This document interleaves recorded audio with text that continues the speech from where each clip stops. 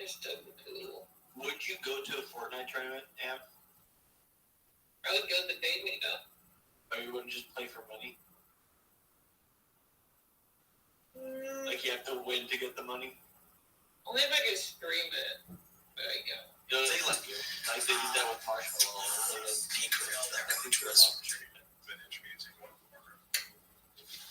Oh no, or we're gonna get that like one big massive streaming show. So we want together.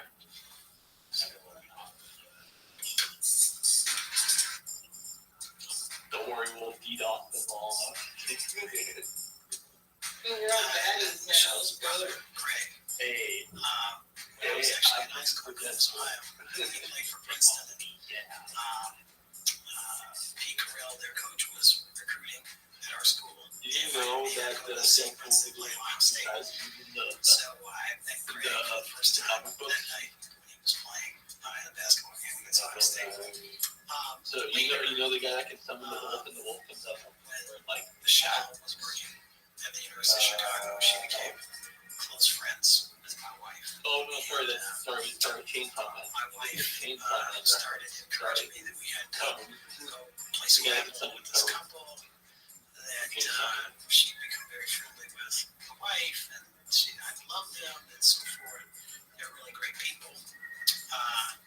And so after a lot of convincing, I decided that I would go have dinner with and play some Scrabble with this couple that my wife was encouraging me. Well, again, turns out he was right. I mean, they have regular I've but known for years having the played basketball evolution of pickle records. all over the city. And so, not quite sure which court I met him on first, but we met playing basketball. They actually got kind of a spider jumpy, though.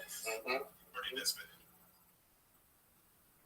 Arachnophobia. Yeah.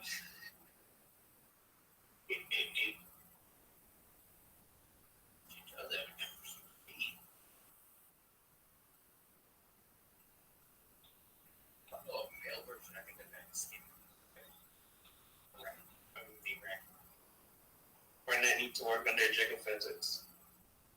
Yes, Fortnite do need to work on their geophysics.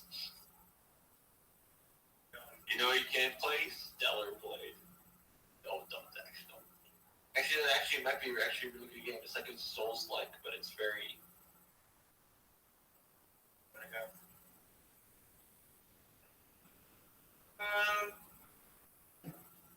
Nudie. Let's go. That's the fire baby.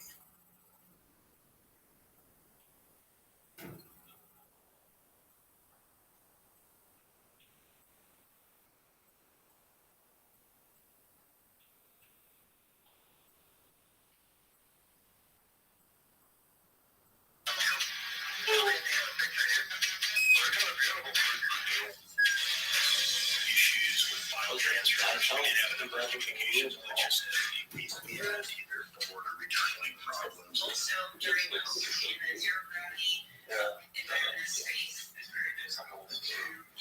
It's giving me some friends.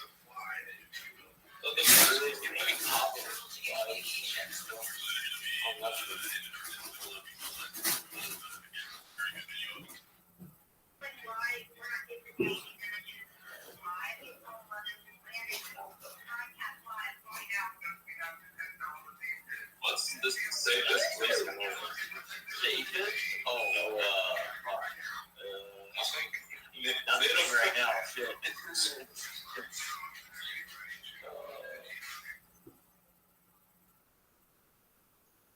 Because I've been to New York, I've been to Washington, Chicago, but I think Washington is my this so far of these three places, but it's not so safe too.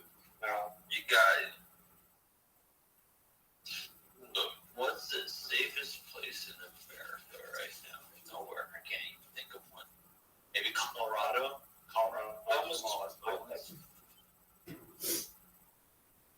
I'll be like Kansas, Colorado. Almost broke my thumb. Kind of like a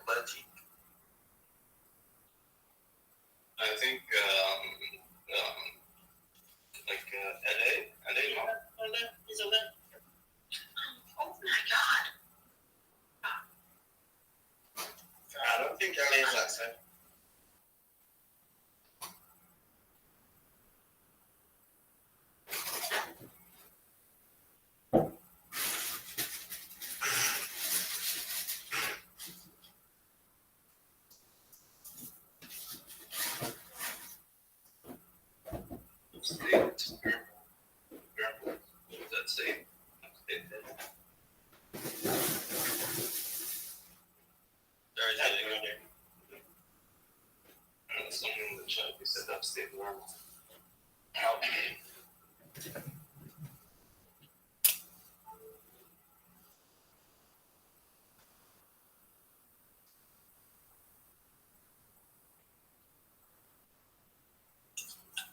You're actually gonna get them in this game.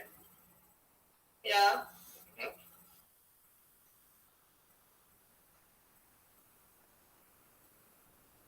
Just gotta believe. Oh, there's someone sneaking in here, Belle. Chill.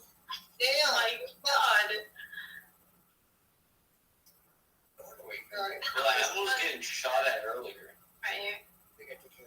I'm chilling now. You're sneaking.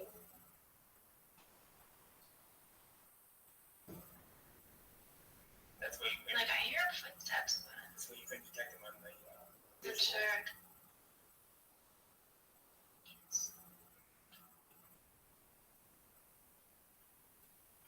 Oh, Ghost. I forgot what this was called, but are they developing like some sort of like giant mall that goes across multiple countries? Like it's one giant mall. You know what I'm talking about? Yeah, they are doing that between Abu Dhabi and Dubai because it's very near. Yeah. So how many years is it going to take for that to be developed? You know? Did they announce it? This project? No, they didn't announce it yet because now they are doing this. They're focusing on this water park, like the biggest water park in the world. They are trying to do it, but this project they said they want to do it, but they never announced like any updates. Gotcha. Because the area is going to be extremely difficult. And now they want to do water park, especially where they are. That's going to be a lot of water. Oh boy, it might not be a smart idea. I mean, like here, even our beaches are artificial, so we have no problem with rain. So Good. Just wanted to make sure my bottle doesn't take that spot. I'm grabbing now? Yeah, it's Yeah, shut. my bad. Yeah. My bad. Where's These are all the machines that can convert solvent to fresh water, so it shouldn't be a problem. yeah, sure. Let me do that straight into the train. The whole world's gonna happen. She did. We're lucky we can flip off any train.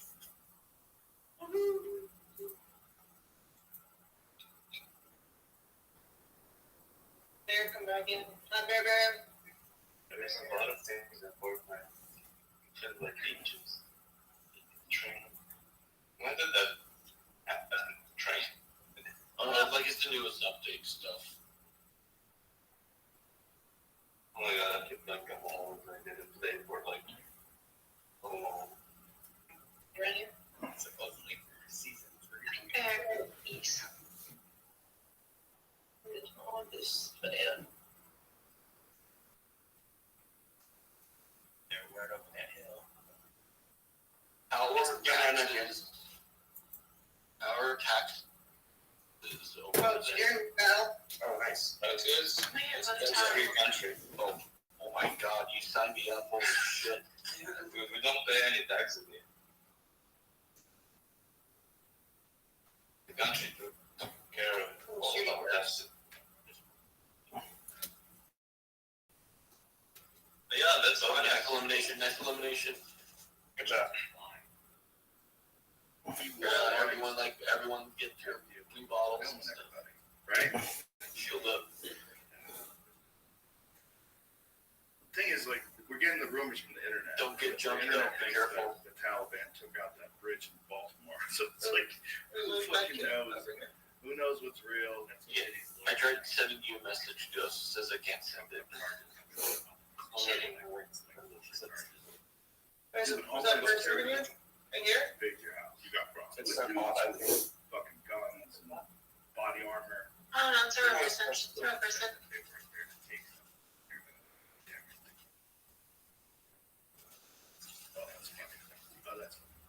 That's fun. Of course. There's layers upon layers. When you get into these fucking conspiracy theories, man, they never end. They never end. There's just layers upon layers upon layers. It is fun. It's hard to know what's true. Like, people The glee that people have is weird. Why? Because he's too successful. Also, it's like there was always so much East Coast, West Coast shit that's still like in the zeitgeist. You know, like with Biggie and Tupac, and they were all hating at each other. They both got killed. Right there. There was a lot going on. And then there's people that thought that Puffy was involved, and Suge Knight was involved. Look at the thing on your screen.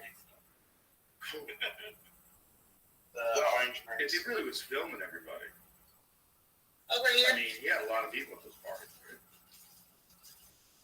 There's four. Luke from Two Live Crew. Yeah, he said he would leave Oh, early. When Luke from Two Live Crew is leaving early, I'm gonna die. you got a wild party. Hey, you got it. Go ahead, Gio. What's happening is too 23. fucked up for John. Luke from Two Live Crew. The blueberry sweet. Check, please. There's What so is he? many different stories. Yep, he's driving away. What are you gonna do? Yeah, We're not involved in. I was never at Diddy's party. Yeah. We're out here. Nobody. Telling jokes. Oh, I haven't never been to Big. Having fun. That's it. Yeah, nothing dope. I'm gonna chase real quick. That's it. No, don't go by yourself. And living in LA, you have all this shit that's going on. If you got a good thing, go ahead. Your life, and then you have all This this is fun. it's all fucking day. And you're like, I just don't understand. You also have those celebrity environments where celebrities all get together. There's so many of them, you know, and these wild parties. And if you got a wild party and This I can save you. what's on that wild party, And the messages we'll talk later. yeah. Like if you were, Red flags. you know, like Jeffrey Epstein type. Just to blow up that car. Big old crazy party. Get Yeah, the car. a yayo. That's the yayo. Get them everything you need. Get fired up. Get those cameras rolling. Whatever. Oh my And god. then just the juice. Oh shit.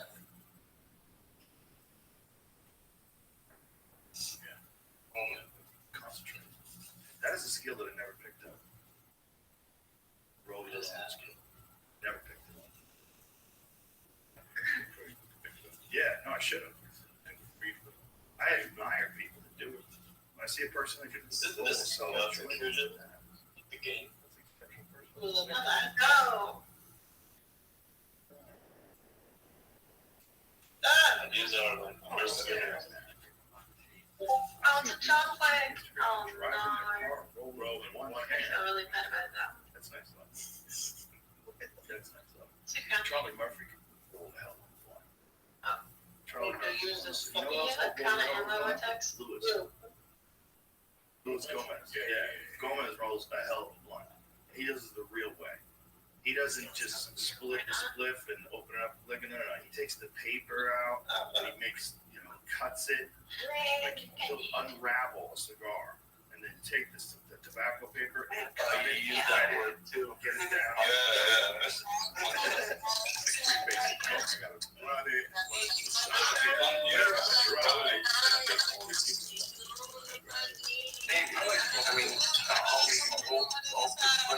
Ignore that. Ignore that shit. Yeah.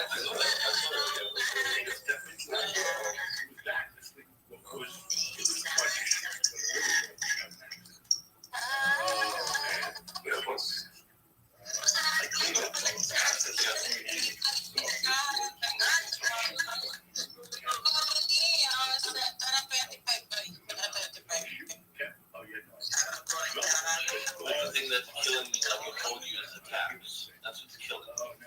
In America. Yeah. Like once you make you forward and you I'm almost sad. Like I don't know how much for that to do that. You know what I mean? Now they send you to different places. So by the time you go, just go ahead. We're going up the island there. You gotta get up there quickly. Okay, it's okay. Yeah. I think they're getting off. I think they're off. You can take a crack and go up there. Something that can he sent me for another one. Finally, Eisenberg fucking sent me the real deal. And he goes, this eliminates everything. I left there. I just said, this is understand and all this shit. That's what I know. Just It's aspirin. Ooh, airbending, firebending. That's it. He goes, you're perfect. Good. Now she's very fucking surprising. You know, I stopped eating bacon in the mornings. What's your favorite series? They do it out of And what's your favorite series that they added to Fortnite so far?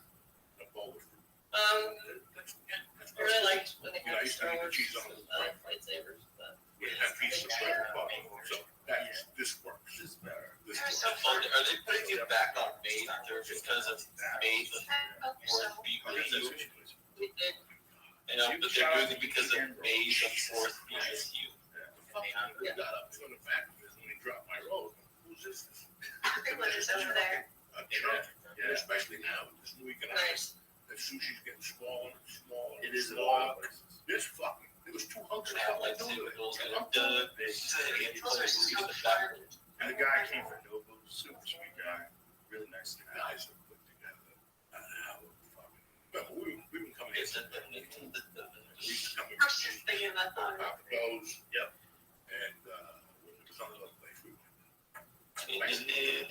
That's it. Yeah, it was where we went for 3 fucking days. Now look what you got here. Yeah. It's like an empire. Remember, you guys were fucking. Oh god, I fucking hate the recoil.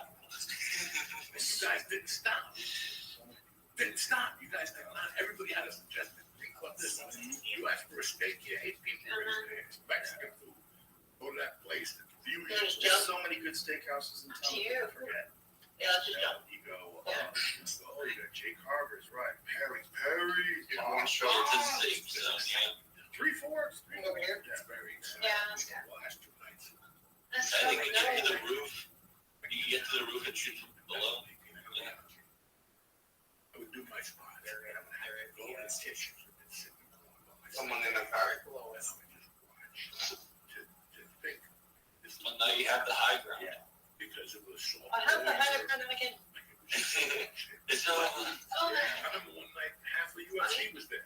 Yeah. You know, like you look around, there's You're on your own side, you got power. right there. You're like, what the fuck is happening up here? don't do it. Fuck all these people, you know. The last 2 nights I had to leave early. And you go home and you can't sleep. Yeah. No, Hey, it's I was awake. I got home at 11. Couldn't sleep from everything. I was writing and fucking thinking. Coming on his head. Here. It's what stand up does to you. With that. You I love can't have be Yeah. an early rise. Because even if you do an 8 o'clock show, unless you're a fucking mope, you're thinking about that set. Yeah. Even when you're eating with your friend. Is the recoil hard because you're supposed to tap fire that gun? Joke didn't work. Instead of like holding it down. Better. That's what I can go either. I didn't miss the plane. I didn't miss the hotels. Right. This having 4 ideas, starting to get on stage, trying to connect those 4 ideas together. When those 4 ideas get connected together, I'm just saying, 4 ideas, 3 different premises. Right. It's the best feeling. It's better than sex. It's It's incredible. better than sex, and that's what I miss. Everything else I didn't look at the age, no. Well, there's a relationship with the audience that's so pure Good as that. because they know you, like they really know you. They know you from podcasts. They know you from the bits. They fucking know you. They know you from conversations. They get it, and then they're watching you put together this thing I'm listening. that's really for them. It's for you because you create it and you get paid to say it. There's only 14 people left. That means there's 2.5 For a teams person like left. a fan, like when I was watching you last night, as a fan, like I had to see what I can do shit In you were the doing. middle area. It's killing me, but it's a beautiful And they feeling. need you. It's a great feeling when someone that you really love is really funny, who's got new stuff. And You can start fighting. it's just like this atmosphere. So there's 250 people. We're all sharing this moment. So it's Up to the left. in like all ways. It makes people feel better. They leave that place, they feel better.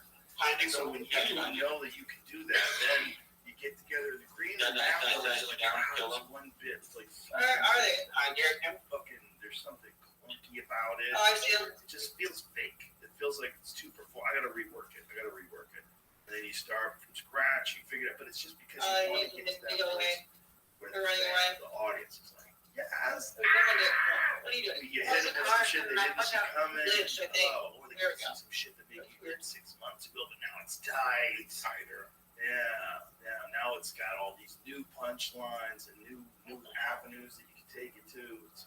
The worst is when 3 years later, you get a bit, and you're like, I wish I could use that bit. Somebody Right. came out. Bit I did 3 years Oh, ago. you might want to go for the.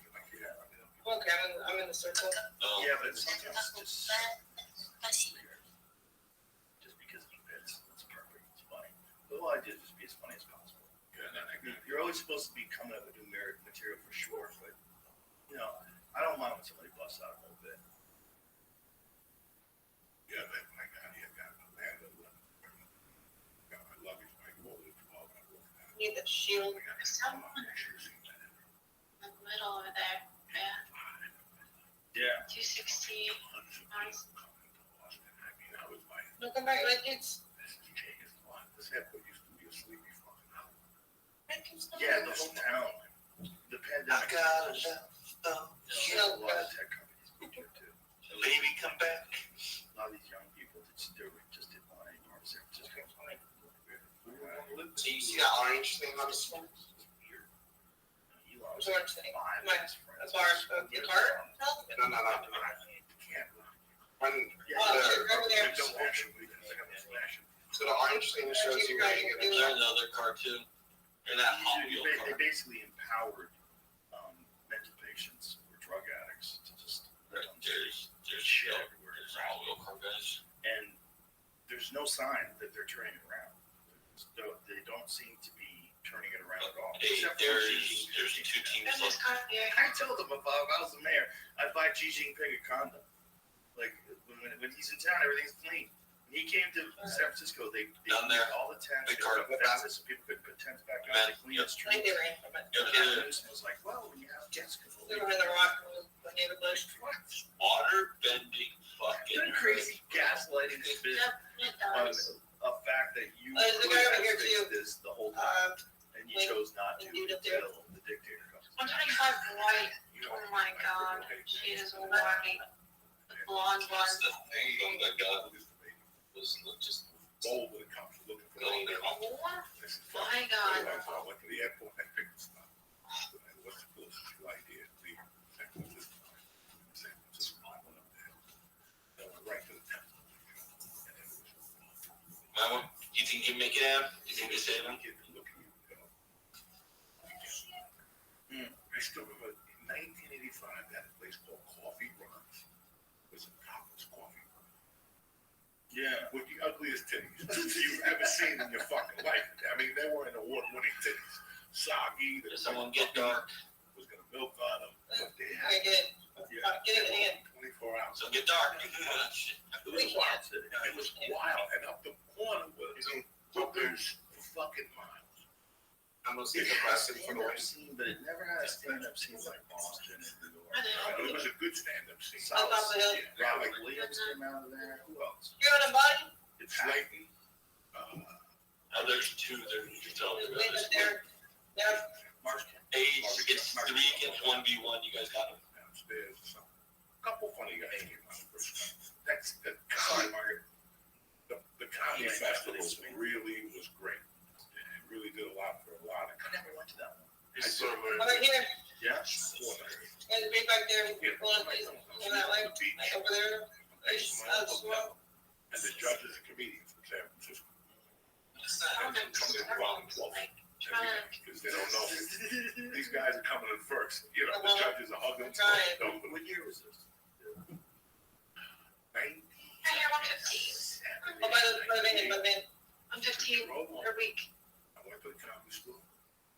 They let me go up. You got him, I right? went to the house. You left him. Get her up. Instead of I left Thursday. It's like Shit. the shit. I used to go across the street across killer bands. Fucking unbelievable. For free. You just walk in. Yeah, Hey, come on over. yeah, they just let us in. It was amazing.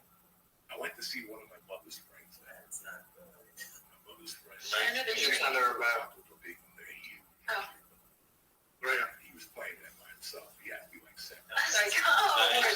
What is your cousin's name? That band.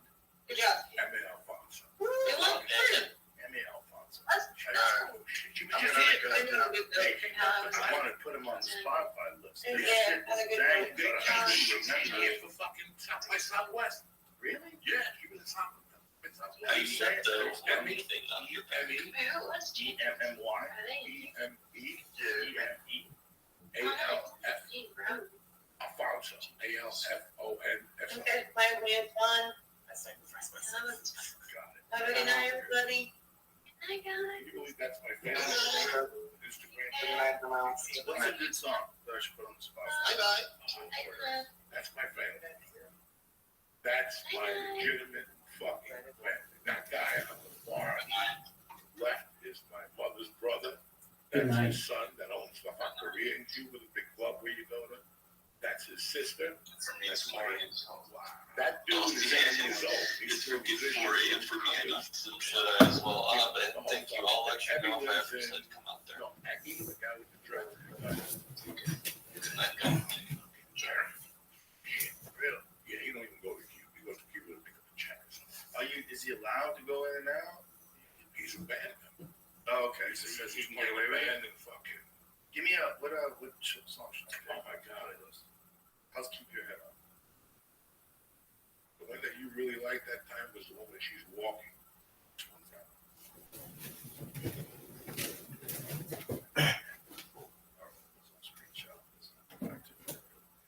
And while I got you, can we look at the car? Oh, yeah. Steve Joey Seagal wants in the movie with the Jamaicans. Jamie said he had a 69 Mach 1. I didn't say 69. He said Mach 1. He said MAC, and I was like, that's probably a Mach 1. It's an old muscle car, right? Yes. It's probably. Oh, yeah, that's a 70. That's a 70. I like that, Joe. Yeah, it's a nice car. How fast is that? Oh, it's fast as fuck. They handle like shit. But that's the 69. That's the one John would count. The 70 is not quite as good looking. But still, great fucking car. I forgot about this. Oh, they crushed it with 2 trucks.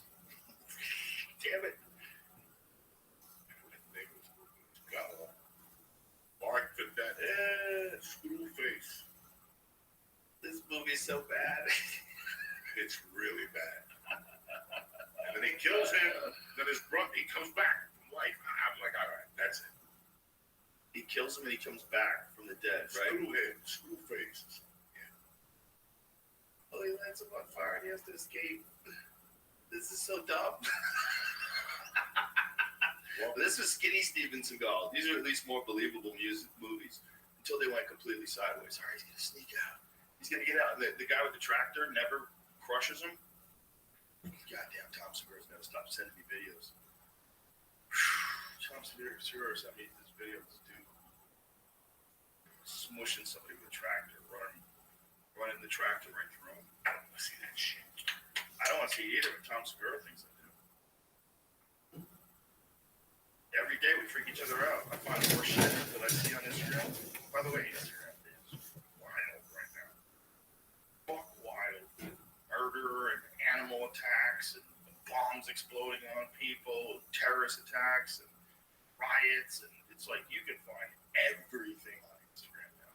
And these are accounts that I don't even follow. So they know my brain is a mess. So they're just sending me the most horrible shit. And I just get it all day long. I saved one just for you. The only, we can watch it. The only fucking thing that amazes me about Instagram, I don't know what's going on. But if you go to like look this section here, break it down for me. The explore section, This the search. Not bad. Yeah. I still can't put together what these women. Are they hookers? Are they just showing their First of all, bodies? some of them, look at this one. Yeah, that. Yeah. What They are got they doing? fake babies. They got fake babies. So they pull their tits out to breastfeed fake babies. So it's like a hack. So they get, what's that? Link in bio. Yeah, you go in that bio, bam. And then there's it's probably an OnlyFans. And let's see, 18 plus. Yes, we are. and then Love Me is a different one. Oh, it's a dating. Oh, you're done. You're done. You have a virus on your computer right now. We need to blow up that computer. We'll take that computer to the range, fill it full of lead. So they just rope you in. They get lonely, lost guys, and they see this girl breastfeeding a rubber baby, and they don't. I mean, that's how Andrew Tate made all his money. Coming in hot, bunch of titties, lots of titties. Then they got the other girls that put the camera around and show their monkey and then show their face. And I can't figure out what the fuck that's about either. I'm like, why are they doing this? Why they show their face and they flip it? They show their underwear monkey and they flip back and they start talking to you. I'm like, why are they doing that? OnlyFans. Yeah, they're trying to get you to go to their website or OnlyFans or whatever that website was. It's just a bunch of girls that get hired, I'm sure, I'm guessing, but this is what I would imagine. They get hired by an agency or some company, and they put a fake name to them, and they say link in bio. You go to the link in the bio, and you go to some porn site, or you go to some dating site, you go to some OnlyFans type site. And lost guys who don't have any money, or they don't have anybody with them, they're sad, they give up all their cash. they get hundreds of thousands of dollars off these dopes. And the way Andrew Tate was doing it, he would have the girls sit in front of the keyboard typing with their tits out, and then him and his friends would be over on the side, and they would be typing all the shit. They knew what the guy wanted to hear. So they would type all the things to the guy, and the guys would just donate money. And they were making millions. Millions. Yeah, it's crazy. But, you know, it's one of those things where there's certain kind of scams where I think they should be legal. Like televangelists. Like late night preachers. Yeah. It's so obvious, it should be legal. Like if they're getting you with that, I don't have a problem. I've never called for like the banning of televangelists. Like, you know, when they're like, God told me I need a private jet. There's no way I can do the Lord's duty flying commercial. And these guys, they'll fucking sell it. They'll sell it. This one guy was telling people that if they're broke, they have no money. If they just send whatever they can, everything they have, God will bless them with 10 times more. He just kept saying that. So he was trying to get people that would literally had nothing. And if you send me, the guy in the $5,000 suit with the big pinky ring, if you send me your money, whatever you have left, God will bless you 10 times over. I don't believe the banning of anybody who can take money out of your pocket. You know that? Because if you're that fucking stupid, it's like, who raised you? It gets to a certain level where I'm like, okay, wait a minute. Like financial market stuff. Like when people are pulling stock schemes, pumping dumps, and things like that. Yeah, that's different. That's different. That's different. And then you're actually getting I'm not intelligent people, like Bernie Madoff. Right. You're actually getting intelligent people. That fucking robbed you. Yeah, they just trusted you.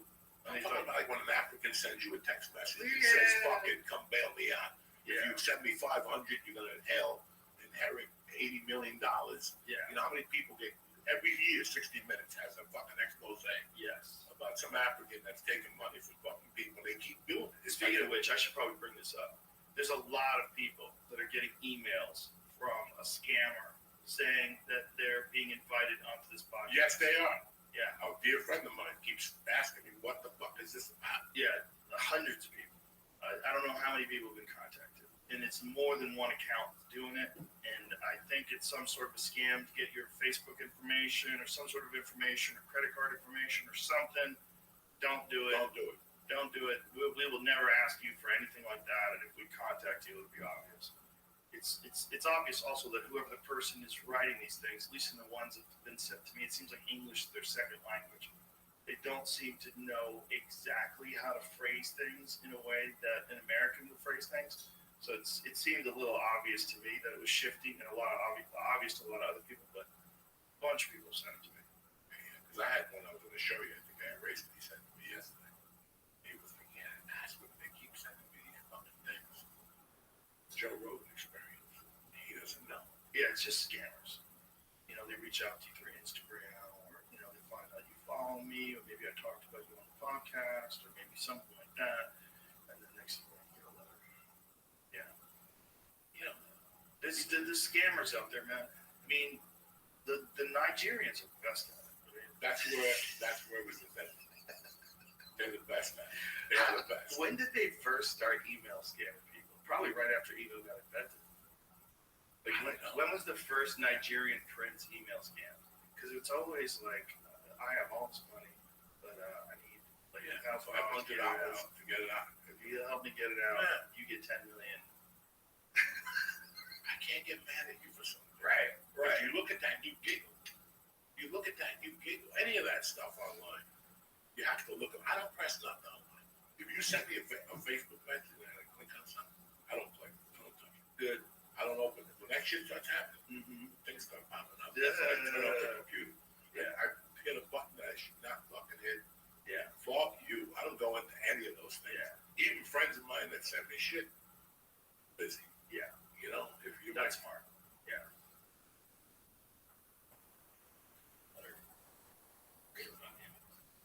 When did it start? Wow. The Nigerians started in the 1900s? 1910? Yeah. The origins of the Nigerian print scam date back to 1910, but it went by another name, the Spanish prisoner swindle. Oh, back then, victims would receive a message as a letter in the mail rather than on the internet, but the same basic structure between the two scams remains the same. Between both scams remain the same. The Spanish prisoner swindle centers around a wealthy foreign nobleman who's imprisoned for political reasons. The nobleman claims to know the location of a lost treasure and that he's willing to share this treasure with the victim. The problem is he's in prison and needs the victim to send him money so he can bribe his way out. Wow. Interesting. There's always been people like that. But you know what the problem is? The problem is there are people in this country. What was the number that we Googled that have an IQ lower than 85? It's pretty high. 15%. So imagine 15% of people that you can basically trick and get them to join cults, get them to sign up for some fucking telemarketing swindle. You think it's IQ, or do you think it's IQ is interesting, right? Because IQ doesn't necessarily mean intelligence, because it depends upon your education. Because some of the questions in IQ tests are predicated on a knowledge of math and understanding of like how to do equations and certain things that you learn in school. But there's intelligence that is social intelligence, intelligence in terms of being able to see what the problems are in a certain choice you make, or what the benefits are of a different choice. There's people that are strategizers, and they're really good at like business. They're really good at figuring people out. They're really good at figuring themselves out. Stuff. There's an intelligence to that. So the problem with IQ, in my mind, I know a lot of people with very high IQs, but their life is a clumsy mess. So it's like it really is dependent upon what is the mental horsepower you have, and how are you applying that mental horsepower? Are you Gary Clark Jr. and applying that mental horsepower to music, and you're a genius, but you're a genius in music? Or are you Lex Friedman and you're making, artificial intelligence and working coding robots? Are you Elon Musk? You're making spaceships. Like, what are you doing with this intelligence? So IQ, there's limitations of it, but at least it's an indicator of how smart a person is. It's an indicator. It's not the only indicator. There's other factors that I think are much more intangible, much harder to measure. I think it means something.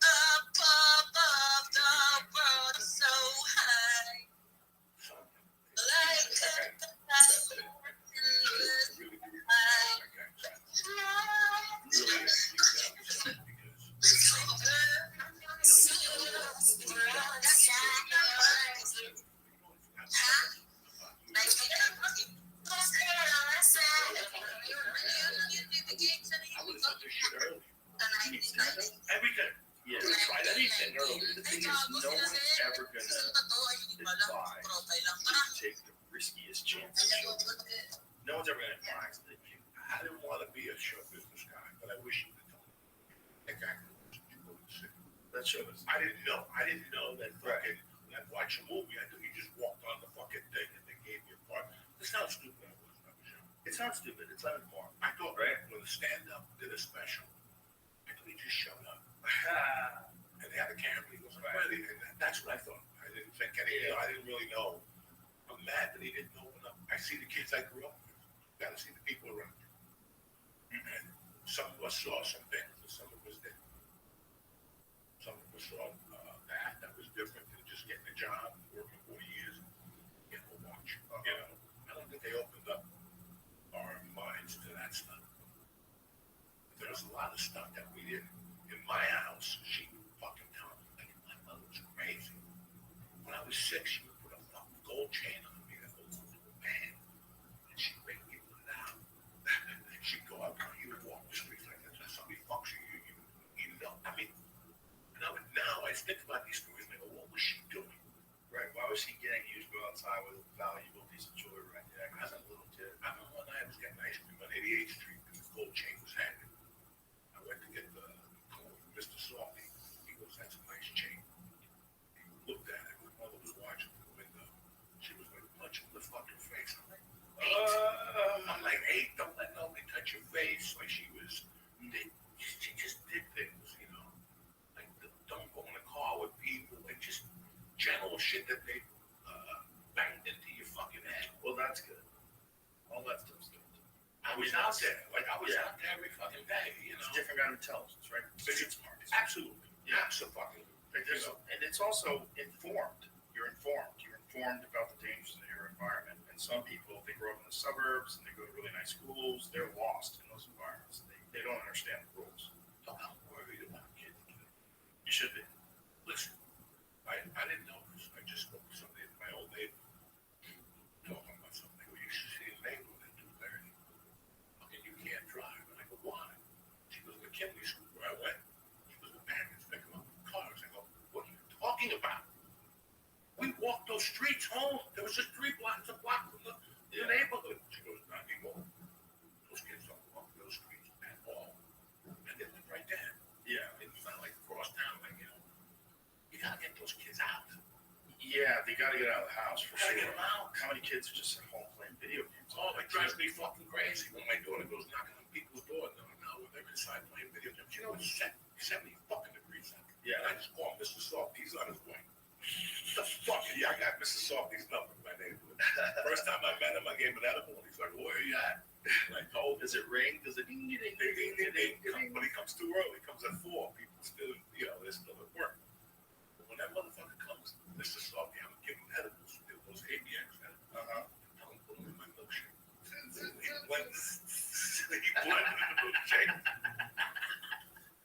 That's hilarious. So, you know, intelligence, yeah, like, I know a lot of people are fucking smart, but they make mistakes. Yeah, they make big decisions. There you go. Yeah. In your life, you know, relationship decisions, business decisions, yeah, friendship decisions. Intelligence is complicated. It's very complicated. But the point is, some people, their mental horsepower is very low. It's not a matter of what they apply themselves to. It's a matter of they don't have the resources. Their brain doesn't work good. I've met a lot of people like that. I know you have too. Where you're like, this guy ain't never gonna be a genius. There's no inspiration in him. There's nothing enthusiastic. He doesn't have a thing he's really into. Doesn't have a thing he likes. He's just dull-minded for whatever reason. I don't know if it's genetics. I don't know if it's just a roll of the dice, or maybe the way he was raised. I don't know. But some people they don't have a good brain. They just don't. So those guys, they get that fucking Nigerian prince email, like, this is it. This is my ticket out of here.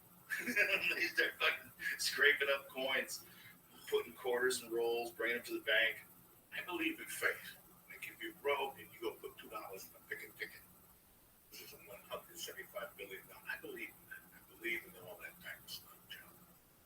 But that's the biggest scam. What's that? The lottery. Well, I'm not talking. Even when I was a kid, the numbers. 3 numbers. Yeah, you put $5, you put $2,500. Okay. And those were small. But you know, in the 70s, 60s, black communities, Spanish communities, Italian communities, that's only a hope. Yeah. You're a Sicilian grandmother. Wake up one morning and says, oh my God, I had a dream about peppers. Yeah. Okay, peppers. your grandma, her grandmother yells, that's 68. Yeah. You know, and all of a sudden you're like, put a prefix on it, 568. And, you know, this is your trip to Italy. Mm-hmm. This is your trip to buy, this is your chance to buy your son a car. It's like that little faith that you have. Mm-hmm. But it's something that you have a chance at. It's fun too. It's fun, you know. The same thing as the problem with drinking, same thing, the problem with everything else, is that people lose their fucking minds. It's an And excess. then it becomes everything. I told you about my grandmother, right? Yeah. What's your emotion? She went to jail. My grandmother went to jail for 6 months because she wouldn't rat out the people that were In going Newark? with numbers. Yeah. We'd go to visit grandma. Where's grandma? Grandma's visiting Aunt Josie. She was with Aunt Josie for 6 months. It was ridiculous. Yeah, she was knitting for the fucking guards in prison. She wouldn't rat. So they put her away for 6 months. Yeah. So those immigrants, those people with Mhm. dreams, Yeah. I see that. But somebody just calling you, maybe when you find out it's, or kind of a land evangelist, whatever the fuck you say. Yeah. No, I'm even like, I hate to say this in public, but I'm down on like fucking charities and shit. Well, They don't get the fucking money either unless you donate to St. Jude or something like that. You know, some guy's driving a BMW. Mhm. And the people I sent the money to, you know, and it's happened to us. We saw it, we gave money, and nothing happens. And you're like, what the fuck, guys? So now you just give it direct. Have you ever seen those charts that show like what the money you give to charity, how much actually goes to the cause? How much of it is just overhead? It's some places it's like 90%. It's ridiculous. So it's like 10% of the money goes to charity. It's a very inefficient thing. And then you have things where the people that are running it are making enormous salaries. And then they're like, look at the Black Lives Matter thing, where the girls were buying $6 million houses. Like, what the fuck are you doing? The fuck are you doing? What are you doing? They're like, oh, we use this for events.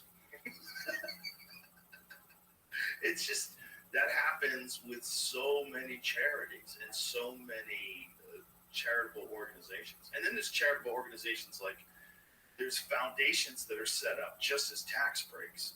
So there's like tax breaks involved if you have a foundation, it's a charitable foundation that works towards good causes, like maybe climate change or maybe, something along those lines, health, the global health. And then you get involved in that. And it's a nice way to avoid paying taxes. You move money around. You put money in the foundation. You kind of move it around. It's these guys that are involved in charitable organizations. The thought behind it is beautiful. Like, wouldn't it be great if people donated all this money to charity and we could fix a lot of things? But what you're really doing in a lot of ways is you're pumping up the business of these charities. And then they pump up their advertising revenue, they pump up their social media profile, their campaigns, their this, their that. And then they get co-opted. They get co-opted by companies, corporations, pharmaceutical companies, different mandates and narratives that they'd like to promote. Next thing you know, charitable organizations are a part of the propaganda machine. And it's all being funded by enormous amounts of money. And most of that money does not go to the actual cause itself. Have you ever seen the charts? Pull up a chart of where the money goes. Try to find out where see there's a good chart that shows like When I was various like Red Cross. I bumped into another one of the Catholics. She told me people that were looking for help side of the street asking for help. That could be Jesus in disguise. So I fucked my world up. So I started donating as a kid. The first person I donated to was a black kid with the flies out. They sent you a picture. Yes, I was trying to. He wrote a letter. And Kinnison had that bit about it. then I never got nothing. After that, I'm writing letters. Nobody's writing me back. One of them committed to the 6th grade. I was so fucking pissed as a kid. And then I would do the Heart Association walks. That was my shit. And trust me, I scammed off the top. I'm not gonna lie to you. Because I would go to my mother's bar and I'd make her give me like $10 a mile. Come on. Right. I would show up with like $3,000 and think I was a good kid. Finally, like having like 30, I'm like, they gotta get like this year. They're making $3,000 fucking dollars here. So look at the Red Cross. What's that? That wasn't too bad. Okay. Let's see what we got here. What percentage? Okay. So this shows you all the money that comes in. and how much of it actually goes to programs, and how much of it goes to administration, and how much of it goes to fundraising.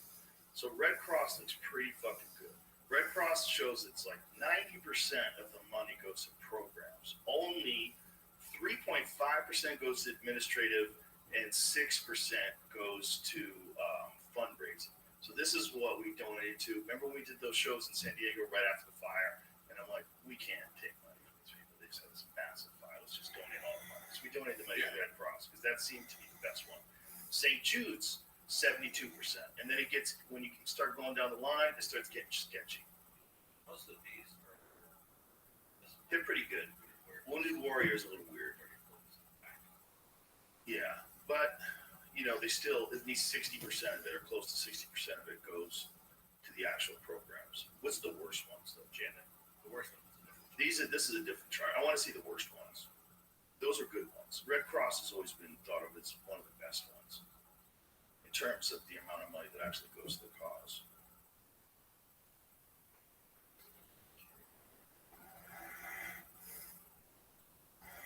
Do they have American ones? Or worldwide ones? Let's see that one. That just shows what people are spending on.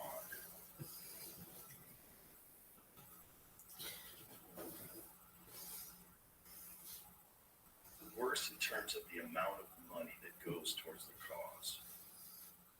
The top 10 worst charities. It says Kids Wish Network is number 1.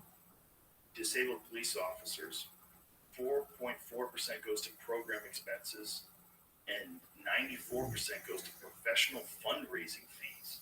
That's crazy. Disabled police officers counseling center, 94% of it goes to fundraising fees. That's bonkers. Jersey, right away you're like, oh, okay, I see what's going on. Look at the Cancer Survivors Fund. Hey, they survived. That's what they get. 9% goes to programs. 87% goes to fundraising. They also, I think a lot of times they make their names something close to like a good one. Like probably a really good firefighters foundation that's not. Right. And they call themselves the Firefighters Charitable Foundation. Only 7% goes to the program. 85% goes to professional fundraising fees. What does that even mean? Professional fundraising fees. But a lot of them are like that. But you got to also think, if you're going to run a charity, you got to pay people something. Kids Wish Network, look at this. They raised $127 million. They paid the solicitors $109 million.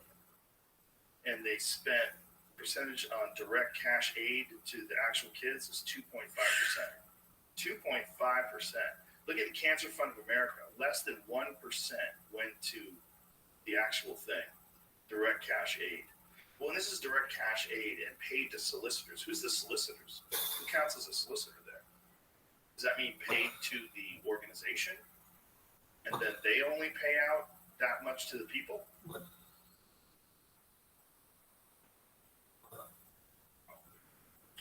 Overhead. It's overhead. It's everything, right? Yeah, so it's mostly a scam. Look at the fucking International Union of Police Associations. Look at that one. That's the reason I quit. 0.5%. That's why I quit. That's When I worked for crazy. the cops, that's when I found out. 3 years ago. Little donations on the phone after I got arrested. I saw it in Boulder. And when I went to Seattle, I did that. And then up in Seattle, I found out what the cops were getting. I'm done. You give me $50, I'm giving you a sticker. Put it back in your closet. You get pulled over, they know. Yeah. Donate. And these guys are showing up in Maserati every day with the motors. I'm like, you? It's like the thing in LA with the homeless. You know, Coleon Noir, sent me to that. He told me they were getting like 6-figure salaries. Like, no way. Some of them are making $240,000 a year. Taking care of the homeless. That is not being taken care of. They're not doing anything about it. They have to keep the business rolling too. That's the thing. Once you have 20, 30, 50, whatever people making 6 figures, all that money keeps coming in. You have all those mouths to feed, all those mortgages, all those people. Now you have an industry. Now you have bureaucracy. You're never getting that back. you'd have to have some crazy dude that comes in like, who's that guy from Argentina? The guy that just became the president of Argentina with the wacky hair? That guy's amazing. He's like, everybody out! Everybody out! He kicked out everybody. He cut that budget down to nothing.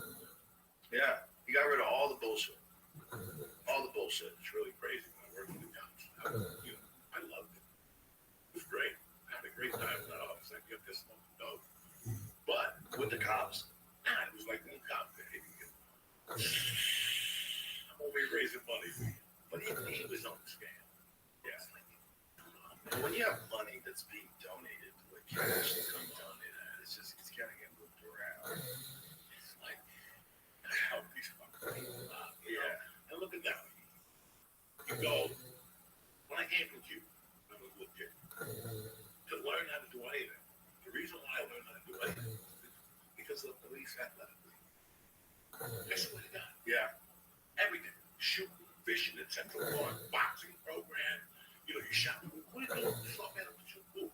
Really? This athletic. Yeah, right on there. 88 in Amsterdam. It's a smart move. So I was always indebted to those people. Always in my heart, because when I was a Spanish kid, they took me in over there, they rented me.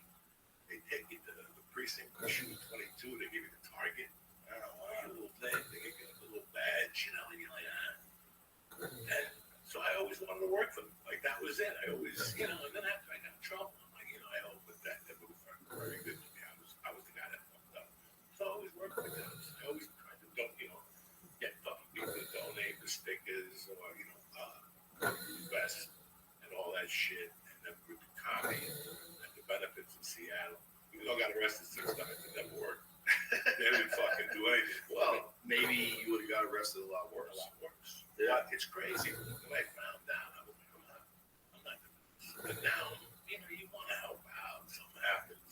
Hurricane relief. And you're like, I'm not. Right. I'm not doing it. I'm not doing it because it's, you know.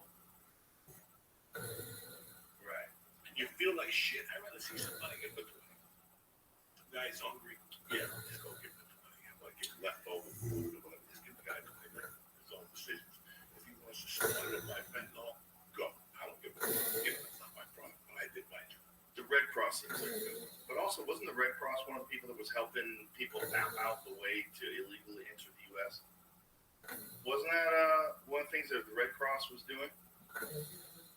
Google that. But that could be also that the Red Cross is a legitimate charitable organization and it realizes that these people are going to do this no matter what and show them the way to do it that's safe. If they're going to do it, they're going to do it. I mean, showing them the way that's safe to me seems like, like almost an ethical thing to do. You know that this is happening. And then providing them aid along the way so they don't die. It seems like, the whole immigration thing is very complicated. You came from immigrants, I came from immigrants, or my grandparents were immigrants. But it's just the way they're doing it, where anybody can get through, is so wild. So the Red Cross has provided maps to migrants traveling towards the U.S. border. Now, what is their reasoning?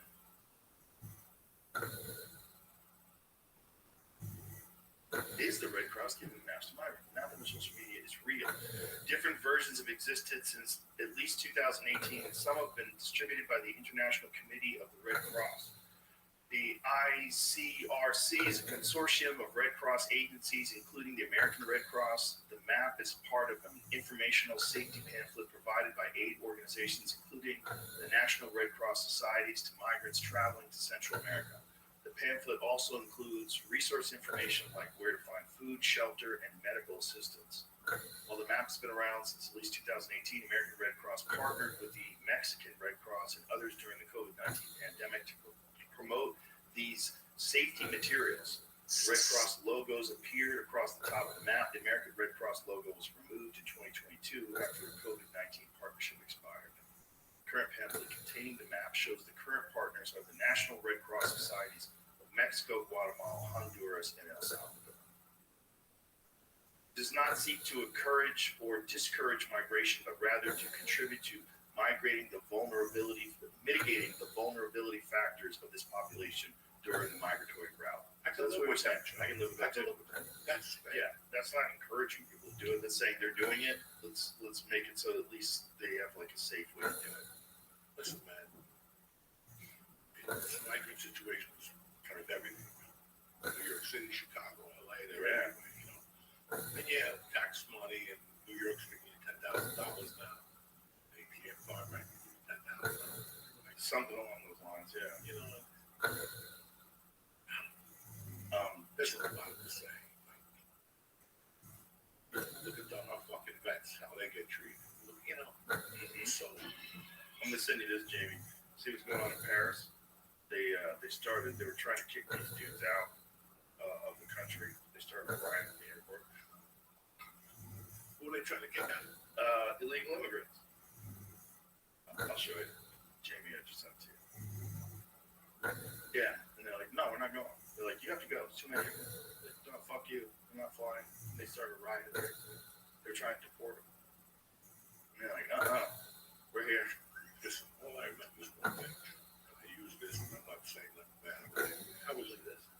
Give me the vibe.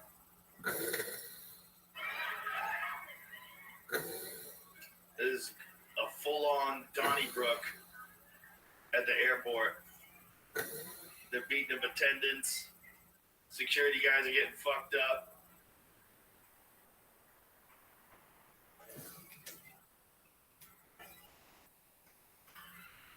It's just wild shit, man. But they got them over there too. They have a lot of migrants in Europe. Yeah, it's basically it happened right after the pandemic in mass. It's just massive amounts of migrants in Europe, massive amounts of migrants here. It's almost like it's on purpose. If it's not on purpose, what a coincidence.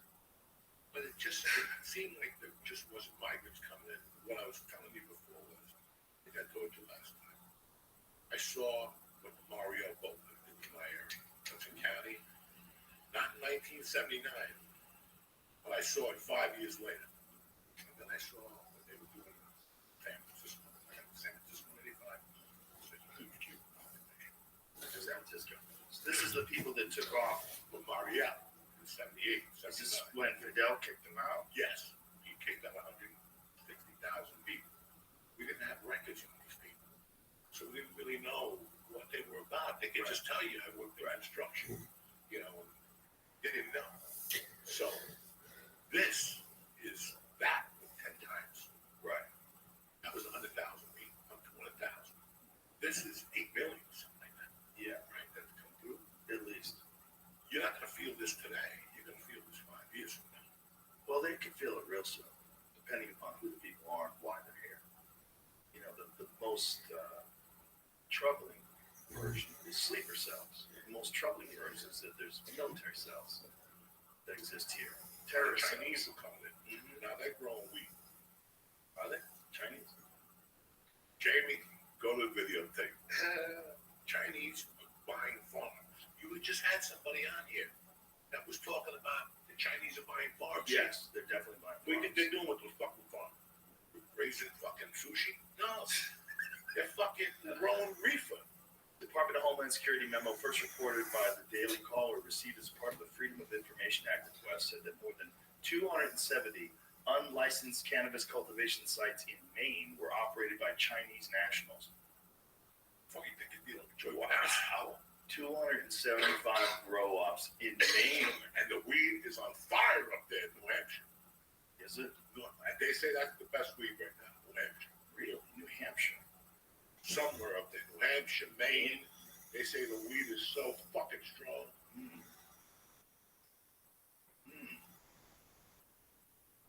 See that? Look at that. Yeah, they're growing fucking So, reefer. what is the legalization of weed in Maine? Is it legal there? Not sure. It's Yeah. legal in so many states now. Yeah. Maine, New Hampshire, I think. How much cannabis can I possess? Adults 21 years of age or older can possess up to 2.5 ounces of a combination of cannabis, cannabis concentrate, and cannabis products, including no more than 5 grams of cannabis concentrate. How many plants can I grow? Mainers can grow cannabis for personal use. That's reasonable. Is that your phone? Something in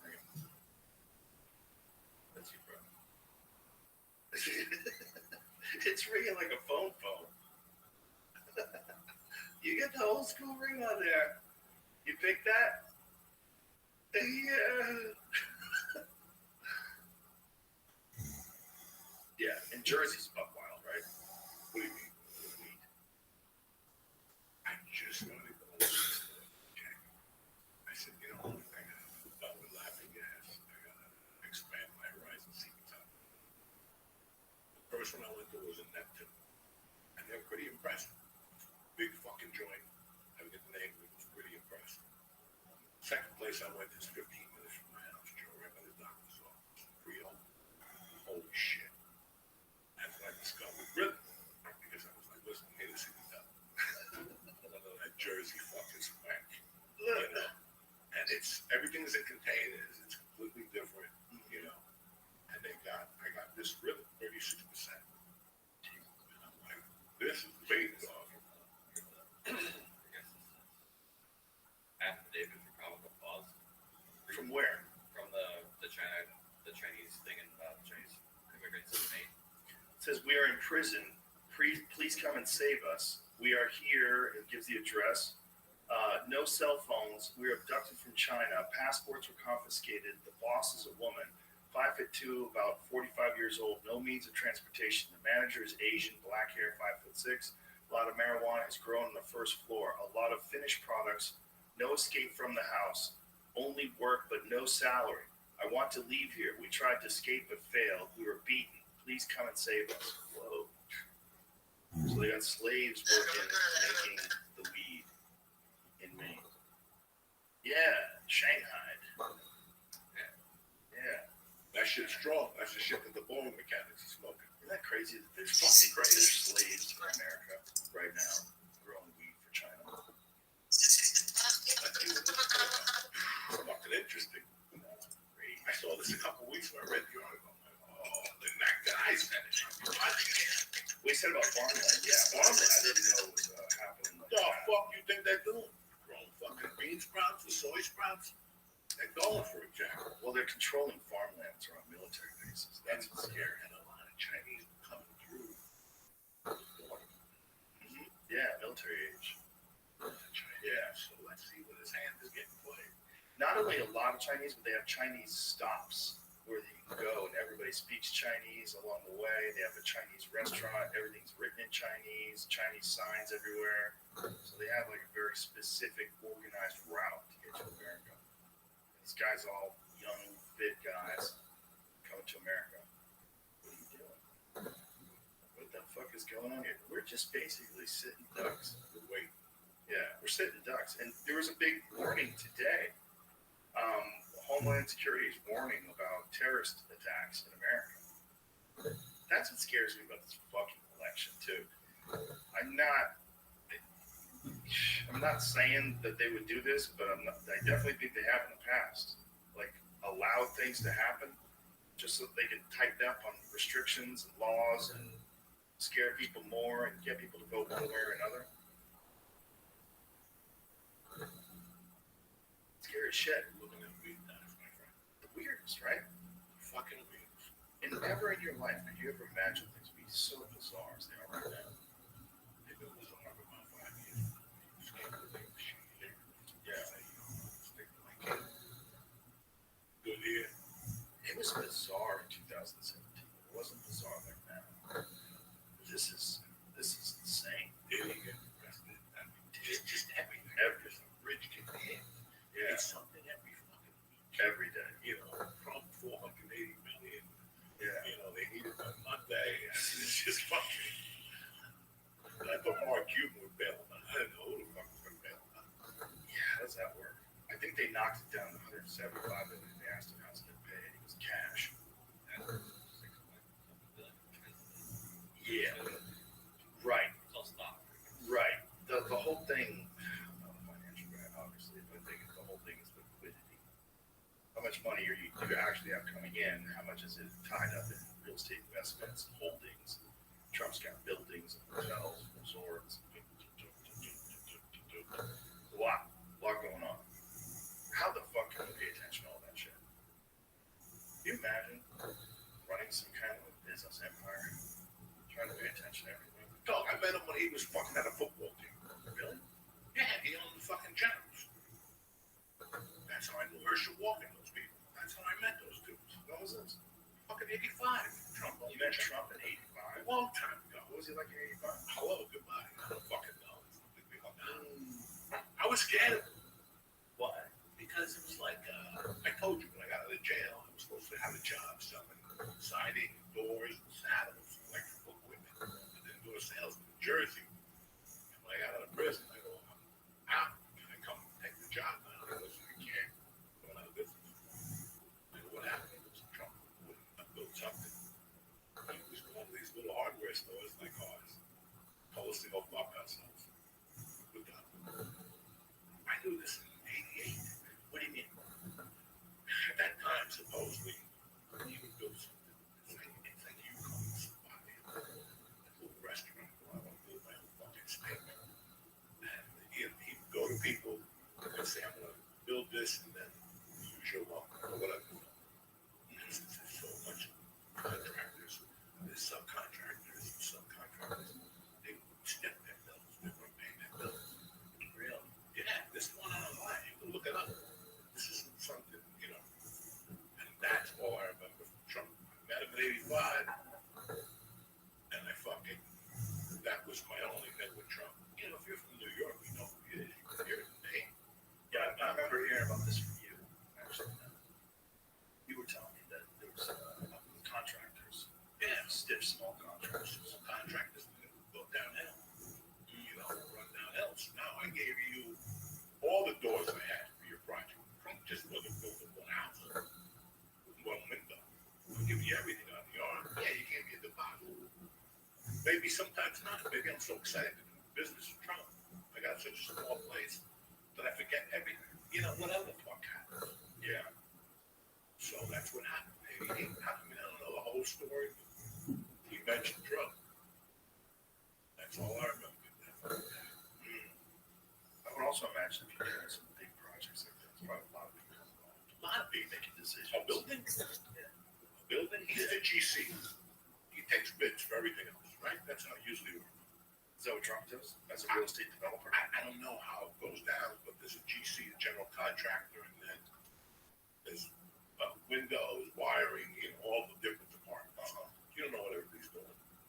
Right. You got 20 people in your fucking building. Right. You know, you built the time. How many people are fucking there every day? Yeah, a lot. You don't know. Right. You don't know. You know the contractors. You don't know if they're doing the wall right. You know, you surprised whatever. So, this is all I remember. That was it. Yeah. Well, the whole construction business was always changing. It was always tied up in mob.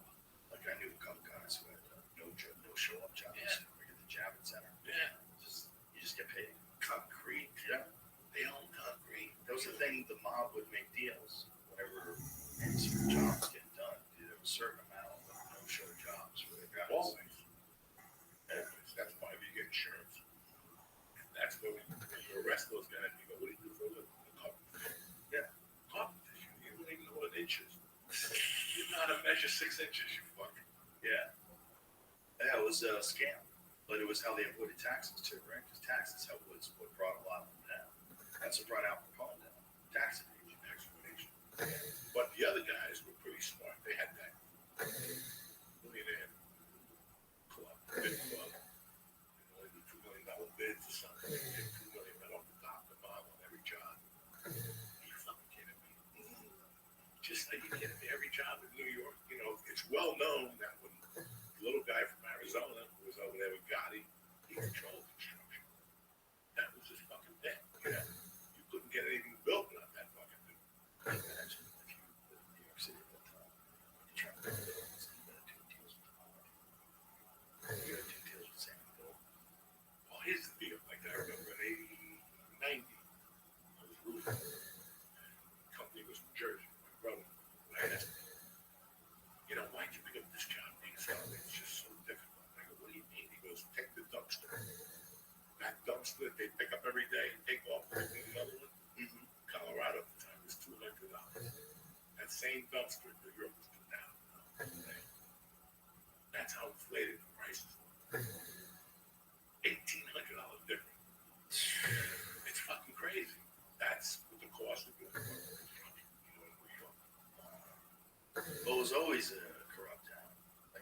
it took the UFC forever to get into New York.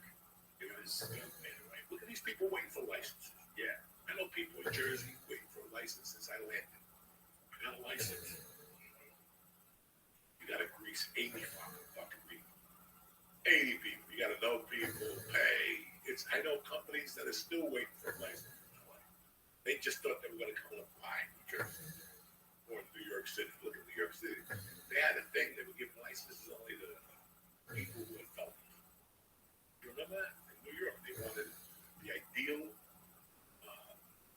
medical marijuana owner is an ex-convict who went to prison or got in trouble for marijuana. This is a second chance. Check it out. It's fucking insane. You can't get a license in New Jersey. That is kind of crazy, but they should do something for the poor fucks that went to jail for weed. Nobody should ever go to jail for weed. No, It's ridiculous. no. It's a ridiculous thing to put people in jail for. You put people in a cage for that, especially while everything else is okay. Doesn't make any sense. Look what you find me now. Look at this guy today. I got the Uber fresh out of school. Fucking doing this shit. Thank God the guy was cute. Sent you the Uber name? Yeah. The guy's name was Antonio. He was cute. Got in the car. I was in the car 2 minutes. He was oil with the taco bun. What is that shit? I just gave him the canister. Smell this. He's like, wow. And this is a guy that's been in this country for 10 years. He said to me, I don't know what the fuss is about. This is a magical herb. Yeah, people don't realize when you smoke this, pain go away, you start thinking clearer. He goes, it takes time. There's a fucking Uber driver telling me this shit. Yeah. And I asked him, how do you know about this? Because you were grown weed. Really, it was outdoor weed. It wasn't that strong, and sometimes they bring it from Jamaica. That's what he was saying. We were getting Cuba weed from Jamaica. Because, the soil is dumb in Cuba. Really? Well, they complain about cigars. These cigars aren't tasting the same. They said, really, the fucking soil has just been abused. There's no nourishment. Right. This guy was telling me today it costs more for a pack of chicken in Cuba than it does in the United States. A gallon of gas costs more in Cuba than what it does right here now. Here in Boston. Well, it makes sense. It makes sense. You have to have infrastructure. You have to have capitalism. You have to have people competing. That whole communism thing doesn't work. And the thing is, like, the thing that the people that love communism point to, like, yeah, we put embargo in Cuba. What if we didn't do that? Yeah. It's still a dictatorship. Like, it still is. You get told what you're doing with your life. You don't want that. Nobody wants that. You might think that that is better because there's no rich people. If that's what you're thinking, you're missing everything, because that means everybody's poor. You don't want everybody to be poor. You want everybody to have a chance to be well off. That's what you have here. Now, some people, they get a bad roll of the dice, they get a bad hand of cards, they get a bad situation in life, they get a bad place they live, and they're fucked. This is true. It's not fair. It's not fair in terms of equal opportunity. It's not. But in terms of opportunity, there's no place better than right here. And there's no place better with actual capitalism. You can do great things. You can do great things not just for you, but for other people. You can do great things. If people give you the freedom to do great things. But if you live in a socialist country, you don't have any of that. You don't get to decide what you do. The state gets to decide. And how do they enforce that? There's only one way. Military. There's only one way to get people to follow the rules of communism and socialism. It's always a dictatorship. It's always one group has all the money and all the power, and they tell you what the fuck you're going to do. And if you don't do it, they kill you or they lock you up in jail. And they threaten people, and they scare people, and they make people disappear so everybody stays in line. And that is what people always do whenever you get a communist country. If you ask any of these wacky kids in colleges, give me an example of socialism that works. They'll give you like socialist programs, or countries like some Norwegian countries that have a lot of socialist programs that are really good countries. They have really good healthcare, really good education. You pay a lot of taxes, but it goes a long way. And they have a better society because of it. That's great. But they still have the freedom to do whatever the fuck they want to do. They still have the freedom to do whatever kind of occupations they want. You have the ability to make a shitload of money. You have the ability to excel. The problem is people want a quality of outcome. when they don't have anything. But you're never going to have that because, first of all, it's impossible. And second of all, because you're never going to have a quality of effort. And one of the things that a competitive environment or a place like America, we have freedomism. Some people put more into life. They put more into the things they do, and they get more back. They get more out of it, and they're inspired to other people to do the same. And you see them live a rich and fulfilled life, and you're inspired to do the same. That's not happening with you, bro. That is not happening. No, that's not happening in any of these communist countries. Go to North Korea. Ask me how it worked out when they made a deal to take over all the farms so that no one would ever go hungry. Let the state control everything. What a great idea. Everybody give up their farm to the state. Now you're fucked. Now you're fucked. That's the beauty.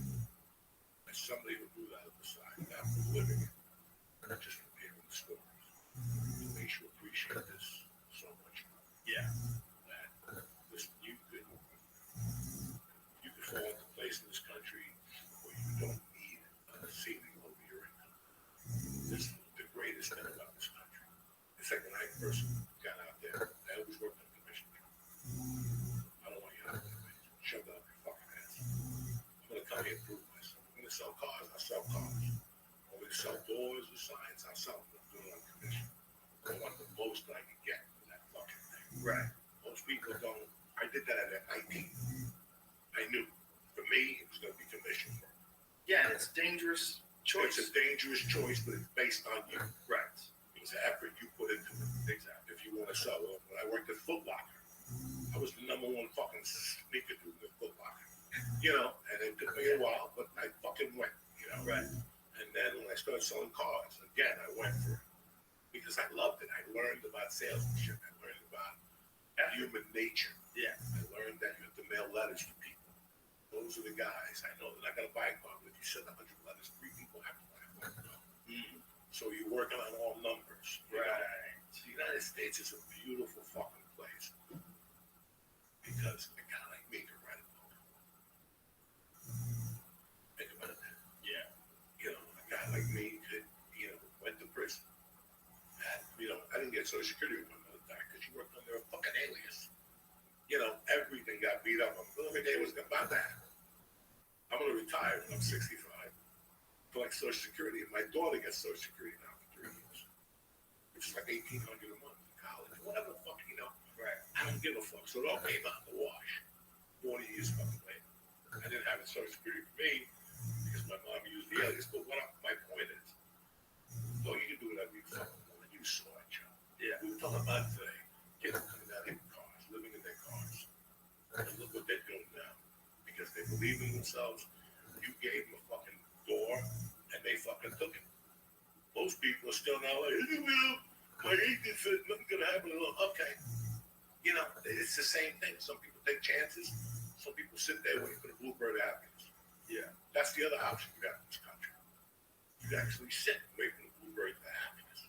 When I came out of prison, all I had to do was sign a piece of paper, and I'm disabled for life. Get a $1,300 check. And some people take that. And they're looking at living like a doctor. Some people go $1,300 a month. Fuck, that's me. Food stamps, that's me. I can still take my bills. It's still, you know, it's fucking insane. It's So insane. it's the choices that you make. And it can imprison you. That kind of money, even a small amount of money, can imprison you. That's what scares me about universal basic income. You know, people say if they gave everybody X amount of money, people could just pursue their dreams and they wouldn't have to worry about food. No, they probably won't. No. We're humans. Yeah. We take it for granted. Yeah. We get 10 checks in the mail for $1,000 a month. They cut us off. We don't know what the fuck happened. Right. I'd rather not get anything. Where are all these people? After COVID, everybody fucking got checks in the mail. Now you can't get people to work. Right. Can't get people to work. You go to a place that's a great restaurant or something, and the first 3 people you face don't even know what the fuck they're at. Right. But they had to hire. You know, you gave people money. Now they're not going to come back.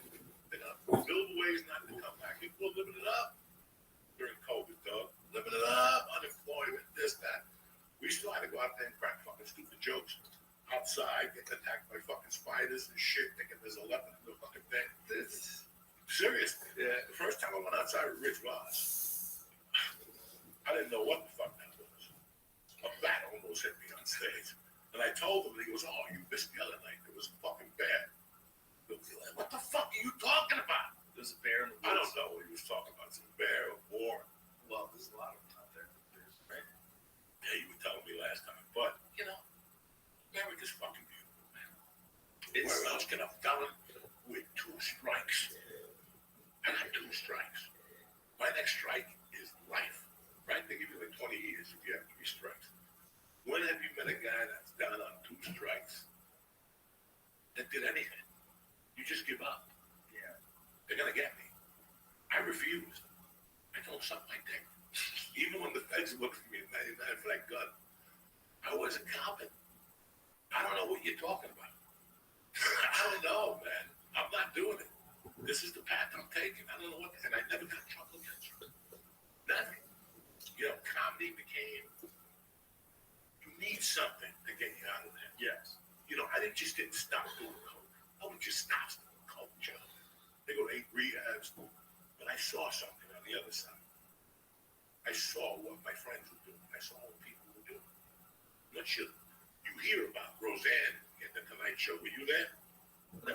Were you there when fucking Rodney blew up the garden? No. To see it is something completely different. You're at the store with guys working the door. How much were we getting? 25 a shift. She was paying me $25 on Sunday nights to work the door and 25 to MC. Okay, that's no money, but you fall in love with what you're doing. Yeah. And you know there's a path. And there's a path, and when you start seeing other people rise, Yeah. and you're stuck as a fucking addict. You're fucking stuck. You don't know when to stop. I was stuck as an addict, and I got to be stuck as a fat dude. Because there was a point if my elevator broke, I wouldn't leave the fucking house. I'm not walking those 3 flights of stairs. I was 450 pounds. I'm not doing Are it. you really that big? 418, 420. My wife was tying my shoelaces. You know how embarrassing that fucking is? Not fucking embarrassing that is, looking back at it now. People come to visit you and Jack. That's bullshit life, man. There's so much out there, Joe. There's so fucking. And now that's what I'm trying to sell for my daughter. There's so much out there. Yeah. You know, people in New Jersey, all they know is Florida. I've never seen fucking people love Florida so much. I can't stand fucking Florida because they like it so much. You know, vacations for people in Jersey and 1 week in Atlantic City, they bust out the white shoes. And then 1 week in Florida. That was not going to be me. Did you see that cop on TV? Which cop? Yesterday? They were saying if someone breaks in your house in Florida, please shoot them.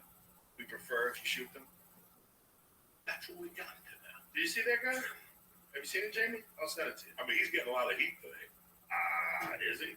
I don't know. Not in Florida. I bet they're like, fuck yeah. God bless Florida. Yeah. Thank you. Yeah, that's the guy. Yeah.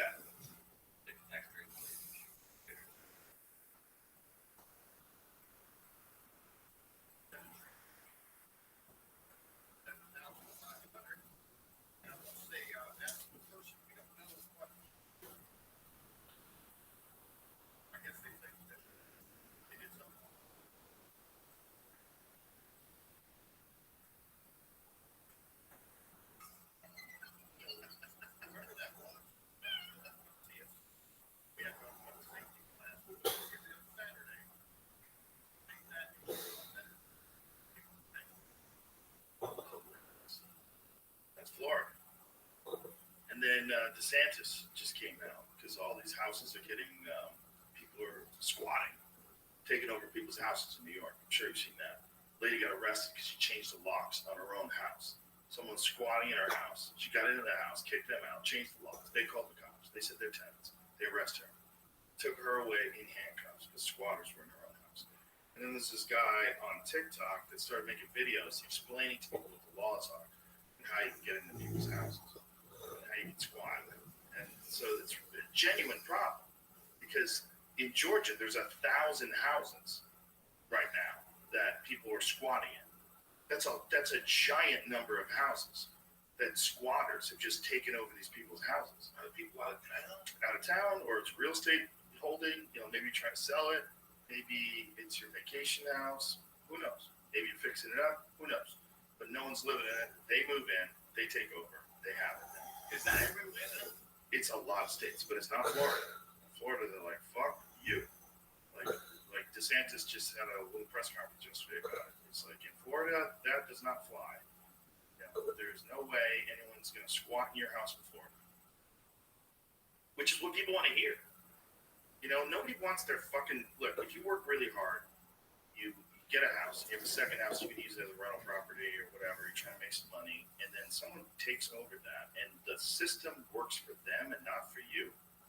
There's a big difference between tenants and squatters, and if you can't make that differentiation, you got a real problem. Big problem. Yeah.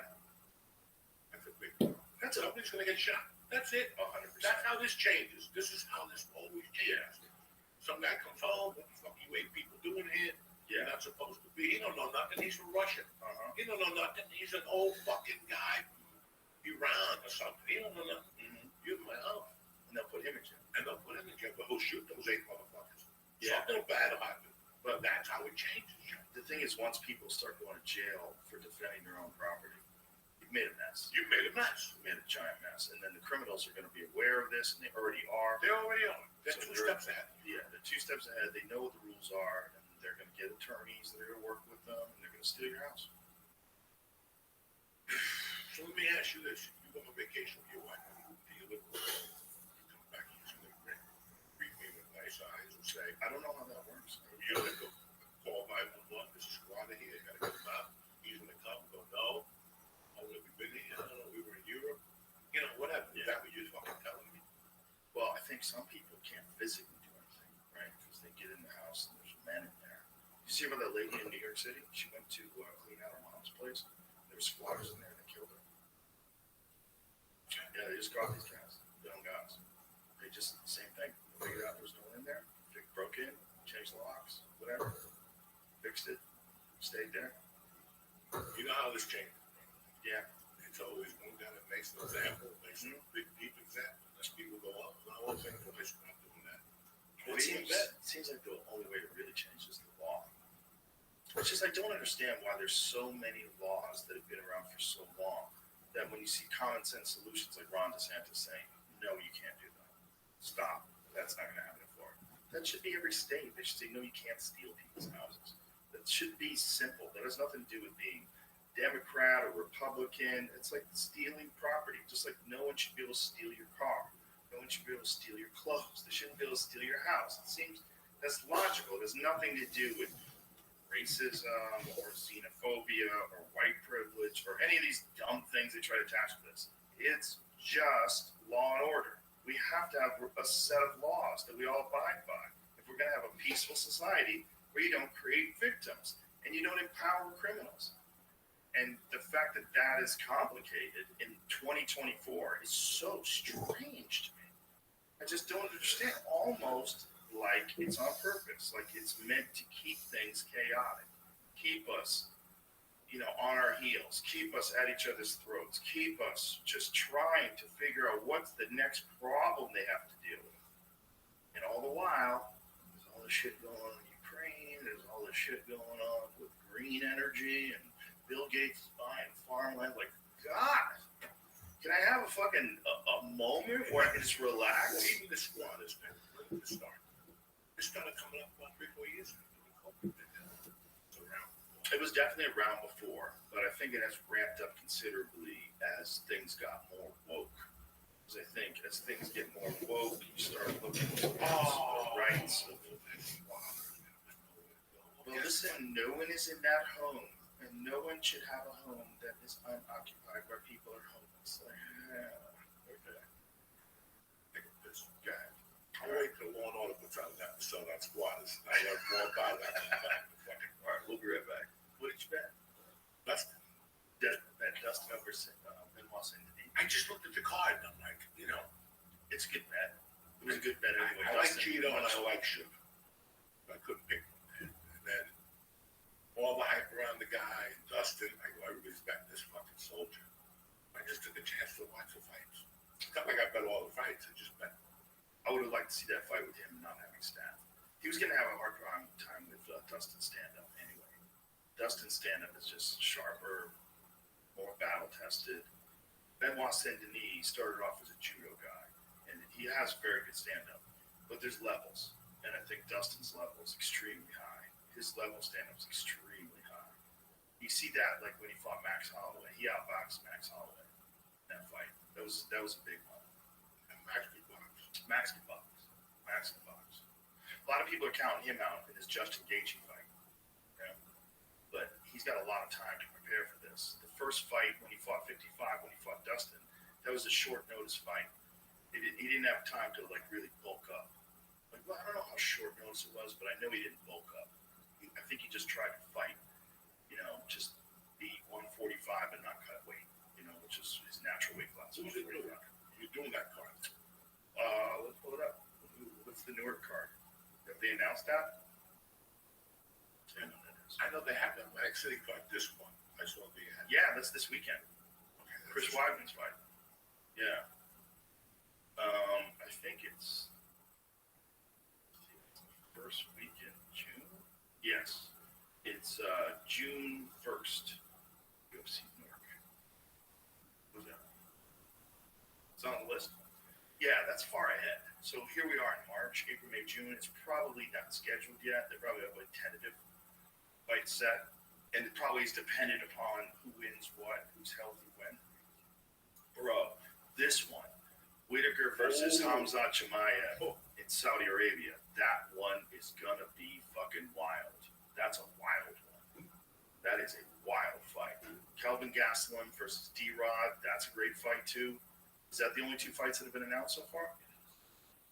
Bro, Whitaker versus Khamzat is legit. That's a real fight. That's a real fight for Khamzat. Because Whitaker's a big dude. He's a big, solid, beefy 185, former champion. Both guys started at 170, but they were cut. It was too hard to make the 170. That's a real 185er, as opposed to they gave him Kamaru Usman, and Kamaru didn't have a chance to prepare for that. He had 10 days. That's not enough time. I don't know what kind of shape he was in. Couldn't really test. He's always in shape. He's always in shape. Sure. But famously, Kamaru has bad knees, real bad knees. So I don't know how hard he was training, whether or not he prepares the way, maybe he only sacrifices his knees during training. And then when he's not training for a fight, he takes it easy so he doesn't stay in the same kind of shape. I don't know. But I know he was winning in the third round. Kamaru, if that was a 5-round fight, who knows how the fuck that fight would have went. And, obviously Kamaru's world championship caliber, the best welterweight of all time, by most people count. And, it's not enough time. Not enough time to get a guy like that to prepare for Kamaru, prepare for Khamzat. But at least we got a chance to see what Khamzat looks like against a world-class, world championship caliber fighter. So this is a big one. This is Robert Whitaker with plenty of time to prepare. A guy who is just as legit as they get. Just beat Paulo Costa. That's a good fight. I like that. My boy Demetrius last weekend. How crazy is that? How crazy is that? He's so great. Mighty Mouse took on a guy who's 250 pounds Fucked me up. in a jiu-jitsu tournament. Fucking 250. And he tapped him. The dude was heavier than him by 100 pounds. The guy was enormous. The guy was so much bigger than him. That's great. I'm like, God damn, he's great. He is great. A brown belt. Yeah. He's great at everything, too.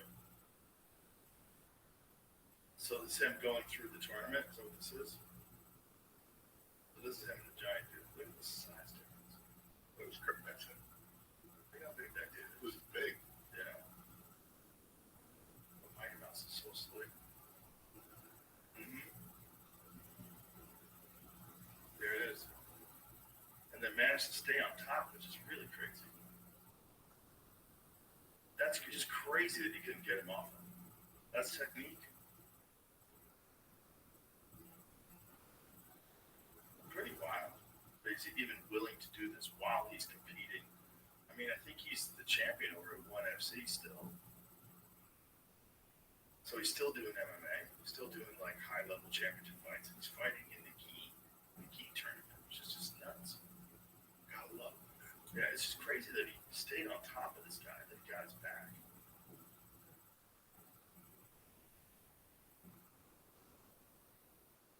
I don't think he tapped the guy. Did he? I feel like he tapped him. Yeah, here it is. He got on some kind of a choke. So he's got his collar. He tapped him. Look at that. That's crazy. No audience. Look at that. That's the thing about jiu-jitsu tournaments. No one's there. I mean, some of the best. Look how he rolled him too. Pretty wild. Rolled him and held. It was like he's holding on to the collar and tapping him with his collar. Like a bow and arrow. Yeah, yeah. Amazing. He's probably the best ever in terms of. I know. In terms of like just pure martial arts technique, I think the best expression of martial arts I've ever seen is Mike Mills. Did you have Hodge on yet? Hodge Gracie? Yeah. No. He was looking to get on. Okay. Because he was down here. Oh, was 3 he months ago, he was down with here. Henzo School? Somewhere. One of my friends called me. We got him out there. Don't get shot off his brother. Yeah. You're advanced. Yeah, we're booked out from far. I love watching jiu-jitsu. There's so much good comedy. So much, man. In what way? The longer you're in the ring, it gets. And watching you the other night, we're at a point where it's effortless, second nature. You know what I'm saying? Like, it's just beautiful to see. You know, comedy is great. The 10-year mark is great. The 20-year mark, something happens to you. It really does. Everything clicks. And it's like with this art, jiu-jitsu, you get in there, you get beat up for a year. There you start doing little things, and you go, oh shit, this ain't that bad. Right. It's the same thing, but once you put it all together, like it was one of my David Tell special, it's a thing of beauty, man. Yeah. It's a thing of fucking beauty. That's a thing of beauty. My hands get pumped, sweaty like that. I know that it's fucking beautiful. Yeah, it's years and years and years of work. I've always loved, like, I went to see the Black Keys last week. I love this. I love that you go out and catch a live music. It makes my dick hard. I wish I went to as much live music as you, but Jersey's a fucking nightmare. You know, Starlight, Ballroom, and shit. I just can't. You gotta that metal shit. I can't, but I wish, because that's how you get better at all this shit. It's like getting entertained. Mm-hmm. That's how you. That's what Mooney always used to say. That's getting creative. I went to UFC fight and saw on the end of acid and saw Anderson kick that dude in the face. I went right up to my room and wrote a joke. I'm like, this is fun. You know, it just inspires you. Yeah. That they're that good. We used to always talk about Anderson. He could look at you, pinpoint the shot, and he was accurate. That's a thing of art, man. It is an art. What am I talking about? Yeah, it is hard. Look, I swallowed like 2 of these in for that. I'm gonna blow a Zen fart tonight in that fucking green room.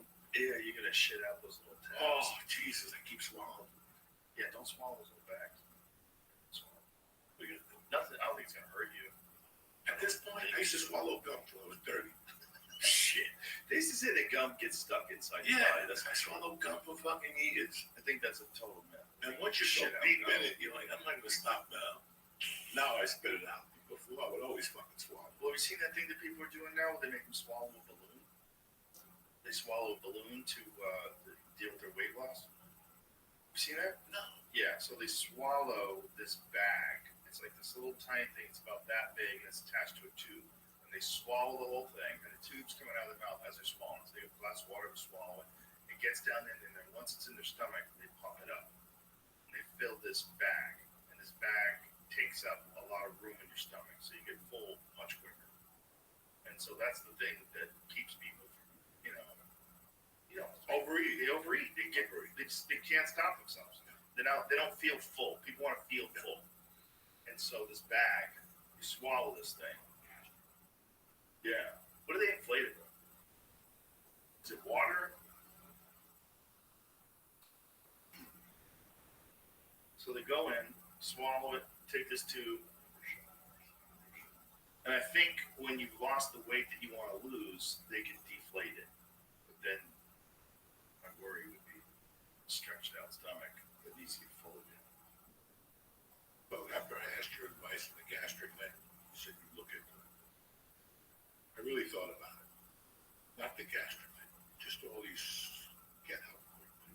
Yeah. You know, that's that Ozempic now. You were talking about last night because I wrote that out the other day. It was a stupid joke, but I think that people are going to go on Ozempic now. A lot of people. The fat man will come back strong. What's the name of that show? 600 pound fat dude. Yeah, my 600 pound wife. You know, all this shit's going to come back bigger and stronger. You know what I'm saying? Like, you're just doing all this shit. If you just lift weights and walk a little bit, and manage yourself just a little tiny bit, you know. All these get. Yeah. If I go down to 265, because then I get stuck at 260. Yeah, I get stuck at 270. 270. But when you did Weight Watchers, you got down low. How low were you when you were? Well, I am now. That's the lowest you've ever been? Yeah, 277, 274. 274 was my lowest weight. But I wasn't lifting weights. I thought you were lighter than that. No, I wasn't doing shit. I was walking and kickboxing, no weights. And now you're doing weights. No, you got to do weights at this age. I think so. Very I think it's important for bone density. big for a dog. That sarcopenia, you lose it quick. Yeah. That's quick. Yeah. And they're not asking you to fucking be an Olympic lifter. They're not asking you. Look at all the fails. They're not asking you. They're just asking you for 30 minutes a day of resistance training. Yeah. Just a little bit of something to keep the muscles going. The thing about Ozempic is some people have pretty bad side effects. And, you know, it's just, essentially it's doing is limiting your appetite. Essentially it's doing something very similar to what the balloon thing does. And I think you can get that done with a high protein diet. You can limit your appetite by just going on a carnivore diet. I know a lot of people have done that and lost a lot of weight. Just carnivore. Yeah, you get satisfied way easier. 2 eggs, 6 eggs for breakfast. Eggs and meat, and your body just adjusts. Body turns the protein into glucose, and it turns the fats into ketones. For me, it just seems to work better. And I know a lot of people that have had a problem with carbohydrates. They start to look. I had those guys do it for World Carnivore Month. The comics that I've got working out at the gym. I'm like, who wants to commit to this? The entire month of January, that's with me. And they did it. And they're like, dude, I feel so much more energetic. I'm not tired in the middle of the day. I'm like, yeah, that's like a carb crash. You're getting like an insulin crash in the middle of your day because you're eating carbs and sweets and sugar and bread and pasta and rice and all this stuff. If you eliminate that stuff from your diet, it takes a while for your body to adjust. It took me like a couple of weeks when I first did it. But then once your body adjusts, you just feel like you have an extra gear. You have more energy. You feel clear-headed. Feel better. I just call that beach was getting the shit out of me, man. Yeah. You know what? I don't know. I get a little iffy with a lot of meat. Being iffy. Late at night, I could probably blast fucking 3 eggs. Yeah, then have eggs. Scrambled eggs and Eggs steak. are easy. Eggs are easy. They're easy to digest. They're super nutritious. They're so good for you. You could live off nothing but eggs. Eggs are great. 7 grams of protein. Yeah. Eggs are Yeah, just fantastic. 21 fucking grams. Mhm. You know, not bad. Yeah, it's fucking good for you. And all the stuff that says it's not good for you is nonsense. It's just good for you. Eggs are good. They're healthy. Does our girl like the carnivore diet? Rhonda? Yeah. Yeah, she likes it. But I think she thinks that you should have vegetables too. And some people do. She got me eating blueberries like a motherfucker. Blueberries are great. She said, that makes you smarter. Really? I'm eating blueberries. Yes. Watch one of the things. Blueberries actually make you smarter. Interesting. How's Like that? you, I have no idea. I listen to that. I tend to. Eat more blueberries. I love her though. I do everything she said. Anytime today she put a video of her fucking working out. I'm trying to figure out whether or not blueberries make you smarter. They give you blueberries and make you take a test. She did a survey. You know, Yeah. a group of 6 people got together in Norway. Mhm. Bunch of blueberries from The thing about that though is you have to look at like healthy subject bias or healthy statistics bias because like the people that are in that group that are eating blueberries in the beginning or to begin with probably healthier people. Healthier people might be a little smarter. You know, like more aware of what like the effects of eating good food does to your body. So healthy user bias is real. I don't know how they a lot of those studies they're weird. It's just you get a sense of what's true, what's not, but also people manipulate those studies and they make studies designed to get the result that they're trying to achieve because they're trying to sell you something. I get very nervous when all these people are on the scientific stuff. I just get very nervous. Brian Simpson had a horrible scientific. He was wrecked. He stayed at home for days. Listen, from all the experience we have of everything that's come out of the last couple of fucking days, the last couple of years. Here it says, Dr. Rhonda Patrick, blueberry concentrate increased brain blood flow, brain activation, and working memory in adults compared to placebo. Concentrated blueberry juice. Interesting. And so it improves brain function in older people. Let's go. Yeah, blueberries. I do them all the time. Yeah. I do a lot of blueberries. Mango. They're good for you. I mean, What stops that crash in the afternoon? I would get it. Since I turned 28. well, Never slept during the daytime. night taking naps. 4 o'clock. Yeah. I mean, my world ends. It's the saddest thing. Not even reefer, edibles, nothing. When she gets home from school, I talk to her, look at the homework, take it out of her room, I go downstairs, my wife gets home, and about 4:15, I can't even eat. It's not about, I just got to get up and walk to bed. She knows already. And I crash for an hour and 4 minutes, an hour and 6. I get up for like 15 minutes, I feel like shit, and I'm ready to attack. The first 15 minutes, I always feel shitty. Like, man, I should have slept in the afternoon. Some days I have, some days I don't. How much carbs do you eat? I eat that wheat bread in the morning. And I really wanted to try intermittent fasting. Yeah. I get dizzy. Like I get with Dunkin' Guess. Yeah. You don't eat dry. I don't eat dry for long distance. I'm done. Get dizzy and shit. Let's tell you what happened to my friend Tommy. Tommy Jr. He was shoveling snow, cleaning his driveway out. He got called into work on Sunday or something happened. And so he's shoveling snow, and it's not the best of shape. Shovels snow, heavy snow, it's all the whole driveway. Gets done, drives in his car, falls asleep at the wheel, and slams into a wall. And he got pretty fucked up. Bunch of broken bones. Yeah, still not better. This was months ago. So, what was the result of that? The shovel. It's blacked out. Yeah, just exhaustion.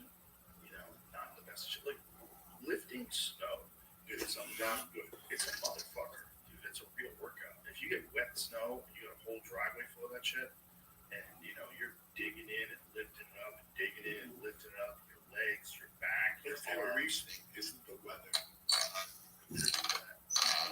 For that fact. Like I have a friend who went to school and I came back. How's your dad? He died shoveling snow. Well, it's a heart attack. It's exertion, right? If you're not in shape, shoveling snow is equivalent to doing like a hard CrossFit class. If you're not in shape, shoveling wet snow, No shit. Is- Remember, we lived in Colorado. yeah, And the snow was light. But it snowed in Jersey last time. I shoveled. That's wet. yeah. I think that saved me with slow amounts. 3 inches, 4 inches. I go out there early and get it. You get an 18-incher, Oh, and then it gets a little warmer, and then it starts to melt, and then you basically got every shovelful is 45 pounds. KBHD plus. Yeah, look, his heart rate's 118. Yeah, 1,200 calories in 90 minutes of shoveling snow. So look at that. Every single smartwatch on Earth should have snow shoveling as a workout time. I don't know a soul in the Northeast that would disagree. It's fucking hard. So if you're out of shape and you burn off 1,000 calories like my boy Tommy, and then you get behind the wheel, you fucking black out, Probably didn't drink enough water. Snow shoveling. I think you just have to put that as a regular workout. But 90 minutes of work. So say if you have to leave your house at 6:30, you got to be out there minimum 5 p.m. shoveling. I gotta leave in an hour and a half. Here we go. So basically you have to have very little clothes on because you're gonna sweat your dick off. You're gonna be out there. Every fucking shovelful is probably 35, 45 pounds.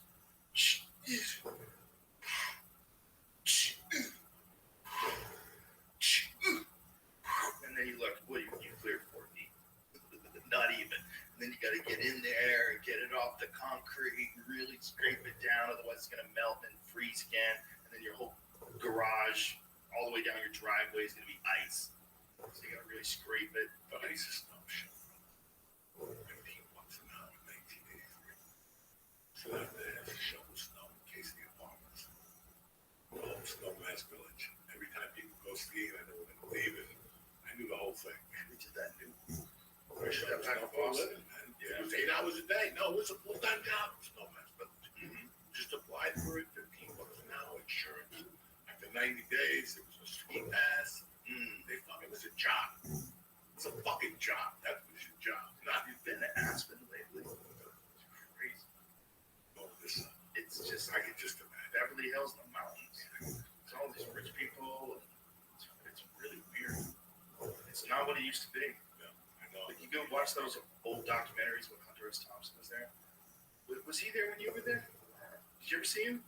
Yeah. And Woody Creek? Did you go to the Woody Creek Tavern? I used to go to get weed. The nachos were fucking delicious. Yeah. Food's still great there. Did you go? Yeah. Is it still open? Yeah, it's still open. I ate there a couple years ago. No shit. Yeah, we went to Aspen for a ski trip. That was a place. Think about an 18-year-old kid. Just close your eyes for a minute. There it is. And I'm talking about no. Yep. Oh, that changed a lot, though. Did it? Yeah. What changed? It's in the place now. Well, it's not photos. When I was going in there, it looked like fucking a barn. Yeah. 83.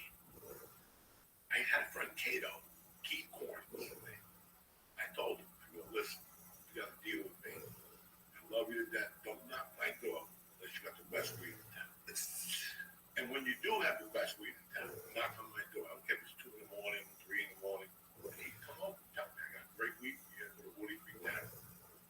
First time I went in there. You want me to lie to you and tell you I knew Hunter Thompson? I didn't know who the fuck he was. First time I went in there, he was in Bill Murray. And Don Johnson. Wow. All right. First time I went in there, I didn't know. The second time it was Don Johnson. First time it was Bill Murray. I got my weed. I got the nachos. I didn't say the word. I didn't even take no pictures. That I just walked down. And then on the way, the guy was telling me what Hunter Thompson was. Then a year later, the first movie came out. The first that was played by Bill Murray playing. That was with a Buffalo Roll. Yeah. That's a good one. That's a good one. That's a good one. And then I went in there a second time and I saw Don Johnson. And that was fucking mind blowing. He was hot as shit on Miami Vice. And then I went in there another time and one of the Nitty Ditty Dirt Band were there with Hunter Thompson. It was a fucking party, man. Wow. And I was a kid. And they would tell you, if you go to the Aspen Airport, the bar, Clint Eastwood's there every night. Every fucking night. I would not go up there. For some reason, I was just scared to meet Clint Eastwood. I hear you yelling. And then Don had to pick me up hitchhiking. Really? One time, I got in the car. He had that song. It was 83, 84. So he just put out Dirty Laundry. And he was big. Boys of Summer. Yeah. I'm in the fucking, because Aspen used to have a hitching post. Okay, so when you finish your job at Aspen, you can just go to hitching post and stand out there. If people went like this, that means they weren't going down valley. So if they did this to you, that means they're just going to like Snowmasters. Right. Short trip. And people would pick you up all the fucking time. Just talk to you. What's going on? Where you from? Oh, I'm there. You know, and the first time it was down Henley, I still lived in the salt. And then, 4th of July, 83, I went to Snowmasters. John Denver. John Denver. John fucking Denver, Joe. Wow. And I'm like, come on. This is, no. He's like, if you're not doing anything, I'm doing the thing.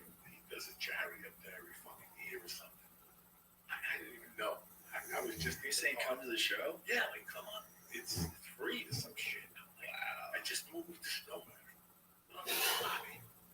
Then like a month later, I go to Conoco in Old Snowmass. Snowmass Village, there's Old Snowmass. And I went to Old Snowmass because the guy was from New York, he had hot dogs. And I was going in, seeing Goldie home with Kurt Russell, like nothing. Sandals on. The girl, Kate Hudson, was a baby. Wow, maybe 2, 3, 4, with her brother, little brother that was a little older than the baby. I used to see the little one. Wow. Sidney Poitier used to come into the video store. I was shit. That's when I asked Robin Williams for an autograph. He told me no when he had body odor. He stunk so fucking bad. He had been in a coke thing for like 4 fucking days. Oh no. That was a magical place for a kid at 18. It was just something different, man. And I did a movie with Adam Sandler and Don Johnson. It was in the back. And I had to do a scene with him.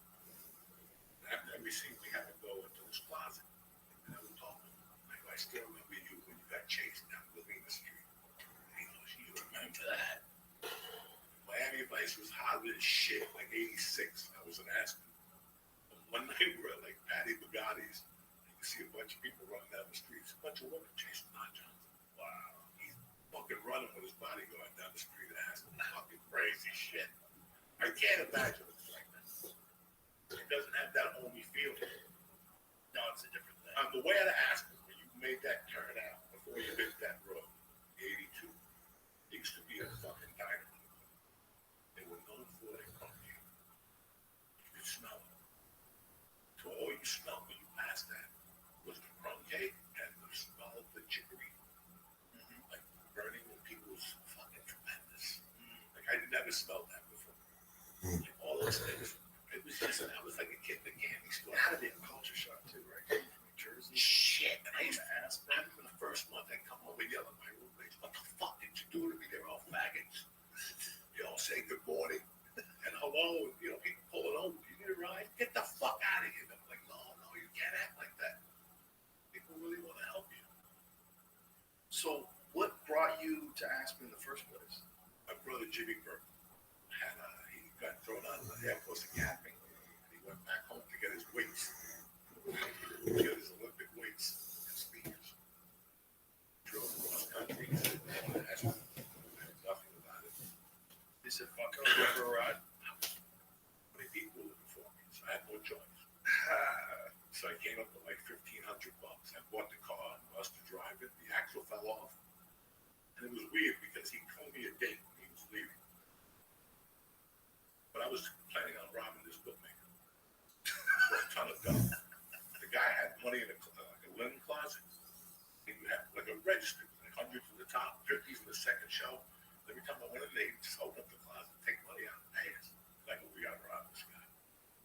So I was waiting to rob this guy. I didn't want to go because I thought it was like a $20,000 day pay day, right? So I told him, just leave and I'll get a plane ticket.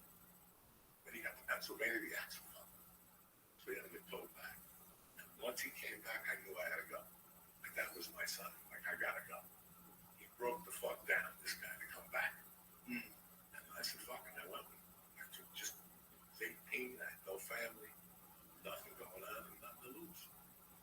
My cousin was up there. I had a Cuban cousin, Tweety, who got caught fucking throwing coke out of the bales. You know, I tell you that? And then his nephew showed up to my show like a week later. He got coke out of the bale. He's the famous guy that he was throwing the coke out of an airplane. Oh, he lived in Aspen. That motherfucker did 25 years in America and another 15 in Bahamian jail. Really? He's out now. Wow. He's old. You know, he's old. So I went up there. It was perfect for what I was just coming out of. I lost my mother 2 years earlier. I needed to fucking get some traction. And I fell in that place. Can you imagine, man? I just fell into that fucking place. Pretty crazy. Pretty fucking crazy. But a good shift of perspective, right? You get to see a totally different way to live. And I had to figure it out for myself.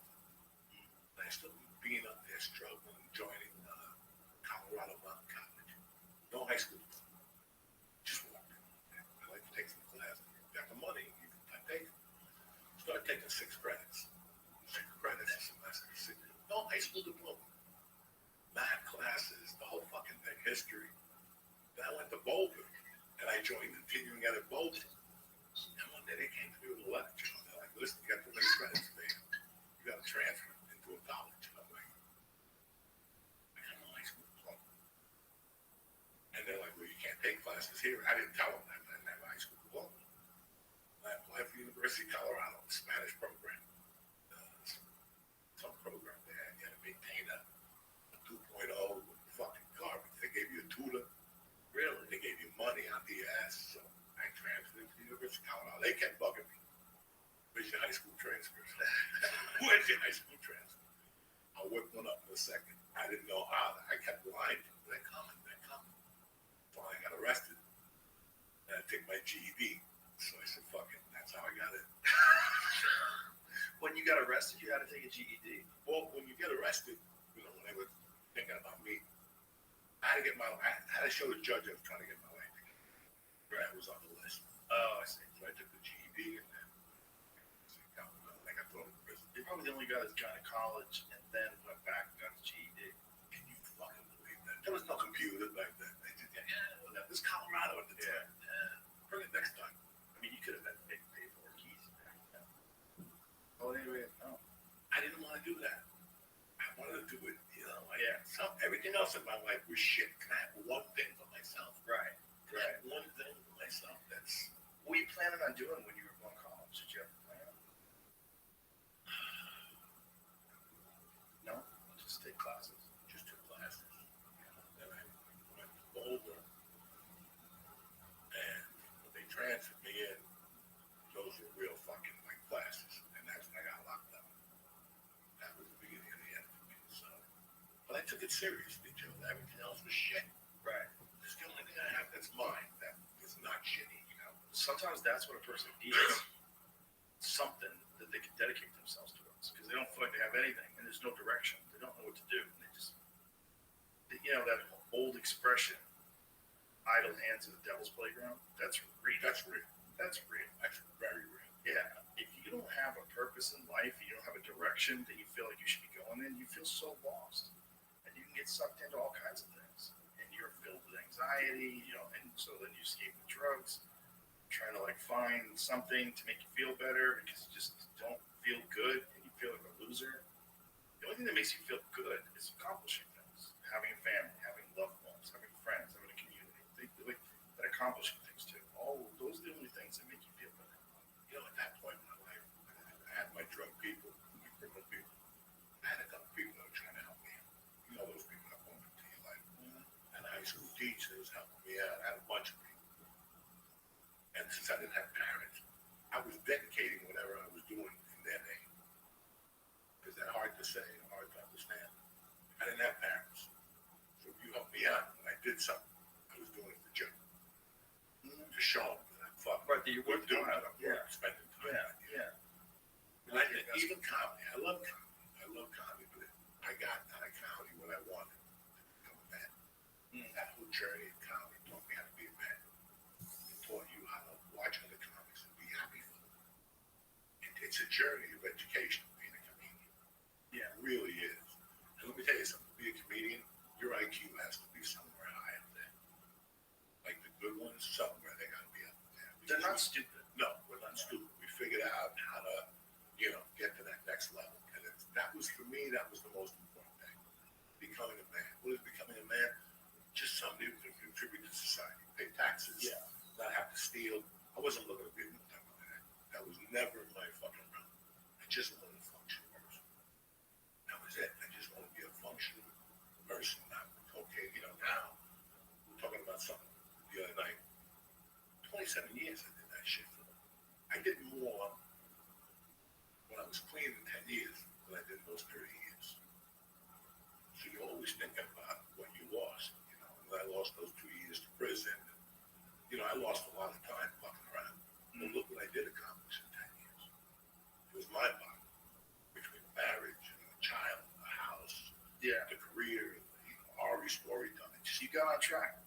Yeah, that was it. Yeah, you got on For track. me, it wasn't about having a jet plane. It was about being a fucking man. Yeah. Being proud of yourself. That's it. Yeah. I got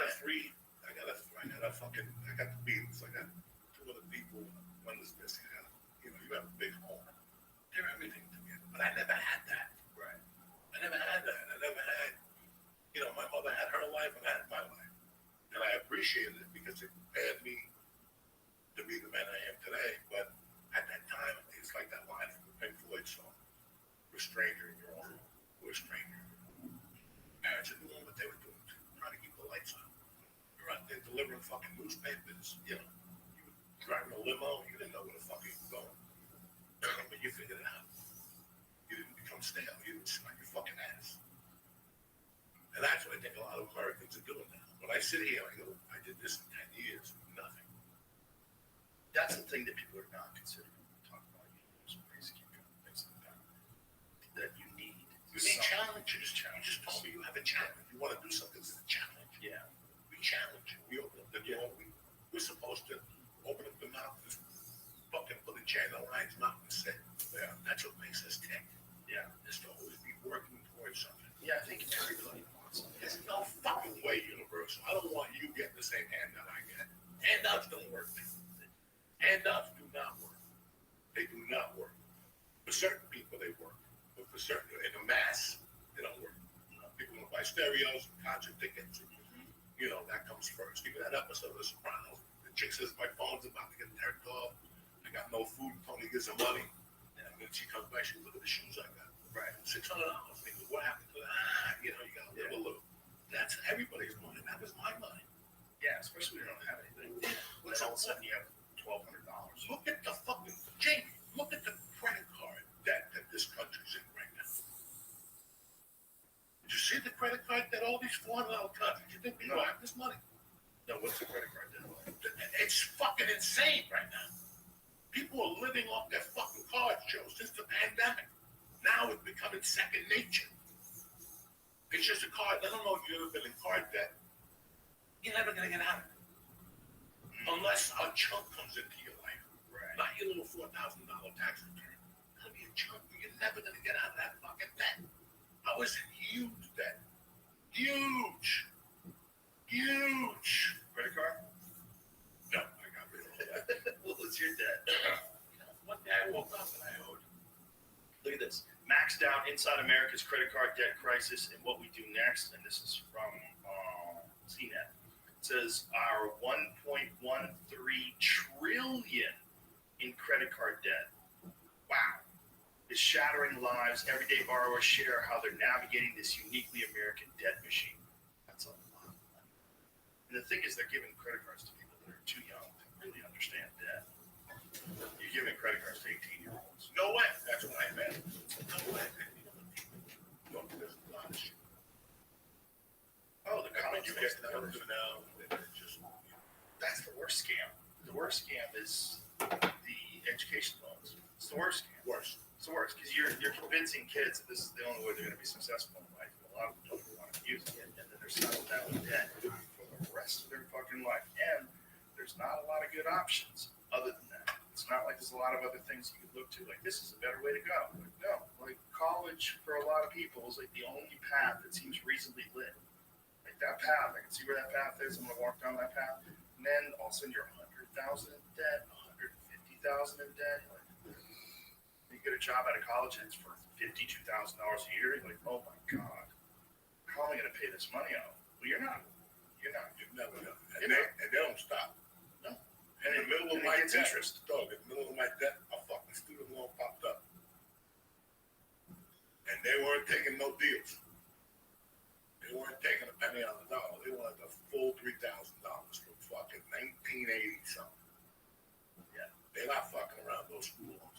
We have a friend, a mutual friend, that decided not to get married. As much as he loved this fucking girl, broke up with her because of her debt. Yeah. He goes, if I marry her, 15 grand a month. Yeah. Or something. It was something crazy. It was something crazy, like for school loans.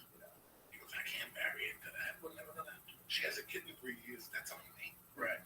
Well, it's on you right away when you get married. And if she dies, you owe it. Yeah. It's one of those. It's on you. You didn't get married. And who knows how much What is the number? Like, what's the number that she owed? Do you remember? Big. Hundreds. Attorney, she started taking money and taking road trips. Because once you get those student loans, so again, it's a credit card mentality. I'm already in debt. Yeah. They're offering me this, that's credit card to go to Europe. Yeah. One last blast to add the fucking drama I already had. And then you gotta find some insanely rich guy to rescue you. No, having no credit between you and I didn't know that. I had no idea. I knew cash. I came from cash this time. First time I walked into the University of Colorado and signed those fucking loan papers, that telegram paperwork. And 2 days later, I had a credit card. We found them all in. I didn't even know how to handle it. And then they told me that you just call and get the limit on. I can call. And then you don't know. Your limit's still stuck. And now you have to go to a casino to have the fucking pip off. Call your Visa card. That's how they always got money. Just give me your credit card to the pip off. Right. This is 30 years ago now, not now. Where you can just give the credit card to the pip boss and he can call Visa for you And they ramp it come up. back. Yeah, they ramp it up. Not anymore. Good news, Mr. Diaz. You got an extra $2,000. Booyah! Let's go. Let's go. Yeah. Do you remember that scam where you would get like 10 cassettes or like $1? Do you remember that? I don't go to Columbia. I don't go to Indiana. You never see me do anything in Indiana. I must owe Columbia House $10 million. Are you stupid? I don't go to Indiana. That's Terre Haute, Indiana. Right? Look it up. I still remember where that motherfucker came from. I don't even go to Indiana. I don't even want him to remember. And then you would have to buy a 3 new albums. Yeah. Fucking. Was it every month? 12 12 hot hits for a cool penny. I don't even think it was CDs back then. Well, it started Look, as it says tapes. cassettes or records. Wow. So how did they make money? Because everything was re-recorded.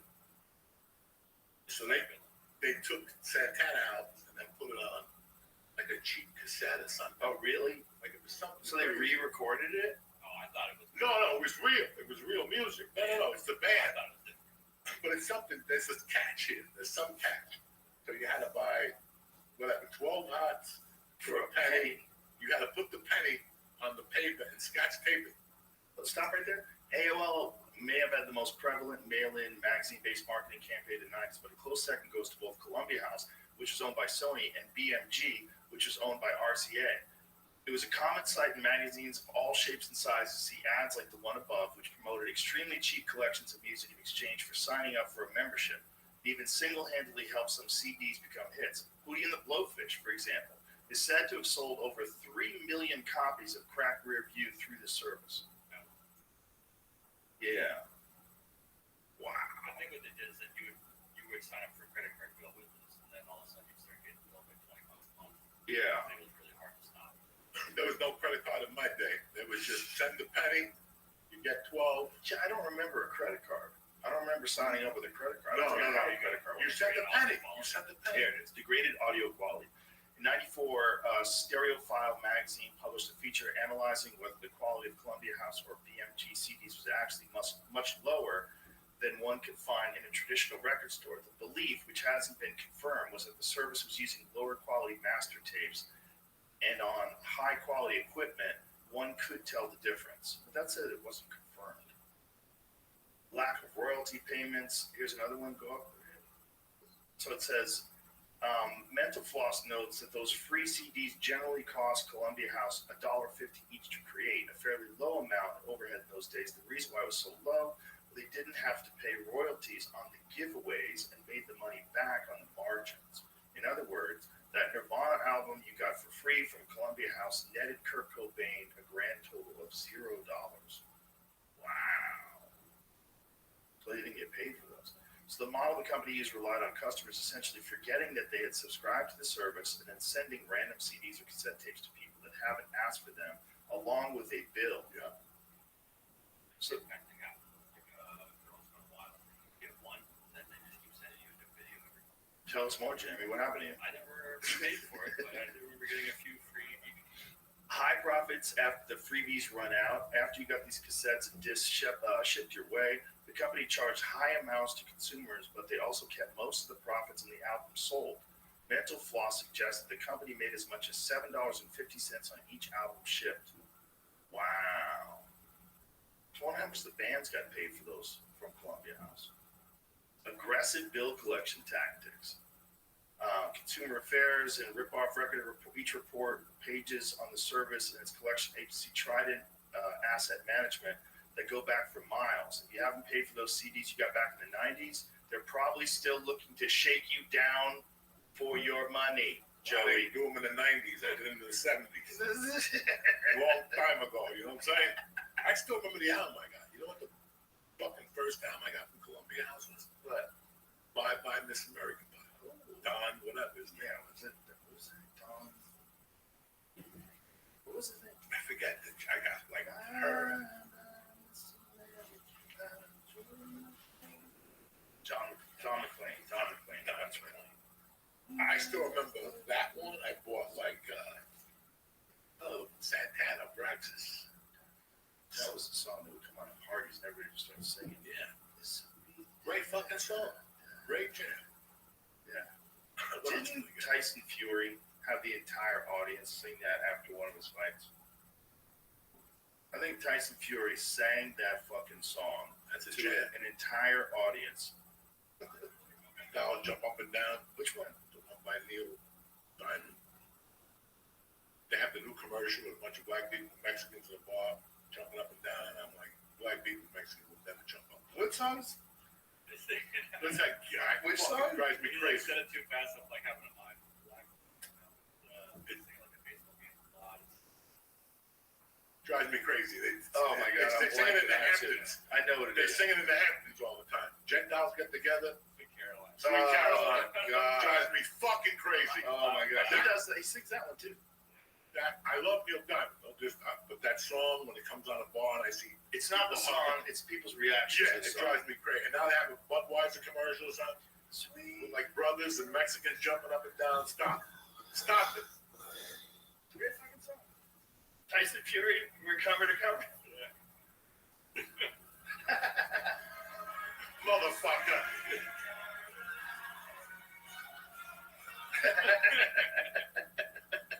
Oh, I love that guy.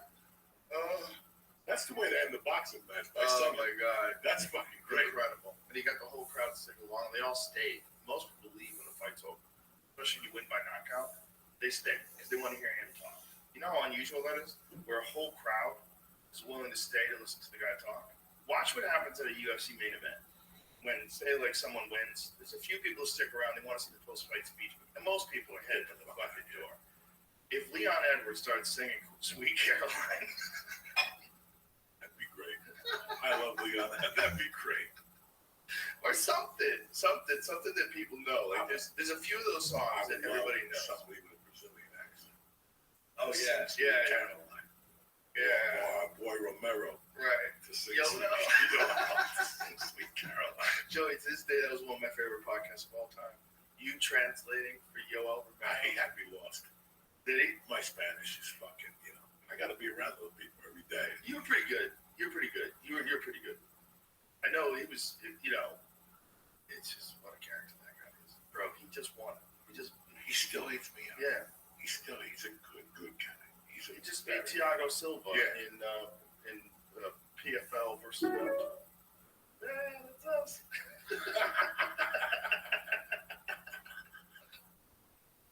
I know you. He's the best, man. That guy. Imagine what would have happened if that guy got into MMA at 22. He didn't even get to the UFC till he was in his late 30s. That guy would have killed everybody. What is he now? He's 46, 47. Yeah, he just beat Thiago Silva. Thiago Silva's still legit. Still fucking super dangerous. Thiago Silva went to a split decision with John Jones. Yeah, that guy. Yoel Romero just beat him. Make sure it's a split decision. That might not be correct. I want to make sure on that. But it was a close fight. Like you got him. He's a good fighter. John fucked his knees up. Oof. John destroyed that dude's knees. What is junk? Well, John tore his pec muscle. It's a big one. Tore it off the bone in wrestling practice. You could actually see it in the video. He shoots and they're in the scramble and he just screams, falls back, and grabs his chest. Split decision. Yeah. So on one judge's scorecard, Thiago Silva beat the greatest fighter of all time. Excuse me, Thiago Santos beat the greatest fighter of all time. And then Yoel just beat him. I mean, I know it's been a slide since then. What was that, 2017? What year was that, Jan? 2016? It doesn't say the date on like Wikipedia. That's interesting. 19. Okay. So that's not that long ago. 5 years ago. Yoel is, I think he's at least 46. He looks fucking great. He looks fucking great. He moves fucking great. He looks great. He doesn't look slow. He doesn't look old. He's still America's top team. That's a good question. I don't know who's in This his comes up with the Cuban scientist. Yeah. All from Cuba. Someone's doing something right. You know, they just popped one of the UFC Oh my guys. God. Paul Harris 10 got 4 years. 4 years. 4 years. And he's 40. So that's essentially a career ender. You know? But when you're 40, dude, and you're fighting, and you're training every day, you're doing 2 a days and 3 a day, it's like, bro, you're fucking, your testosterone gets beat down.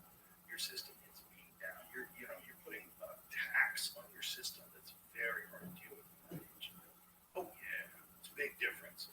You get a guy who's 22 years old and you put him through a fight camp, that's a guy who can recover. As long as he's doing the right things, he's eating right, he's sleeping right, he's hydrating right, he can recover. You can get through the camp. It's hard as shit. A real fight camp for MMA is one of the most difficult endeavors in all professional sports. You have to fight 5 rounds, 25 minutes of actual fighting in a championship level fight. And you're getting kicked and punched and wrestled and you're getting taken down, you're trying to get back up. The exertion level is so insane. When you watch like Cheeto versus Sugar Sean, at the end of that fight, even though Sugar Sean put on a clinic, he put on a clinic. At the end of that show, he was beat the fuck up. He walked out of there with a foot cast, an arm cast. He's limping through the hallway. And he won. And then Cheeto's just busted up, man. His whole face is busted up. Those guys are exhausted. They went through hell. And it took them 12 weeks to get in the kind of peak physical condition just to be able to do that. It's a crazy way to make a living. And you're depending on all these things that break so easy. All this stuff, this is how you're going to use this to make your living, to feed your family. You have a wife and kids, and you're going to depend on your tissue and your bones to stay in place while you're smashing people in the face, and you're getting smashed, you get your arm barred, you get your leg ripped.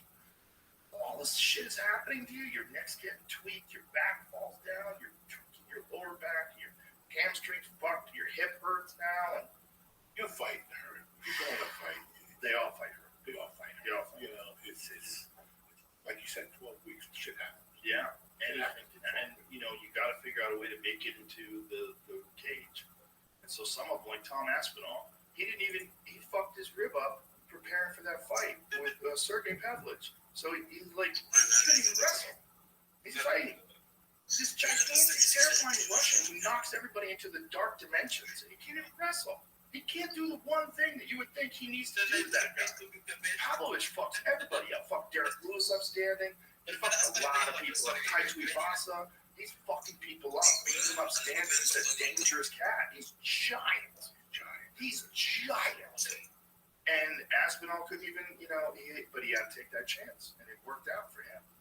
But then look, Islam Makhachev. When he had the rematch with Volkanovski, he's prepared for Charles Oliveira. Charles Oliveira gets cut. Makhachev steps in, or Alexander steps in with fucking 11 days notice. 3 matches with a guy who's gone through a full camp. Crazy. That doesn't happen in boxing ever. If if Tyson Fury gets cut 10 days before he's supposed to fight Anthony Joshua, they don't just call Usyk up and go, "What are you doing in 10 days?" That never happens, ever. Especially at a championship level, not just championship level, but the two guys who are widely considered to be the very best pound-for-pound fighters in the world. Number one and number two, up until the Ilya Topuria fight. Number one and number two, multiple times. Up until the second Makhachev fight. Before that fight, it was Volkanovski was like, there was the debate whether it was Makhachev or Volkanovski was number one. And so Makhachev knocks him out with a head kick. You know, in 10 days to prepare, it doesn't look the same. He gets rocked, gets beat up in that fight. Then he goes to the best pound-for-pound fighter on earth, the fucking man. Just months later, you're not even the best in your division. The best guy in your division just knocked you unconscious. Now he has your belt. He's 10 years younger than you.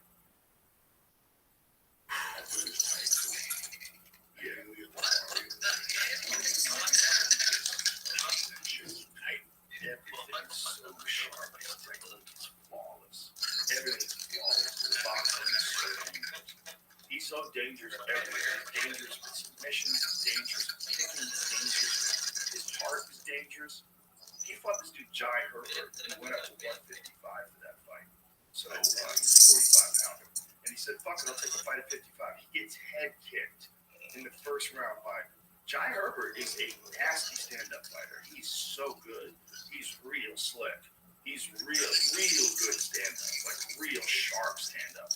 And he caught Topuria with the perfect head kick. And Topuria, he's in real trouble. He got dropped.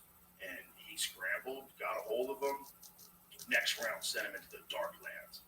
Blasted him against literally slept him, face planted him, and walk-off KO. He's an animal, dude.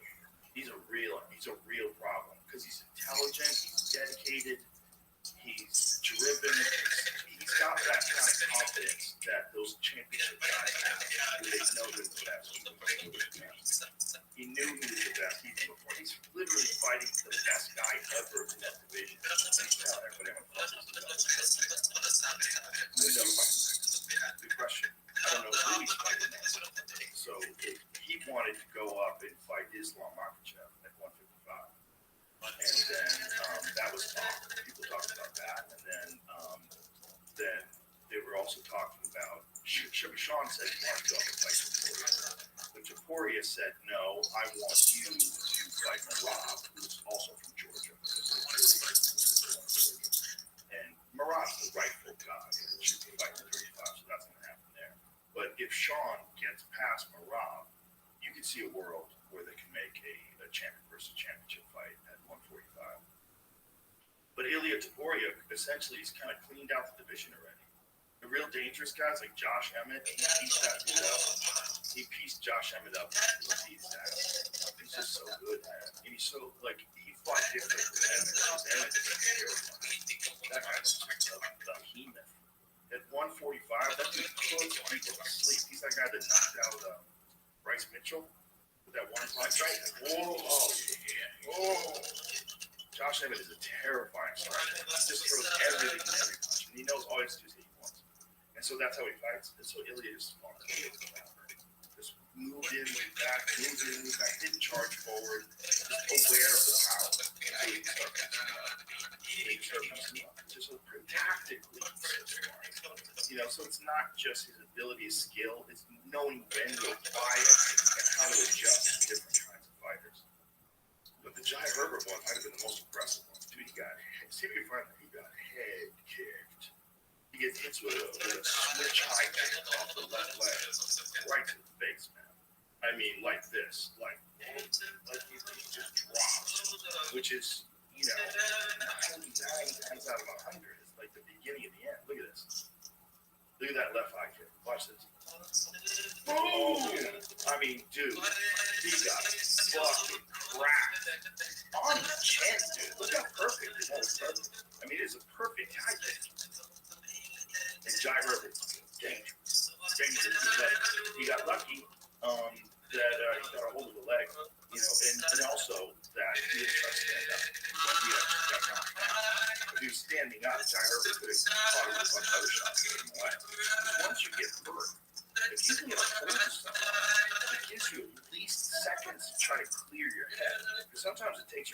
you just have to reboot, and you can still hold on to something while it's happening, and maybe you can survive. So in his case, he did. But now show the knockout. Show Topuria knockout Jai Herbert. So in the second round, times him this right here. And it's a good fight up until then. And Jai Herbert is a tall, look at this. He's a tall 55. And you can see by his movement, like very skillful striker. Very dangerous and long. So Ilya gets him up against the cage. Look at the rip to the body. Boom! Oh my God. Bro, but look at the combination before that. He sets it up by a left to the body. Watch this left to the body. Watch it. Boom, bang. Hard left hook to the body. Right hand over the top. Look at it. Boom. Right to the liver. Boom. And bro, that was a solid liver punch too. Because you see him breathe out after he gets hit. Show that right there again. Right before. Watch. He gets hit with his left to the body. Look at him breathe out. See his mouth fill up? That's like, ooh. It's a perfect liver punch, and then a perfect right hand behind it. So he might have been knocked out just from that liver punch, son. He might have went down a half a second later from that liver punch. That's how good that punch is. And then he hits him with that right hand over the top. Notorious. Terrifying. To go back to what you were talking about earlier. Well, and this fucking guy I was watching this morning, he's 39 years old. Fucking LeBron. LeBron was awesome. He looks awesome. Did you see Chael Sonnen ranting, screaming? He's on steroids. Everyone knows he's on steroids. Guy's 39. He's had a 35 fucking games. Yeah. The NBA minutes. Do they test NBA players? I don't know. Jamie, what are they testing for? They testing for like testosterone? Alcohol. No reefer. No, reefer, no. They can't. They won't have a leak. It's too good for it's the same reason why it's so good for pool. It's got to be so good for basketball. Puts you in that zone. You just feel it. You feel things more. Anything Feel with it. reefer. Yes. Put you in that fuck. You know, the other night we had music on. Yeah. That definitely came on. Yeah. Also, I went back. To be honest with you, this is the reason why I smoke. That's the reason I was there with drugs. But I knew it was going to sound a lot better with that. Isn't it crazy? Food tastes better. Sex Basketball. feels better. Lifting weights with Oh, reefer. yeah. Oh my God. You feel Oh, like my God. Riding a bike with reefer. The only thing I don't do with reefer is rope. You don't do jujitsu? No. No? No. Interesting. No. A lot of people do. I don't give a fuck. Look at this guy. No. That donkey dude. No. I went to the seminar. He was smoking. Jeff. Oh, yeah. He was hilarious. Jeff Glover. Oh, yeah, he's hilarious. He's hilarious. Yeah, he's fucking good, He's too. good. That reefer shit. Somebody died. They said, time out. No. Yeah, anything like that, right? Oh my God, right?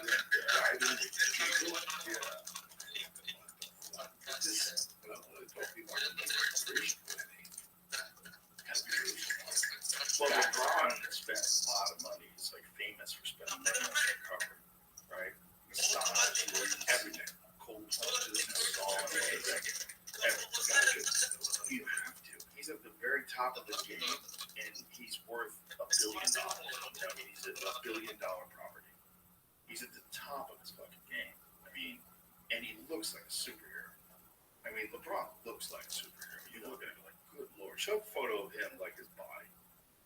Is there any shirtless photos of LeBron? Let me take my pants off. You don't know what it is. You won't know it. Dude, look at that. And how tall is he?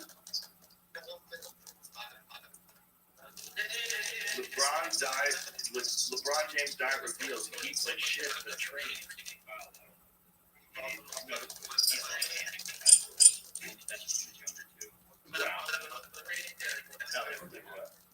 He's good too, man. It's also slowed down. Yeah. Back when he was younger, like for 5 years, they argued he could be up to 300 pounds. So is this him now? That's him now. He's probably close to like 260. Okay, so he definitely looks slimmer in that picture than he did in the other picture where he's lifting weights. But that was also right off, right out in the gym. Mm-hmm. It's says that he appears to have lost 10 to 12 pounds. But yeah, you see that photo. What's the MMA fighter? He looks like he could be like a UFC heavyweight champion. He's shredded.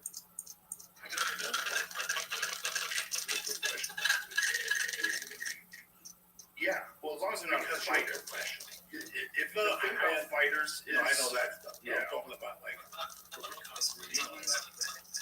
yeah, he looks great. It's a the shit they're doing in training with people. yeah, Is just, you know, I go to basketball games. I told you, I see those athletes. That Jason kid, fucking boy. So when he goes to the basket, you know, it's unreal. Watching these six these guys are super fucking athletes. well, it's like everything else, too. They get a chance to see for them, and then they get better. They get better than those people. Like every sport, if you go, there's always going to be a few outliers. Like Muhammad Ali. If you took Muhammad Ali from 1967, brought him to the heavyweight division, it wouldn't. There's so many fighters, but he's just a complete outlier. And you know, there's other like Michael Jordan, complete outlier. Any generation he put on, he's gonna fight. Larry Bird, complete outlier. Any generation he's gonna fight. If you get the overall, the athletes, well, like UFC today, the best because it's one of the clearest. You could go to 93 to 2024, and you see this massive evolution. You see these people that are fighting on the undercards of these fight cards, like UFC fight cards, the fight night cards, the smaller cards that use the Apex Center. You're seeing world championship caliber fighters from 10 years ago. Like they would probably beat a lot of world champions. And this is their UFC debut. That's how good these guys are. They've evolved. Everything is evolved. Everything. It's amazing the training. When you look at them. Did you see this past fight night, this last weekend, Rothschild units? No. In the undercard, this kid, Cameron Simon, who was like one of the best guys at 135, very slick striker, South African kid, like very tough, very good kid. He fought this dude, Peyton Talbot, and I'd never seen this guy fight before. This kid is a motherfucker. He's so good. He's 25 years old. He's fought like once, I think, in the UFC and once the Contender Series. This is my first time watching him. And I was like, Jesus Christ, man. He's so fucking now good. they're doing this at 10-12. Mm-hmm. Now they're doing this at 10-12. Yeah. And they're dedicating them to make classes. See if you can find that knockout. See if you can find the meat he would hit him with in the first round. Like in the beginning of the fight, he was fucking. I think everything. Especially with the UFC, when you get from the UFC, you have to give yourself. But go on, Brad. Yeah, there's very few guys that are like Jim Miller. Jim Miller's still fighting at a world-class level. Brad Tavares. Yeah. Fuck out. Oh, Brad Tavares is strong. He just beat Chris Weidman. I love it. He looked fantastic. Fantastic. Yeah. Tavares was electric. Very good. Yep. Oh my God. Kicking the shit out of him. It just looked slick. Looked very good. Very good. Now you got college. Yeah. He's young now. That's the thing I really like about Brad. Brad was thrown to the lion's den when he was like in his early 20s. I mean, Brad Tavares. Oh, yeah. I think he's only 33. Yeah, he's a kid. He's been around forever. He fought EOL back in the day. Yeah, he's fought a lot of people. Yeah. So those guys come under the dust. Mm-hmm. You know, longevity. Right. You know. Yeah, Jim Miller's the most extreme example. He fought UFC 100, fought UFC 200, he's going to fight UFC 300. Like, what the fuck, dude? And he looked awesome. He's still teaching. Well, no, that's also what's helped him a lot. He sold his gym. It was too much. He explained it when he came on the podcast. It was too much work. We're dealing with so many different things. So now that he can just like concentrate on just his camps, get ready, it's like it's much better. He probably still teaches some classes. I think he enjoys teaching. I think running the gym was the real thing. A lot of come and go in jiu-jitsu. Yeah. Also, you're dealing with personality issues, and if you you're on a business, you have to deal with people that are arguing with other people there. And this guy might be stealing money. That's what they're doing.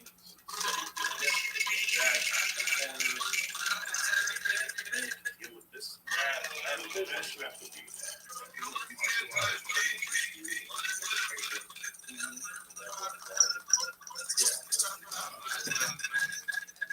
Yeah, you have to do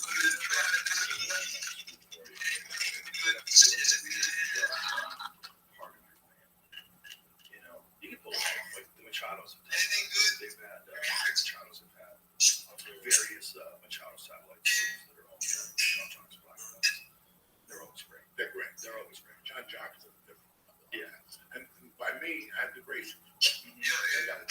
Oh, yeah. They really, come around with you. Shit, bro. Just talking. Shit, bro. I got the Silver Fox.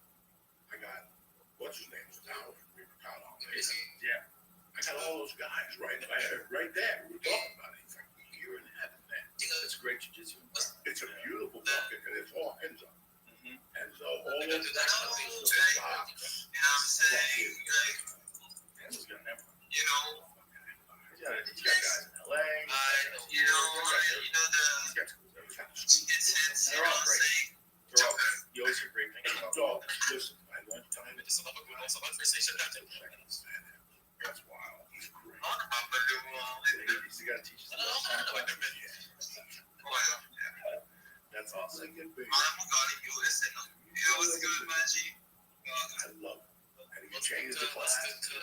But what my point was that 2 years that I've been there, lunchtime class, so almost 7 people every day.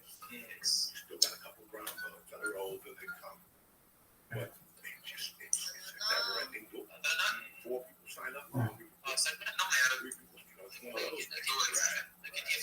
Once you get the blue belt, they disappear. Some of them. No, I have a percentage. Yeah, what is the number? It seems like they're just happy that they have a little something.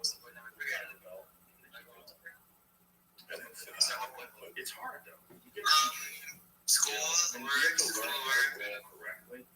Where you gotta tap tapping the board. You gotta tap to save your body. Too many people fight out of shit that you shouldn't fight out of.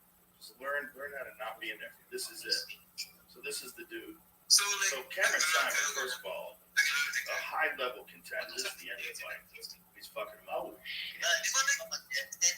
you gotta see like the stand up before that, like, the first round. Some of the most impressive shit. I mean, he moves so good, man. And he's got high power. Look at this flop, that knee right there. Back it up a little bit before that. So this combination catch. Like, look at the timing on this knee. Watch this. Boom. And if you hear it, it sounds like a baseball bat hitting a coconut. I mean, it's a perfectly timed knee. He was just so fucking devastating. It just looked like he's having fun in there. And this kid's 25 years old, right? So this kid, when you look at him, he's got this very interesting personality. And you hear him talking like, okay, you're looking at a future superstar. And there's a lot of these guys with that left hook. Tight left hook. Ooh.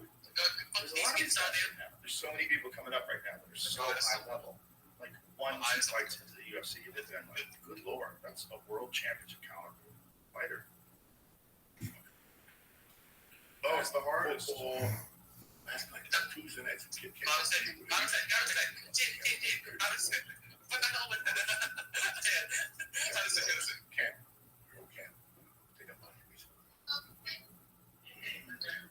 All that running, he didn't have things around hips and knees. Yeah, that's a fucking nightmare. Now we'll learn. Obviously, I had to study some shit like that. Learn more about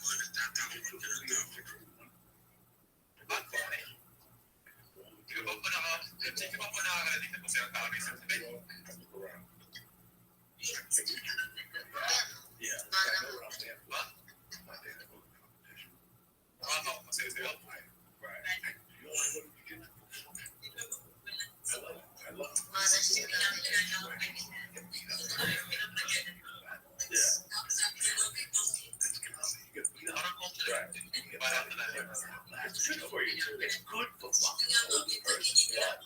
You have to know what you're going into. Right. You're not going in there to fucking tackle the well. Right. It's called hip. Watch all his face. He does it better.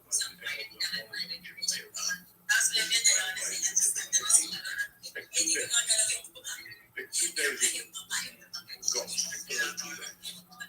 4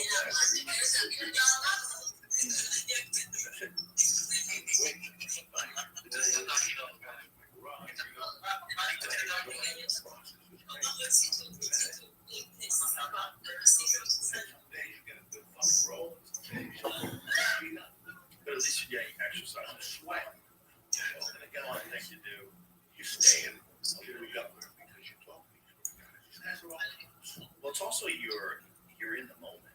Like when you're doing jiu-jitsu, you're trying to and as they joke with me, I'm like, you cocksuckers. I get all that shit. They giggle. The other day, some guy had my back. Brother, I love this guy. And I'm looking at he's joking. I'm trying to defend the joke. I'm trying to get him down. It's like, oh, motherfucker. I fucking hold him. Yeah. They're gonna submit me. I crack it down. What the fuck is wrong with you? I'm an old man. Fuck, get off me. Fuck. Jesus, Joey. That's hilarious. That's what this is about. It's about a bunch of guys. A lot of older guys than me. That's great. 3 or 4 guys older. That's great. That's all. But he's like Taekwondo. That's what he had a Taekwondo school. This is nothing older. That's a guy who was just like fucking mental interesting. That's medicine. That's what they call him when he comes in. He finally got a haircut, so he don't look all fucked up no more. But I fuck around with him on Mondays. He's great. He's a Taekwondo guy. Oh wow. You know, these old guys are fucking great. So Yeah. it's social. A lot of comics, you know. It's a fun thing to do. It's very fucking And it's also one of those things that while you're doing it, you can't think about anything else because it's so difficult to do. So I you think can go those and things you put in your brain. So when you have a rough day, bring it and you'll be like, we want this. Have fun. Right. Fuck you. Yeah. Can't bother me. I'm gonna bring my phone instead. Also, it's so much harder than anything else you're gonna do. But everything else just seems easier. I look at that blue watch. Right. Get the blue watch. You wear a loop while you do jiu-jitsu. Yeah. You gotta scratch people. No, it's shaped like my head. Okay. Oh, you put a arm on. Yeah, right. That's right. So you can put the chest one on, you know. And I see the people that get hurt is the 30-year-olds that go in there to kill themselves. They're starting from their feet. You know, fuck all that shit. Yeah.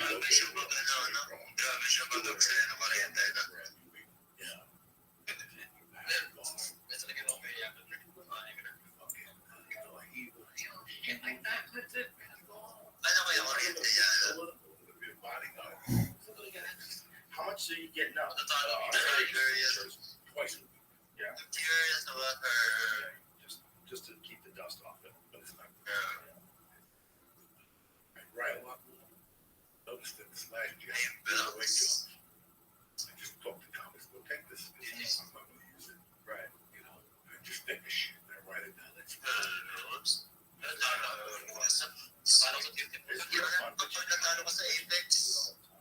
the time.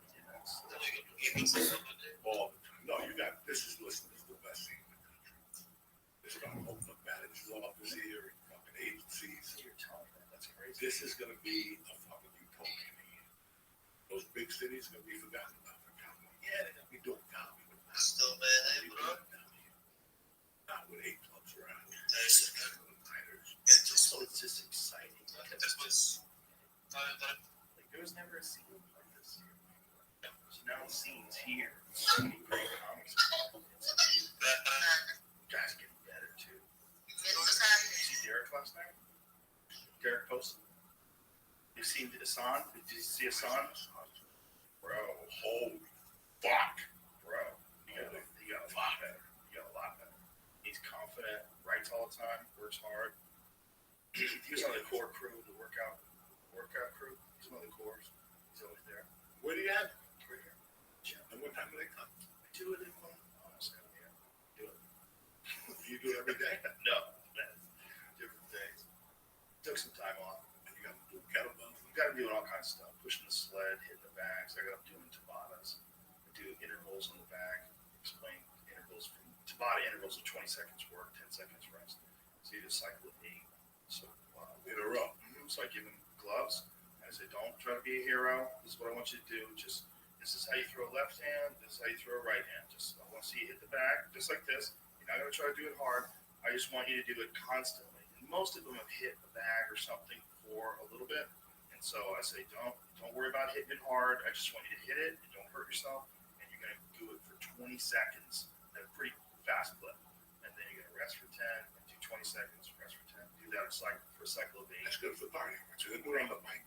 I do on the bike. It's great for cardio. It's one of the best ways to develop cardio is the Tabata interval for whatever reason. I don't know why. But so we did that in the end. So we did kettlebell workout, and then we did the sled, and then we hit the back. I was putting them through like real workouts, and then we do sauna and cold plunge. No, but that whole going would be a good comment. It's work. That's where we work out. And when I was doing it, It's work, and it makes you feel better about It makes yourself. you feel better. It makes your body feel better. It makes your brain feel better. It also makes you feel like you're not lazy and stagnant. Like there's been times where I get up and for whatever reason I'm just not feeling it, and I fuck off and I look at my phone and I make some phone calls, and then the next thing you know, I'm not getting in the cold plunge. The next thing you know, I'm not going to work. And the day, or I'm not going to work out before work. And the days that I realize I'm doing that, I stop, put your phone down, get in the water, were the days that I was happier. I always felt better if I did what I needed to do, because then I felt like I've already done the thing that was the hardest thing to do today. So now I'm on a good path. My day's on a good path. Yeah. see what happens. When I eat, I try to. Yeah. I got to do everything else. Yeah. Early's good though. I like Early guy. it's good getting it out of the way. It also like sets up the rest of your day. You know, get that really physically difficult thing done early, then it sets up the rest of your day. The thing is, like, what I'm trying to say is, like, I'm not immune to those feelings of laziness and those feelings of procrastination. You know, and there's a handful of days over the last few years that I've done nothing and should have worked out. And I just fucked off too much. I just did what I'm doing. And in my mind, I was like, you work out basically every day. Like, take a day off. But then I don't feel that good. Then the rest of the day, I'm like, why did I do that? Now I feel stupid. Now I feel like I'm lazy or I'm not centered. But, you know, I need to do something. I mean, it's like for my brain as much as for my body. I need to do something. I have a step on it. Yeah. He's the best. I went to fucking do.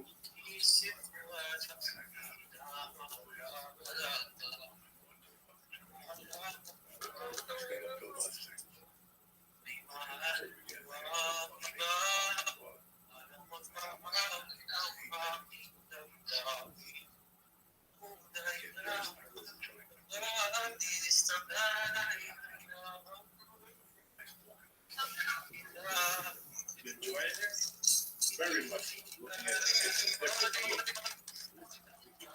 Just come down every now and again.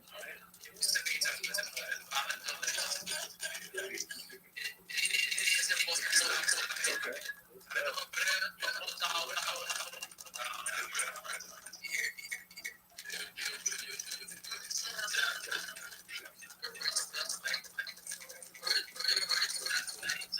Yeah.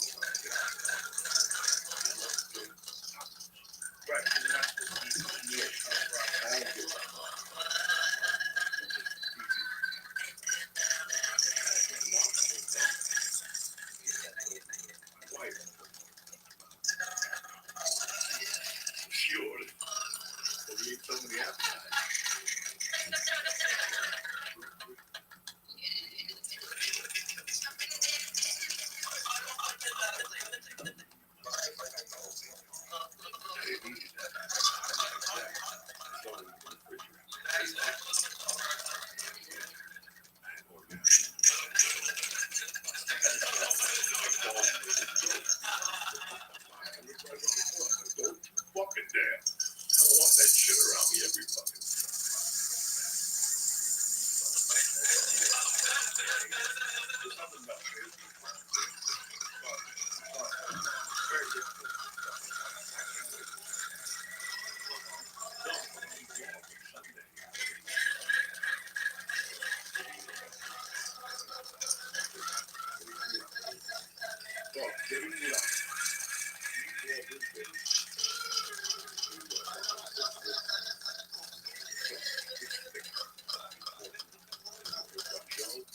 Big sausage.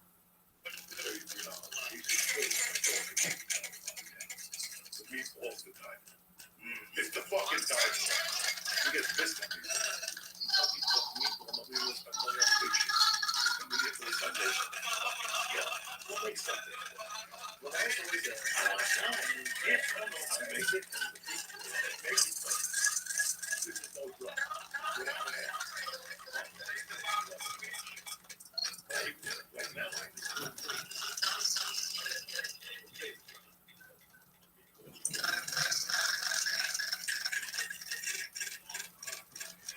there's not a lot.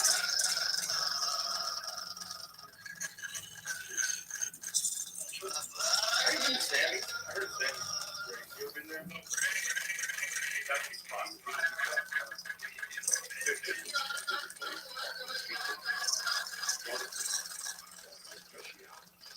Meet this meatball.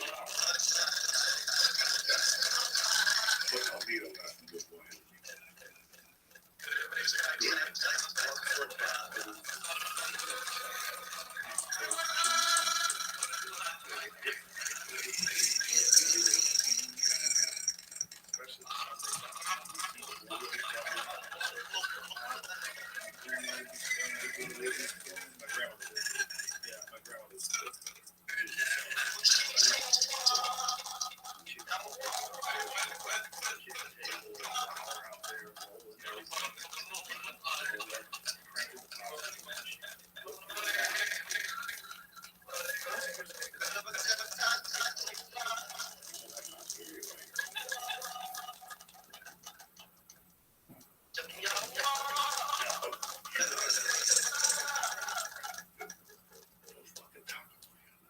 And that's just from the truck on the street. That's the truck on the street. Yeah. Well, guess what? I can't get that. I even told him that I can't.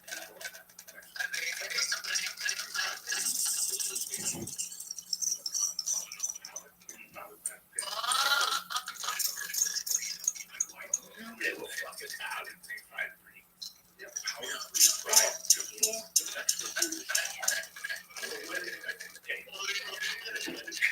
The fucking food is fucking terrible. That's the only thing I miss about LA. That.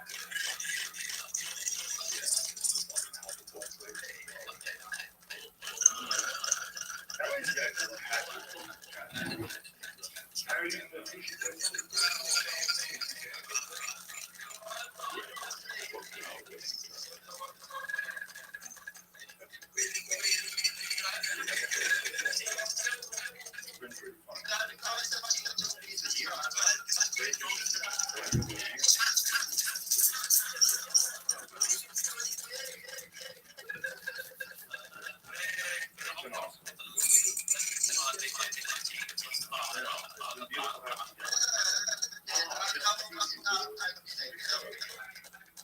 There's so much enthusiasm.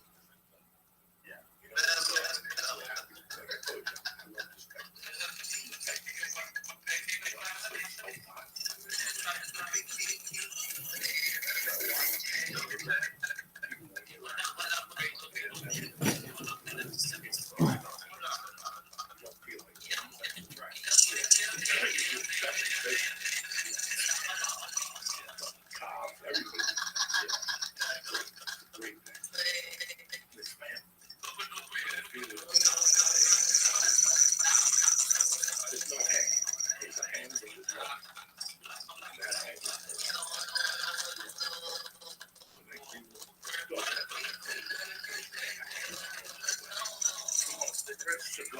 Cigarettes, acid,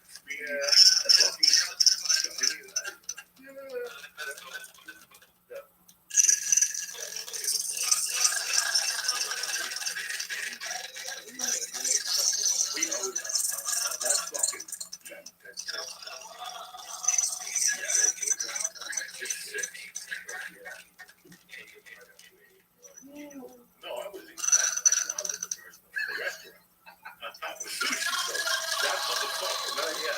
another one in my pocket.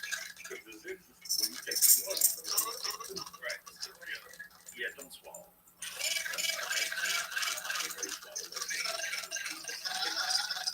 Well, no more. No. I gotta get some more. We all need to death, man. Yeah.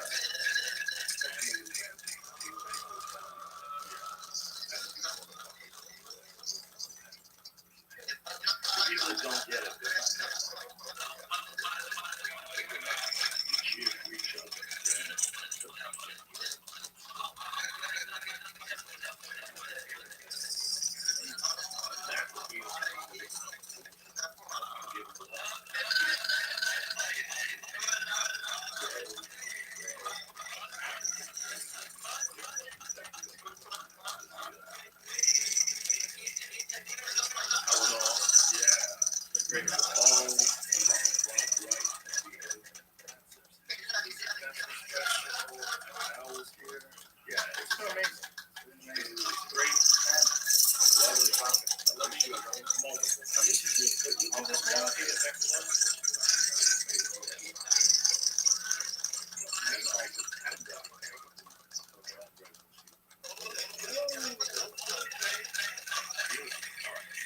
Bye, everybody. Love you guys.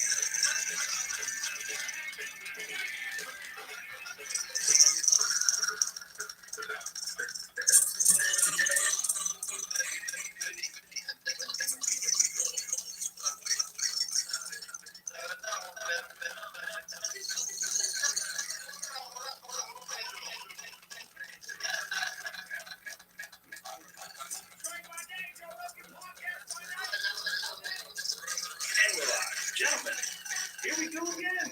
What's happening? In the room. Pleasure to see you guys. As always, this is one of my favorite podcasts that we ever do. And this is very timely.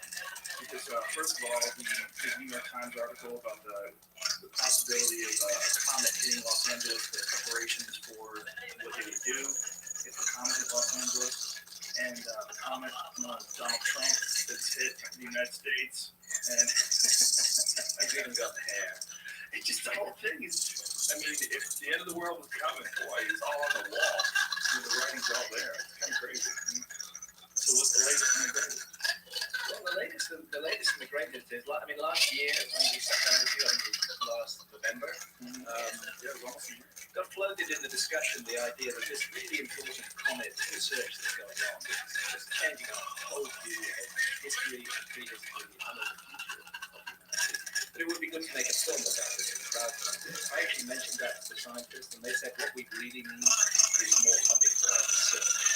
And so they, inspired by basically by Rothschild, they have put out a crowdfunding campaign, which is linked on my website. It's the Comet Research Group. It's a big story, right? So how can people find it really quickly? It's Indiegogo. Well, no, Comet Research Group. much quicker way. Just go to my website, grahamhancock.com. There's a revolving banner, which is the Comet Research Group. Click on that. grahamhancock.com, and then crowdfunding for comet research. And so what are they trying to put together? Well, they're wanting to. These guys have actually not had any official funding. This is a group of major, highly credentialed scientists who, for the last decade, have been investigating the extraordinary story of a massive series of comet impacts on the Northern 12,800 years ago. That is the global cataclysm that wipes out the whole civilization from prehistory. So that's why it's of interest to me. They're not coming at it from that point of view. They're coming at it from rediscovering something that we lost ourselves. So it's really important to understand the role of cataclysms in the story of the Earth. And they need to do much more research. So they need to go back to Greenland and look for the Maryland. There's an ancient city which they're not revealing the name of, which they've been certain was wiped out by a comet impact about 4,500 years ago. They want to go there and investigate that. So there's a lot of field work they need to do to drive home this hypothesis and to, frankly, put down the opposition, because there's been so much opposition to this idea. People with vested interest in other theories. That's why these guys have not got funding. So the only place they're going to get funding to do this work is from. That's what we're thinking. Comet Research Group. There's a banner on my site, and all the links to their crowdfunding to their website, which is full of massive information. It is this very unusual thing, the fact that we know that comets and all sorts of various large objects have impacted the Earth. You can see the craters, we know they exist. It's so rarely discussed. It's so strange. If it wasn't for this article in the New York Times, I can't remember when the last time that it even came up. It's such a huge issue. It's a massive issue. Massive. No problem at all. Really, give it a great deal of thought. But I think it's right. Point is, untold story of how We were given a little hint of February 2015. Yeah. But that was just a little came in, it was about 50 people. And it came in at a fairly low angle, blew up nearly 18, right in front of me, like this. Yeah, it's just flat now. Okay, just better? Yeah. Sorry. So it came in, I think it exploded 12 miles, about 20 miles. So there's still enough to damage thousands of buildings and injure 1,500 people. The thing about that one was if it had been slightly larger, if it had come in at a slightly steeper angle, a little bit higher velocity, you could have had thousands of thousands rather than just injuries. And that would have been major headline. That was already forgotten. But do you remember? Yes. We may even talk about that. We did. Yeah. I think we can show videos of it. Yeah, it's fascinating with Russia. There's so many of those trail dash cams, because they have so much insurance fraud apparently over there. People slam into each other all the time. They want to report it. So we're fortunate enough to have so many of those videos because of that. it puts it on the record, whereas otherwise it would not be. I think people don't like to talk about cataclysms and catastrophes, and actually nor do I. Nobody wants a horrible cataclysm to occur, but this is the point, which is that the prospect of a comet or asteroid cataclysm on the Earth is actually much higher than has been told to us up till now, and something can be done about it. It doesn't have to be the end of the world. We don't have to, say, okay, it's all over, forget about it. Quite the contrary. This is just something that would be prudent and rational for the human species to do, and amongst many other imprudent and irrational things that we focus on instead, we should be focusing on different. Well, at least just to heighten awareness of it, and also the possibility that we've been nailed a bunch of times and we forgot about it. And this is the big thing that you've been dealing with your entire career. This skepticism about past civilizations. I mean, I got into it with Michael Shermer, who's a friend of mine. He was a very famous skeptic. I got into him with it yesterday because I posted that you were going to be on, and he started chirping something about civilizations 12,000 years ago. Where's the evidence? I'm like, dude, you're saying this and you don't even know about Göbekli Tepe. So I sent him Göbekli Tepe, literally like 5 hours later. He wrote something claiming that, well, that was made by hunter-gatherers. It was all just really to sort of suit his narrative. But he doesn't know that. No one knows that. Nobody knows that. They're so determined to keep the existing model. And when new evidence comes in which can't be explained by the existing model, they just try to explain away the new evidence and not think maybe it's time to change our theory. This is the unfortunate thing. But cataclysm, global cataclysm, a massive event that happened 12,800 years ago in the Younger Dryas, impacts which were a series of comet impacts on the northern Atlantic. This accounts for why we don't have a lot of evidence, hard evidence of a 12,000 plus year old civilization, because it went down. That catastrophe was quite bad. I've been trying to amass the evidence actually that complements what Ray was doing. It really answers that question that Shermer brought up. And it's a legitimate question. Where's the evidence? But I'm quite sure that Shermer is not really educated in the extreme events that have really taken place on this planet in the last 10 to 20,000 years. And what that would do to any kind of evidence. And maybe while we have some time here today, I brought these things to try to convey some sense of how extreme some of these changes have been and how one would actually be quite shocked to find anything existing in the aftermath of these events. Well, Michael Sherman's a brilliant guy. I don't mean to shit on him, but what is disturbing to me is that his knee-jerk reaction to this, without having any research at all in the subject, not knowing at all about Gobekli Tepe, which was discovered in what, the 90s? Yeah. Nice. So, so this is, to me, this is something that I've looked at because of you guys in great depth. When I read your book, I was just completely enthralled with this idea of history having some sort of a rise and fall and civilization having these resets. So I've been absorbed in it for a long time. What's fascinating to me is people that consider themselves to be skeptical or I mean, he's a skeptic professional, but many people who question anything that's outside of what they've been told. As soon as they hear any sort of a theory outside of what they've been told, they immediately call quackery. And it's a weird knee-jerk reaction to something, especially when you talk about asteroids, that is a very real part of our past. We have a ton of evidence. I mean, there's actual craters that you can look at on Earth.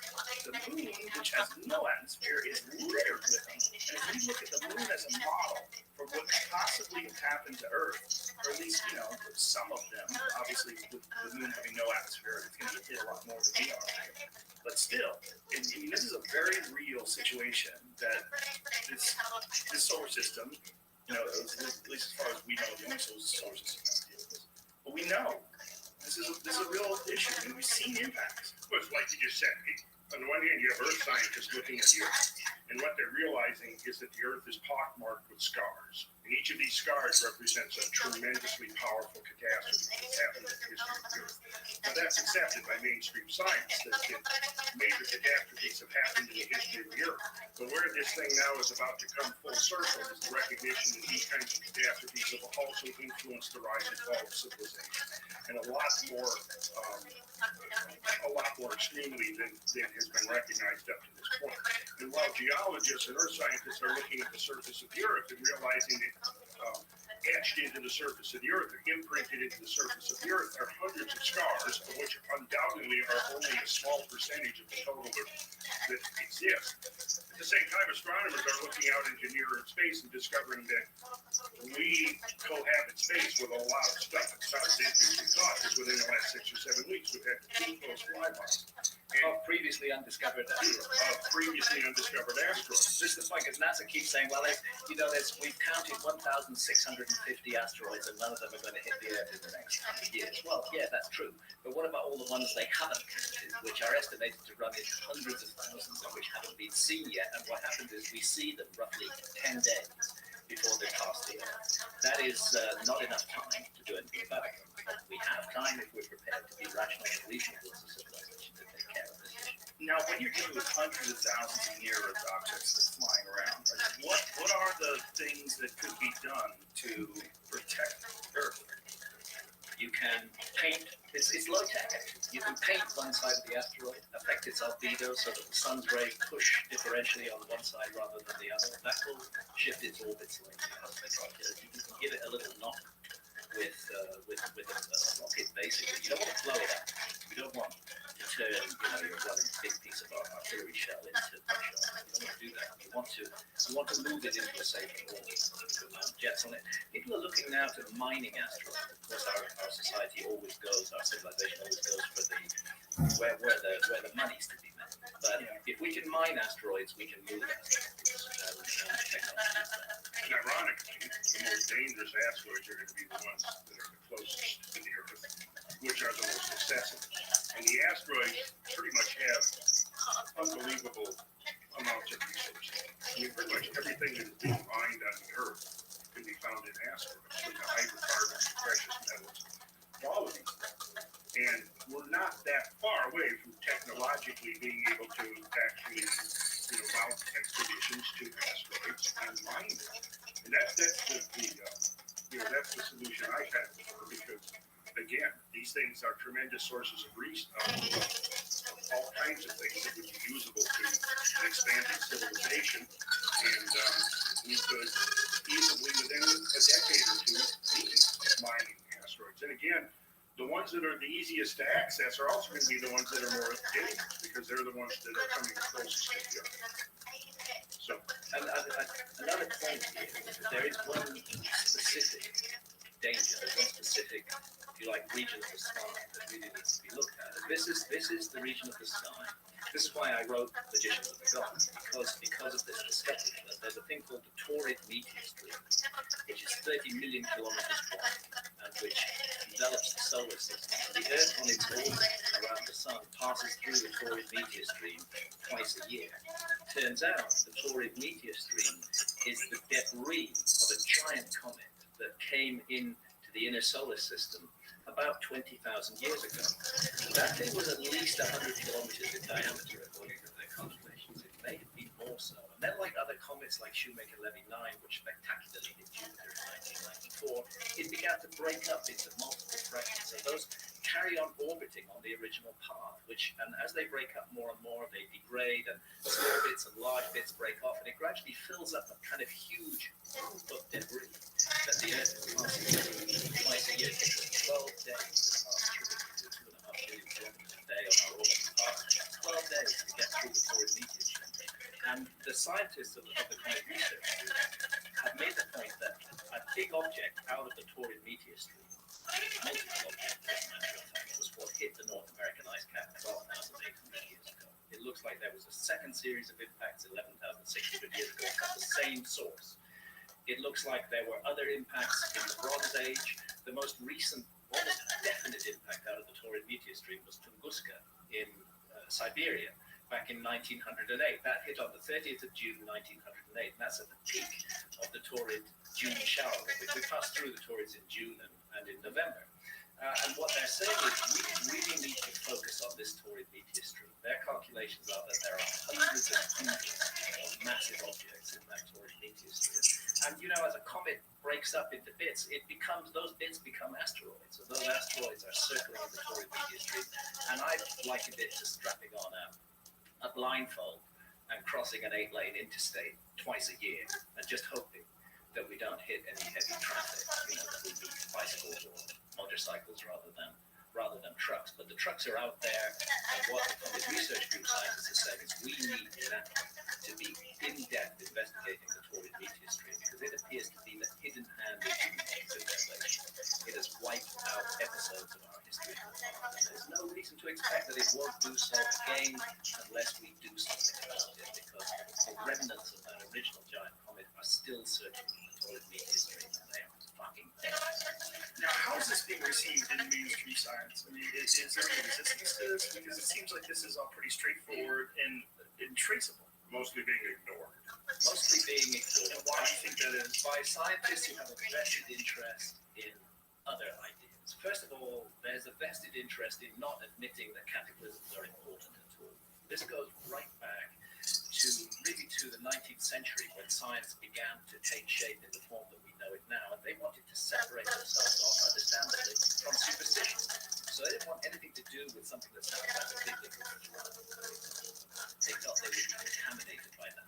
They preferred to explain any cataclysmic evidence as a result of a gradual process. So you really think it's because of the reluctance to accept religion or religious ideas, or to separate themselves? No, I think that's where it started. They wanted to separate themselves off from that. Now they've gone a long way from that. Many scientists have got a vested interest in what is called uniformitarianism, or gradualism. And they don't like to hear about cataclysms having any major impact on the story. So is it sort of the momentum of these initial desires to escape religious influence that have sort of led them down this path? Yes. And then there are others who have a vested interest in current accounts of global warming, others who have a vested interest in extinctions taking place now. They want to say that our ancestors were responsible for the extinction of all the mammoths and mastodons and so on and so forth. Whereas the Comet Research Group scientists are saying, no, those huge megafauna of North America go back to a massive series of impacts in North America. I'm reading a book right now, again, Florida, it's really interesting book called Coyote America, Wildlife. Is really an expert on all the different forms of wildlife in North America, where they originated, and one of the more fascinating things about it is he's talking about all these animals that went extinct 10,000 plus years ago, this mass extinction event, and never once does he bring up cataclysms, and there's all these different ideas, and one of the big ones being the human beings with cattle owls, which is like really a very weird sort of a spear throwing device. We wiped out woolly mammoths and all these other animals. To me, it's a lunatic idea. Also, if you have any contact with hunter-gatherers today, you find that hunter-gathering people don't overkill their game. They hunt them respectfully, they take what they need, and they leave the rest because it's a renewable resource for them. So I don't think hunter-gatherers wiped out the mammoths in North America. The evidence is compelling in these economies. Well, the evidence that you brought up when you were here the first time, when you showed the images of all those mammoths that had been literally knocked over with broken legs from the impact of something, and mass burial grounds, like these mass, not burial grounds, obviously, but mass casualties, mortality sites. Yeah, that's a good way to put it. Yeah, in fact, Graham and I visited one up in South Dakota called Hot Springs, where there's just several dozen. Nobody knows how many are actually there, but there's at least several dozen two species, woolly mammoths and Columbian mammoths, that have been entombed. And while we were there, interestingly, the guy who was giving us the tour there was kind of giving me a gradualist explanation. And well, over long periods of time, these mammoths wandered into a sinkhole. So they became entombed, and I asked the question, well, what studies have been done on the sedimentary matrix in which their remains are being found? Because as I'm looking at this sedimentary matrix, I'm seeing a massive deposit. In other words, a deposit that was instantaneous. And when I brought that up, she actually got very irritated. And dismissed my question. Didn't well, we've got it all worked out. We know about that. Well, what is it? Well, we've got it all worked out, and then immediately went on with her narrative. But yet I had an article that was actually written by one of the original scientists who worked on the site, and his description was, well, it could have been that, but also as an alternative, he used the term float and float. That what you had was woolly mammoths that had been caught in a flood, drowned, and their bloated carcasses floated into a depression in the landscape, and that's where they were entombed. And that makes a whole lot more sense to me than the fact that, individually over several thousand years, these mammoths wandered into this sinkhole and then couldn't get out. But you got to bear in mind, we're talking about, at the end of the last ice age, 120 roughly species of megafauna disappeared, which is about equivalent to the same number of megafaunal species that inhabits the Earth today. It was a short period of time, something like 65% of the North American mammals went extinct. 75%. Very short period of time. Very short period of time. Pretty much totally coincident with that period called the Younger Dryas. And so there's nothing resembling what we're capable of doing today back then. I mean, when you look at human extinction events, human-caused extinction events, it's very logical.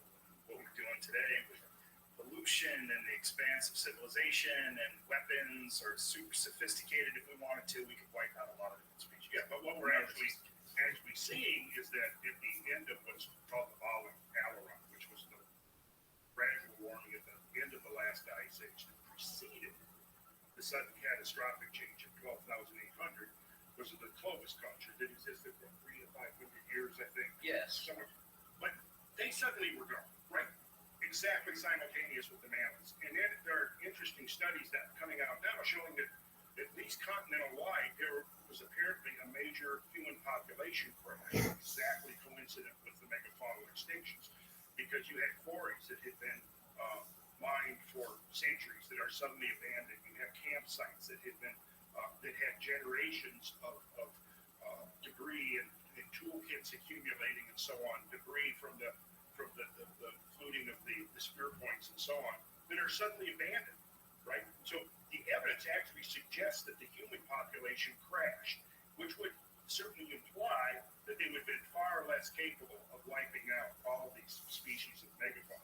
Also, the studies of their diet and their life ways suggest that they were quite diverse. They were hunter-gatherers, and they focused mostly on small game. They ate a lot of fish, a lot of shellfish. They gathered food.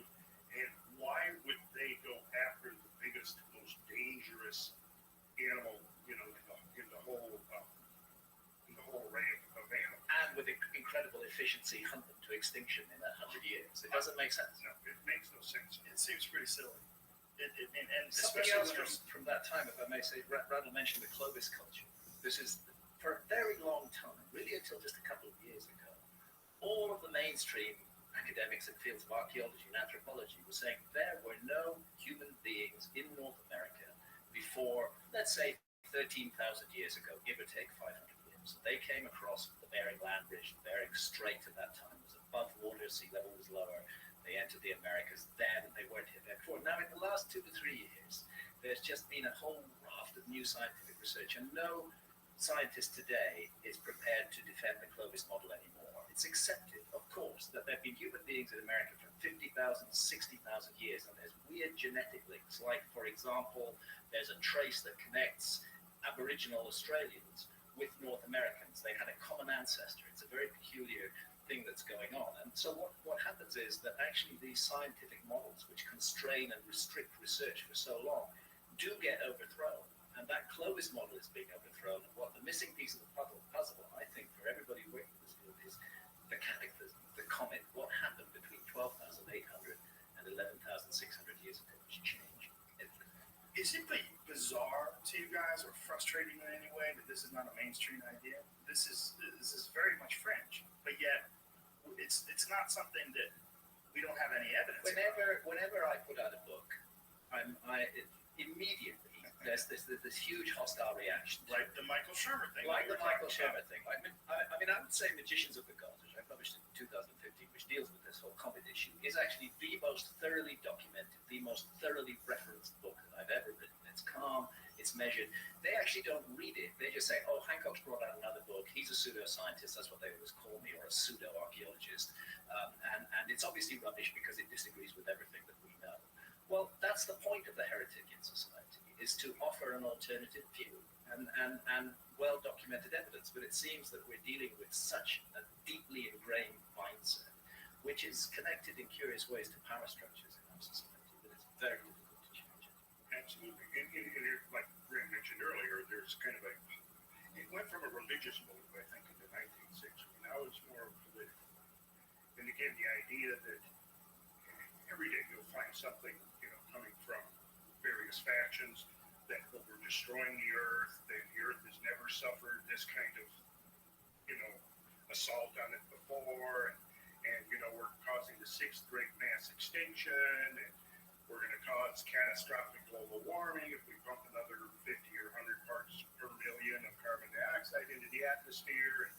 And so what that has done is, like many, I won't say many, but several of the scientists now that have been in the forefront of criticizing the Younger Dryas impact hypothesis are also very much involved in the global warming movement and the idea that we are now precipitating the 6th great mass extinction.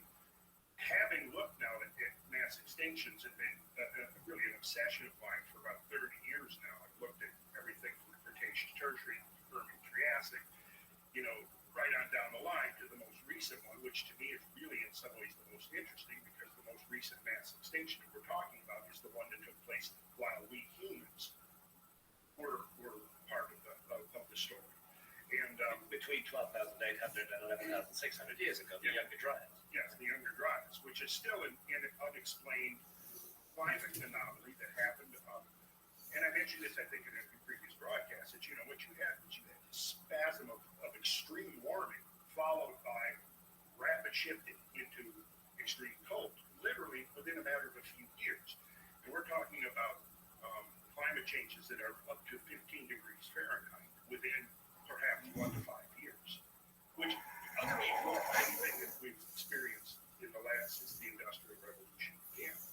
And we still don't really understand. And that's why this research is so important, because now we understand that there was something cosmic that happened. It's left its imprint in the landscape over, 4 continents, 5 continents? Yeah, over 50 million square kilometers of the Earth's surface. There's a giant debris field there's stuff that is only produced by massive impacts. These things come in at 70,000 miles an hour. And, if they have any diameter at all, if they're 100 meters or more in diameter, they are going to hit the Earth really hard. They're not going to burn up in the atmosphere. When they do, they pack a huge amount of kinetic energy, a huge amount of heat and shock, and that creates very definite chemical products. So nanodiamonds, so carbon space, so melt glass, that's like the trinitite that was produced in nuclear explosions. All of these, when they're all found together in the same layer of soil, and And when you can put a date on that layer of soil, and when it's all over the world, there's only one thing can explain: a massive cosmic impact. I don't understand why this is happening. I really don't. I mean, I do understand that when people start teaching things, when people start doing lectures and giving speeches, they want to stick to their guns. And they want to somehow or another avoid anything that's going to contradict and espouse. It's a game. This is a game changer. This information, it changes everything. It changes the way we've looked at our past. It changes the whole story of archaeology, and it changes the way we're going to look at the future. I think that people in academia are reluctant to embrace that change, and they're afraid of being called pseudoscientists, because there's a whole lobby of skeptics who use this word pseudoscientist or pseudo-archaeologist as an instant dismissal of other ideas. And those who are in the profession, they don't want to get tarred with that brush. They want to keep themselves clean and pure. I understand that, but you're talking about hard evidence. Yeah. You're talking about this nuclear glass. You're talking about nanodiamonds. You're talking about core samples that show this massive shift when you do the ice core samples, massive shift in temperature. And you're talking about with very clear evidence of impacts that we know exist. It's not like the comet's theory. It's not like it's Bigfoot or something. Like, like we're looking for the final piece of evidence to show the comet's a real thing. It's real. It's totally real. But it's so difficult for those who are invested in other models to accept. And unfortunately, they have the ear of the media. There are, by the way, all the scientists in comic research are absolutely speculative scientists. They have taken a lot of flack from their colleagues daring to investigate this area. That's why they've had no funding. They've had to fund themselves all the way along. That's so crazy. Because this is not a controversial thing in my mind. I mean, it should not be. This is not an airy-fairy thing. We're not talking about psychics. We're not talking about UFOs. We're talking about something we know exists. Yeah. So to bury your head in the sand over something like this seems to me Vested so interest. preposterous. Vested interest. Right now, NASA is spending the equivalent of one attack helicopter a year on investigating the comet and asteroid danger. $50 million a year. That's not that much. It's peanuts. It's tiny. It's a minuscule sum. But hundreds of billions of dollars on massive, sophisticated military equipment, which we can use to slaughter one another in ever more sophisticated ways. But just $50 million a year on saving the Earth from a potential cataclysm that could put our civilization back into the Stone Age tomorrow. And I don't mean to keep harping on Michael Schoenberg because I like Michael, but that he highlights this sort of natural inclination to poke fun at something that he has done no research on whatsoever. When I pointed out Göbekli Tepe and I sent him some articles from National Geographic, he went radio silent. I mean, He should know about it. It's astonishing the for number sure of people without mocking it. Yeah. If you're going to mock it, you should actually know what you're mocking. To say that Göbekli Tepe was created by hunter-gatherers, well, I'm sorry, that's just a theory.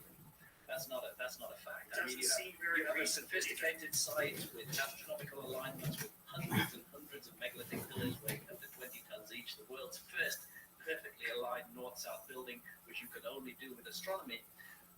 It's not enough to say, oh, they were just hunter-gatherers. There was something extraordinary. From a half a mile away. Yeah. I mean, there's some serious sophistication. I mean, how big are these stones? Well, the biggest one actually is still in the quarry. They left it because it had a fault in it. They clearly intended to move it 50 tons. You're looking at 20-foot high objects. And then it's the putting together of them. See, here's the problem. Hunter-gatherer societies are not the kinds of societies that produce large-scale fixed monuments. Why? Because they don't generate a surplus. You can't pay for somebody to become an architect of those times, somebody to become an astronomer. You're busy hunting and gathering, and that's what you do. Agriculture generates a surplus, and that is the problem at Göbekli Tepe, because there is no background.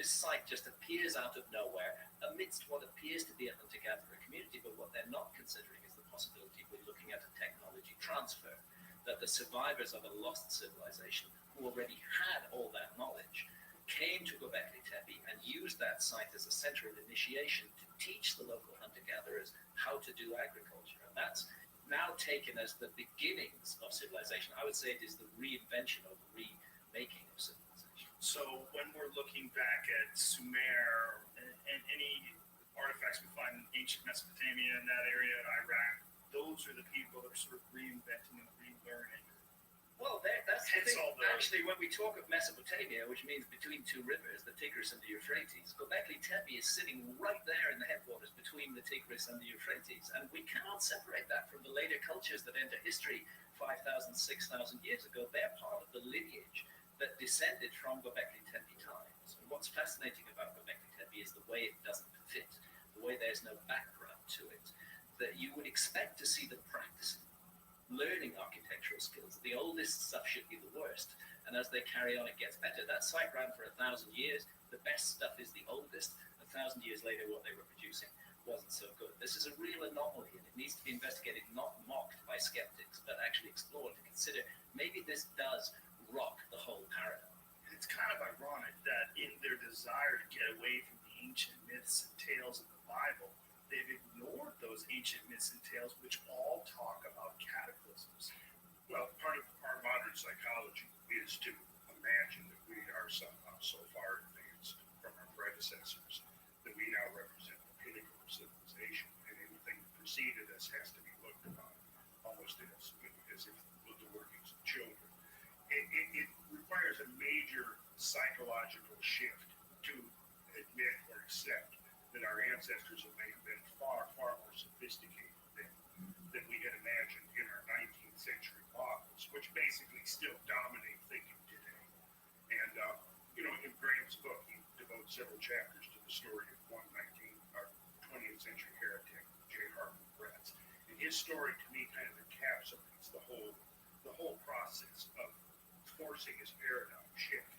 And for years, he was out there exploring this evidence that there had been this tremendous flooding in Washington State.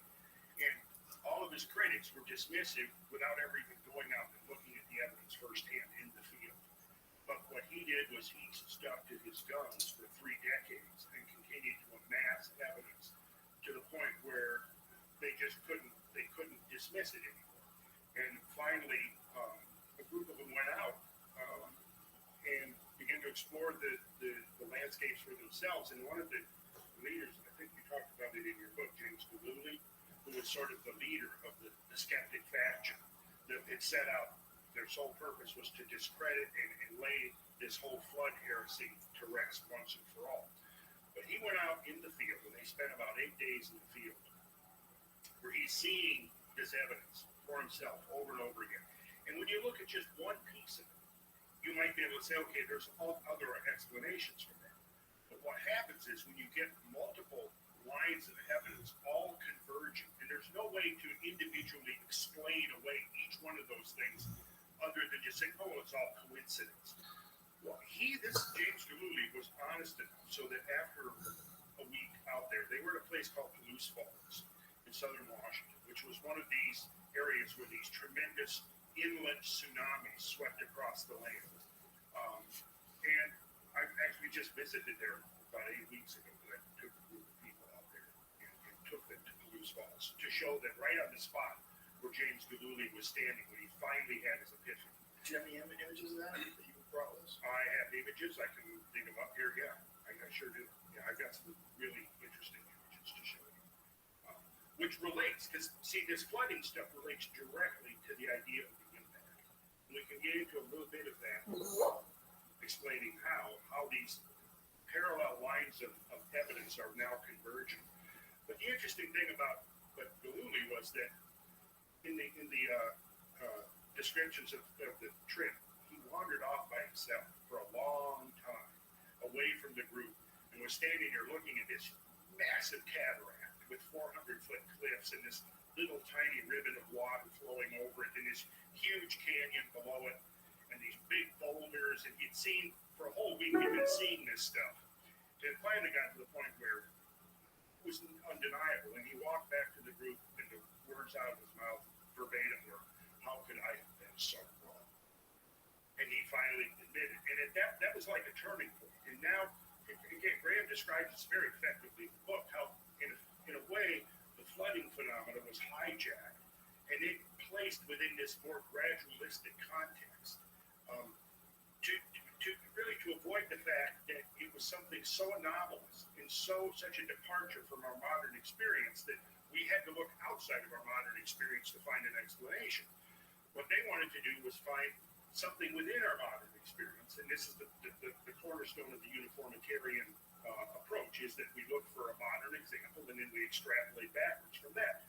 And so what they did was they said, well, in the modern world, we have proglacial lakes, that form in front of glaciers, and sometimes these proglacial lakes might be held in by an ice dam or another glacier.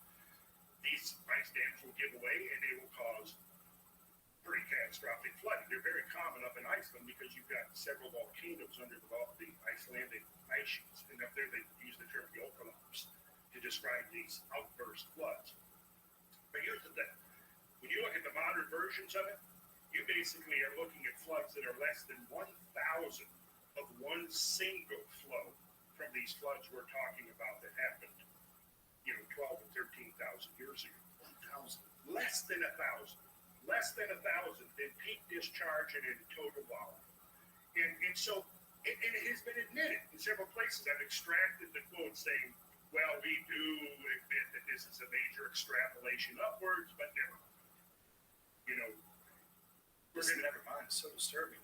See, Harlan Bretz, for 30 years, was walking the walk in the Channel Scoutlands, and what he saw was evidence for, as he called it, a humongous flood, which actually rose and fell within 3 weeks. And he went through decades of being put aside by his colleagues, insulted, they mocked him, they laughed at him, just as the skeptics do today. But gradually the evidence began to mount, and they couldn't deny it anymore, that there had been flooding. And actually, eventually, they gave J. Harlan Bretz, the Penrose Medal, which is the ultimate, the ultimate bestowal of geology in America. He got the accolade. And he said at that, he was more than 90 years old at that time. He said at that time, he said, all my enemies are dead, so I have no one left to gloat over. But the point is, in a way, there was nothing to gloat about, because what they did was they separated him from his central idea. Instead of accepting that there had been one huge flood, and that was always his view, they said, oh, there must have been 70 or 80 floods that caused all this damage. And that's what we are seriously challenging right now. It's so ironic in a way that the human desire for knowledge is what has led us to where we are today. We have this insatiable desire for knowledge and for innovation, but that same human desire to achieve is also what's the ego's responsible for that. And the ego blocks anything that's contrary to what you've already established as fact. As soon as you see something that might throw a monkey wrench into the gears of what you've been teaching and practicing your whole life, and I know that you've gone through this with Egypt, your whole issue with the Sphinx and with Dr. Schock and John Anthony West, who was on the podcast. John was with you just recently. Yeah, he's amazing. By the way, I'm going to be doing an event in New York with John Anthony West When? on the 29th of November. Where? It's linked on my website. Okay. The details are on the Talks and Events page. It's in some church somewhere, but I'm going to give a presentation, and then I'm going to interview John live on stage. First time I've ever done that. I'm kind of podcasting. He's such a character. He's an amazing. I love that dude. And Magical Egypt is, I think, one of the most important things that anybody could ever watch. I think that DVD series is just insane. It's so spectacular and so fantastic. And next to going to Egypt, which I haven't done, I think that's probably the second best thing. You bet. And John is an example of why we need heretics. This is the thing. You see, that science today, yes, you're right. We have this thirst for knowledge and it's human characteristic, but also we get invested in particular positions. And when people criticize those positions, we take it as an existential threat, and we get all angry and hot and bothered about it. If we allow that to happen too much, we don't keep place for heretics in our society, then we're never going to do anything novel. We're gradually going to get locked down, ossified into the existing system. We need heretics. John has been the leading heretic on ancient Egypt for decades, pointing out that we should listen to what the ancient Egyptians said, that their civilization was not a development, it was a legacy. It was a legacy from the time of the gods. And that casts me back again to this whole issue of lost civilization. Now, when Göbekli Tepe was discovered, it vindicated you in so many ways. But what are the possibilities, if any, of more of these sites being explored and exposed? Are there more that people are looking at right now? Are there any that are under the radar? Just a year ago, at the bottom of the Sicily Channel, at a depth of more than 120 feet, it's been underwater for at least 9,000 years, is a huge megalithic site. Before the discovery of Göbekli Tepe, that site could never have been explained. The dating is absolutely definite. The seas rose and covered it at least 9,000 years ago. We don't know how long it stood there before it was covered by the rising seas.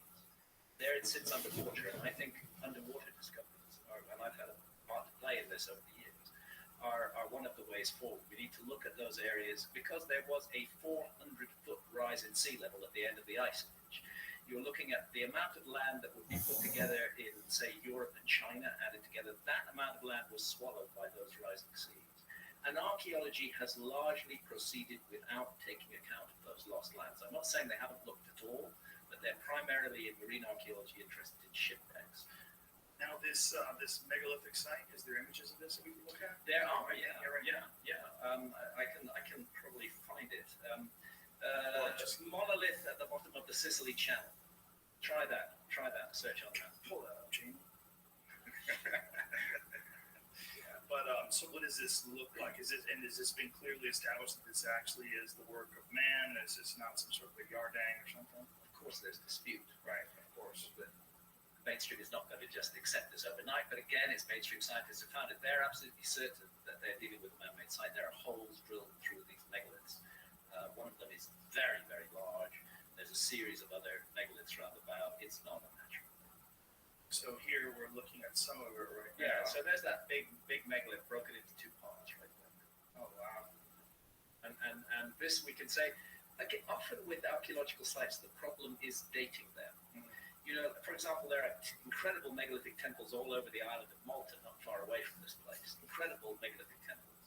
But they can't date the stone directly. They have to date organic material associated with the stone, and that can give them misleadingly young dates. In a case of a site that's been covered by sea level rise, there can be no argument. Nobody went down there and built that 9,000 years ago. Right. It had to be built before the seas rose, and that puts a minimum age of 9,000 years. What are the best images that we can look at? Because right now I'm just seeing rocks. It's very difficult because I'm looking at something Well, very that's and two-dimensional. I'm afraid that's all you're going to see. Those are the best images of it that exist. But Right above that. that's in Yonaguni. Okay. That's not in the Sicily Channel. So, what are the biggest pieces down there? Is it this right here? Is this what you're? Yeah, that big thing there is about 30 feet long. And is it what leads you to believe that this is man-made? The scientists who worked on it, the fact that there are holes drilled through the stone, the fact that you can go to neighboring areas like Armenia and find really very ancient megalithic sites where they have exactly the same kind of holes drilled through the stones. And the holes seem to have been used for astronomical sightings. Now, this site's a mess. It's been knocked over by the sea. It's fallen down. But we're seeing the same thing, big megaliths with holes drilled through. And you're also dealing with 9,000 plus years of erosion and All barnacle of growth. all of that. And the ocean is a difficult place to work, you know. Yeah. It's not easy. Visibility can be bad. You're dealing with currents. There's all kinds of problems. But this is bring in important James discovery. Cameron and his crazy little submarine. Bring in James Cameron. Well, I spent 7 years scuba diving all around the world looking at this stuff. Pretty convincing. Well, it does make sense that if we do know for a fact, and we do, that the sea level rose dramatically at the end of the Ice Age, it makes sense that some things would be buried under the water.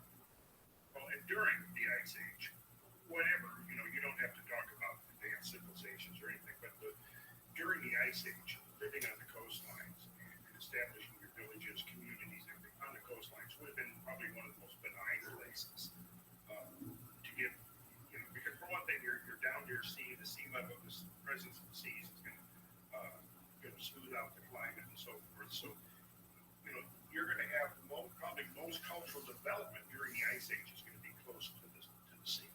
So it's going to be underwater, just like Ray was talking.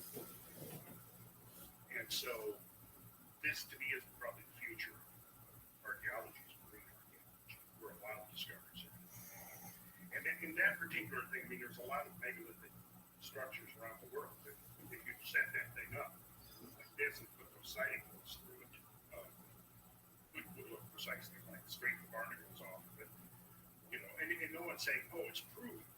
But what it is we have to keep an open mind and say, well, there are some very strong similarities here, so let's investigate this thing further. And that's the whole point of all this, is all of this stuff needs more research. It doesn't need some cavalier dismissal by somebody who's protecting their own paradigm. It needs more research on all fronts. I mean, because I think that there's enough evidence that is now accumulated to suggest there is a deep history to the human species on Earth. And we're just beginning to really appreciate how much deeper it really is than the conventional models of history. And rather than just waving an arm and dismissing this with a skeptical sneer. Exactly. What's interesting is that there is accepted scientific models of humanity when you're talking about supervolcanoes, right? Like the supervolcano of 60, 70,000 years ago. October. Yeah, I mean, they pretty much accept that wiped out of the vast majority of human beings on Earth. And why is the supervolcano hypothesis so easily accepted, but yet the asteroidal impact, both of them are real events, both of them are historically documented. In fact, we've never watched a supervolcano take over the world, but we've seen asteroids hit other planets. We've actually watched Shoemaker-Levy, like you were talking about before. Bombarding Jupiter, unbelievable. They are impacting the planet Earth itself. Yeah, exactly. So, and actually more than 20 impacts. Each one of them would have wiped out all life on Earth if that object had hit the Earth.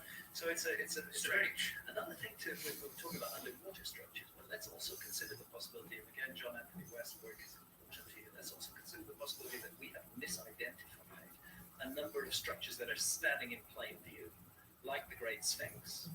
Egyptology, read any Egyptological text, any encyclopedia, actually, they will tell you that thing was put there by a specific pharaoh Khafre of the 4th dynasty, around about 2,500 BC. That is not a fact. That is an opinion. But it's presented as a fact. There is not a single inscription that relates the Sphinx to that pharaoh, not a contemporary inscription, not one dating from 2,500 BC. In fact, there's nothing at all. It's just the assumption, because it's close to a pyramid, which they assume the same pharaoh built, again on the absence of evidence, that the Sphinx must have been built by them. But John Anthony West was the first to see that actually when we look at the Sphinx, we're looking at a highly eroded stone object. And that erosion is very odd, and that's why he brought Professor Robert Schoch, Professor of Geology from Boston University, to Giza in 1992 to look at the Sphinx and say, what actually caused this weathering on the Sphinx? And Schoch immediately saw it. What caused it was exposure to a very long period of heavy rainfall. And no such rains have fallen in Egypt in the last 5,000 years, but they did fall during the Younger Dryas. We had a prolonged rainout from this comet impact as that ice cap was pulverized. A massive amount of ice water was thrown up into the upper atmosphere. Prolonged rainout, which could be the cause of the erosion of the Sphinx. Now, what has occurred new? What discoveries have been discovered in the last year? What is new that we can look at? In terms of archaeology, there's not much new. Göbekli Tepe at the moment is in deep freeze. It's right 30 miles from the Syrian border. There's been massive unrest in Şanlıurfa, which is the main town.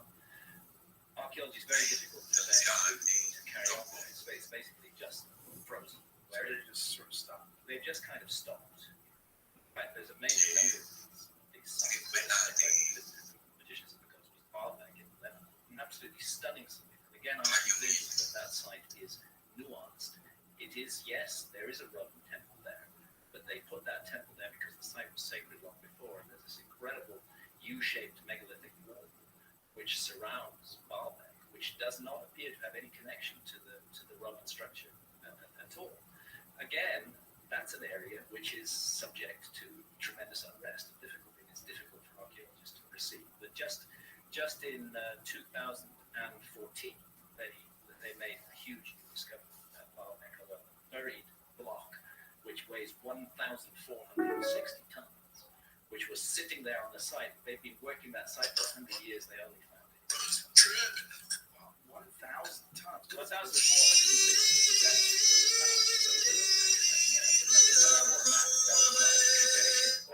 ton Times 2,000 pounds. Yeah. 2,000 pounds to it. Imperial. So never had 3 zeros on it. Double it. It's a horrendous amount of pounds. Put it that way. It's the single largest block of stone ever cut and quarried in the ancient world. And they found this just in 2014. They found it in 2014. Now there's another big one right beside it, which has been in plain view for about the last 100 years. And it's astonishing to me that this one, which is just below it, was covered by sediment. That You have an actual calculator? You might be the An only actual- person left. I never go anywhere without my You have calculator. a real calculator. Nobody has one of those. We were just talking about that yesterday. You're like, who the fuck It's buys not an calculators? iPhone, it's an actual I calculator. am the last guy. Take care of it. Wow.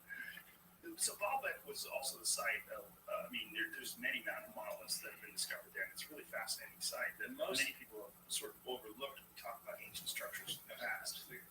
I have to resist. I've got nothing against aliens, but I don't need aliens to explain these things.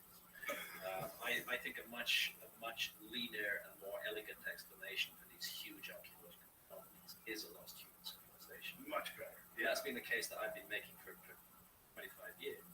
I think that the alien thing is a bit of a distraction. Of course there's aliens. Of course the universe is full of life. But the ancient archaeological sites are not good evidence for that idea. Unless you massage the evidence a lot, they're not good evidence. I think we are dealing with a lost human civilization. And at Baalbek, 20 feet above the ground, we have 3 blocks of stone, joined so closely together that you can't get it. Edge of a sheet of paper between them. Each one weighs more than 900 tons. They are 20 feet. It's a stunning achievement. It's just absolutely astonishing. How on earth did they do that? And how does mainstream archaeology deal with that? They say, the Romans did it. The Romans did it. Romans did do some awesome stuff. They did do some awesome stuff. They absolutely did. But this site is separate from the Roman site. It surrounds it, but it's not part of it. In terms of your question, what's happened within the last year or two, I would think that probably the most significant thing, or certainly right up there, would be the common research and the discovery. I mean, like this article I have right here, which came out in 2014, so it's not that. A nano diamond rich layer across 3 continents, consistent with major cosmic impact at 12,800 years ago. And it's something like 24, 25 highly pedigreed scientists. And these are the Comet Research Group. These Yeah, are the scientists from the Comet Research Group who have funded all their research themselves. They came out with another paper in 2015. Where was this published, if anybody wants to read this? That's in the Journal of Geology. Yeah. But then there's the Proceedings of the National Academy of Sciences, host a lot of their work as well. And the Proceedings of the National Academy of Sciences get into trouble for hosting their work, but they did its importance. So they keep on hosting it. This is so spectacularly confusing to me because that's rock solid science. Yeah. I mean, this is evidence. This is actually, you can weigh this stuff. You can measure it. You can run tests on it and find out what its components are. This to me is so baffling. Yeah, it's very baffling. They brought out another paper in 2015. I won't go into some of the details are boring, but it's called the Bayesian chronological analysis. And basically, what they were looking at they asked themselves, is it possible that this evidence, these nanodiamonds, these melt blasts, the carbon spherules, could that have been laid down gradually? And the chronological analysis that they've done absolutely answers that. No, it was not laid down gradually. This whole thing unfolded in a period of about 24 hours. Whoa! What a night. Yeah, and what had happened, Joe, was that for years, archaeologists had recognized this black mat layer at about 24 or more of the Clovis sites around North America, which there have been over 50 of them that have been studied. And it was C. Vance Haynes who wrote an interesting paper saying that he was the one who noted that below this black mat layer, which is only 2 to 3 inches thick in most sites, you found evidence of the Clovis culture. You found their tool kits and their spear points and so on. You found evidence of the extinct megafauna, but not above. You would find this evidence of this cultural activity and the megafauna right up to the bottom of the black mat layer, but not above it. So what finally happened was in 2007, Richard Firestone and Alan West and some of their colleagues, and it was just basically a small group at that point, took a look at this closer look. And that's when they began to discover these impact proxies, usually right at the base of the layer. And the layer itself is carbonaceous, which suggests that there had been a lot of soot deposited, which would imply widespread wildfires. In fact, there was a study right off the coast of California on the Santa Rosa Islands, which concluded massive wildfires that were just annihilated everywhere. And this was preceded by the deposition of this black mat layer. But right at the bottom of this black mat layer, you find the nanodiamonds, magnetic grains, the microspherules, the carbonaceous spherules, fullerenes. You find these impact proxies, and they're not all the same at all the sites. In fact, that's been one of the things that the critics have seized upon. But what they're doing is, I think, taking an oversimplified model. And when you look at a common fragmentation event, you could be looking at the individual pieces have very different compositions. And what we were talking about earlier, the toric meteor stream, I'm not convinced at this point that it was necessarily just a single impact event. It may have been a bombardment episode that may have lasted even several decades. It may have then ceased for a while. And we were talking about this last night over dinner, that there seems to be a second spasm at 11,600 years ago that's also associated with a massive rise in sea level. They call there's two meltwater spikes, meltwater spike 1A and meltwater spike 1B.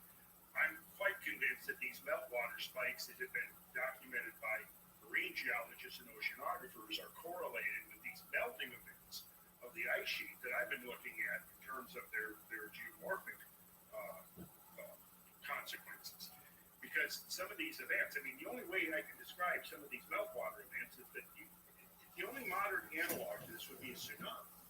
And we've seen some pretty devastating tsunamis within the last decade or two, both in Indonesia and in Japan. And I don't know if you've ever seen any of the videos of these tsunamis. Anybody listening, it is definitely worthwhile to go online and look at some of these videos where you can actually see the unbelievably powerful effects of a 30 or 40 or 50-foot tsunami, right? Now, some of the landscapes, and I have some images we can pull up here shortly,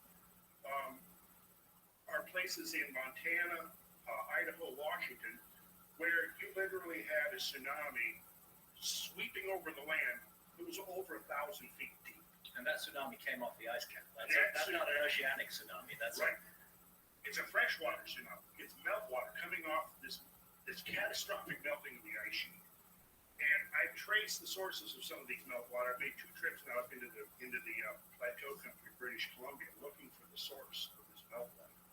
Because in the conventional models now of this flood, that goes back to Harlan Bretz, and basically what they've done is they said initially there could have been no flood because Harlan Bretz didn't provide a source for the water.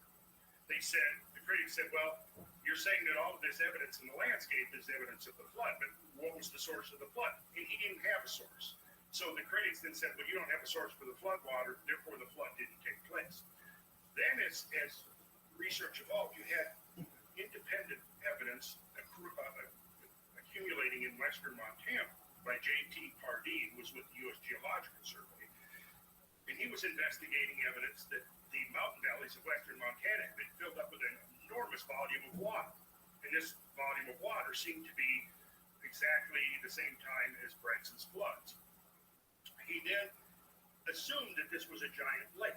And because you can see it, and I think we have some images. I think Jamie has some images, so we'll pull them up shortly. We're on the mountainside, you see the shorelines etched, 1,000 feet above the valley floor. And what he then decided was that based upon a 19th century interpretation by T.C. Chamberlain, that there had been an ice dam, he said, well, there must have been an ice dam west of here somewhere in the Clark Fork Valley.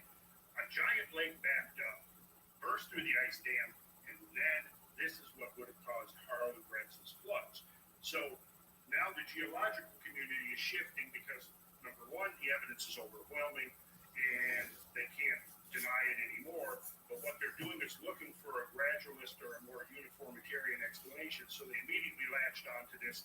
Well, there was a giant pro-glacial or in front of a glacial lake in western Montana.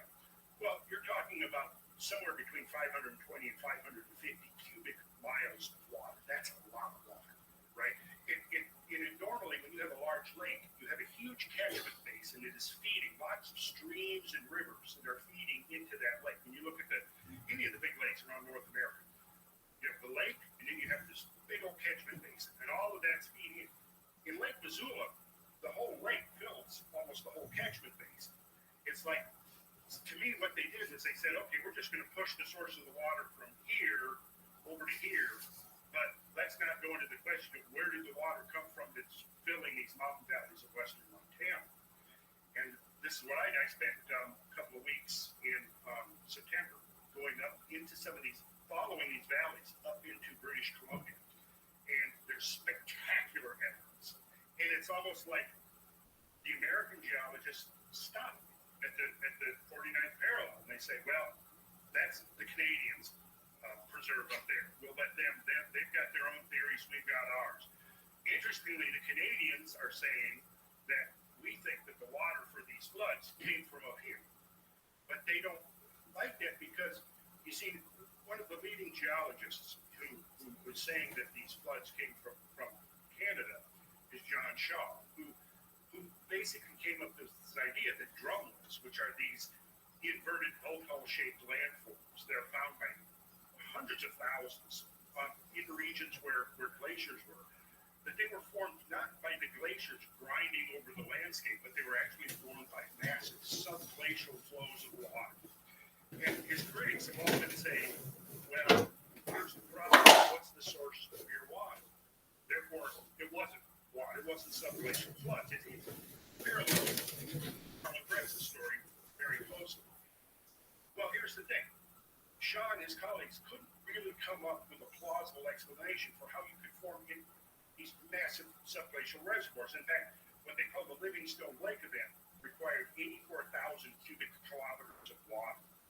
And 84,000 kilometers, I can do it really quickly here, divide that by 36, that's about 2,300 cubic miles of water. That's more than all of the Great Lakes combined.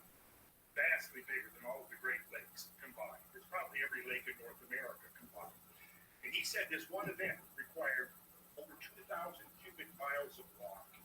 Well, where did that water come from? So he basically said, well, there must have been a reservoir somehow that formed. His critics have said, that's impossible. You couldn't form that much water under the ice sheet. Well, what's happened now is the idea of a major cosmic impact into the ice sheet has completely obviated the need for a subglacial reservoir. Because now we have a way of instantaneously melting enormous volumes of ice. It's no longer a mystery where the water came from. It's fully explained, and this has been the missing piece of the puzzle until the Climate Research Group began to identify this evidence. Well, it's baffling to me that this is a source of controversy because we know that the Great Lakes were created by melting glaciers. We also know that there's vast areas of North America that are flattened by these glaciers. You know, a buddy of mine, my friend Doug, lives in Casanova, Wisconsin, which is what's called the driftless area where the glaciers didn't go through. I just was there in May. It's beautiful. It's beautiful. It's gorgeous. Rolling hills, and it wasn't crushed flat, right, like other parts of North America. Right. So we know that those glaciers melted and they created the Great Lakes. I mean, the Great Lakes were from glaciers. We know that. Right? That's an established fact. So why is all this confusing? I just don't understand why they wouldn't just add that to it. They're just going to accept the glaciers somehow or another in the last 10,000 years. The glaciers just decided to stop smashing North America flat and melt and create these great inland oceans of fresh water. Yeah. Bizarre. It's very bizarre. Ultimately, a lot of ideology is involved in this. There's this desire, also in the modern world, there's a desire not to panic the public, not to say things that are going to cause panic. Even with Donald Trump being president, I think people are ready now. I think people are ready for panic. I think so. Has anybody debated you on this? Either one of you on this? Well, I tried to, but not specifically on this. I tried to do a debate with Zahi Hawass, who's the guy who runs the Giza Pyramids, and total. I mean, very crazy event. There's a video of it online. There's a video of it online. The debate lasts 30 seconds. It's something like that. Yeah. And then later on, when he finally agreed to come back into the room because he was so angry with being walked out. When he finally came back into the room, he was asked a question about Göbekli Tepe, and just like your skeptic, he didn't know anything about Göbekli Tepe. Well, he claimed not to know about it. I mean, this is supposed to be the world's most famous Egyptologist, and he knew nothing about this incredible site in a neighboring country. But one point to make: the Rabbi was talking about the second event, 11,600 years ago. We're dealing with an episode of cataclysm. which begins 12,800 years ago and ends 11,600 years ago. Both episodes accompanied by massive floods. And the 11,600 years ago date, I may have mentioned this last year, it's in Magicians of the Gods. What's interesting about that is the exact date that Plato gives us for the destruction of the lost civilization of Atlantis. Plato, that's the only source we have for Atlantis. It comes to us, many people think it's all over the place, but it's not. Atlantis comes to us from the Greek philosopher Plato, who lived around 340 BC.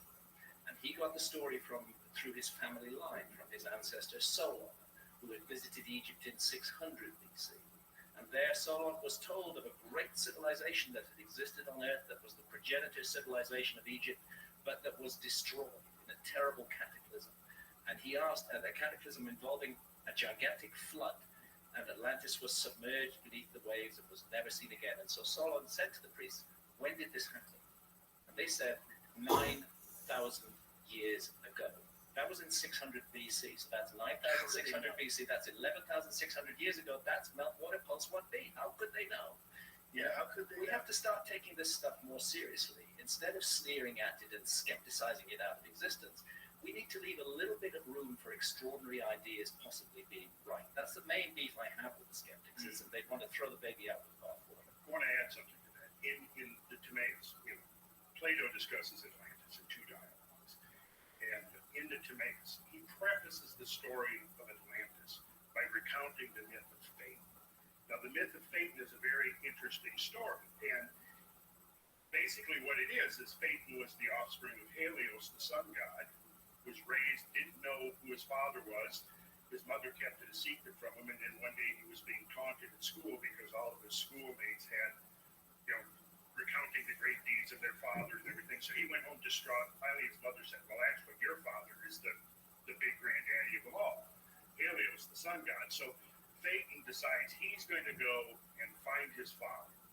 And he eventually does, and he goes to some celestial realm where his father is located. And the way it is with the Greek gods, they have unlimited powers, except they also have certain restrictions. For example, if a god makes a promise, he or she cannot go back on it, right?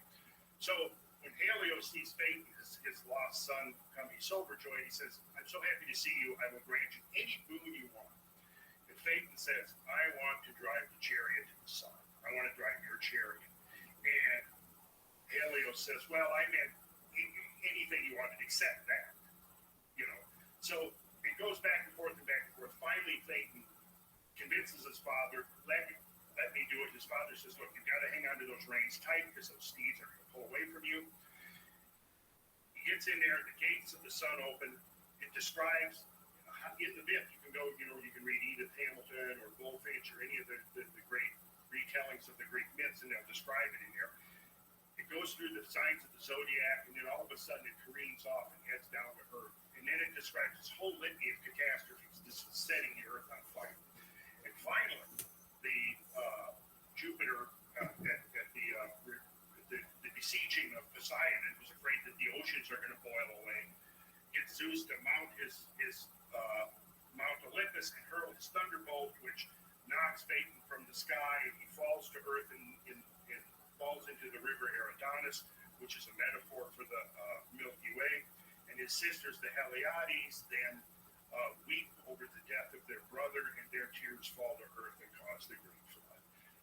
Plato then, after referencing that myth, he then says, now this has the form of a myth, but what it really represents is a declination or a declining of the bodies in space orbiting around the Earth, and an eventual falling to Earth of one of those bodies, and a conflagration of all things triggered by the fall of that body. It's intriguing that he mentions the zodiac, because the Tauride meteor stream is so cold, because it appears to come at us from the direction of the constellation of Taurus, the zodiac constellation. That's where those shooting stars, amongst which are some very large objects that have hit us in the past and can hit us again in the future, that's where they come from. They come from that area. It isn't actually an illusion. It appears that they're not actually coming from Taurus. It looks like that. They come from that area of the sky.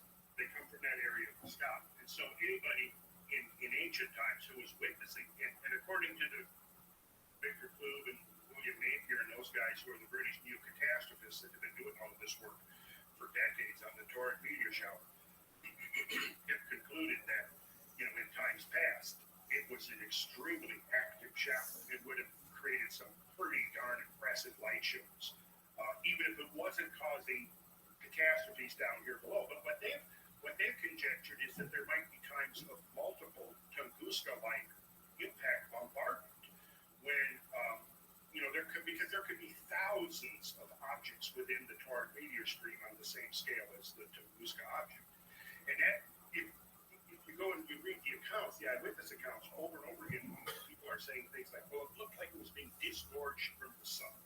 It looked like it was being born out of the sun, right? It looked like a second sun in the sky. Like, for a short period of time, the sun had a twin, right? Well, the summertime Taurids are coming from their perihelion passage around the sun. So you, like Graham was saying, they make an elliptical orbit out to Jupiter and back around the sun in this stream, right? Earth crosses that stream twice each year. One time, late June, early July, we cross, but at that point, they're coming from the direction of the sun. So their arrival to Earth is going to be very difficult to see because they're coming from the direction of the sun, right? But that's exactly where, on June 30th, the Taurid meteor would be coming from. And then also the fact that it's the perfect day for the peak of the shower and the correct place in the sky, to me, is pretty convincing evidence that it was most likely a remnant of that Taurid stream. The other time that the Earth crosses is late October, early November. In fact, we just passed out of it within the last week, basically. But it peaks, interestingly, coincidentally, between like October 30th and November 4th or 5th. So it's peaking right around Halloween time. In fact, they've been called the Halloween meteors, and there's some very Halloween fireworks sometimes they call the Halloween fireworks, yeah. But there's some very interesting work done by a researcher back around the early 20th century named Grant Halloween, who spent about 15 years researching the connections between ancient calendars. And he concluded one thing very interesting was that a lot of these ancient calendars were being synchronized by people's observations of the rise and fall of the Pleiades, which is the shoulder of the bull. Pleiades comprises basically part of that constellation of the bull. Taurus. Yeah, the shoulder of the bull. And what he came up with was that in his research, he discovered that many of these stories that were associated with this, like the slaying of the celestial bull, Gilgamesh and Enkidu, in the earliest known story, they fight the celestial bull. There's many counterparts and variants of that in mythical stories. And so what he then found out, though, was that in many cases, our modern Halloween actually goes back thousands of years to an ancient Day of the Dead that was observed all over the earth at the same time every year, even in the southern hemisphere. And it usually is around the commemoration of the culmination of the Pleiades, which is when the Pleiades crosses the local meridian. In other words, it reaches the keystone of the royal arch, so to speak, up in the sky. So if you go out on Halloween now and you face the south in the northern hemisphere, you will see the Pleiades right at midnight. At midnight, they will be, you think of the arch of the zodiac as being like a clock. It's right there at midnight, right? Well, here's the interesting link, is that in all of these myths, what Halliburton discovered over and over again was that the Day of the Dead ultimately went back to myths of the destruction of the world by a great flood and or fire. It's fascinating that it's all coming out of the constellation Taurus too, and it's the celestial bull that they're fighting in these ancient myths, and all these cultures around the world are celebrating the Day of the Dead at this exact same time. It's amazing stuff. And right now, our science is closing its eyes to this. I think it's fair to say, with the Taurid meteor stream, which is a very big issue in this whole discussion, that we are dealing with a hidden hand in human history. It's something that is going to ultimately require us to re-explain almost everything. The skeptics hate it. They can't bear it. Because, first of all, it involves cataclysms. And secondly, it involves the possibility of losing a whole civilization from the record. It's really interesting when you look at the dates of this cluster, this episode of bombardment between 12,800 and 11,600 years ago. That's the period that just immediately precedes what mainstream academia think of as the very beginnings of civilization. They just never, maybe it's not even their fault.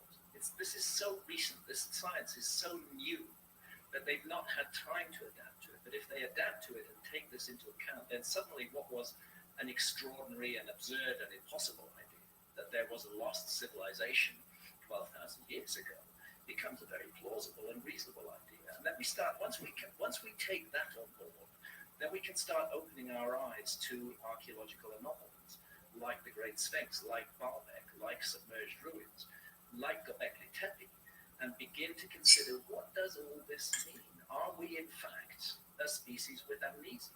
Are we here forgetful of the truth about ourselves? Maybe that's why we're so fucked up, because we just actually don't know. We've made up a story about where we came from. I certainly think it plays a part, and I also think that conservative skepticism is probably proven when you're dealing with most scientific issues. Most things that come up that people are claiming, I mean, there's so many charlatans out there and crazy people that are claiming new discoveries, but in some cases, they examine these discoveries as long as they're far enough away from us or weird enough, like this new planet that they believe they have a 90+%. Planet 9, They're pretty sure there's something outside past the Kuiper Belt. And they think it's massive. They think it's at least 4 times, maybe larger than the United States, or the world. Than the world, and got an orbit of about 10,000 years. Yeah. And that's interesting with comets, because this huge, massive object circulating in the outer solar system through the Kuiper Belt, which is the source of many of the comets that hit the Earth, is destabilizing comets from safe orbits, putting them into really dangerous orbits that come our way. Correct me if I'm wrong, but like, what is the source of all these near-Earth objects? Does it have anything to do with Earth 1 and Earth 2? Does it have anything to do with the initial impact that created the moon? Is that because we were hit by another planet, right, during the formation of the Earth? And this is all scientifically established. Astrophysicists rather, and astronomers all agree on that, right? There's a lot of debris would go back to that time.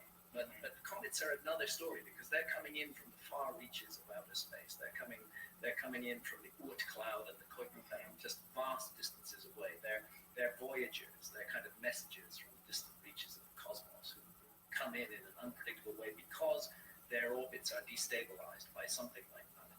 Isn't there something called Bode's law, where you can measure the mass and the orbit of a certain planet, and you can accurately depict what the next planet is going to be? And doesn't that fall apart somewhere between Mars and Jupiter and so on? The asteroid belt. Yeah. Which would indicate that something was probably there. That's been the theory of the asteroid belt. It was an exploded planet. Of course, there's a lot of opposition to that theory too. You know, you're right.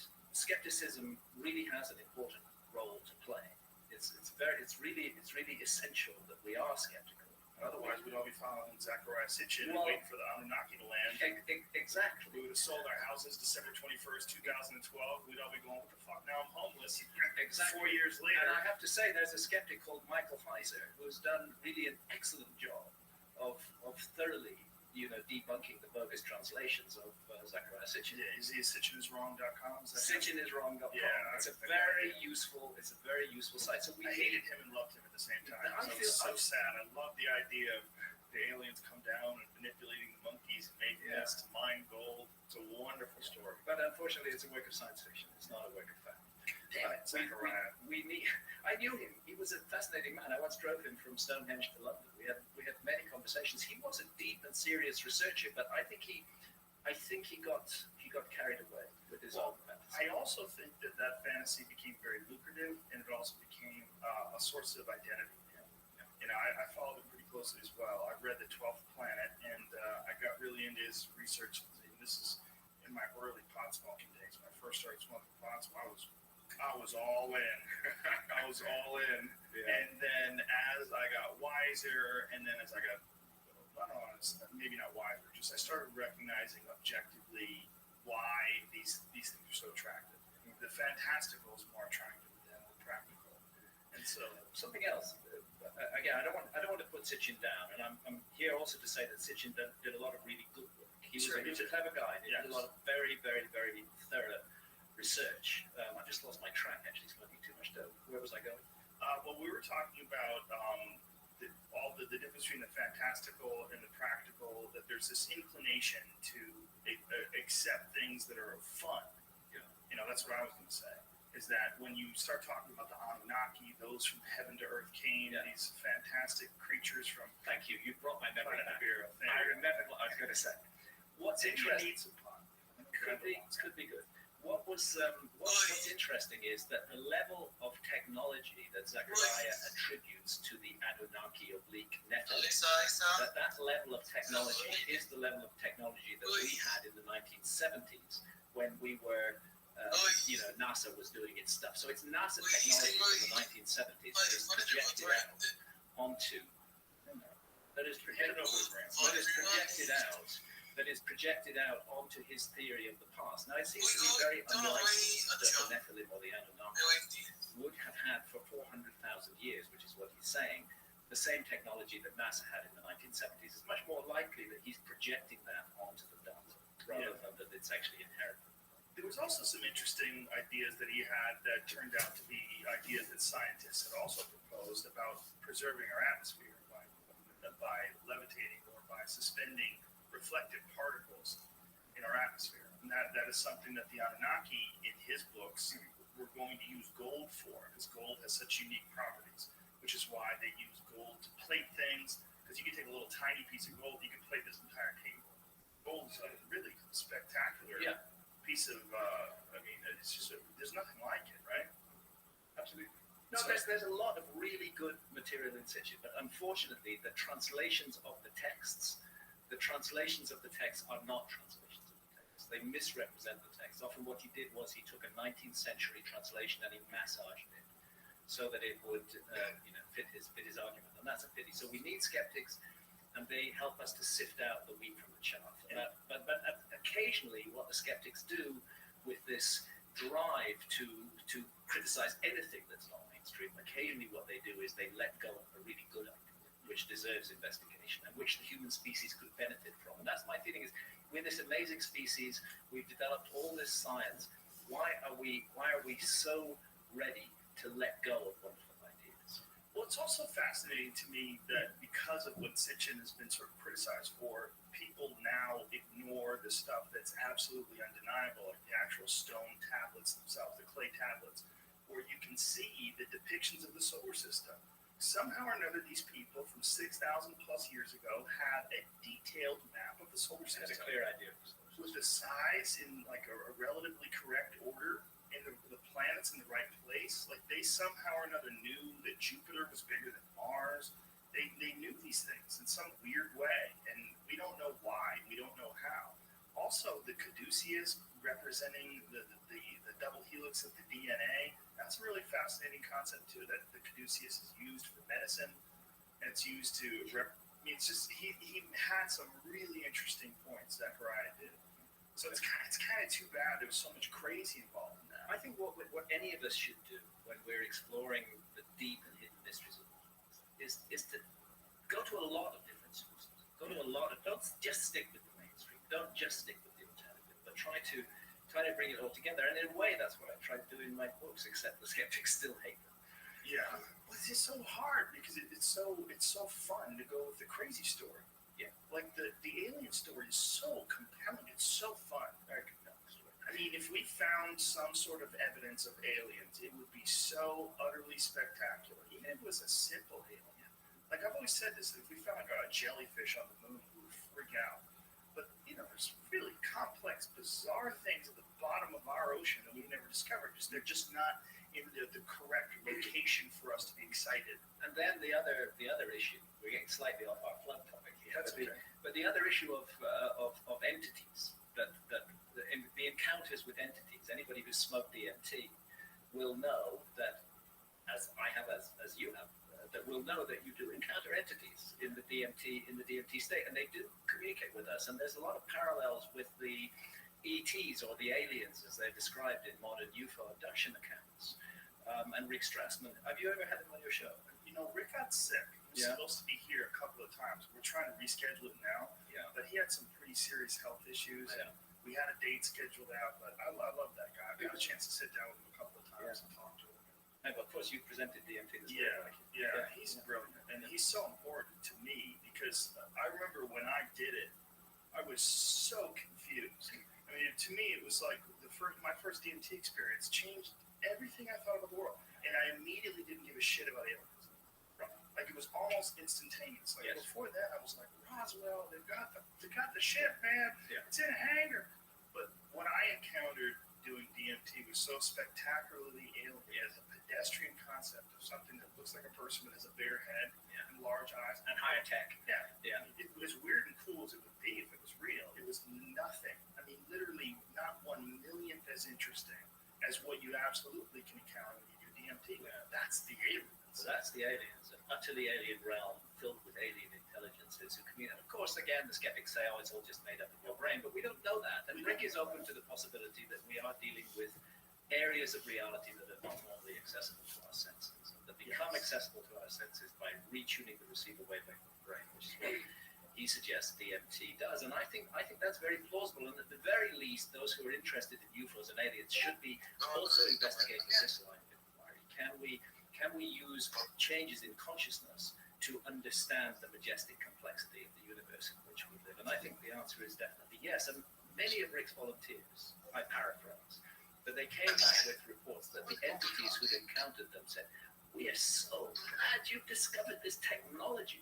Now we can communicate with you much better. You know, it's fascinating. So there's a technology for encountering other entities. And against that, this mechanistic, simplistic alien meme that's going around and they look like us, but they came here in higher tech. It's dull by comparison. It is dull by comparison. If you're interested in the book is amazing. It's called DMT, the Spirit Molecule. And he has a new book that he's putting out about DMT and the Spirit and the Soul of Prophecy. Yeah. And he's just really, really his experience that he did first, I think it has to get approved by the government. Correct. So he did everything above ground. He did, and because it was government approved, his remit was that he had to find some therapeutic benefit, and he couldn't actually. But that's not the point. I'm sure actually there are therapeutic benefits, but that's not the point. The point is here is a tool for investigating the mystery of consciousness and the mysterious nature of reality. And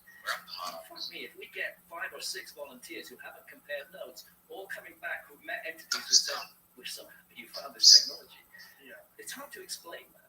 As just to reduce it. Not only that, when you talk about things that are so big and are ignored by mainstream culture, this is real. It's just like that. You're talking about an endogenous human chemical. Not only is it us, but it's in thousands of different plants. Like, how many different plants contain DMT? Huge number. Very prosaic ones like peas, you know. Well, there's a layered story. Acacia. The Australian national tree is actually illegal. Isn't that the Jerusalem, the professors from the University of Jerusalem, I believe? Benny Shannon. They were talking about, they believe that's the story of the burning bush of Moses. So that is mimosa with the DMT and Syrian root with oxidase inhibitor. In other words, it's ayahuasca, but a Middle Eastern alternative doing the same thing with electronic. And isn't it possible in some way that the idea of the burning bush was them figuring out how to dry or extract DMT better? Very possibly, right? Because they're talking about the burning bush, and it just so happens that this bush is that acacia trees and across the common super rich.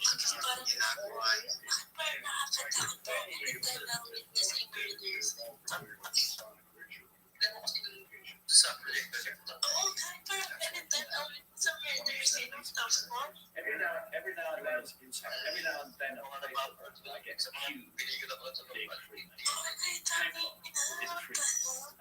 As though it explains everything. I know lots of Freemasons. I've spoken in Masonic lodges, but I'm an author and I don't belong to clubs. I went to a wedding that my friend Duncan Trussell was performing at. There was 2 Satanists in like 2003, and to this day, Anton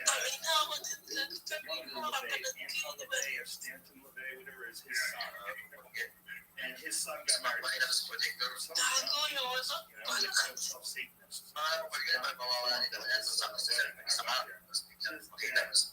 In tweets about being a Satanist. So I can't join your little club now. I can't be one of your Masons. I secretly issue. Oh my God. how to get in. How do you secretly initiate somebody? Can you do that? I sort of do. Sort of. So you could get him in if you wanted to, though, right? If you know the people. Oh, of course. Even you, Joe. I don't think so. I met a couple of Masons. They're very cool. Well, most Masons don't really understand the purpose of symbolism. It's that they're sitting. Not to get off on the Freemasons, but simply there's a mass of symbolism, and that's the whole. That's the thing that they're custodians. They don't have a clue what it means, but they're doing an important job at preserving this corpus of symbolism through the the meaning of every component in the logic of a purely astronomical level. And then you have the Masonic part that says the story of the compass. It's all the acacia plant. It's all correct and wrong, but it's all also an integral part of how Washington D.C. was designed. Is that true? Yeah, to some extent, but you're right. Honestly, studied that. Oh, okay. What I'm seeing is that there's a couple of videos we can watch it where they sort of describe how the layout is in some ways sort of sacred geometry. I think what it's based on. The Freemasons were massively involved in the construction of Washington, as they were of many great cities. City Island in England has got, major architecture. So is it like people like me, like my initial prejudice, I hear something like the Masons, I go, the fucking dude's in a cult, get out of here, leave me alone. Like, we assume that all groups of people that follow anything somehow or another are wacky. Masons, in my opinion, are largely a drinking club for men. Mainly that's what you can make special arrangements. For example, my wife, when I've given a talk in a lodge, I've given talks to do so. Then they make a special ceremony to allow my wife's son. And so women can go in, but then there are others within Masonry who are pursuing deeply esoteric interests and exploring the mysteries. You can have incredible conversations. So it's just another group of people who are doing their thing. It's not for me. I wouldn't join. I would lose. I think if I join Freemasonry, it would weaken me as an author. I think I'm better able to comment on these things by not being them. That's interesting. Why do you think that? Well, because I think I have to remain open to all possibilities, and if I commit myself to a particular line, I don't commit myself to a particular religion. I don't commit myself to a particular men's club either. Which is what makes me. I think if I commit that, then ultimately I will become a spokesperson for that, and I don't want to be that. That makes a lot of sense considering your occupation and how important being open-minded has been to your life. Without it, how could you have ever done fingerprints of the gods? I could not. I mean, and the initial thing where you were telling me about Ethiopia, places where they believe that the Ark of the Covenant lays, which is one of the most bizarre ideas ever. And that was my first book on historical history. To try and it's so interesting. But I always imagine you as a young guy forced to sort of reconcile with this bizarre piece of evidence. You've got these old men that have cataracts in their eyes, like they're on radiation sites, and no one's allowed to go inside and see this thing, and they claim they have the Ark of the Covenant in there, and like, what the fuck is in there? It was the beginning of a magical dream. It's been a magical dream for fans too. And I read Fingerprints of the Gods. To me, it was one of those books I just couldn't put down. It was so mind blowing. And this again was at the heart of my fucking aliens, man. Fingerprints was published in 1995, and Magicians came out in 2015. And I would say at that time, the evidence, when I made the case for a lost civilization and a global cataclysm in Fingerprints of the Gods, I can't begin to account for the amount of hostility and anger and rage that I generated in the academic community. The idea was considered to be absolutely absurd. 20 years later, with Magicians of the Gods, it's not so absurd anymore. The evidence is mounting. We have incredible evidence now for a global cataclysm in exactly the period that counts, between 12,800 and 11,600 years ago. We have sites like Göbekli Tepe, we have redefinition of the Sphinx. The whole area is just about to explode in the future. We're on the edge, I believe, of a paradigm shift, and this comet material is central to it. What I really appreciate about your courage is that you've also had the courage to admit when you've made mistakes. You don't in any way pretend to be some sort of bear of secret knowledge that no one else And possesses. absolutely not a guru. I Yeah. don't want to be anything like that. I'm a reporter. That's what I am. I'm a reporter who's reporting on offbeat subjects, and to some extent, I'm an outsider. It's one of the talks I do now. Is being an outsider. I think there is a place for outsiders in society. I don't think you're an outsider. I think you're an outsider from the established mainstream ideas. I just think that Me and ideas Randall are the same. We're both outsiders in that area, working in different fields to get into this. But don't you think that these established channels that were so deeply rooted in distributing information, those things have widened so wide now, where you're getting a professor could do a podcast, like he can teach a class, he could write a book, or he can do a podcast on a certain subject. And like you're aware of Dan Carlin and that Hardcore History podcast, which I just can't stop reading about. But what he's done is brought historical, accurate, but really dramatic stories of real events that took place to millions. Like, that's just that no one's doing that. Like, but it's not mainstream. Well, what's more mainstream than being number one on the iTunes podcast list, which he is all the time? What is more mainstream? He must be getting millions of downloads. It's part of the big change that's taking place in our society. The Yes. old structures are being overthrown. They're being thrown away. It's a very uncomfortable time. It's a very uncertain time. It's a very exciting time because we can build out of this something amazing in the future. The internet's had a huge part to play in the fact that people can communicate with one another. Well, since I've had a web presence in the last, I was late maybe two to 3 years ago. I've been getting contact with, professionals from around the world. I've got probably a dozen major ones, geologists who want to know more about. And interesting, you said earlier about debating. I'm always looking for somebody to debate me. Right. Because I have questions, and I'm thinking maybe somebody who would disagree with me on something could still help me answer some of those questions. Right. But I try to associate as much as possible and hang out with professionals. And of course, what I discover is that a lot of them are working in these things part-time, almost clandestinely, without making it part of their, if I go on a field trip with geologists into the floodlands, none of them are really working on it full-time. It's all part-time. They're working for the government, they're working for the oil companies, or, exploration, mineral exploration, whatever. They're doing this research into geological catastrophes on their own time. Right. But recently, just last summer, I got invited to actually present some of my research to the Atlanta Geological Society, which is the largest society of professional geologists in the Southeast. So I jumped at the chance rather than, and so I presented hoping that I would get challenged and somebody would say, wait a second, there's a flaw in your thinking. Didn't happen. So did you make friends with some of these mainstream geologists? Oh yeah, well, I've been known. When I just took a trip for in September, spent 10 days back out in the floodlands, and I had a geologist with me on that trip.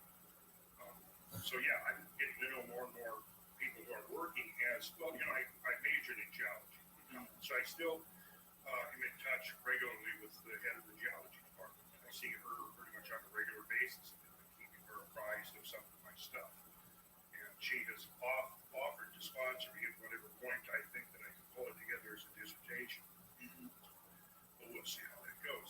My objective was to learn geology, not to become a professional geologist. I wasn't interested in working for the government or working for the energy industry. I had geological questions, and that's why I majored in geology. And you've walked the walk. And in my opinion, you know more about this stuff than 10 fully PhD geologists. Yeah, you were freaking out. So what's fascinating to me about all of this is that I think what you've done has been very measured. Everything you back up with facts and photographs and descriptions and disclaimers. When you say, well, it is possible, you will go down other various paths. You're not dogmatic about these ideas, but you've spent so much time going over this. I don't know if there's a commensurate guy in mainstream archaeology that has been public about the way you have been. Because if there is, I feel like we probably would have heard about them. Your podcasts have been, the ones that we've done, they've been seen by millions of people. They've been listened to by millions of people. The information's getting out there. And It's making a real difference. You're always going to have the guys, like I think Michael Shermer's very important. I'm not criticizing him, but that knee-jerk reaction to do something, to mock something or put down something that's not mainstream. Like one of his tweets, he said, "You know what archaeology with evidence is?" He wrote archaeology. Like, why would you even tweet that? That doesn't even make any sense. Like, that's someone who's not paying attention to your work. That makes it All you do is focus on I'm evidence. reminded of the Shakespearean line, "Methinks the lady doth protest too much." Why does he need to say that it's got the evidence? You know, it's like Why is he tweeting It's like at Fox you? News saying fair and balanced. You know, He's tweeting at you with this. Yeah. Meanwhile, your entire book is based on photographic evidence Yeah. and all the other various pieces of evidence. I mean, your whole facts, thing is documents, it's all details. about examining all these pieces of evidence. These aren't things that you've invented. These are actual real sites that you can look at. I'm drawing inferences from them that they don't like. That's the thing. Well, Robert Schock and guys like him are so important. Guys who have the courage, who's a Boston University professor, Absolutely. who has the courage to look at the stones and say, this is the product of water erosion. Kudos to Robert Schock as a geologist, as a career academic geologist who's taken that risk and put himself out there and followed the evidence where it leads. Another one is Danny Hillman Natamajaja in Indonesia, who's been responsible for the investigation of this extraordinary site at Gunung Padang, where work has been stopped since 2014. Again, he's a highly credentialed geologist. He's Indonesia's leading expert in megathrust earthquakes, but he's been looking at archaeology, bringing his geological expertise to that. So things are changing. We are finding academics who are willing to engage and willing to discuss. I got into a very interesting email correspondence with a guy called Daniel Lohmann at Balme from the German Archaeological Institute, who's an architect and an archaeologist, and he was very civil with me. He answered my question. We went into it in depth. We had quite a long debate. That's very refreshing. That kind of thing wasn't happening 20 years ago. Yeah, that is very refreshing. Now, what about those pyramids in Bosnia? Has that been, what is the deal with that? Are those things? I've been there. I know Sam Osmanagic personally. Sam is the guy who's promoted the site. I like Sam very much. I must say, when I'm in his aura, I'm extremely convinced. But when I look rationally at the so-called pyramids, I don't think they're pyramids. I think they're hills. I did spend, with Sam showing me around, I did spend 3 days in Bosnia looking at the so-called Pyramid of the Sun, Pyramid of the Moon, and Love Pyramid, and so on and so forth. I do see that a tourist industry is built up around this, and it's a fabulously beautiful, intriguing site. Massive, beautiful, mountainous place, but they are hills. They are not pyramids. Impression is given that there are tunnels, passageways inside the pyramids. That's not true. The passageways are about 2.5 kilometers away. They're very low tech. I just don't see it, and for that reason, I did not cover the Bosnian pyramids as magicians of the gods. I'm not going to say they're not pyramids. I'm not going to write a book saying that they're wrong, but they didn't excite me enough to justify devoting a chapter to them. There's much more exciting and important archaeological discoveries that are being made, like the Göbekli Tepe, which need more space. And there's some pyramid-like structures built in China as well, right? There's thousands of pyramids in China. Xi'an, province of Xi'an, just a number of land. You're seeing pyramids everywhere. There are certainly hundreds of them, distributed across fields, vanishing off into the distance in all directions. They've been terraced and used as agriculture. Local farmers grow crops on them. I went there with Chinese archaeologists. They haven't excavated a single one. They said, we don't have, this was nearly 10 years ago, I was there, they probably got the money now, but they said then they didn't have the money. They said, we're in another country, we don't mind if we wait 200 years. And the famous tomb of the first emperor is part of this pattern. There's also a pyramid, it has also not been excavated. The terracotta army around it has been done. The terracotta arms, amazing. Right. You can go and see it. I want to see that. I want to look at those things. What are those are? Now, these pyramids, so this one, this emperor was buried in that had the terracotta arms. Was that a pyramid as well? It is a pyramid. That makes sense. The terracotta army was buried around its edges, not in pyramid size. So the army was there to protect him? Yeah, to protect his soul into the afterlife seems to be the idea. And then there's a mythology that's coming out that within the pyramid is a lake of mercury, that there are mechanical devices in there which will fire arrows at you if you go in. That there's a whole story about how intensely protected it is, and up to this day, it's not because That's so crazy. How could somebody do that? And even major archaeological sites like Tiwanaku in Bolivia, for example, you'll find that only about 2% of the site has been excavated. I don't know how we can draw inferences about the whole site from the time it was like that. And that's the problem, I think, with archaeology, that it's why we have to consider another way. We're looking at an image of the terracotta in front of this pyramid, and it is spectacular. Now that I think about it, I don't think that was on display. I think maybe they had a couple of them. They brought some of them into the museum. There were numbers, But it's so much bigger than I thought it was. There's thousands of these terracotta figures. And this pyramid is made out of what? Stone? around earth, maybe.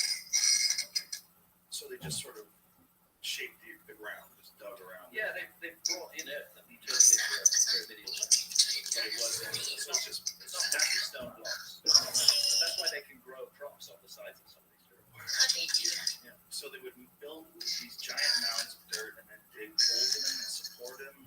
Well, they probably created the interior, subterranean as they were.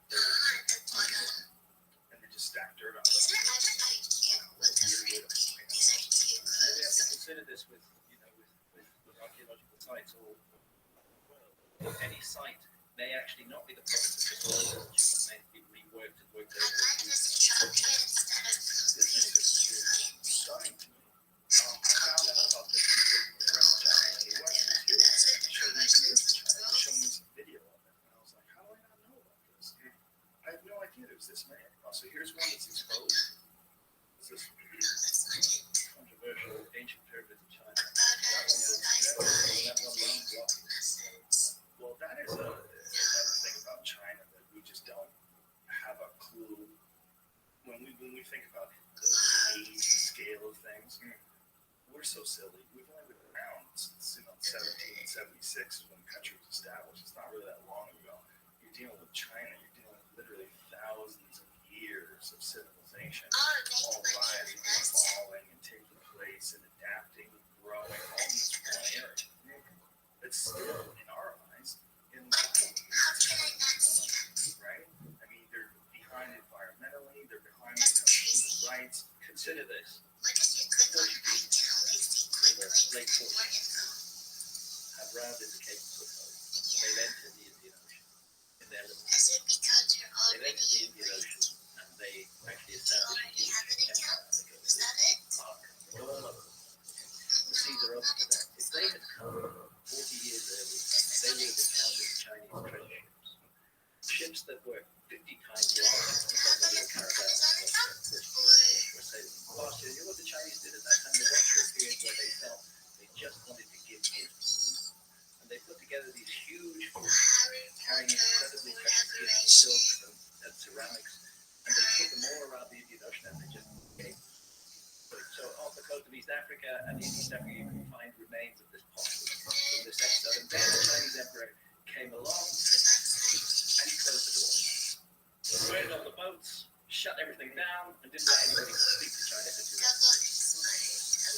Well, we felt that it was trying to Chinese culture. And they were afraid that their ancient culture, on one hand, there might have been maybe a lot of the motive is that they were concerned that the ancient culture would continue to contact with degenerate cultures from other places. And that was desire to maintain the current situation.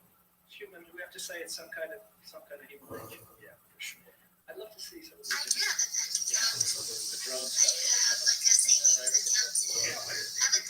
And let's have a look at it. You got that? This Chinese people are still growing my mind. They blow my mind as well.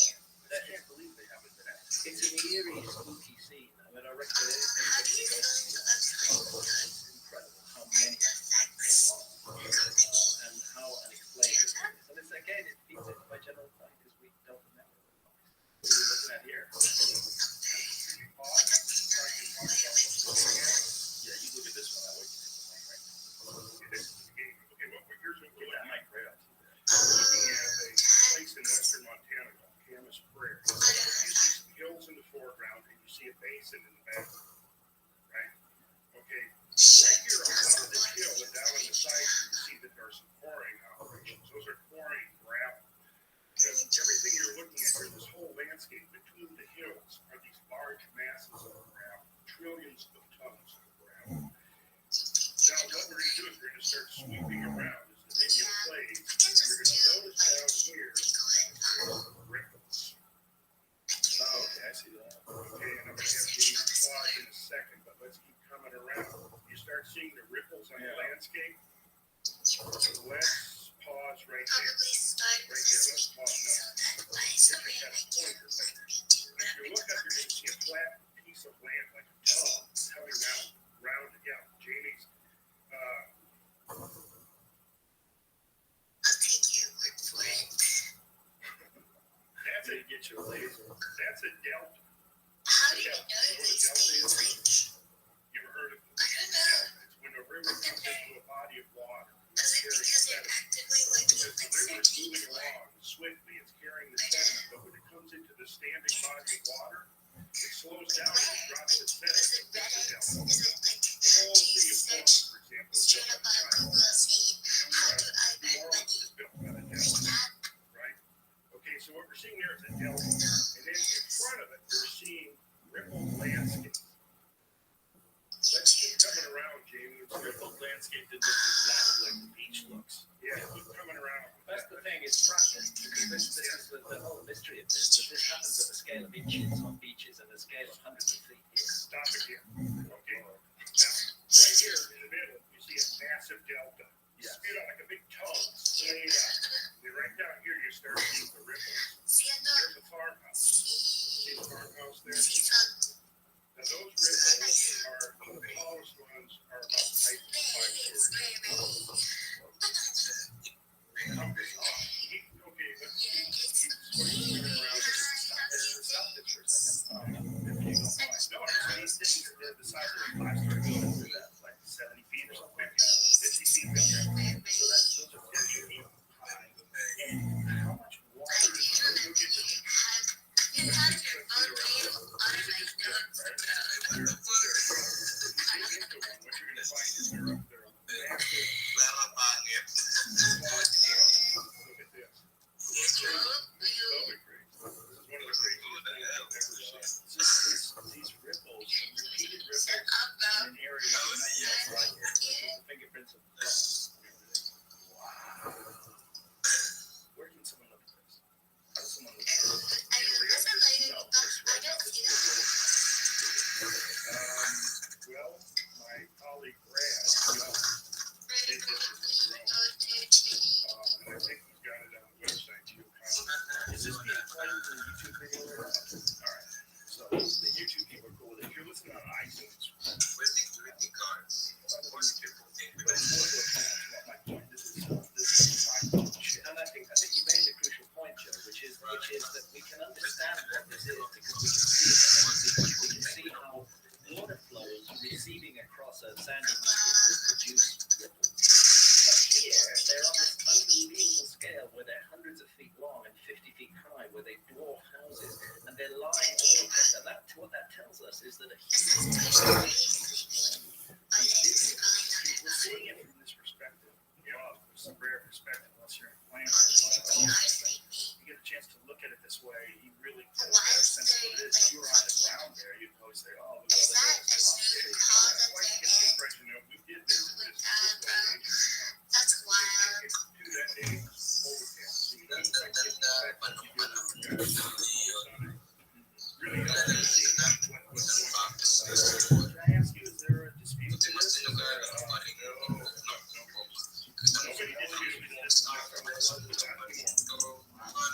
disputed this. Nobody disputes that it was caused by massive water. But they said people would still not buy into the notion that there was one. So they think it's a cumulative effect, but this was all created. This was the bottom of Lake Missoula.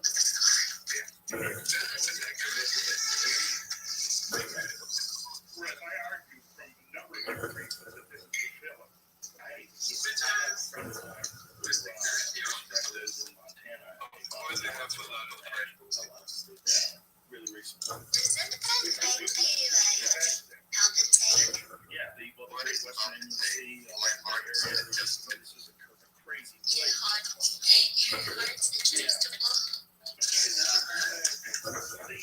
The water here, Joe. I couldn't see thinking very much, bro. I really appreciate it. I just have you such a big problem coming from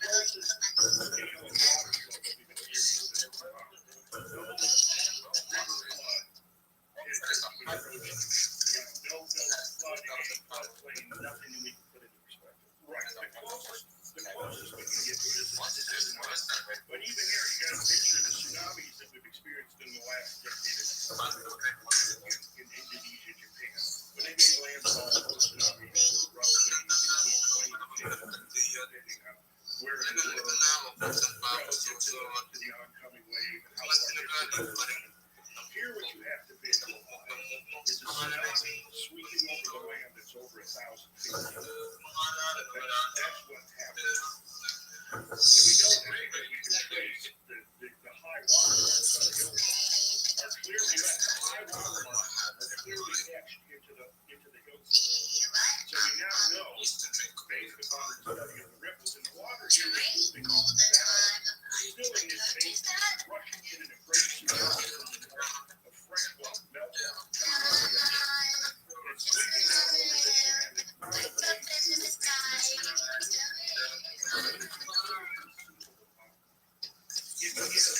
many times in excess of every river flowing today, all of us. It's beyond that many times, 10 or 20 times. One of the tribute things about water in itself. I should go sleep, guys. Look at the natural quality of the water. It's almost like we don't distinguish it. You see it as like moving flow, but if you look at the actual molecules of water, Then why is this guy have a protector? that he did your I don't know, bro. seemingly It's completely weird as natural. fuck. Becomes this massive element of change that is massive amounts of weight. What is the purpose of this? He's gonna take something. It's not talking about. Okay, What's fascinating to me is that we don't have a scale in our minds as a reference, like the difference between the hilltop and gigantic waves that you see that surfers travel by jet ski to get to the middle of Mexico. Now, those massive waves, they go way out, miles out to get to these crazy waves and ride it. look at the flight. That's the comparison, almost like a glass of water to this wave. And then that it scales up, it scales up, it scales up. That's the whole story.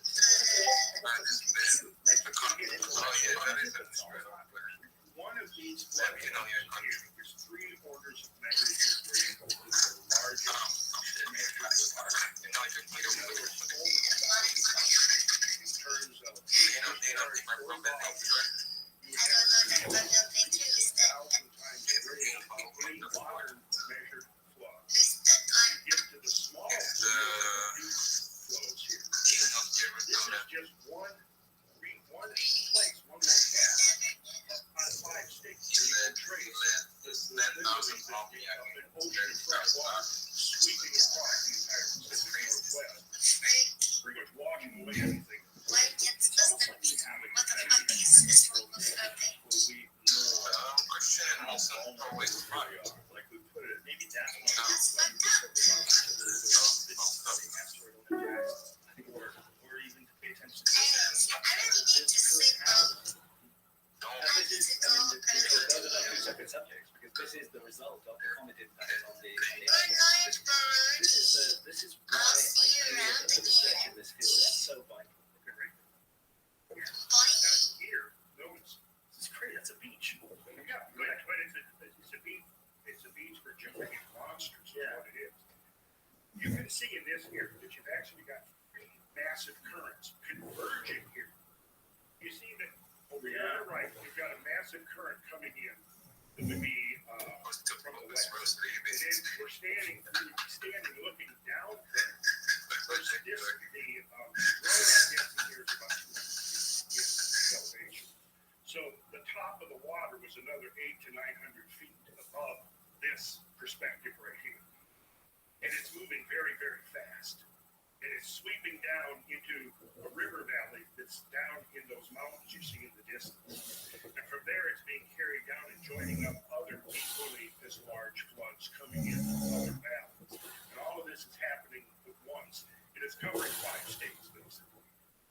And that's just one region that's being affected by this sudden catastrophic melting of the ice sheets. We are dealing with the largest flood that ever occurred on Earth.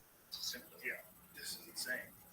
I mean, it's insane to look at. And it Isn't happened the here largest- in North America, and it happened 12,800 years ago, and its story has yet to be fully told.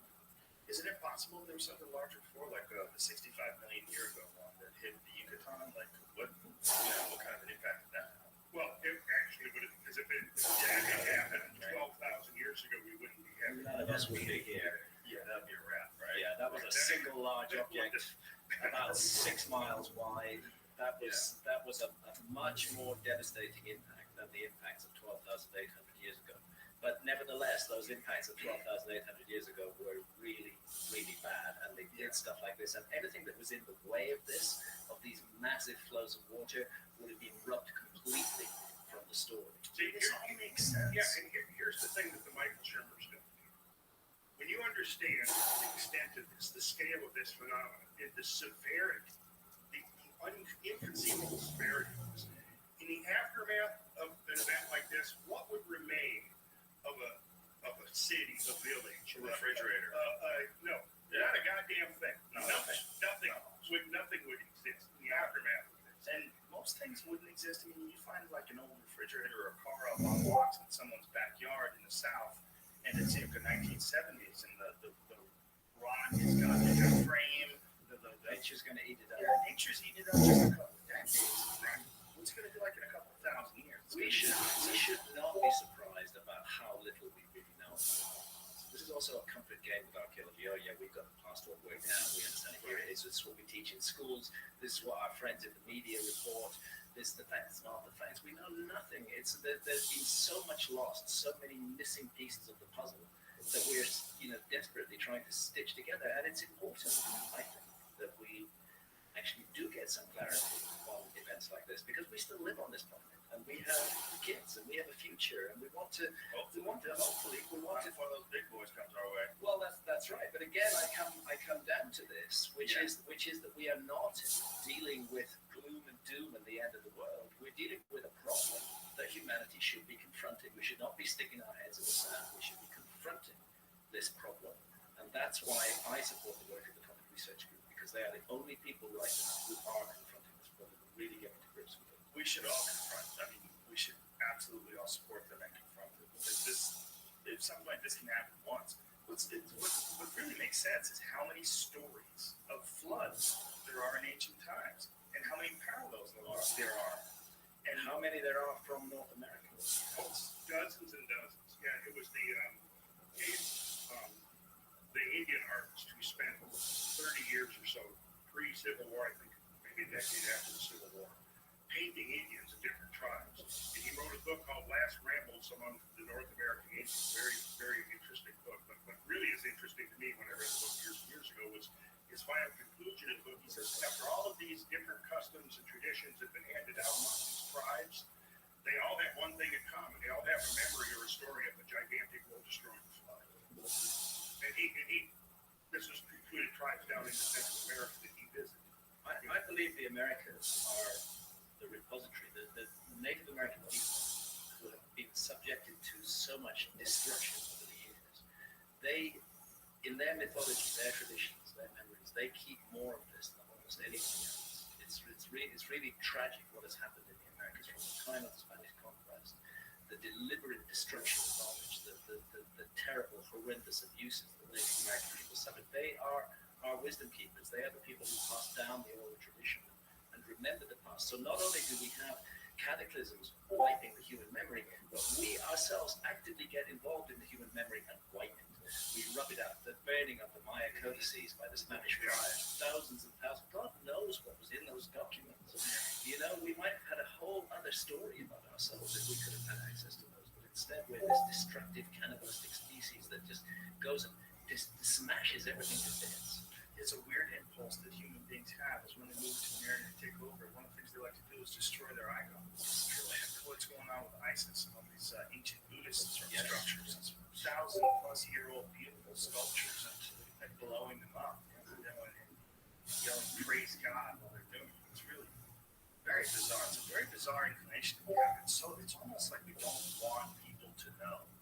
You know, it's this bizarre, almost human instinct to wipe out the past, just to constantly keep moving Or forward. is there some trauma? Is there some collective trauma, some deeply suppressed memory that we can't quite confront?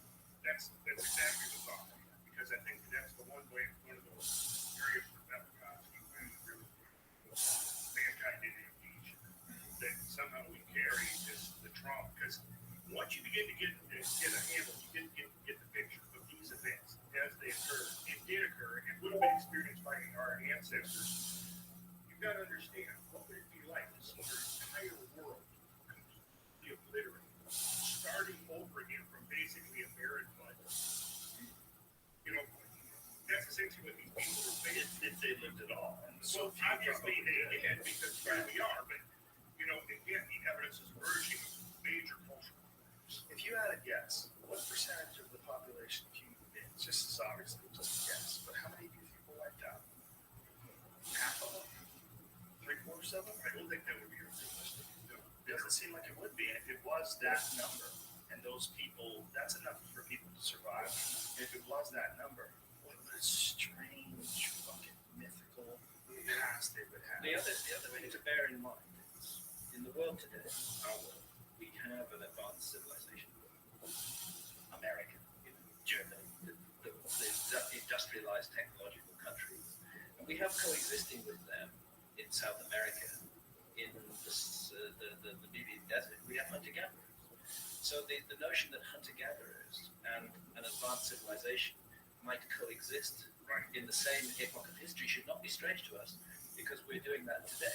And that's what I would suggest happened before 12,800 years ago, before the cataclysm of 12,800 years ago, that there was a fairly advanced civilization that was capable of mapping and exploring the world, creating gigantic works of architecture, and it coexisted with hunter-gatherers. And who were the ones who survived the cataclysm?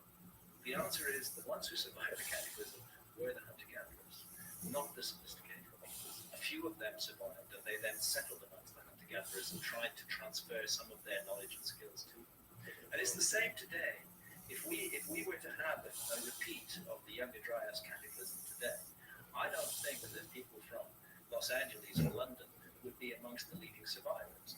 I think the survivors would be people like the hunter-gatherers of the Amazon rainforest, because they're in the business of surviving. That's what they do. It's not a mystery to them. It's not even a problem. They do it all the time. They would carry the human story forward. And 10,000 years from now, their descendants would be telling a myth about how there was once a great civilization on this planet, so advanced that they could even go to the moon. They could fly around the planet. They could speak to one another on other sides of the earth. But they did something wrong. They fell out of harmony with the universe. They ceased to wear their prosperity with moderation. That's actually a line from Plato about Atlantis. And the universe slapped them down. So there would be a differential survival rate. I would say that those who are more technologically advanced are less likely to survive, because they depend on a complex interrelated network of skills. And any individual on his or her own, most of them, well, you're different, Joe, because you do know how to survive, but a lot of people don't know how to survive. Barely know how to survive. It's like But at least you've worked at it, you Yeah, know. but I'm not that good at it. But most of us have people worked at it at all. We haven't got a clue. Let me fucking open everybody's eyes to all these people that think that you just go out there and shoot animals and stay alive. Good fucking luck. You're probably screwed if you have a rifle. Even if you have a rifle, you're probably screwed. If you have a bow and arrow, you're gonna fucking starve to death. Right. It's extremely difficult Yes. to get close. You know. And yet hunter-gatherers for thousands and thousands of years have succeeded in doing that, like the Bushmen of the I Kalahari. think there was less humans and more animals. Right. I think that's also part of the rub. Okay. It's like we're dealing with one of the terrible things we've done is taking these giant swaths of land and made them entirely inhabitable for wildlife, like cities. Like how many people grow food in the city? What is the percentage? Is it even 1/10 of 1% of people in the city grow their own food? It's probably not even that. So you have these massive, essentially deserts where no wildlife exists other than predatory species, coyotes, ravens, and things like that take.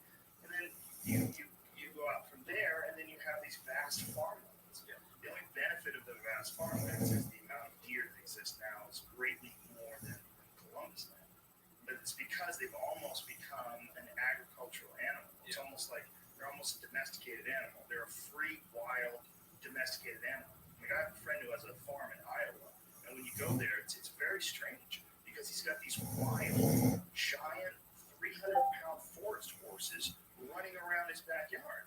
I mean, they're fucking everywhere. There's all these giant deer. And when we were there, it's called the rut. So all these, they're very horny. So the big bucks usually hide. They show themselves. And like, this is a crazy place. Like, there's all these wild animals that exist along with people. And even in a game-rich place like that, it's incredibly difficult to get to.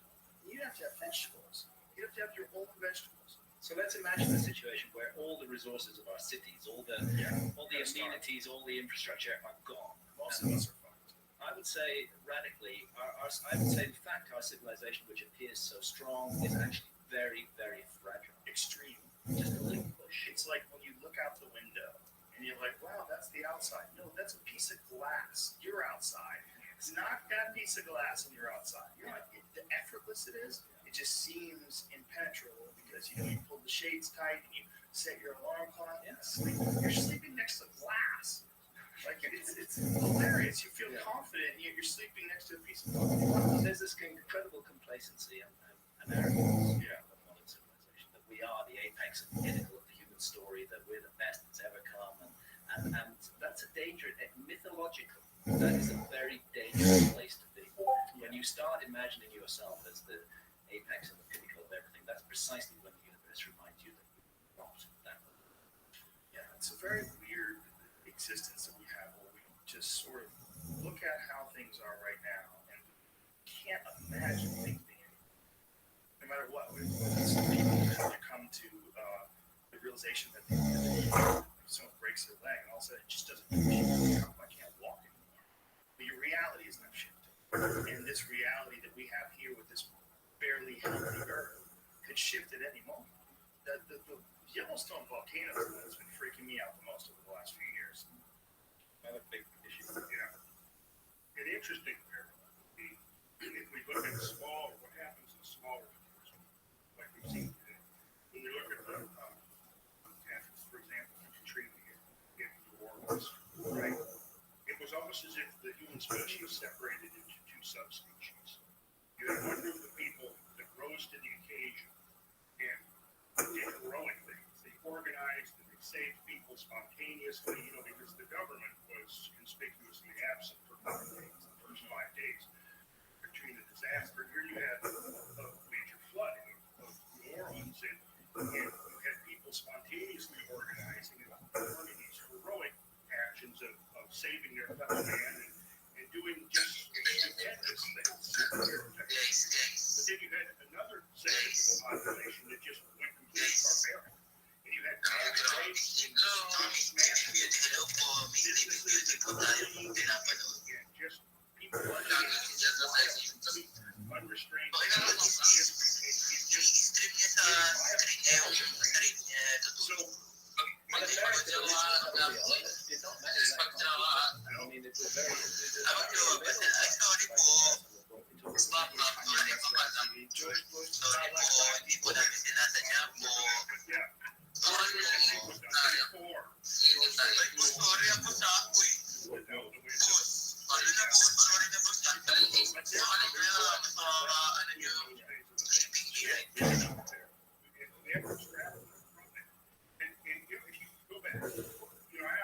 So how would we respond if we knew that there was a high probability of a younger Dryas type event or series of events like ending our future? What would you do? Start drinking?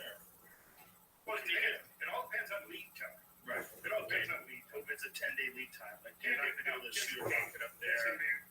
Fire up that Uber again, unless And just go hard to the end. Yeah. 10 days, but 10 years or 20 years, And we can do some stuff. then we can do some stuff. The real scary thing is there's two scary things. One, if you survive, like fuck. You know, if you really did survive and everybody else was jacked, and all of a sudden you're dealing with some Mad Max type reality where people are starving to death and they're very desperate and they become almost like animals. That's entirely inside the realm of possibility. That's what we learned from the tree. Or the other terrifying possibility is that you leave the future of civilization up to those other people. Is that they survive and they have kids and their kids survive, and somehow or another, somewhere along the line, we get better and better at understanding our place here, which is what I think has happened. And all it would take is one. I mean, this is as much as people are complaining right now, as much as there's riots in the streets because of, or excuse me, protests in the street, some riots apparently, but over the president-elect, what this time is, it represents the greatest time in history when it comes to safety, when it comes to knowledge, access to information, the way we understand each other. I don't think it's ever been better. As far as long as we know, We have everything at our feet. Yeah. There's incredible potential in modern civilization. But the problem is that there's also very rigid mind control. The way that our societies work, it's turning people into drones. People brought up to believe that their only purpose of existence is production and consumption. That people are forced to fit into a sort of narrow place in the machine. Mass media beaming, messages at us all the time. Even the concept of democracy is absurd. When you don't have complete transparency, when there are secrets, when things are hidden, how can the people vote? With a clear mind, if a lot is being hidden from them, that's not democracy. Democracy is in fact invested in mind control, most unfortunately, development. well, I wonder how long it's going to take before the rigid mindsets that are in place right now, this idea of this resistance to change that we talked about when it comes to science, when it comes to accepting this asteroidal impact theory.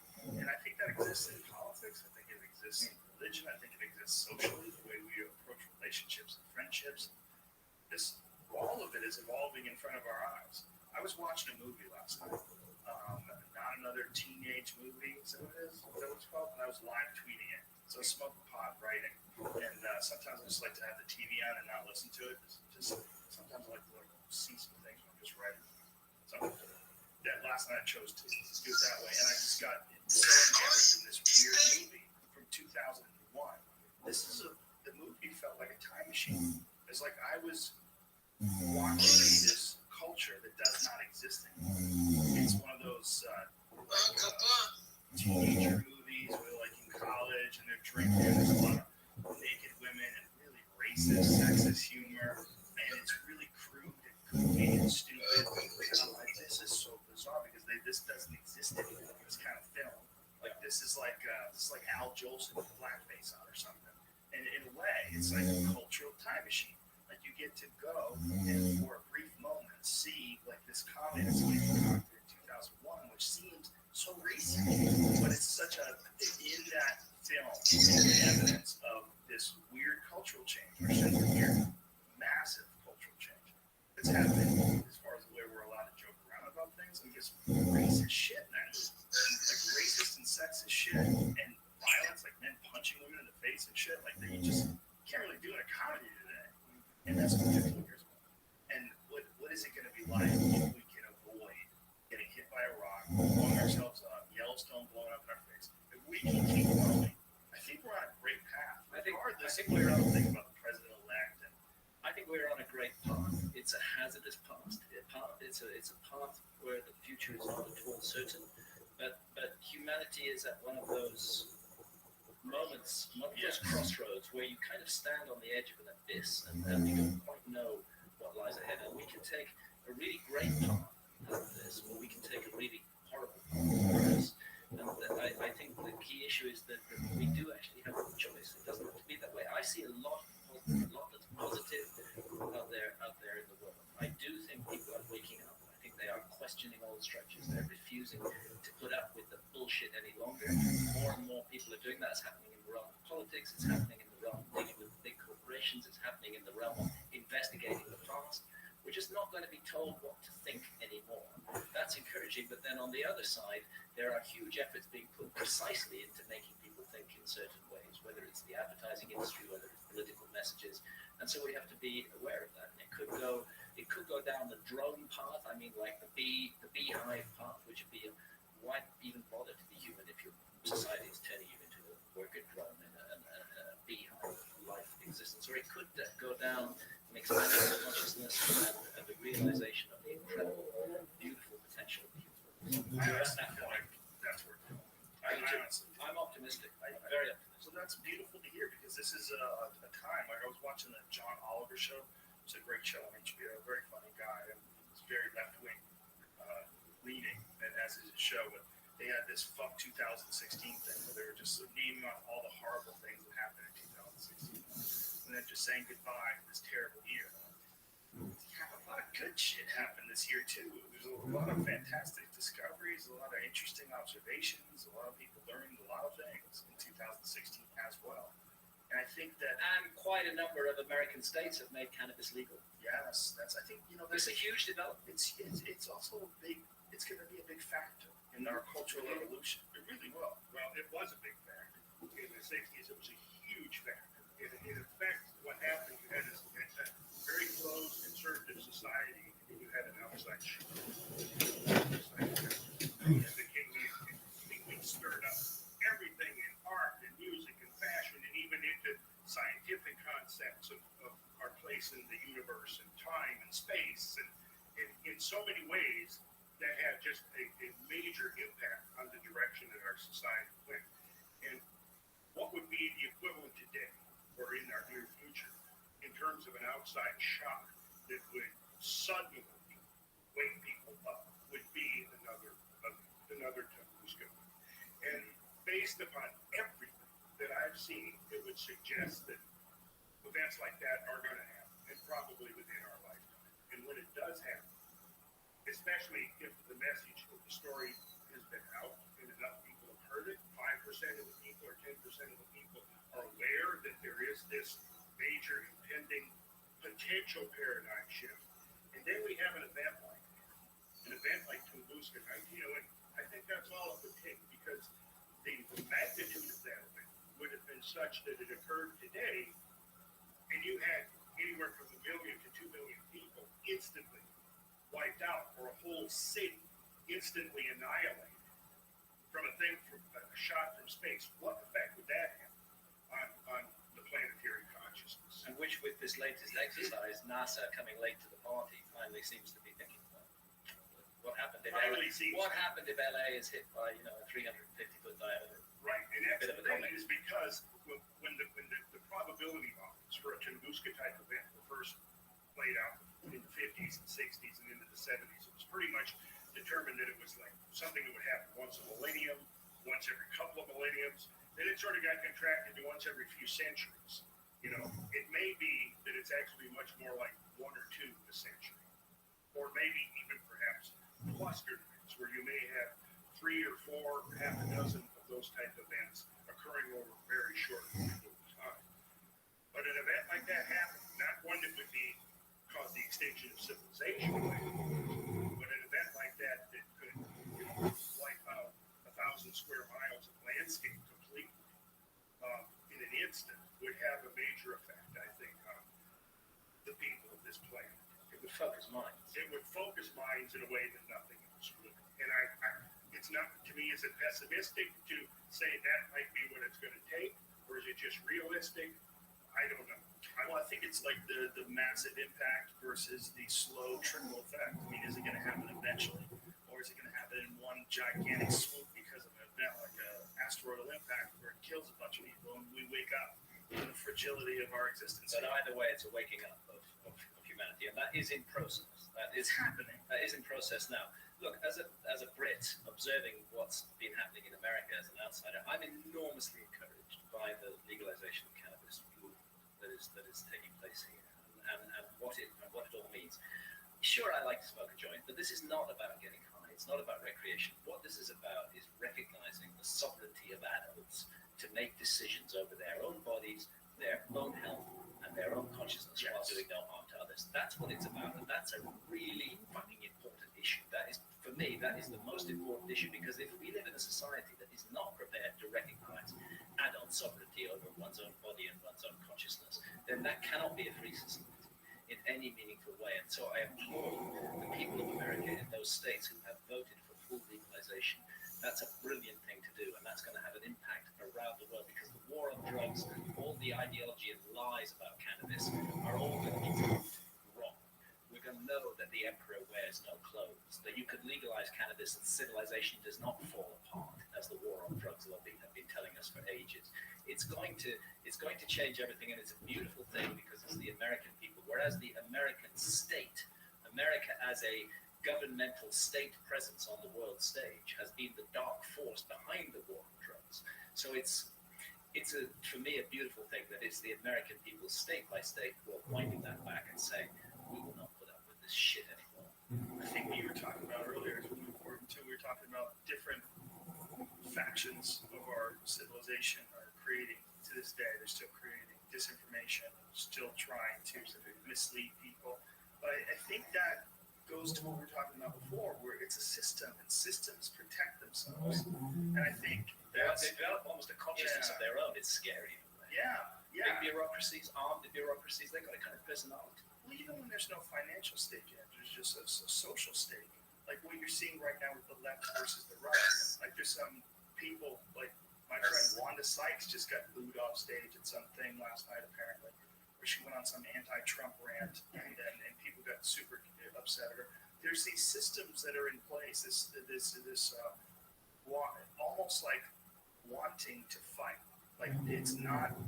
It sets us up in this bizarre team mentality where this left protects its ideas of the future and the right protects its ideas. And I'm watching these people go at it back and forth on social media, and it's toxic. And I don't like to use that term because it's so compromised by, toxic sexuality or toxic masculinity. There's so many uses of that word in our culture. But I think that this desire to fight with each other, and be deeply unpleasant, yes, say really horrible, hurtful, ghastly things. You see it so often. Really, vile. And from the left too, as well as the right. The left is toxic. Toxic is the right word. Exactly. And I think that we have to resist the urge to fight. I think this is when people push too far on the left. That's when the alt-right emerges. When people push too far on the right, that's when the left comes up, and that's when Kent State emerges. You have all these weird factions duking it out that have so much in common. Yeah. And a lot of times, the things that they don't have in common, it's either because of ignorance or it's because of an ideological dispute or lack of communication. And I think if those three things are in place, at least open lines of communication, which is also fostered by marijuana. You get these people talking openly and vulnerably about these things, and you find out that a lot of our misgivings and our misunderstandings about each other are just misconceptions, miscommunications, and even if we disagree on things, I have friends that I disagree on a lot of stuff with, but we're very close. Yeah, because you're allowed to have different opinions. Of course, that's what makes the world interesting. It doesn't have to be we hate each other because we can listen to somebody else's opinion with empathy rather than with hatred or anger. It's too attractive to be on a team. Like the fucking things. Yeah, it is, man. It's too attractive. It's too attractive, and we love city versus city. We love that. We love when that Chicago is going to take on Cleveland. Fuck you. We love that. It's the tribal thing. We've not really evolved out of that. We've changed our social structures, but we're still tribal mentality. Nationalism is just tribalism writ large. Yes, it really is. Just like religion's just a cult. Yeah, exactly. Yeah. Should we look at one more? Yeah, we can look at as many as we want. Roll the party. What do you got? Yeah, let's see the next one. Back to the floor. This is the place that I didn't get to take great. Really wanted to take. Let's see. So you're going to see it the same as this. Okay. This is the potholes. Okay. Holy shit! Look at that. This is crazy. What we're looking at, folks, the people who are just listening in, you have to go to YouTube now because this is insanity. This is as close, for a dummy like me to look at something like that and then go, oh, that's definitely a river. The river carved that. Okay, what you're looking at there is a gigantic extinct set of cataracts, like you would find at Niagara Falls, but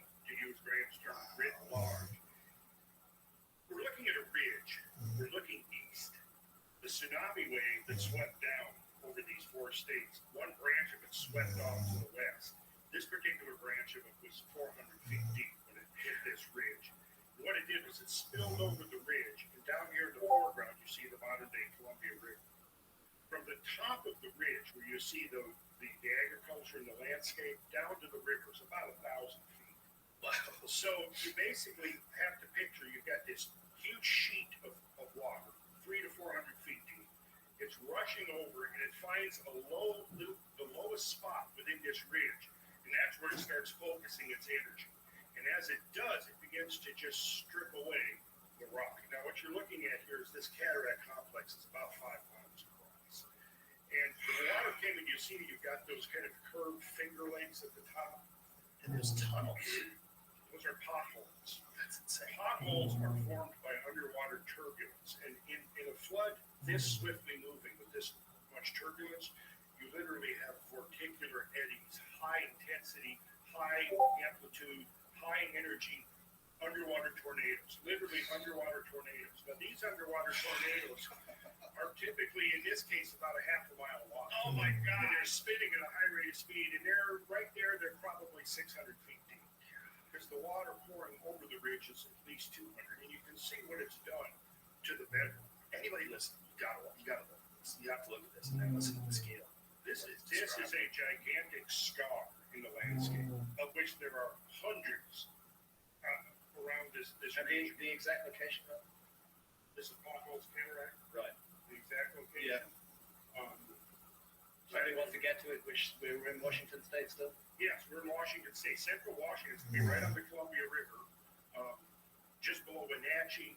Okay, where we saw that huge erratic, that Yes, very giant close. 18,000-ton boulder brought there, enchained in an iceberg floating on the flood, an iceberg the size of an oil tanker, carrying an 18,000-ton boulder, carried on the flood, ground 700 feet up a valley side, rests there as the flood waters recede, the ice melts away, and the boulder is left sitting there. We're gonna look at a picture of that boulder in a second. What do the people back in this part of the country, what do they think about this? Well, they're only just catching on to what they're sitting on top of. The first time I went out here in '98, there was the Ice Age Floods Institute, and I went to their only location, which was in the Better Business Bureau in Moses Lake, Washington, and they had one room in the back of this Better Business Bureau, Chamber of Commerce, and there was 2 elderly ladies in there who were basically the overseers of the group. Now there's about 24 chapters, and every year there's several guided field trips led by geologists who are studying this in their off time. And I've been on a number of these just to participate and get the access to the geologists in order to pick their brains. But this is very close to Wenatchee, Washington. So if anybody's wanting to find this on Google Earth, this is a Google Earth image. Now what we're going to do, before we leave the Google Earth image, I was going to explain that you got those, see those lakes, those meandering lakes up there. What you got to picture is you've got a sheet of water coming, and as it's coming over this ridge, it's beginning to selectively erode into fault lines and cracks within the bedrock. Can you picture that? The water is going to naturally try to go into those low spots where there's cracks and fissures, and it'll start going from a sheet into channel. What goes from sheet to a channel, then that spills over the ridge. And in the middle, you see this, it's called a rock blade. See that the rock blade is that, yes, that's it right there, separating the 2 alcoves. If the flood had continued for another few days, that rock blade would have been gone. And you would have had a single alcove up there. Now, in the next, as this proceeds, what we're going to do is we're going to go down, we're going to be right at the head of the rock blade. Right there, yeah, right there.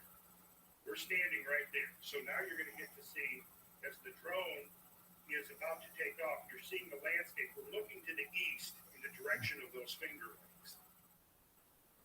It's the soundtrack. Is it not playing the sound? Oh, there we go. Here, below Toccata and Fugue in D minor.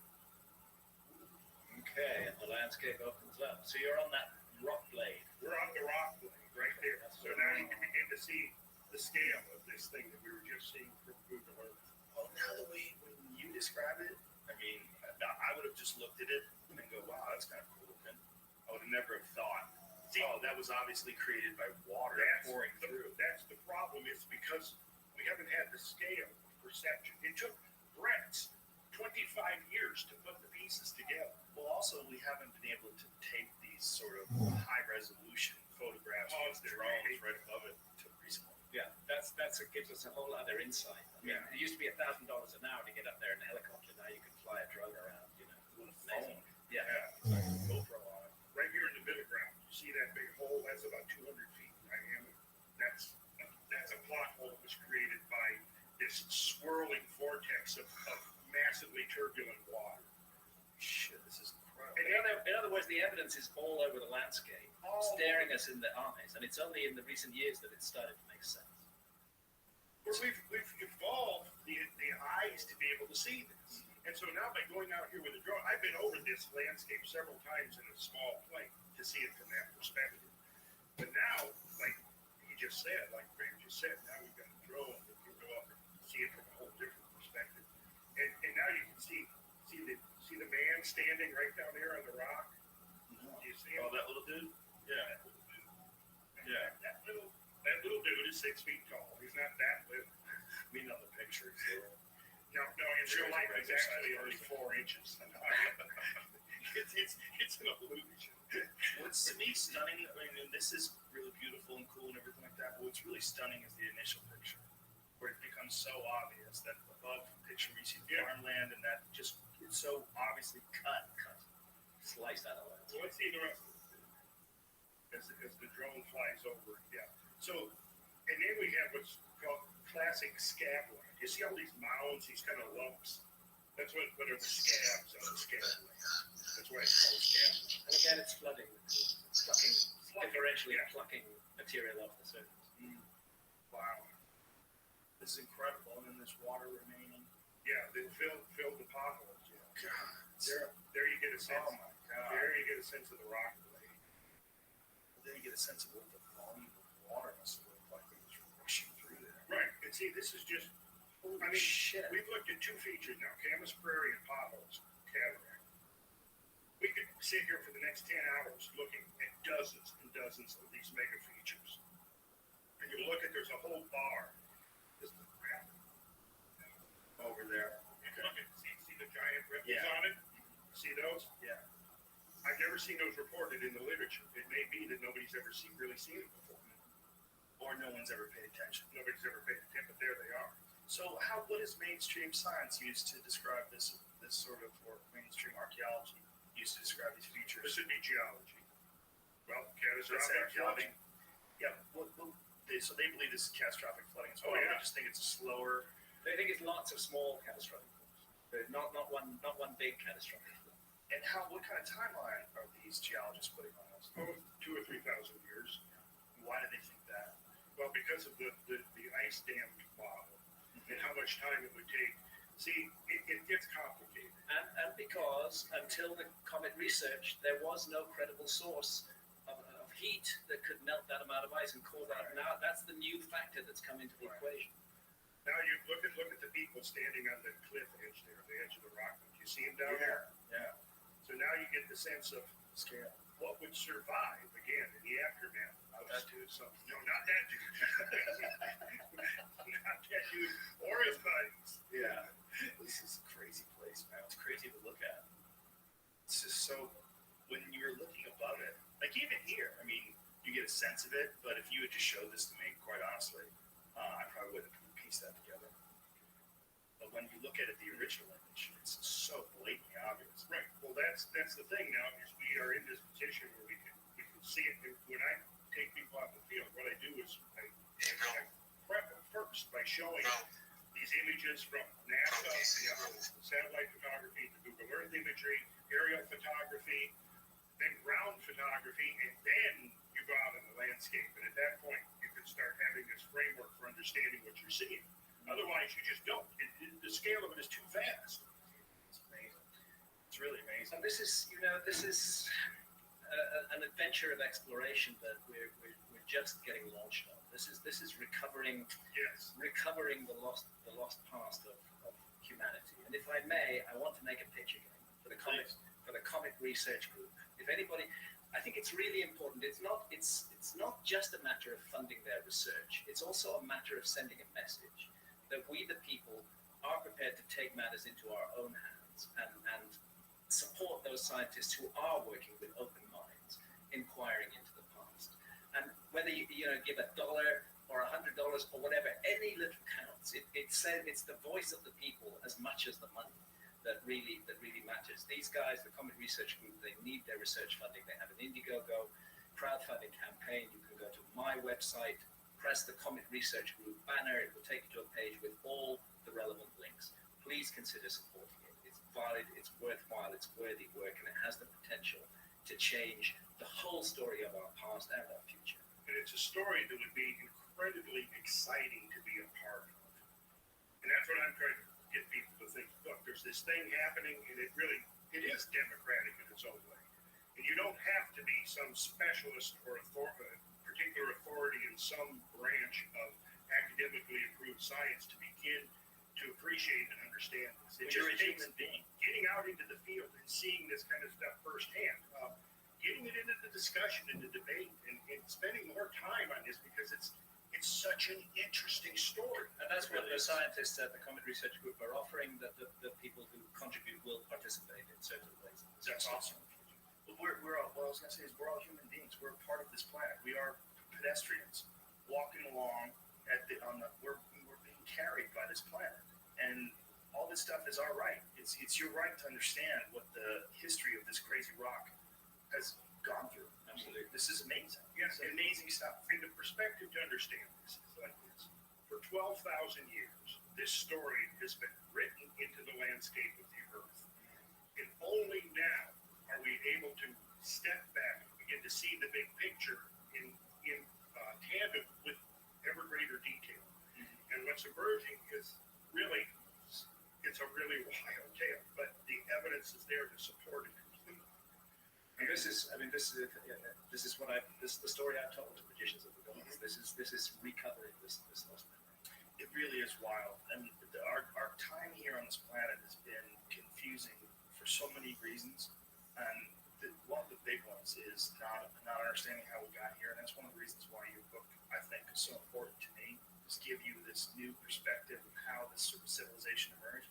Another problem I think we deal with all the time is light pollution. I think light pollution, You never see the stuff. I think it's really a perspective blocker in a big way. No, it absolutely is. Randall and I were having a discussion earlier about how ancient cultures related to the cosmos. As above, so below. They felt themselves connected with the cosmos. They made their monuments in alignment with key celestial bodies. They did it very carefully. There was a sense of bringing down the enchantment of the heavens onto Earth. In modern societies, we can't even see the stars. Even in the middle of a big city, the stars are gone. The light pollution just blots them out. You never think they're there, and you forget actually that you're part of a majestic cosmos. That everything about it is mystery. We are immersed in mystery from the moment we're born to the moment we die, and yet our society is telling us, oh, it's all very prosaic and dull. It's just about production. Everything's all explained. You don't really need to worry yourself about it too much. Because some authority somewhere has it all figured out. No one has it all figured out. It's not possible. I think everybody owes it to themselves to go out into the desert in the middle of when you know there's a stretch where the moon's not going to be out and there's going to be clear skies. Especially if you live in Southern California, you can get out to the desert pretty easy. Just get out away from all the cities and just look up, and it'll freak you out. It'll freak you out because it's one of those things that you kind of really take for granted. Because most of the time the sky is just a dark, black, featureless thing with a couple little white dots that aren't really that compelling. When you get out there and you see the actual Milky Way itself, you go, oh, holy shit. But see, now we could have, every year there's probably a dozen high altitude events that could have been witnessed by ancient peoples that we are completely oblivious to because of our urban existence, because of light pollution, because nobody is really looking at the sky. But these high altitude events would be essentially equivalent to like Hiroshima-sized bombs going off 20 miles up. Just outside of, especially like if it's in the daytime, and you're not looking right up there, you're not going to see it. And at night, if you're living in the city, if you're inside, the light pollution, by the time it happens, it's over. But if you're out in a completely wilderness area where you've got visual access to the stars, and you're aware of that, and you're constantly aware of the presence of the sky, you're going to see much more of that kind of thing happening. Then, if the cosmos decides to get a little bit more active, which it apparently does from time to time, suddenly the sky is now becomes a major factor in your existence, your tribal existence, your cultural existence, especially if in those episodes you have multiple fireball type events that could be on the scale of anywhere from Chelyabinsk up to Tunguska, and that's what Plum and Napier, that's their scenario, is these clusters of We enter episodes of bombardment. When we are passing through a filament of the Taurid meteor stream that's thick with heavy debris, asteroids of a kilometer or more in diameter. When we enter those filaments, we are entering a period of episodic bombardment when human civilization is at risk. And according to their calculations, we are entering those filaments in the next 30 years. Jesus. And that's why we need to pay attention to this, because 30 years is enough time to do something about it. If we apply the resources of our civilization to this, we can solve this. Let's look at a couple more pictures, because I'd like to get a picture of Graham. People are too busy making new phones. They don't have time to fix the asteroid thing. Exactly. We need a phone Well, that projects images and holograms. That's my contention that it's going to take. Well, but then, again, the serious commercial talk of mining asteroids, that is the way into this. That if they can see an economic return for this, then maybe they'll do the good thing actually for the human race. Would this have to be a manned expedition like Bruce Willis in that asteroid movie? Not necessarily. What's the image that was shown? Well, Jamie, why don't you go to the folder of when we open the Folder of awesomeness. the folder of awesomeness. Yeah, just let's start with 1007. What are we gonna look at here? Well, we're gonna look at some NASA stuff, and then we'll look at a couple of Google Earth things, and then we will look at a couple of U.S. Geological Survey things, and then we'll look at some photographs. Let's do it. Okay, let's do it. What we got? Whoa. Okay.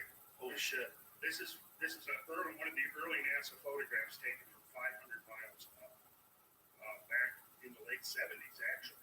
And what we got here is the two big scabland tracts that show two of the big meltwater streams that have left their scars in the landscape. So each one of those varies roughly between 10 and 20 miles wide, and the bigger one on the right is probably 50 to 60 miles long, or actually a little bit longer than that. But you can actually see that when the water swept down from the north out of British Columbia, it washed away 200 feet roughly, 1 to 200 feet of the existing topsoil that had covered the basalt bedrock, right? Basalt bedrock, by the way, that was originally formed by eruptions of the Yellowstone caldera, interestingly. But so the water came down, swept away the topsoil, and left the bare, dark basalt exposed down below. The feature that we just looked at is not even really in this NASA photograph. It's over to the west. But let's go ahead to the next one, Jamie. It's the Snake River down there, which is Yes. Where's the Snake River? Snake River comes up out of Idaho and it joins the Columbia and then flows out to the Pacific Ocean. All right, then we got a Google Earth image coming up. Okay. Oh, B1008, 1008, the next one. What's going on with our TV? It keeps going off and on.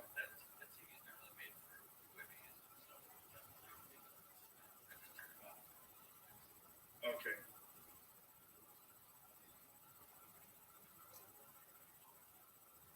There we go. So now we're getting actually a bigger view of the landscape, and you can see the two meltwaters. It's a scabland tract. Mm-hmm. Okay. No one can hear you if you do this. Just tell me where it is. I get it. Okay. So there's the two scabland tracts. Right. Then you've got the Grand Coulee, which is that dark ribbon going up to Columbia River there. Grand Coulee Dam is right you almost had it. It's where the Columbia River suddenly gets skinny. Right there. That's Grand Coulee Dam. That's the widest, the most massive concrete dam in North America. And it's impounding water in Franklin Delano Roosevelt Lake to about 400 feet deep. Right? Now, the area at the top, the glacier, the green mountainous area, this was all covered in ice.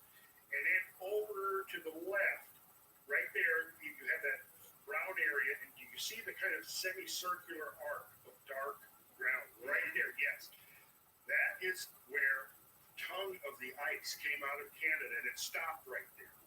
And when it receded, when it melted back, what it did was it left all this rubble that can't really be farmed effectively. It's called till, glacial till. And where the glacier ended, that's called moraine. And you can see it's circular where the glacier came. And then coming right off the snout of the glacier, do you see kind of a ribbony, that's the giant scar in the landscape that was formed by a meltwater stream coming off of that ice sheet. It's called Moses Coulee. Hey, Randall, I think we should keep in mind a lot of the audience aren't actually seeing the visuals on this. They're not. I mean, the takeaway is that all across the Pacific Northwest is a landscape that has been utterly scarred and devastated by gigantic flood that took place 12,000 years. It's left its marks everywhere. And this is right near Coeur d'Alene. So Coeur d'Alene is from that. That's the residue of this. You see Coeur d'Alene right there. If people go to the Geocosmic Rex website or the Sacred Geometry International website, they can see most of the images that we're showing. Well, they'll see it if they watch the YouTube video. They can watch it and hear you talk about it at the same time. It's just the vast majority, probably 90% of We're people not just seeing listen. the visuals right now. But they can. And so they probably will. So they can go to that and watch it. You can look down, way down on the lower left is the Potholes Cataract. Right. Go up a little, up along the river, come down south, keep coming, stop. Look to the right of the river. That's what we were just. This man knows his landscapes. To the right, G. Jamie, how dare you? Yeah, this whole area. So we get it. This whole area has been absolutely unequivocally, undeniably. As you see this, Joe, and you realize the scale of what we just looked at, and now you're seeing that within this whole landscape. Yeah. That was essentially inundated. Mm-hmm.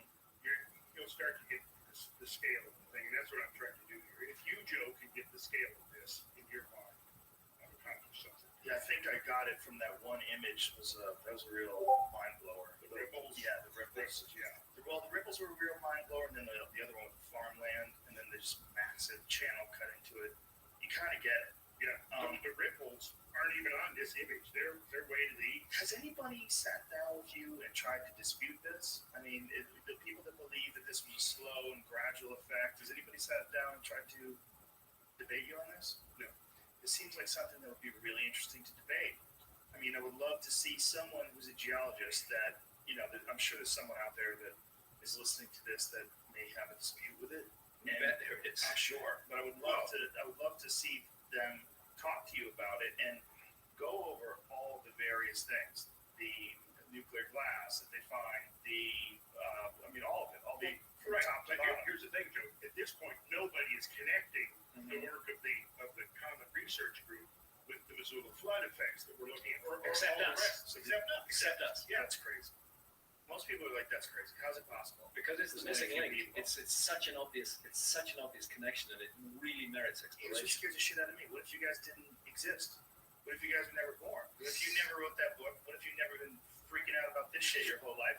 How would I know How about many this? How would I know times anything? in the human story has this happened? Yes. Where stuff has just not been explored that really needed to be. That sounds crazy to someone like a Michael Sherman, to a skeptical person. Well, You I'd know? say to Michael Shermer, come on, man, let's go spend a week out in that landscape. Well, he does want to debate you. He wants to sit down and debate you, Grant. All right. Can we set that up? We can set that up. I would love it. That sounds like Yes, it would be a good time. In my mind, there's really no arguing with this evidence. I mean, Well, it's too it seems- overwhelming. And the question really comes down to, at this point, nobody disputes that there were catastrophic floods. The question is, what was the mechanism? How many were there? How long did it take? Was it a bunch of catastrophic but smaller floods? Or was it, back to Brent's original one giant flood? And I think the truth actually lies somewhere between the two. And again, the geology gets complicated, but I'm writing it up. So I will explain in detail what my thoughts are after having crisscrossed thousands of miles of this landscape repeatedly and basically absorbed every piece of scientific literature ever written on it, I've evolved some ideas about what could have happened here and how it happened. Well, I was a grown adult, and I found out that North America, most of it was by, what was it, 10, 12,000 years ago, it was covered by a mile-high sheet of ice.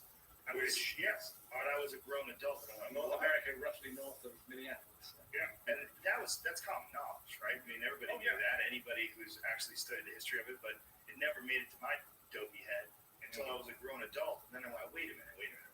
What? And the idea in my mind that this whole thing was covered just 12,000 years ago, that seems so incredibly recent. And by the way, that ice was more like 2 miles deep. Consider the weight of those ice masses pressing down. I mean, anything that was there before the ice came down would have been ground to powder.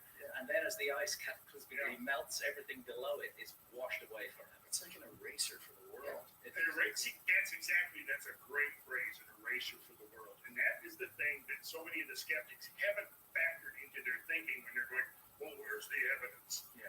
The evidence, as you've got to understand, is that we have to rethink the possibility of evidence once we know that there has been these erasers of the world that have transpired.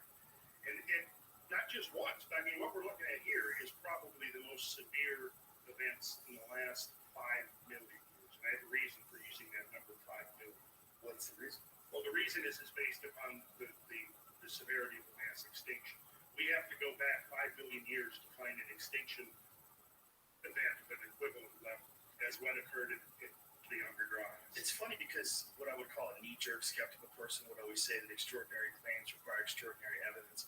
Is there anything more extraordinary than that image of those farmlands and that giant swath cut into the land That is the a mile extraordinary across? evidence. That is it, yes.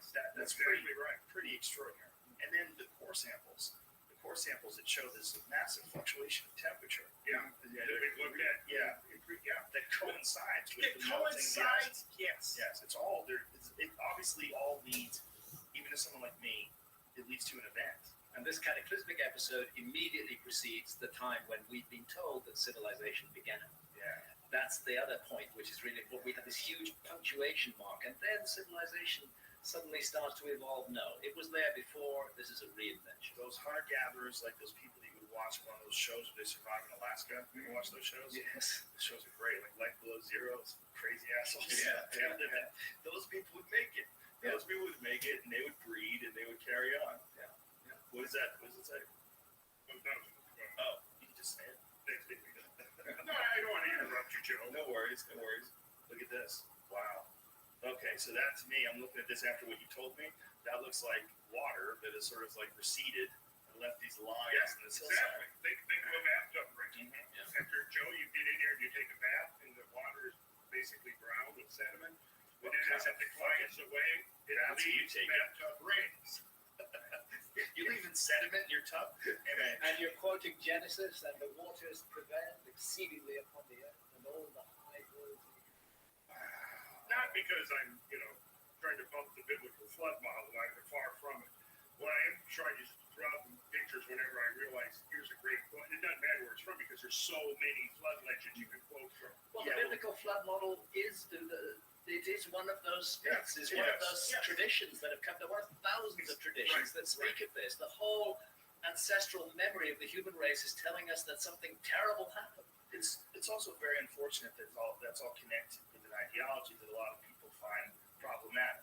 Like that there's this issues with that being, religion or a cult or this faith-based belief Well, system. we must immediately realize that flood is not the property of the monotheistic religions. The Exactly. flood is found in every culture on earth. Also, in that a lot of these stories, you're talking about massive translations from ancient Hebrew to Latin to Greek, and a lot is lost in the process. Yeah. And you're dealing with a lot of these stories were handed down from generation to generation for like 1,000 years before the first version was ever written. So all that is unbelievably fascinating. Go to 1014, 1014, and we'll see a topographic map. Whoa. Now that you know, it's crazy. It looks like something just like you had a sandcastle or some flat sand set up, and a wave came in and cut through it and then pulled back. The wave came from the north, and it swept down over the landscape and basically carved and plucked and quarried and gouged and gashed that landscape. And this is one of the places Graham and I went. If you look right in there, you'll see where it says Grand, part of Grand Coulee, Grand. Right there where the D is, we have a great video clip online of me and Graham. We're looking at this actual topo map right here, and it surveying the cataract around us. You'll also notice that there's a rock blade, just like similar to the one that we just saw in the drone footage. See the rock blade? You recognize the alcoves now? Yeah. And if we go to the next one, we have a Google Earth image of 1015 of this feature. And there's the Google Earth image. And for scale, in the upper left hand, I've superimposed Niagara Falls at the same scale. So you can see by comparison. Wow. Have you been to Niagara Falls, Joe? I went when I was a little kid. Okay. But I honestly don't remember. I think I went when I was a little kid. I'll have to check with my mom. It's impressive. You Yeah. see it. But the point here is that anybody looking at this, and if the folks look at the imagery online, they Is that can one of the biggest waterfalls in the world? see Niagara, Yeah. not in terms of volume. No, what's the Nor in biggest? terms of African or something? Yeah, or South American, maybe Victoria Falls. It depends. The highest or the greatest volume, it's about 200,000, between 150 and 200,000 cubic feet per second going over those falls, depending on the flow of the river. But the flow that came through here was about 350 million cubic feet per second and left this. And yeah, if you go online on the Geocosmic Rex website, there's a video clip of me and Graham down there just by Perch Lake. Can I ask you a question here? Yeah. Now, if the water that was creating Grand Canyon, or the Niagara Falls, rather, right up there, if that all receded and we could see the bottom, wouldn't it look similar to what you see in here? The what, the Grand Canyon? No, Excuse me. Niagara Falls, right there, right above it, right there. Yes, it would, but on a smaller scale. On a smaller scale. But like on a smaller scale, like some of the smaller features that you see right there, right? Yeah, and that's the thing you were saying earlier, it's fractal. The interesting thing about water erosion and sedimentation is it's scale invariant. So you can look at features, and coming up in the pictures here, I've got a beautiful example of scale invariance, where you see the small version and the large version, and it's exactly the same thing.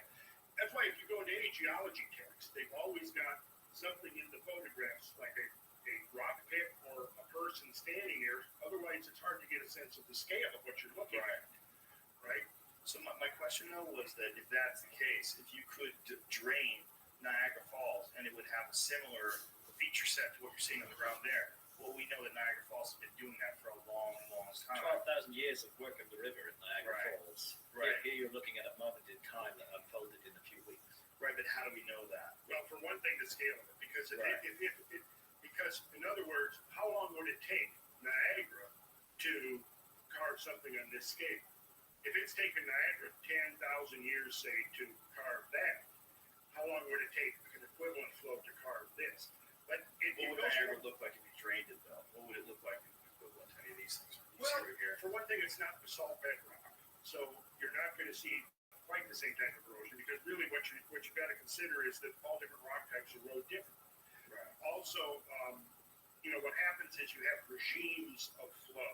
So that what you have in Niagara today is a lower flow regime, which doesn't have anywhere near the type of turbulence or erosive potential is when you get water moving at 50 or 60 miles an hour.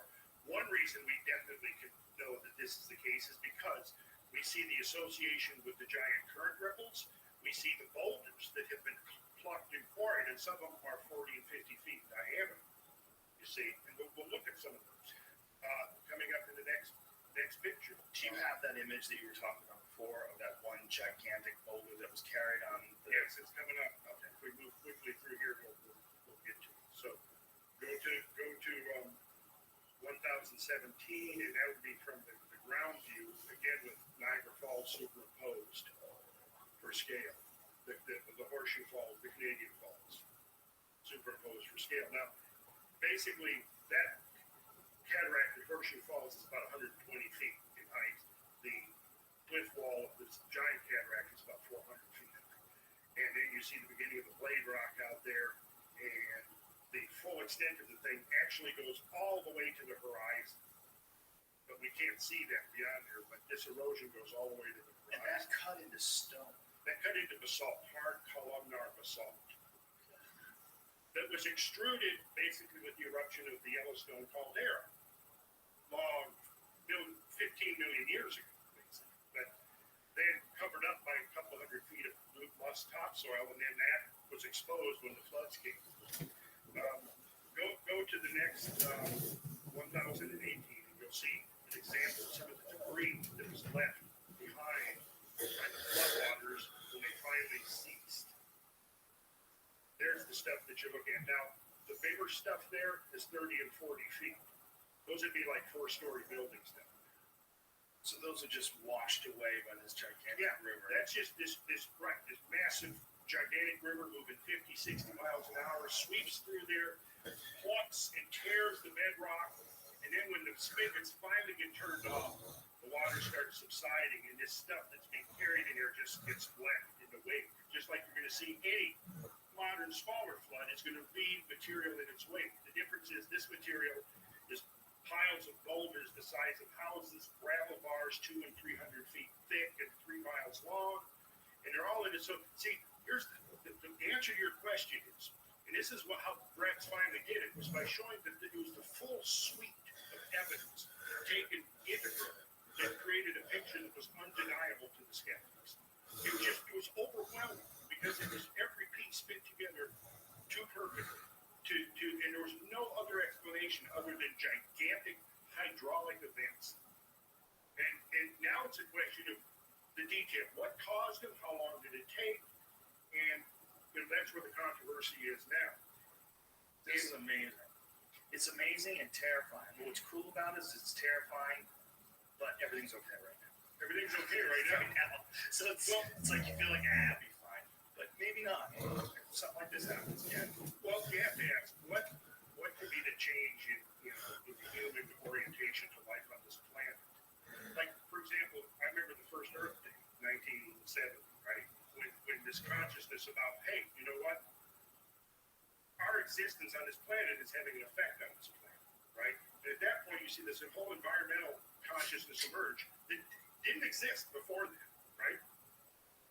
Well, I think maybe in the next decade or two, we're going to see a new environmental consciousness that involves the recognition that this planet we live on is a very dynamic place. It has been so. It is the key to deciphering a lot of mysteries, geological, cultural, historical, and paleontological, biological, etc. That this has been a dominant factor in the evolution of basically everything that's been going on this planet, whether you're looking at millions of years or thousands of years. It's such a strange time to be alive, where all this stuff is coming together. All this information is being exposed. And As though a hidden archive has been broken open and the stuff is spilling out. You don't know. You've opened Pandora's box by letting it out. But it's all logical. It's all logical. It's so easy to follow. It's all, it seems like when it comes to like step by step, 029 coming up, 1029. Bingo. Now this, we're going to travel about 500 miles south out onto the Utah Canyon. It's beautiful. And what you're seeing there is basically dry cataracts. Now that you've seen these cataracts, you can begin to recognize them all over the place. Now, this has not been acknowledged as being a cataract, but what you actually see when you look at the modern erosion is that these features are being slowly eroded and eaten away by the modern erosion. And it's a different erosional regime altogether that creates features like this. And this is a vast scale of erosion here. And when you travel over the Southwest, that is the most striking thing that you're going to experience if you're empathic with the landscape, which is that there's been this enormous amount of erosion. Now, I'm not saying that this enormous amount of erosion was all created by one flood, but I think what it is possibly saying is that when we go back over several million years, gigantic floods on this scale aren't that exceptional. That there's something that from time to time, and see, here's the thing, this is completely removed from the glaciers. Any water that would have eroded this landscape was not coming from the glaciers. It had to have been coming from rainfall. If you go to the next slide, Jamie, which is not a disconnected element because of the massive rainout that resulted from the impacts on the earth. This is Palos Calderas. This is the largest volcanic caldera in America. It's 11 miles across, and here's what's it. It was born out of a catastrophe millions of years ago, right? And then subsequent eruptions over hundreds of thousands of years have left this feature. But what's interesting to us here is what happened around 12,000 years ago. The entire caldera filled up suddenly. And if you look at it as a clock, at about 8 o'clock, you can see a breach, a valley coming off. You see that? Yeah. Jamie, right there. That was the spillover. So at the same time, now get this, at the same window of time that these flood events are happening up in Washington, Idaho, and Montana, this caldera suddenly fills up with water. And the water spills over the rim and cuts a canyon hundreds of feet deep. Now, what could cause that to suddenly fill up with water? And it's completely removed. It's not receiving glacial meltwater. There's only one thing by default, and that would be rainfall. A lot of rainfall falling over days and days at a time. So if you go to the next slide, we'll see what sits down in the bottom of this valley is thousands of these gigantic rolled boulders. And you know that they're water transported because they're round, they're rolled. That's what water does. It rolls these things. Now this is in New Mexico, see? So this is related to the spillway, the overflow of Palos Caldera, which has been dated to that same interval when the floods were happening up north. The same interval that now the comet is dated to. Is this coincidence or are the two related? I would say it would be very premature to dismiss it and say that they're not related. Because as Graham just said, one of the consequences of an impact, whether it's into the ocean or the ice sheet, is you're going to have extreme amounts of water vapor injected catastrophically into the atmosphere, which is then going to rain out in incredible torrential downpours that might last for days at a time. And along with that water vapor is a tremendous amount of particulate mass. And it's that rainout that I would say caused the erosion on the Sphinx and tells us that the Sphinx is 12,000 years old, not 2,500 BC. This is amazing. This is the most convincing argument yet that you guys have ever made. It's all been convincing. This is more compelling, and all the pieces. Let's go together. Yeah. Next slide, which would be 2032, which is to me a beautiful example of scale and variance. Here we have the modern Snake River flowing in the modern channel, and then we have the ancient flood channel, and which you can see there, the average annual discharge of the Snake, 56,900 cubic feet. But the estimated flood that created the big channel is 40 million cubic feet. And now this flood actually was coming up, get this, out of Utah. It was coming up, it was part of the giant lake, Bonneville, of which the Great Salt Lake is but a diminutive remnant. So the Bonneville Salt Flats. The Bonneville Salt Flats were the bottom of this gigantic lake that filled the basins of northeastern Utah. And at the end of the last ice age, it suddenly filled up very rapidly and spilled over a mountain pass to the north, and then flooded the Snake River Plain of southern Idaho. And anybody can see the Snake River Plain if you go to Google Earth or any topographic map. And it cut channels like this that ultimately led to the Columbia River. But interestingly, the dating of this puts it again right in that window. So that window of 12,800 to 11,600 years ago when everything changes. Yes, everything changes. And so what I'm showing you is just a little bit selecting random almost dots to show you that no matter where you look, you're going to see evidence of these events imprinted into the landscape. Go to the next slide, 1033. And if you go down and you stand on that floodplain down there, you'll see the kind of stuff that got left behind. This is the sediment load being carried in the flood.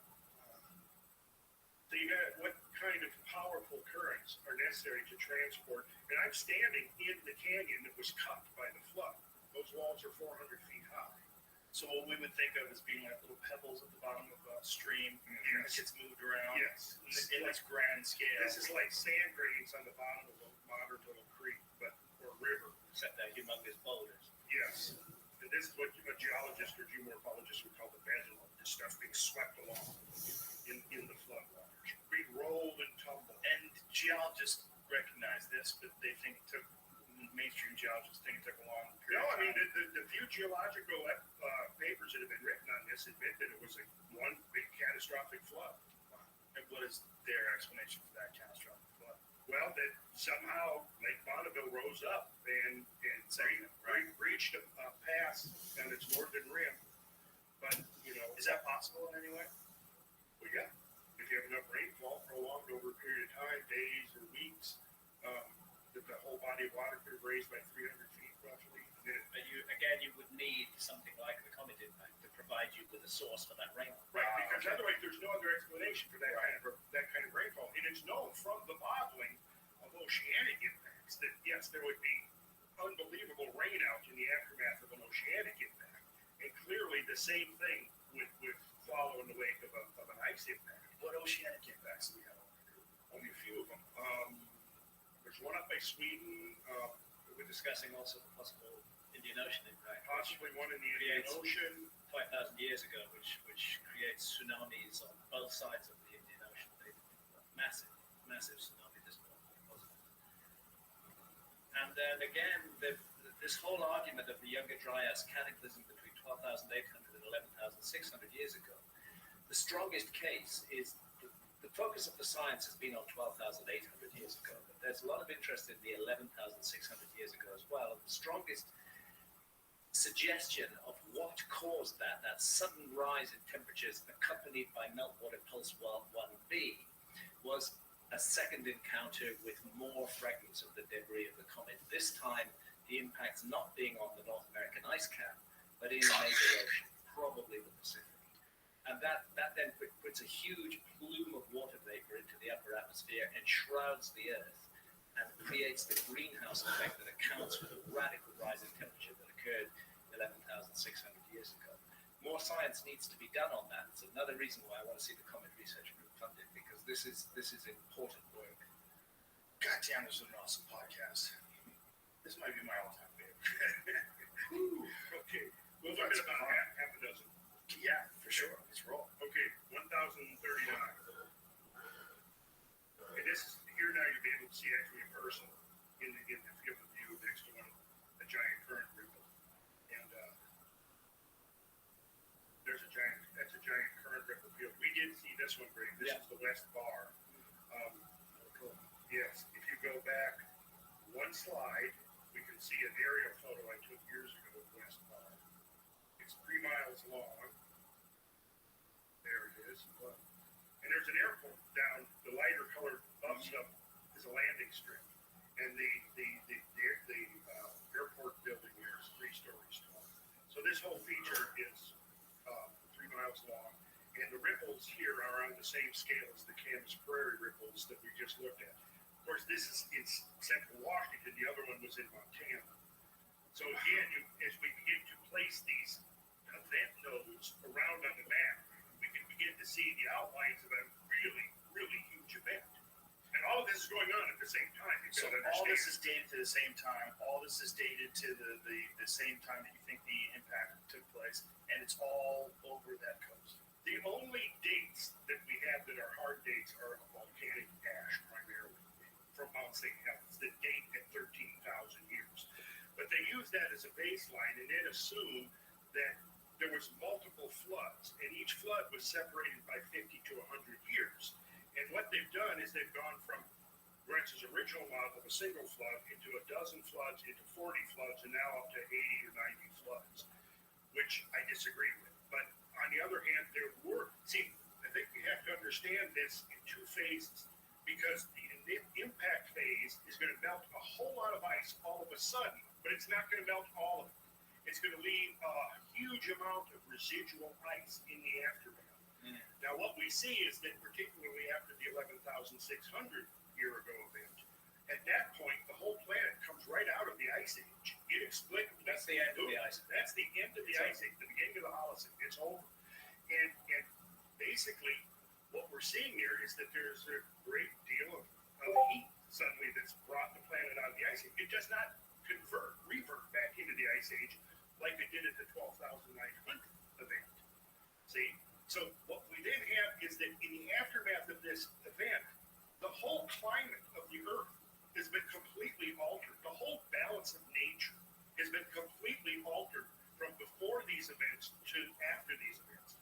But what you have now is a lot of residual ice that takes about 2,000 or 3,000 years to melt away. So sea levels continue to rise. Sea levels continue to rise, and the melting of this ice produces some pretty big floods, but not on the scale of what we're looking at here. And I think it's my personal opinion that there's a confusion between the two different flood regimes.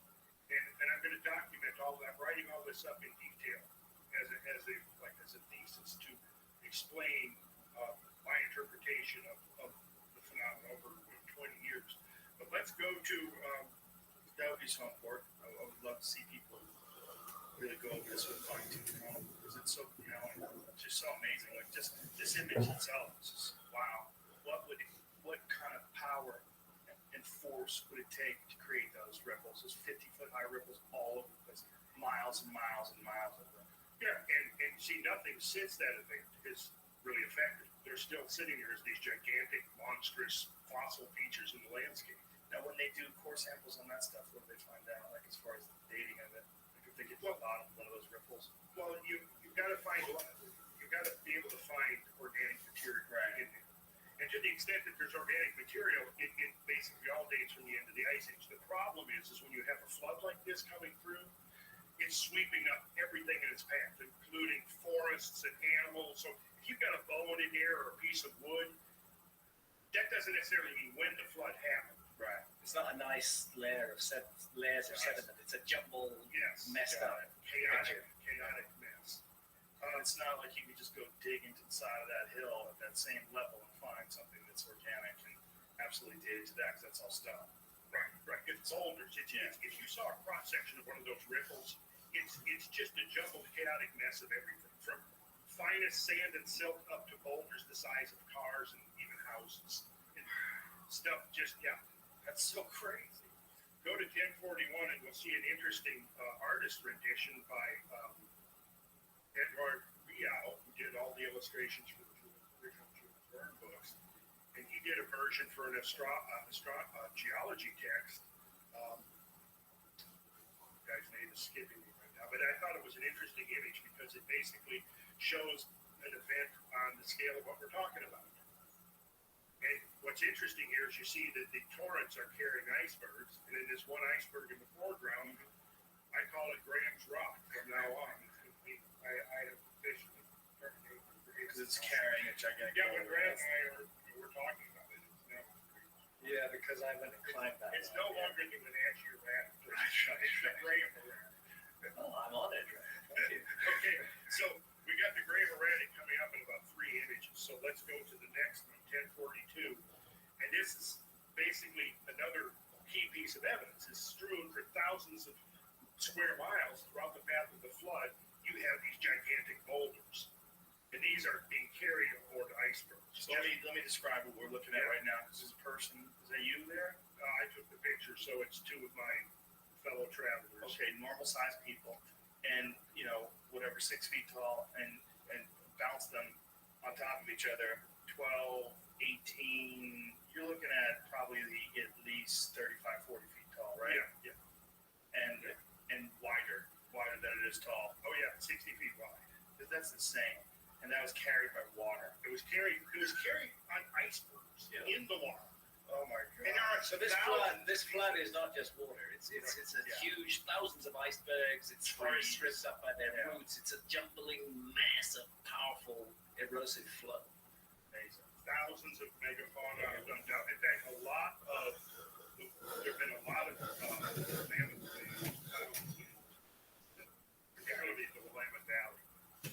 Okay, let's go to the next image. Bear we go. This is like out in the middle of the prairie. You think you got thousands of these things. I'll tell you what, I'm a chicken. I wouldn't stand right there. I don't think that thing's gonna roll on top of you.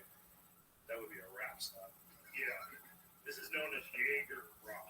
That thing's huge. Is that you underneath there? No, that's one of my. I took the pictures. Did you tell him stand there?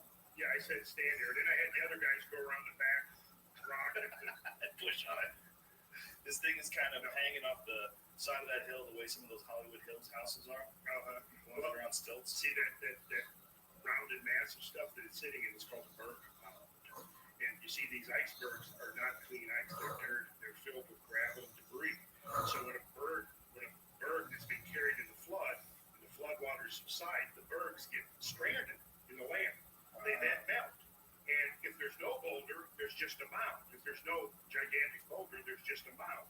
But if there is a gigantic boulder being carried aboard the iceberg, it will be sitting in a berg mound like you see right here. That's amazing. So that white line that we see was where the iceberg was when it deposited that thing, then it just melted from there. No, that's actually a bedding plane between two different kinds of basalt. Oh, okay. So the mound itself below it is what you're saying is the berg mound? That's the berg mound. Oh, And the boulder, the big boulder, was the cargo sitting on top of the iceberg.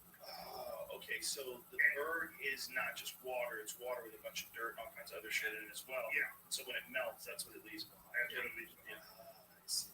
That's amazing. Okay, in the next image we have the Hancock Granite. Are you up there? Well, that's me on top of that 18,000 ton boulder. Yeah, I was. I do that from time to time. But it's an amazing experience to stand there and to think what transported this. Well, we know it was transported in an iceberg, and it was dumped there on the side of that valley. And it's just the thought of thousands of these things plowing along at 60 or 70 miles an hour, carried on a gigantic flood. How do we have anything left?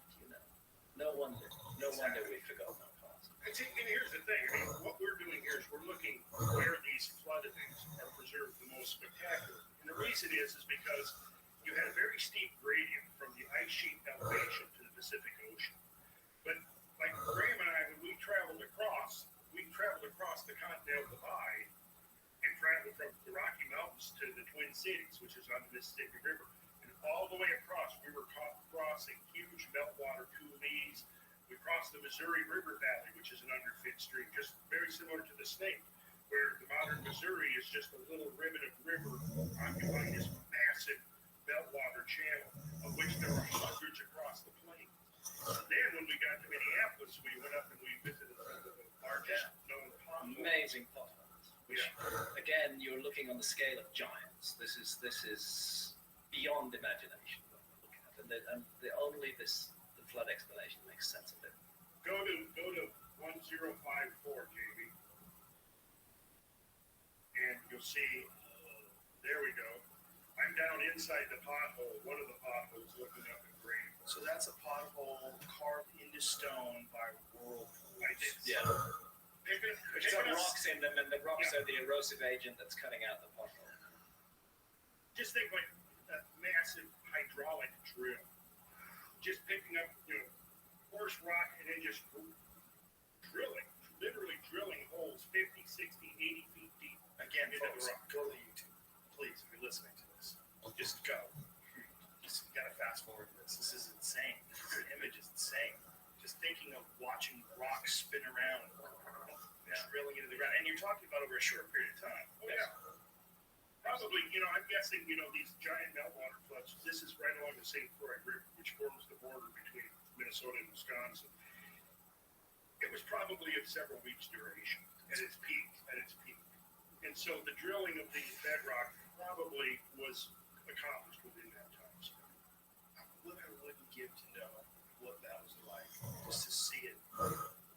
You'd have had to be in a more Right? Yeah, even if you're flying over in a plane, probably just the atmospheric change. Listen, on top of these flood sediments I've documented it from Ohio to Washington State, there are thick layers of loess. The loess is this strange topsoil that came down, and they've been arguing for generations. Is it wind deposited or water deposited? But the curious thing is it seems to be both wind and water deposited. But I think the obvious explanation for it is that when you see the top layers of the flood setting, particularly in the back flood regions where the water was calm rather than sort of torrential, you see these layers, these beautiful, they're called rhythms. They're very rhythmic. On top of that is a layer of this lush topsoil, of this vertical structure, right? Well, to me, and again, without getting into the technical background, I think the logical explanation and most likely explanation is that at the tail end of the final flood flows, what you're seeing is a rainfall of mud. And this rainfall of mud came down in Which effect. many ancient traditions speak of. Yes. Black, bituminous rain, mud falling from the sky, darkness, a time of darkness. It's all described in the myths. Myths are the memory banks of humanity. We should not call them myths, we should call them memories. Yeah, exactly. And again, this muddy rainfall perfectly fits the whole area. And again, with the mythology, it's right there. When we think of these, the idea of the tsunamis, we think of water that you can see. When we're most likely dealing with the entire air around you filled with torrential downpour and solid matter. Yes, yes. Everything's flying through the air. Yeah. Slurry. Incredible winds. Incredible winds, yes. So it's both wind and water and just full-on chaos, super hurricanes. It's nature gone chaotic and crazy on ultimate steroids. This is what it is. So wild. And it's real. That's the thing. It It's happened real. while people were alive. Oh, yeah, and after all, people were alive. Absolutely. This is It not happened, some it happened dinosaur thing. no, it happened a blink of an eye. It happened when anatomically modern humans had already been around for 200,000 years. Writing. Well, no, but not according to the Orthodox historians. But if we're dealing with a lost civilization, which I believe to be the case, then yes. It totally makes sense. Completely, totally makes sense. Yeah, and it's time to get to grips with this. It's time to move forward to the next level and start recovering our memory. And also start recognizing that this is a potential reality. Yeah. This is not just the past. This is This is also the future. very possible. And again, if I may say so, crowdfunding. It's the opportunity for people to give their voice. Can you show that page? This is the crowdfunding page for the Comet Research Group, and it's on. And the link is on Graham. There it is. So if you go to grahamhancock.com and click on the Comet Research Group banner, then you'll get taken immediately to the crowdfunding page. Please support it. Whatever you can give, it'll make all the difference. It sends a message that we care about alternative heretical research. And also, while you're at my website, I've put up there a lot of other follow-ups to this podcast. If people want to go places I'm talking in America in the next weeks, Yes. and links and connections, a lot of stuff related to this podcast. Yes. I'd like to plug my Yes. DVD that has a lot of these images on it. Okay. It's about 5 hours of stuff, Blu-ray. And if they go to the website, Sacred Geometry International, Do you have that available as a download? it's going to be if it's not already. Yeah. Yeah, I think it is available for a download. Yeah, my laptop doesn't even nobody's does anymore. The answer is yes. If it's not now, it will be. I think it is actually now. Yeah, it's probably on iTunes or Amazon or Yeah, something. yeah. It has hours of stuff, but I get into a lot of other stuff. Some of the interesting sidelines, the archaeoastronomy and the sacred geometry and so forth that might be associated with ancient cultures. And what's the name of this again? Cosmic patterns and cycles and catastrophe. And there it is. Yeah, that's the older version. This is the newer, upgraded version. All right. Yeah, there we go. Beautiful. There's the Blu-ray. Yeah, there's the Blu-ray. Yeah. Okay, so and HD download. Excellent. There it is. Gentlemen, this has been a long podcast of awesomeness. Man, this cemented in my head. I mean, the idea was already cemented in my head, but these images, along with your compelling narrative, is cemented even further. This is amazing. Such a cool podcast. And managed to entertain and scare the shit out of me at the same time. So thank you for that. Graham, it's Graham_Hancock on Twitter. Yeah, Graham _Hancock. But yeah, they made it really difficult to reach me on Twitter, but it is there. And then, I've got my Facebook page, and my website is the main portal, grahamhancock.com. Everything comes off there, my book, my events, and all kinds Are of you follow-up. verified on Twitter so they know which one?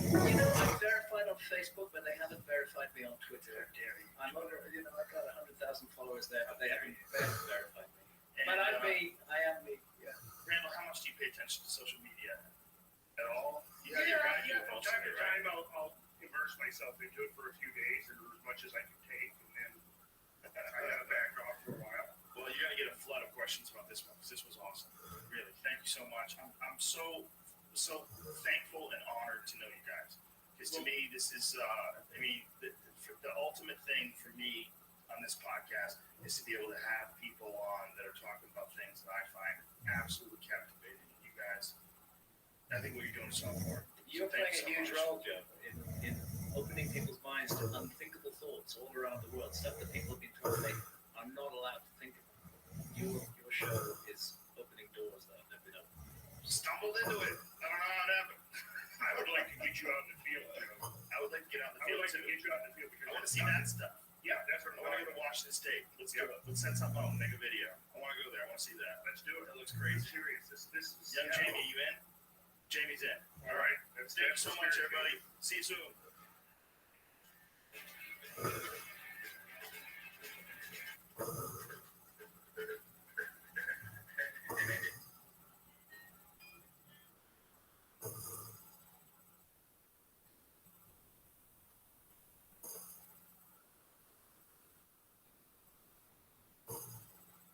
There may be other worlds out there.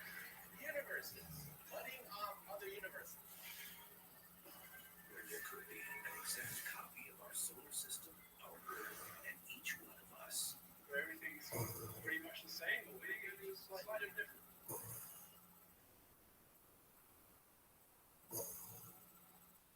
But where are these other universes?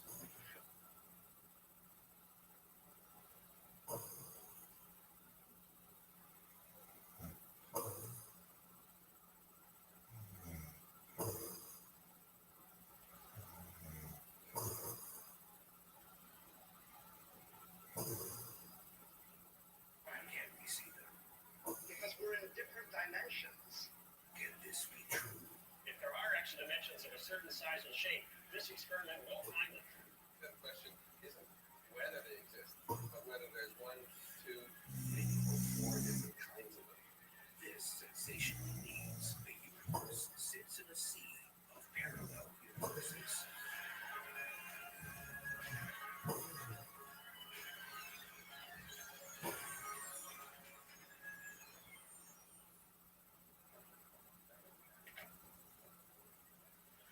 Imagine another world, a whole other universe with a solar system and a planet exactly like ours. On this parallel Earth, there lives an exact copy of you. You could be leading exactly the same life, but in another universe. Now, imagine an entirely separate universe where you could be living a slightly different life at the same time as you live this life. It may seem fantastic, incredible, and impossible. There could be many universes out there. And now some of the world's leading physicists believe that they have evidence to prove it. We are experiencing an existential shock. Our worldview has been shattered with the realization that yes, there could be parallel universes. I mean, it's just a mind-boggling idea that there may be essentially exact replicas of us out there in the vast space. The idea of a parallel universe is a popular culture. People all around us think of it every day, but usually in terms of fiction.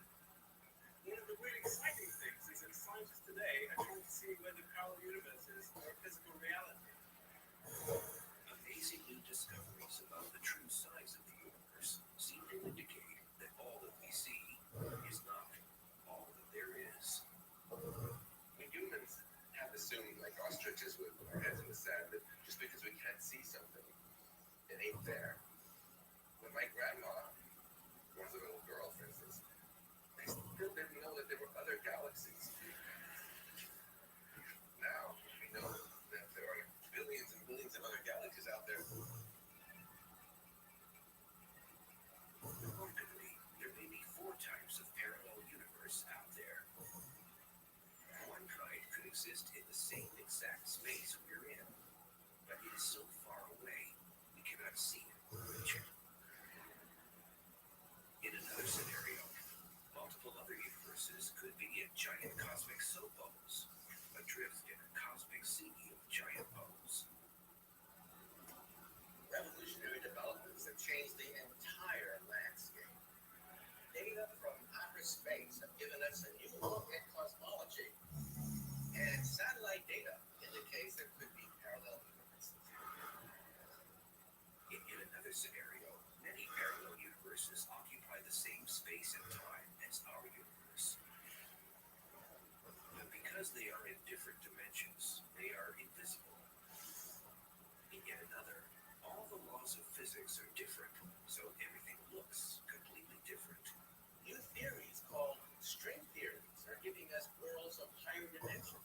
Quantum physics at the microscopic scale is also revealing to us the fact that there could be parallel universes.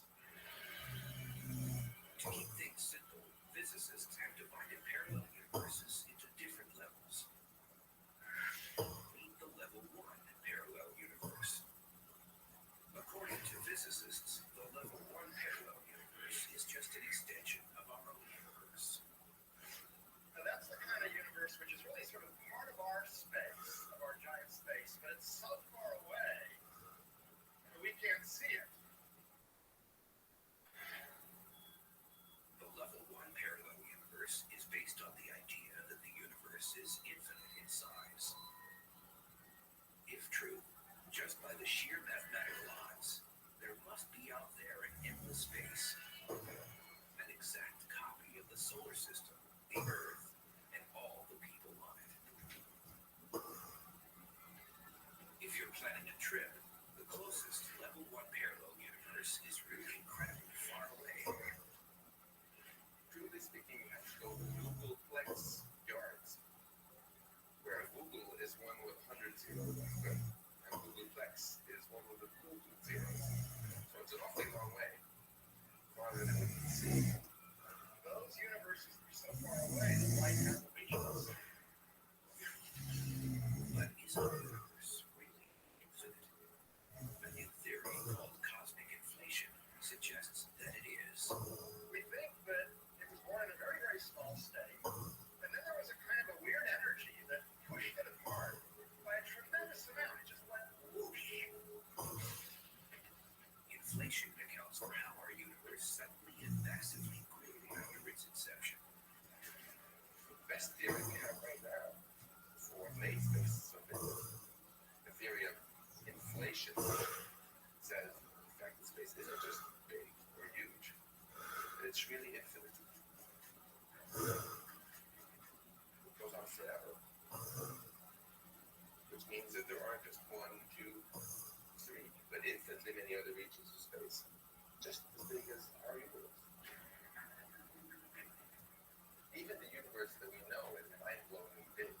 When we fly around in intergalactic space like this, every little block you see here contains a galaxy, which in turn contains a billions of stars with solar systems around them, and so on. So there's just this enormous number of other spaces out there that we can't see. And there is more. We actually think that there is a gigantic number, perhaps even an infinite number, of level 1 universes. This radical idea is leading to a completely new definition of the cosmos. We used to say universe. Uni meaning one, a one-world theory. Everything there is, everything we can see is the universe. Now we have a multiverse idea, where there are unseen worlds. Worlds that we cannot see, worlds that we cannot touch. If this wild theory is correct, the consequences are sensational. Within this infinite universe, you might have other copies of the solar system of planet Earth. And this is the real shocker. Then there's a copy of me and you and everyone else out there somewhere. And that's not all. There are an infinite number of other universes and other Earths and infinite copies of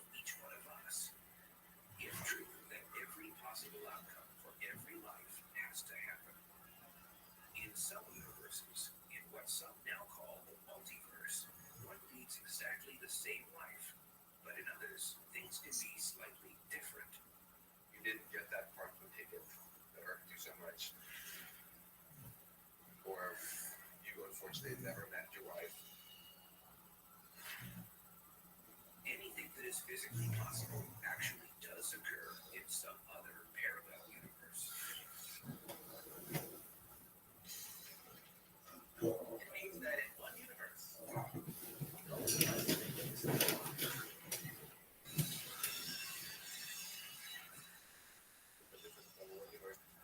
George W. Bush is baseball commissioner. or perhaps we don't exist at all in some of these universes. The implications are the same. And if the universe is infinite, there really are all these level 1 universes in the infinite multiverse. All those other possibilities did somewhere happen. Technically, there are a couple of ways mathematically for the universe to be truly infinite. But essentially, it must be shown to be flat. The universe seems to be perfectly flat, which means either the universe is flat or is curved so slightly that we can't see it. In this case, the universe would eventually curve back in on itself and form a hypersphere. It would then be finite in size and volume, and not flat and infinite. Another way to look at this is that the universe may have inflated so quickly and so enormously that it only looks flat. Think of a bug walking on a gigantic balloon. The larger the balloon, the flatter things get. The bug walks in any direction, and the bug says, well, the universe seems perfectly flat to me. But from a distance, we see that the bug is walking on a gigantic balloon.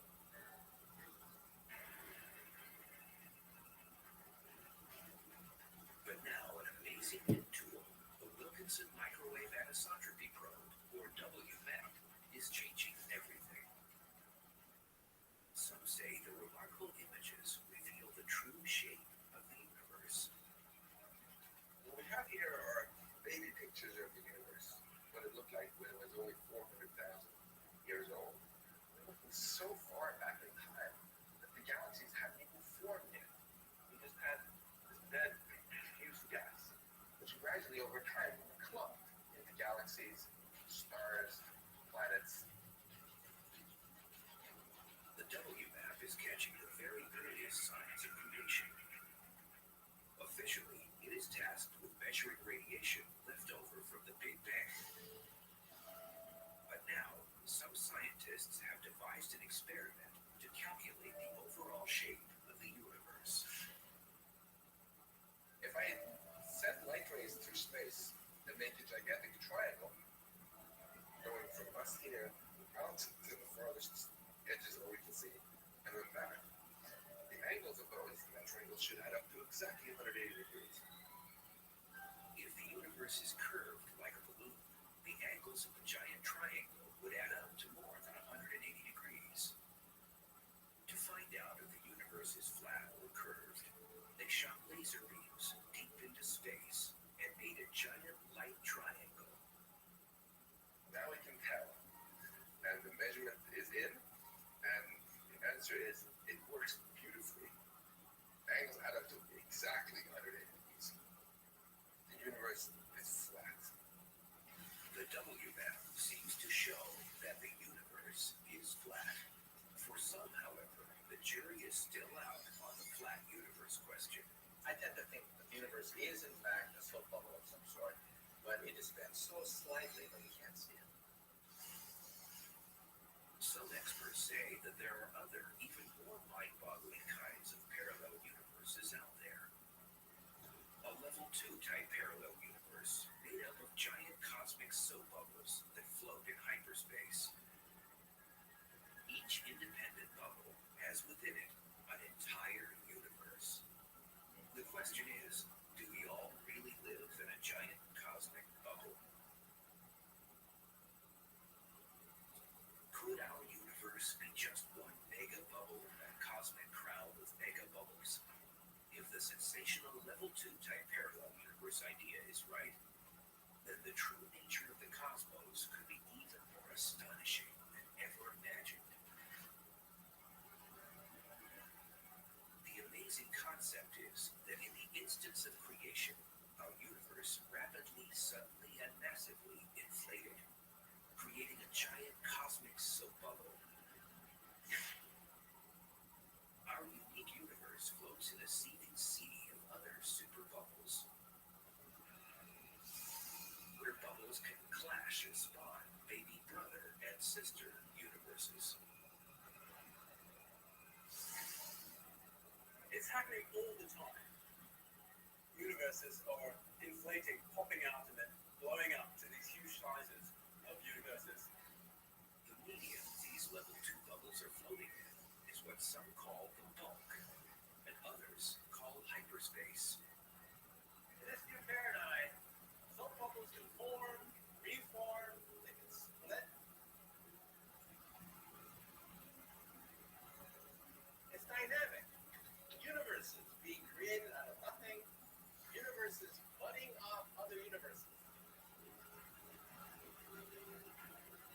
Altogether, these bubbles form the level 2 type parallel universe, and within it, there are an infinite number of level 1 type parallel universes.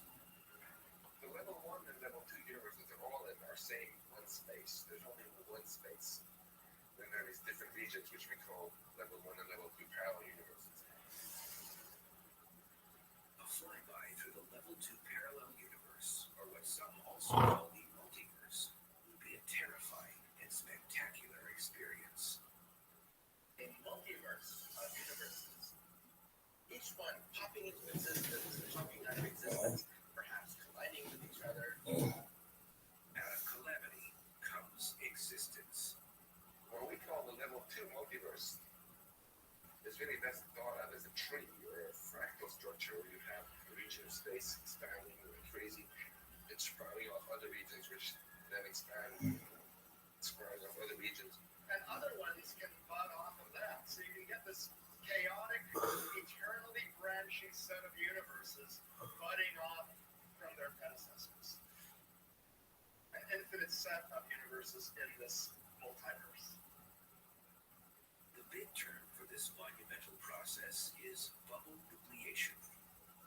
The bubble nucleation is the geek speak phrase for the process where you have this inflating strange material and then a little piece of it stops inflating.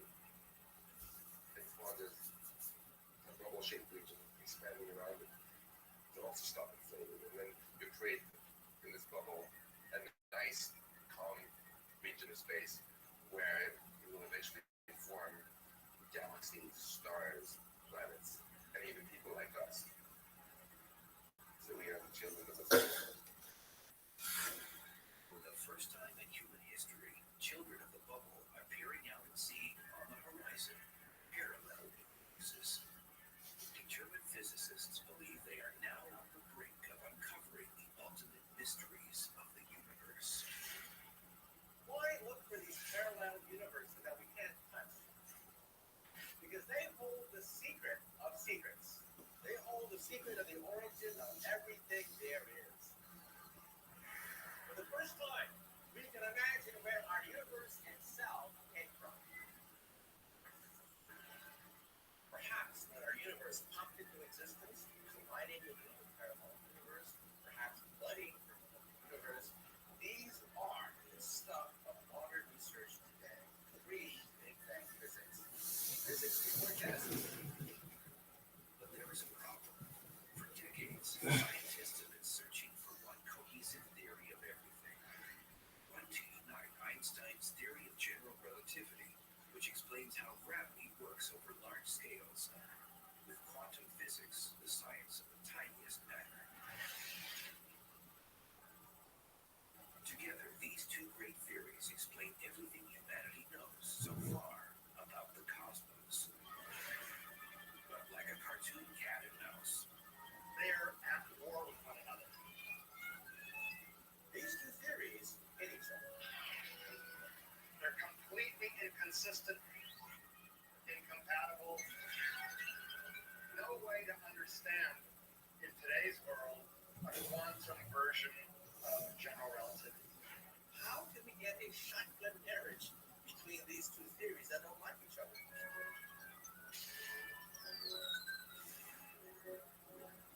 Bringing those together would give you a theory of everything in the sense that those are the ingredients you would need, I think, to understand the Big Bang, to understand the origin of the universe.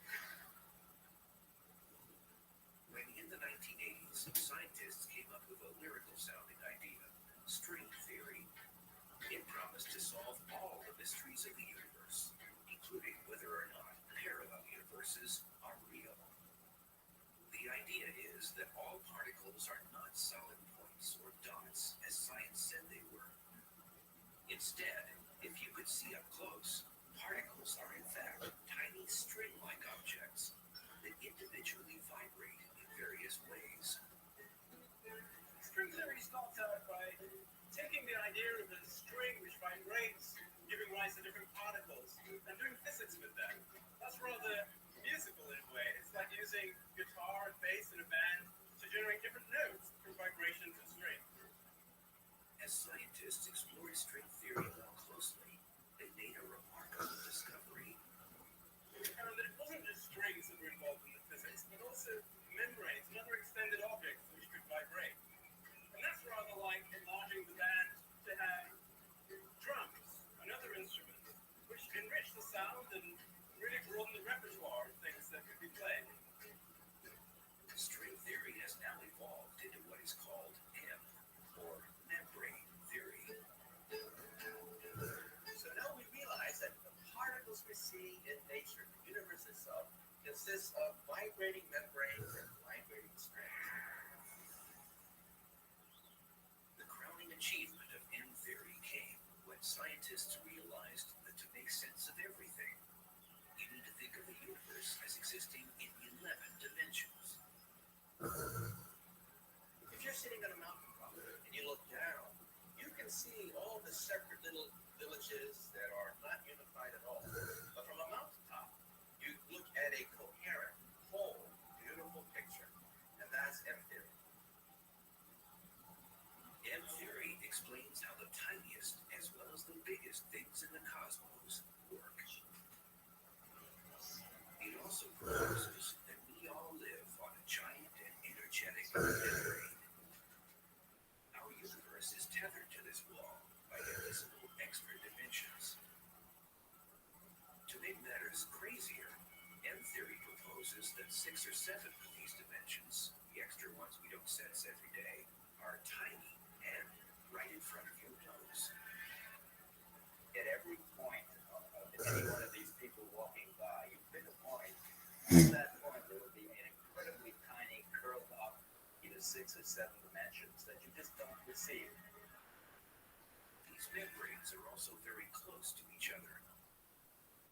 You could have one of these membranes being a universe, and then moving sideways, you have another membrane being a separate universe, and then maybe just a millimeter or two away.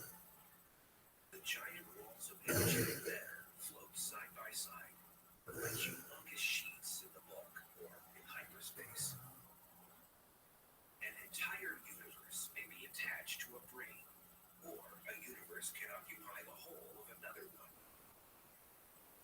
Our own universe sits on the skin of one of these giant brains that in turn is adrift in the cosmic sea of space. And it's floating around in a bigger structure called a bulk. Our three-dimensional universe is like a membrane floating around within this larger structure. Believing that invisible extra dimensions, like an umbilical cord, connect us to a hyper-bulk space where giant membranes live, demands a huge leap of faith. There are these membranes that we're stuck to, and why can't we see these extra dimensions that connect us? I'm floating around here on this kayak on the surface of the ocean. And you can think of this as a two-dimensional surface. But below me, there's a whole other dimension. There's the down dimension where all the fish live. If you think about it, the bulk, I'm on a membrane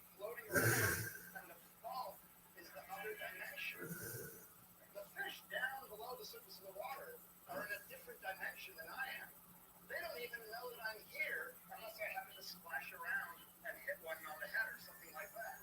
So they might be completely oblivious to my existence, and I could be oblivious to their existence because we're in different dimensions.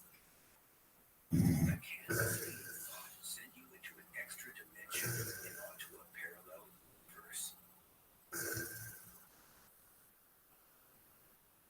According to the latest M theory, in less than an instant, in the first trillionth of a second, membranes in a pre-universe cosmos, like gigantic cosmic symbols, smashed together and produced a Big Bang.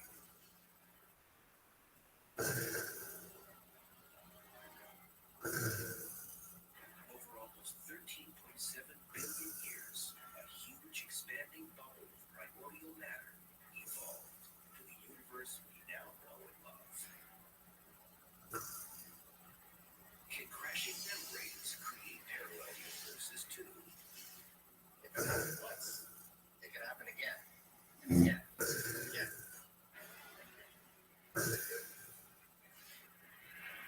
So it's possible that there's a continuous cycle of brains smashing together to produce universes, and that it never stops.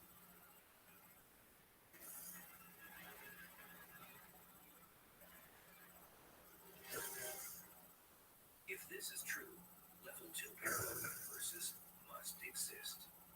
Time goes on forever, and there's a continual process of birth of universes through cosmic catastrophe.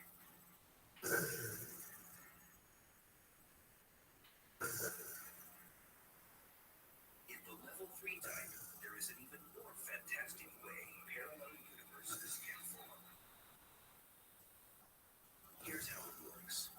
In both the level 1 and level 2 kinds, there are replica universes separated from us in the here and now by time and space.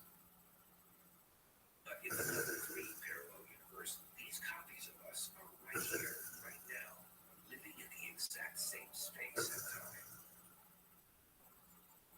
They are separated from us because they're in a different dimension of this same space. And to bend our minds more, there are an infinite number of them. If true, this controversial many worlds concept has monumental consequences. Parallel universes don't exist. They're nonsense. There's something out of a Twilight Zone episode, a bad Star Trek rerun. But you forget one thing, is one small quantum difference could separate me from an entirely different universe, where I have multiple copies of myself, leading multiple different lives. This is shocking. This even affects morals. I mean, why should I obey the law, knowing that in some universe, if I commit a crime, I'm going to get away with it? This idea comes from the strange world of quantum mechanics, the science of the atom. In the bizarre atomic world, we have electrons that literally disappear, reappear someplace else. Electrons that could be multiple places at the same time. This staggering quantum mechanical phenomenon is enshrined in Heisenberg uncertainty principle. Strangely as it sounds, not only does quantum physics tell you that a little particle can be in two places at once, but the so-called Heisenberg uncertainty principle tells you that sometimes the particle even must be in two places at once. With a laser light and a glass apple, it can be seen how light particles, or photons, do this. This shows that photons, the little particles of light coming out of my laser, can end up in several places at once. And since we are made out of little particles, that means if they can be in several places at once, so can we. In other words, in the instant that you have a fleeting thought, your whole body makes a quantum leap into another dimension and into a parallel universe. And what it means is that if I'm walking down the pavement and just make a snap decision as to whether I'm going to go left or right, my decision depends on what some little particle in my brain was doing. Then I will actually end up doing both. And the life of mine effectively splits into two parallel realities.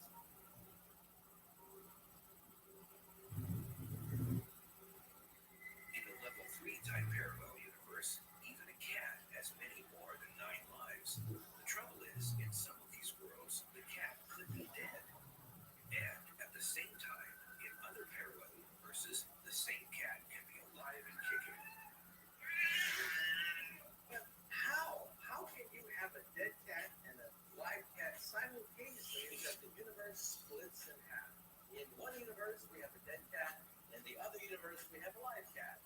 Get used to it.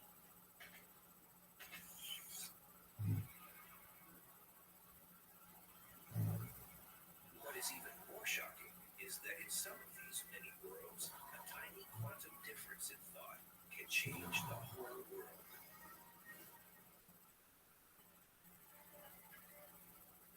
It's like the butterfly that flaps its wing and makes the hurricane. Tiny microscopic events would change the course of history. So every historical event actually happened in every possible way in some branch of this ever-splitting many worlds universe. In what? The Nazis won World War II. In which case, I'm now speaking German, and there's a swastika behind me.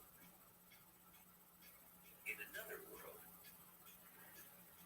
none of the horror ever happened. In one universe, there's no World War II, and 50 or so million people didn't have to die. Like the endless rolls of the dice, all possible numbers and all possible kinds of universes and outcomes will eventually turn up and occur in one of these many worlds. In fact, all our wishes too can come true in a parallel universe. The many worlds idea is right. Then there's that branch of the universe in which the Chicago Cubs won the World Series last year. You can imagine that the USA was still a colony of the British or something. Even the impossible is probable in some parallel universe. There could even be creatures coming into our world from these mysterious extra dimensions.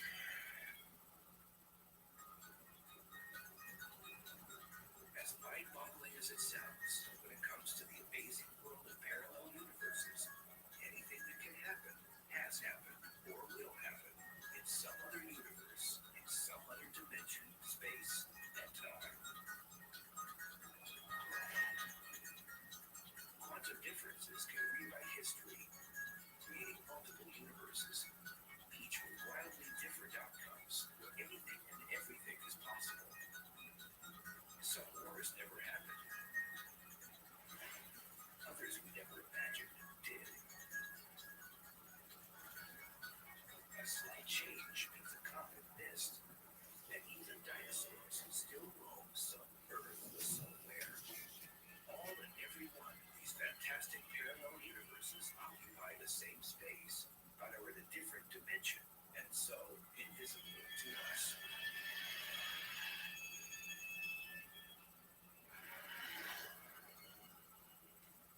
Even as you peacefully watch TV, whole other invisible worlds could be raging all around you.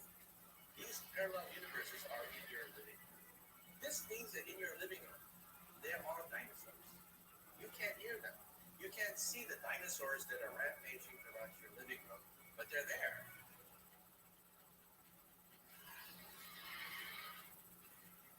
The quantum principle that creates many versions of each person can also create entire universes. The universe, at one point, was actually smaller than an electron. If that's true, and if electrons are described by being many places at the same time in parallel states, this means that the universe also exists in parallel states. You inevitably get parallel universes. There's no choice. But that's not all. Scientists recently have shocked the world again and claimed that there could be one more kind of parallel universe. These level 4 type are created either by quantum fluctuations or by brains clashing. What is created is radically different. In this type of parallel universe, all the rules are out the window. It could be, in fact, that the mathematics and physics describing reality differs from what we're used to in our universe. If the laws of physics are different in a level 4 parallel universe, space could just consist of gas and particles. Galaxies, stars, and planets would not have formed, and life as we know it would not exist. To show that any type of parallel universe, level 1, 2, 3, or 4, truly exists, experts must find the evidence. Scientists must find physical indications of the extra dimensions that supposedly connect us to these other worlds.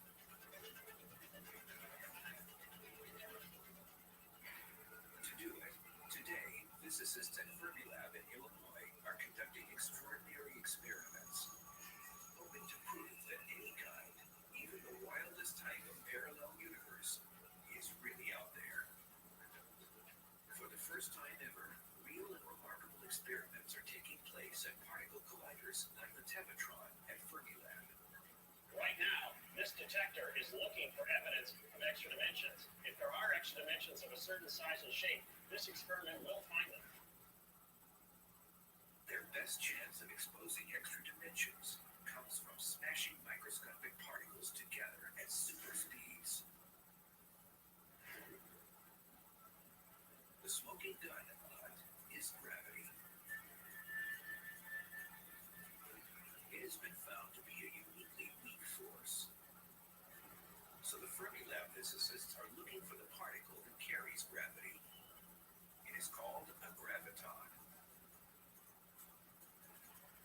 It's the particle that carries gravity, which we think knows about all of the extra dimensions of space. So we think gravitons, if you can produce them at high energies, should actually move off into the extra dimensions.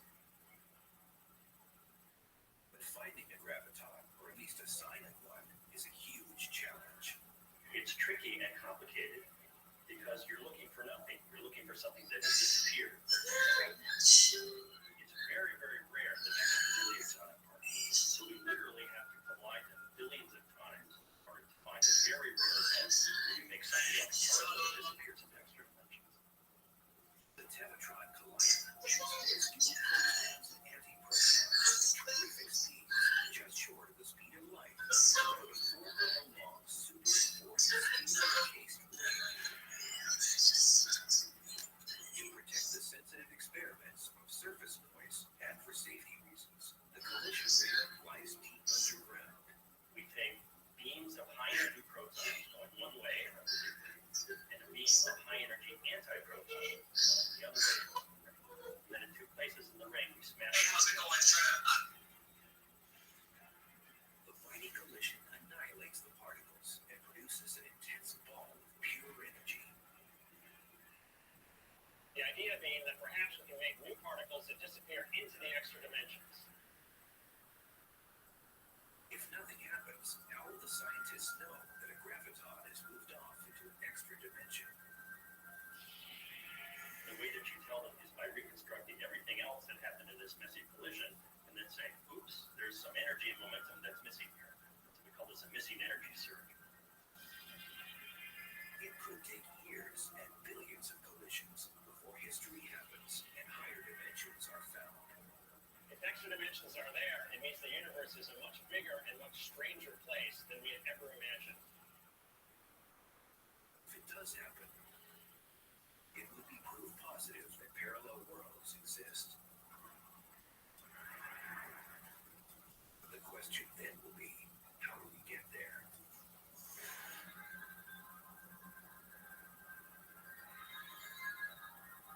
Faced with extinction in the far-flung future, can humankind open a portal to a parallel universe?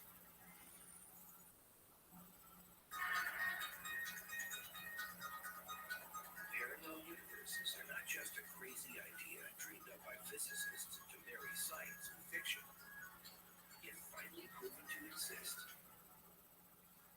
they could have an important practical purpose in the far-off future.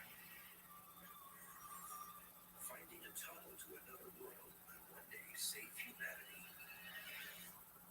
Billions of years from now, our Earth will meet its inevitable demise. Experts say that it will all end either in a big crunch or big freeze. If other universes are shown to exist, some say they could serve as a kind of cosmic lifeboat. For a future generation, a passage or gateway to another world could be their only hope for survival. The question is, can we find a way to get there? One cool way of theoretically going from our universe to another one is to go through what's called a wormhole. A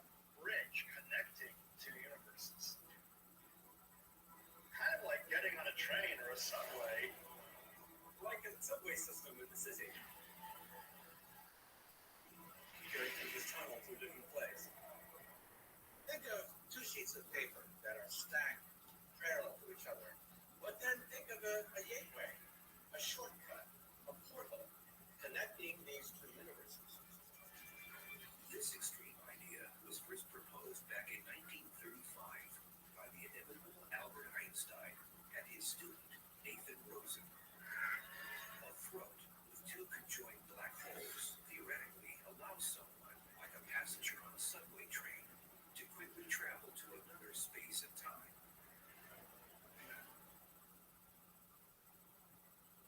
This could work if the universe is really an infinite multiverse. Certainly, it's a theoretical possibility. A sort of shortcut, if you like, and it allows the possibility of traveling between distant parts of the universe, or perhaps between different universes. There are all sorts of problems with trying to traverse a wormhole, but one challenge above all seems insurmountable.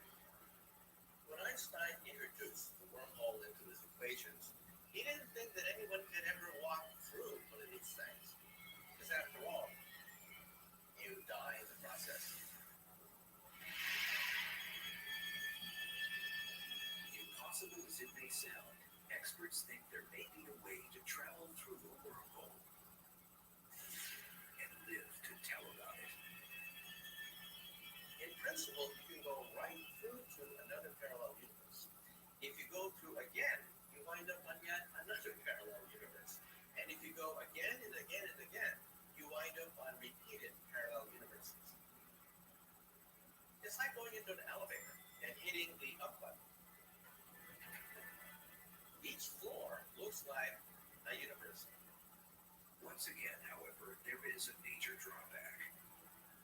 One problem is you don't know where you're going to wind up. You don't wind up in the middle of a star, wind up in the middle of a planet. It may ultimately prove impossible for individuals to pass through a portal to a parallel universe. But there may be another way to save humankind.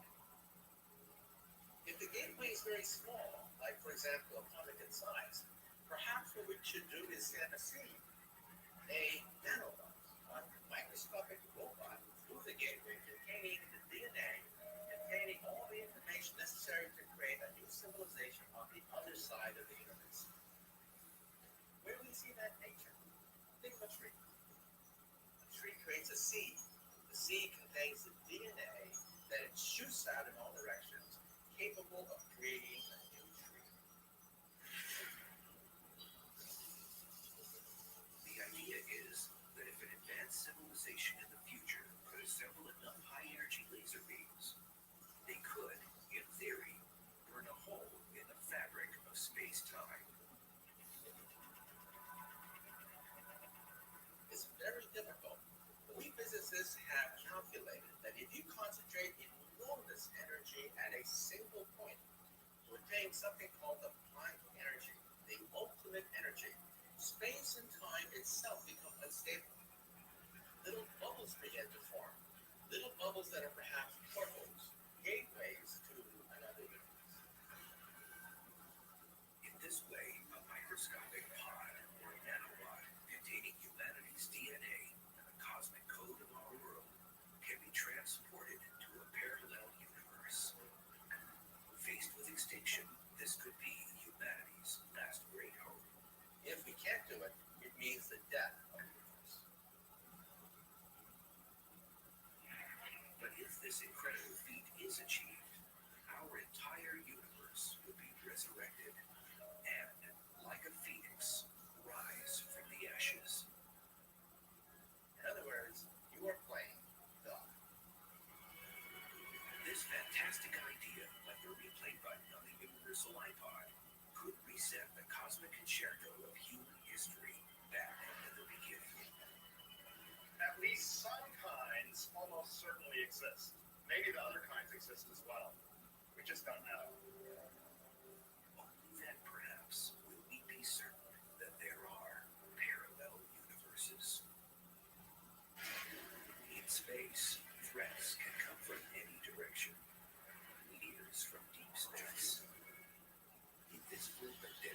bursts of radiation from the sun, otherworldly landslides from above, and Mars quakes from below. Outer space is the last place you want to be as a human being. What makes fire more deadly in orbit than on Earth? What happens to someone exposed to the harsh extremes of outer space? The saliva, the blood goes from a liquid state to a gaseous state. Buckle up and prepare for space disasters.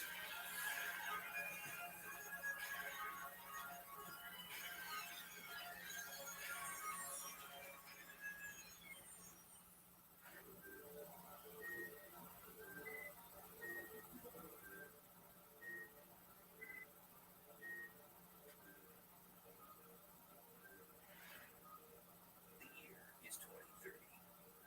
A crew of astronauts simply hits the up button in a space elevator. The elevator will bring them to their spacecraft, which will lead them in orbit. They're grateful they don't have to risk the controlled explosion of a rocket launch. We can now create carbon nanotube fibers that are stronger than steel. And believe it or not, they are strong enough to keep a space elevator afloat in space, so that you can literally climb your way into the heavens. The 60,000-mile cable is attached to the docking station that revolves at the same rate as the Earth. Just like a geosynchronous satellite, it stays over a fixed spot on the ground. A space elevator would be any astronaut's dream.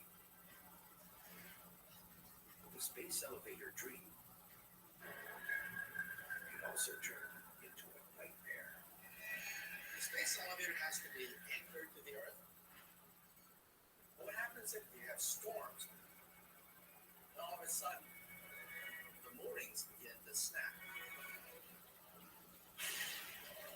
With the cable still attached up in space, it will start swinging wildly, striking objects hundreds of miles away in any direction.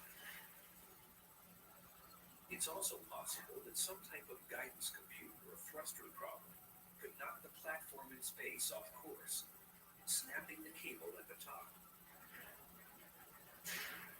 If it happened while a crew is going up or down the cable, they would be in for the last ride of their lives.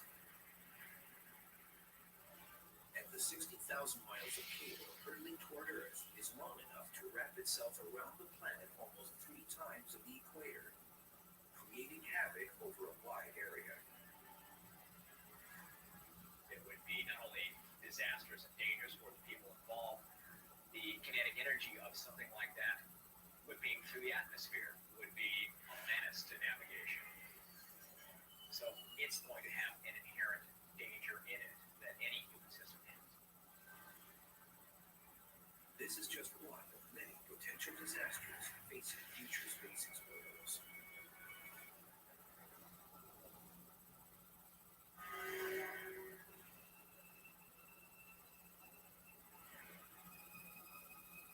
Living in space will also involve grave dangers. Colonies on the Moon or Mars will be faced with threats from all directions, especially above, where sudden spikes of radiation can turn deadly.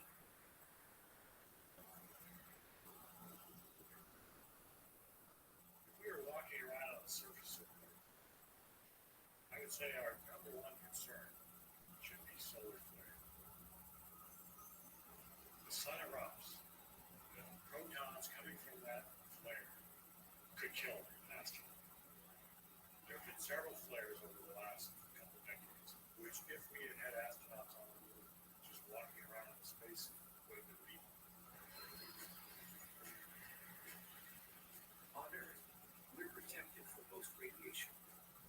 Earth's atmosphere and magnetic field are like a protected fence, letting only a fraction of particles through. On the Moon and Mars, you are directly in the firing line. The Moon has no atmosphere or magnetic field. Mars has very little atmosphere and only weak localized magnetic fields. NASA takes the solar flare threat seriously because it has already come close to killing Apollo astronauts. The Apollo lunar landing crews were quite fortunate. In 1972, in August, there was a major solar flare. There was what they call the Great Solar Storm that happened to just take place in between the Apollo 16 mission in April and the Apollo 17 mission in December of that year. Had that occurred while there was a crew on the surface of the moon, they would have been dead. The effects would be similar to certain people who died in Hiroshima and Nagasaki, those who were not killed in the initial blast, but were overwhelmed by the extreme radiation dosage within several seconds. An astronaut caught in that situation will have little time to react. A flood of deadly particles penetrates the body, killing all of the astronaut's cells in a few brief moments. So it's no surprise that space colonists will need to be constantly on alert. We're going to need weather reports, but they're going to be space weather. We're going to need satellites monitoring the sun, giving us advance warning of flares. Light from the sun takes only 8 minutes to reach them. Coming behind it would be the particles, the lethal radiation. You'd have minutes, half an hour, that sort of time frame before you wanted to really be in a shelter. Such a storm might last for a couple days. One option for protection is living underground. But don't let the barren terrain fool you. The Moon and Mars are still active bodies, but natural disasters like those seen on Earth can strike.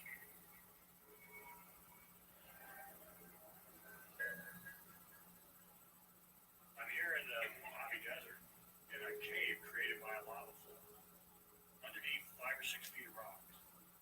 Well, being underground in a cave may be an option for habitation on the Moon or on Mars. On the surface of the Moon or Mars, there's radiation from the sun, there's cosmic radiation. On Mars, there's dust storms. If we're underground, well, we're safe from those hazards. But we have other hazards.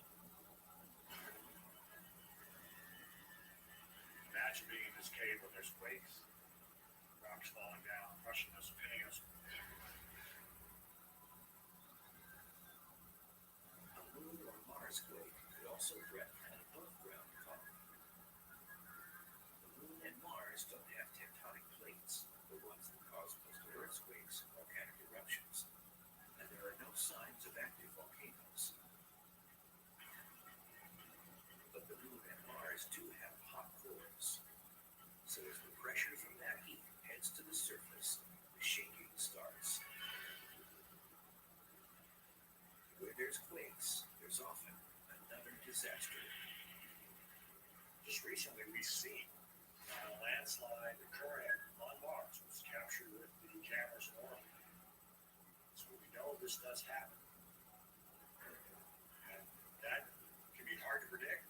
We might put our base someplace which appears perfectly safe, and then a few years later realize that there's a landslide hazard. Scientists are still unsure what started the 2008 landslide near the North Pole of Mars.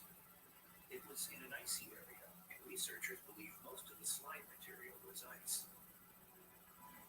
That's just the type of place a colony might be located to take advantage of converting the ice to drinkable water.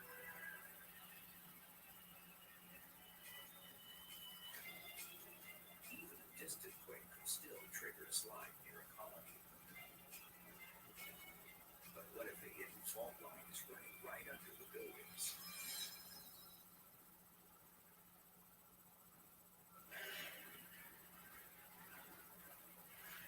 In the future, space colonists living on the Moon or Mars will have plenty of threats to deal with,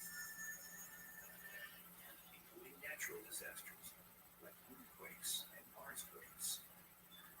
They're not active the way we're used to on Earth. They're active in different ways, maybe unexpected ways that they can cause problems for us.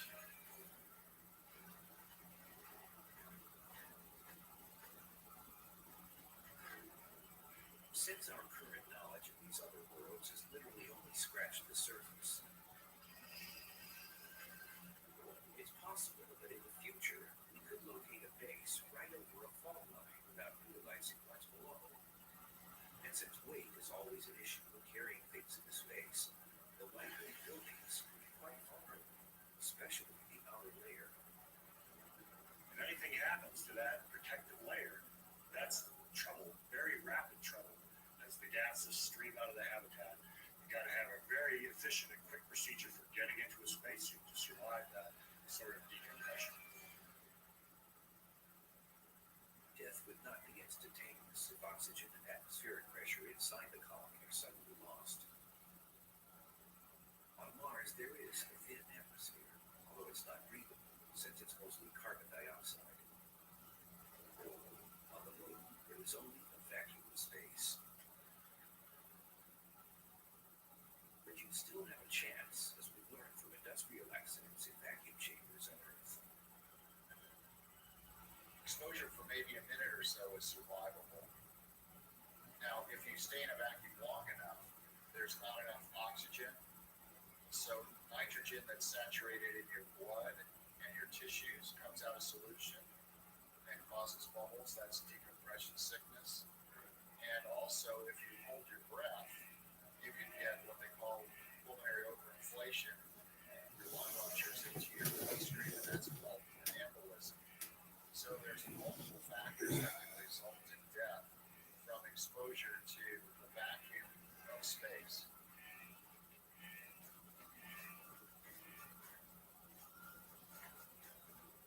Then there's the temperature extremes. Temperatures on the Moon go from a high of about 240 degrees Fahrenheit down to around 290 below. Mars could get just as cold. Although you could get lucky and have a nice 70-degree summer day. But without a breathable atmosphere, going outside without a spacesuit is still a very bad idea. Another thing above-ground space colonists will have to be on the lookout for is meteors. Readers on the Moon tell the story. It's an easy target.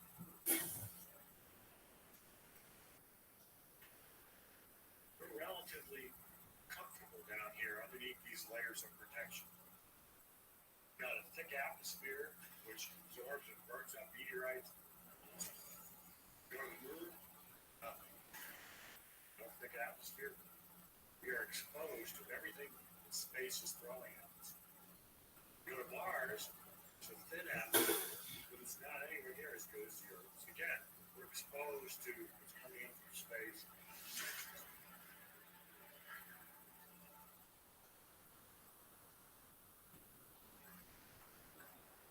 Smaller meteors that are only inches or fractions of an inch wide, known as micrometeoroids, will strike most often and without warning.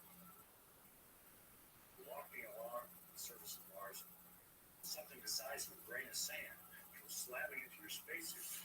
That's going to be a serious problem. It's going to be loss of the pressure in the spacesuit. It could mean loss of life in the astronaut. And we have lots of people doing a lot of work on other worlds. Eventually, that's going to happen. That's the equivalent of a lightning strike, a rare, possibly fatal event. Micrometeoroids could also punch a hole through the wall of a colony building. Like space stations, colonies will probably be built in a series of sections or modules.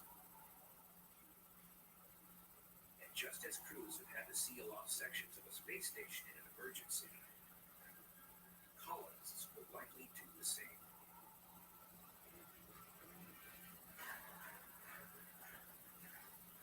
Large meteors will hopefully be tracked, so the colonists will know they're coming.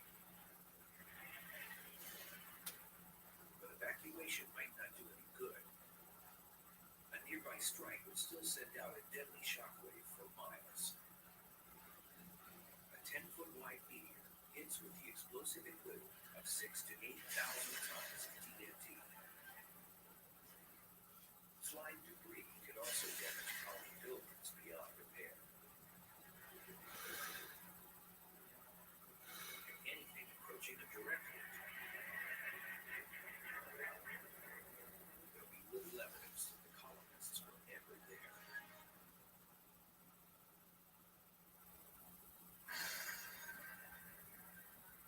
it's unlikely that colonists would live anywhere near one of Mars's volcanoes. And the moon probably hasn't seen volcanic activity in the last few billion years. But even ancient remnants of volcanoes could still cause trouble for crews in vehicles. Both the moon and Mars show evidence of volcanic flow. We might expect to find there this sort of thing. Volcanic caves.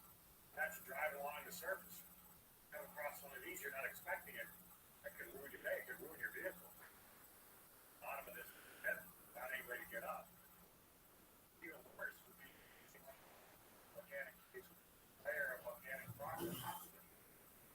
Across the top of that it gives, and down you go.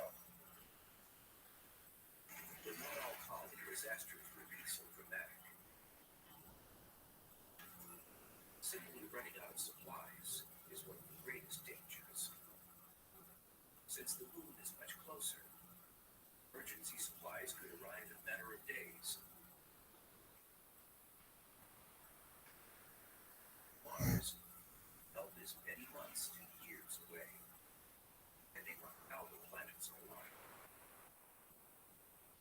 On Mars, if something goes wrong and you lose some supplies, resupply from Earth can be 2 or 3 years away. Think you've got enough to last, you lose half of it to an accident, you're dead. It's a real problem. I think that means you're going to have more than what you need. You're going to have enough for 5, 6 years.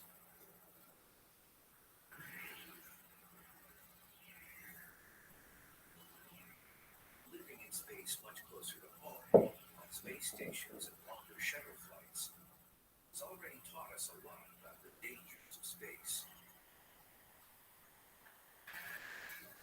And fire is space crew enemy number 1.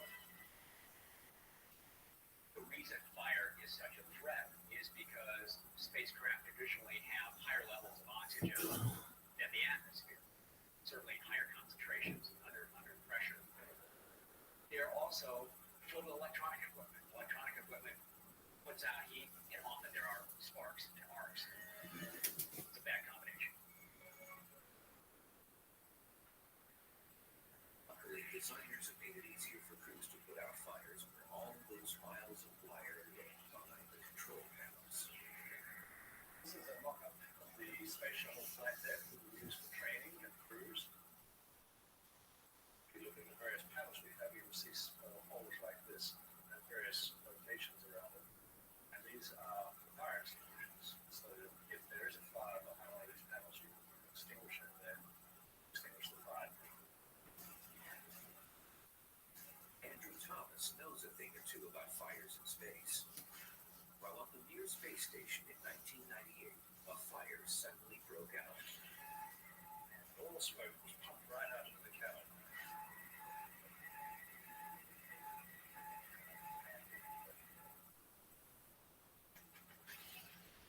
Crews hurtle through space near enclosed craft, desperate to maintain the Earth-like atmosphere inside. Out here, fire is one of the biggest threats. In 1998, NASA astronaut Andrew Thomas was on board the Mir space station with 2 Russian cosmonauts. Suddenly, a fire breaks out. Ironically, the fire starts while cleaning what's known as an air scrubber, one of the filters designed to remove exhaled carbon dioxide and other toxins from the space crew's environment. All the smoke was pumped right out into the cabin. And so all of a sudden, the cabin in one part of the space station just became thick with a pall of smoke.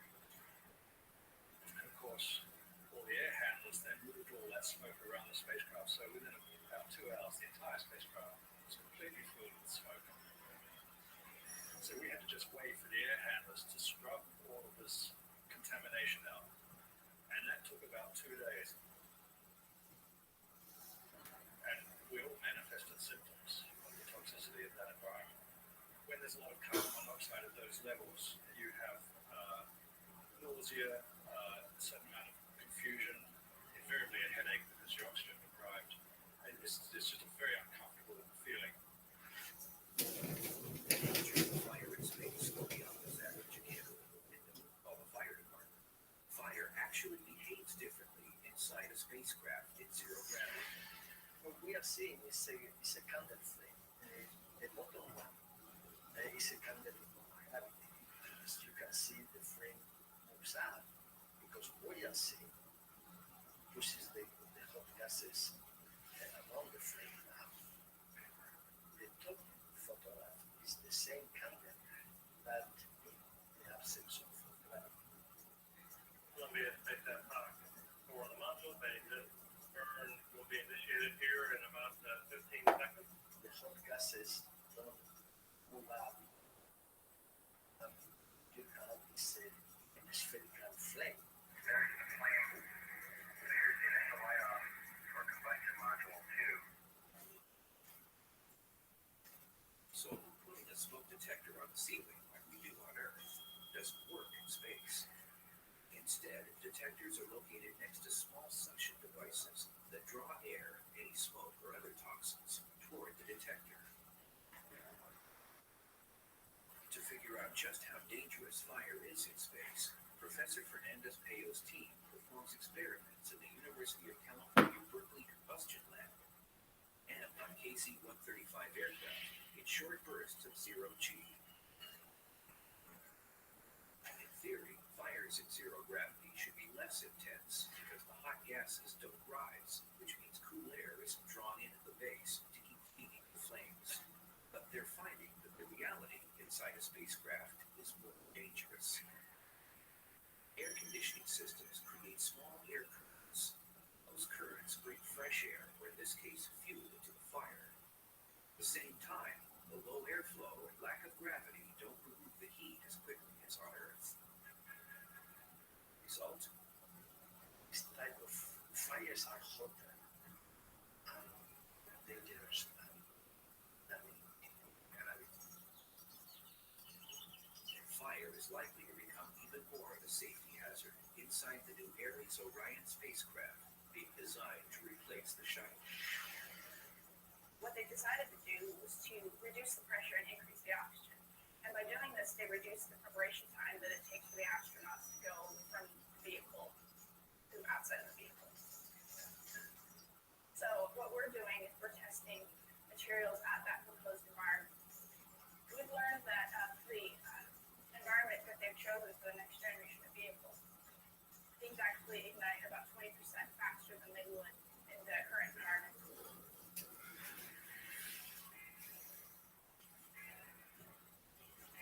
A combination of high oxygen content and low airflow means just about anything can catch fire, even metal. In the worst case future scenario, a space station crew is unable to quickly extinguish a fire. It grows too fast to seal off in a separate module. Even if they put on emergency oxygen masks, the heat of the flames will likely kill them. And if they're somehow able to survive the flames, the filtering system is completely overloaded. They are left to die in a toxic stew from smoke inhalation. The best chance of survival with an out-of-control fire is to abandon ship and return in a re-entry capsule when it's available. That was the key to the survival of the crew of Apollo 13. April 11th, 1970, the three-man crew launches into space. 2 days later, on their way to the moon, an oxygen tank suddenly explodes. The explosion causes a substantial loss of oxygen and damages the service module's electrical system. The crew is forced to live in the cramped lunar capsule. Apollo 13 is the classic case of the failure that doesn't kill you. It happened at the right time. It happened when they were on their way to the moon. So they could use the lunar module as a lifeboat and get back to Earth. Had the same problem occurred after the lunar landing, when Lovell, Swigert, and Hayes were on their way back to Earth, there would have been nothing they could do. They would have been dead.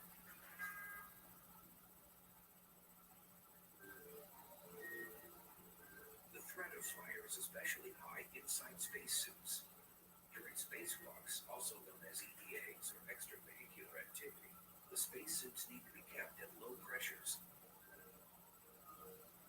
Working at a fraction of Earth's atmosphere is the key to flexibility. If you had a spacesuit that was at one atmosphere, it would be like basically in a balloon, and you couldn't move.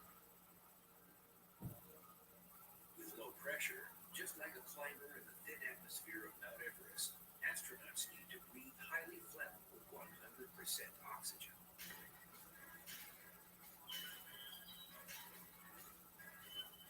This is an arm from the spacesuit. It was burned up in a fire in 1980 at Johnson Space Center. Just doing some checkout tests, pressurizing the system with the 2 different oxygen sources.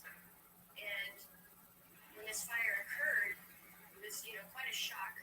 People were standing nearby it, and someone was supposed to be in the suit the next day for a manned test. And it could have been a fatal fire.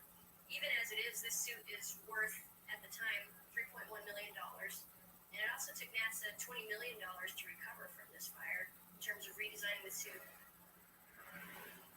Extravehicular activity is dangerous for many other reasons as well.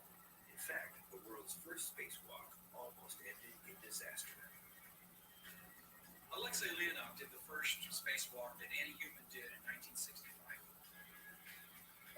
But in the rush to accomplish that space spectacular and thereby beat the Americans, the Soviets took some shortcuts on the safety of the cosmonaut.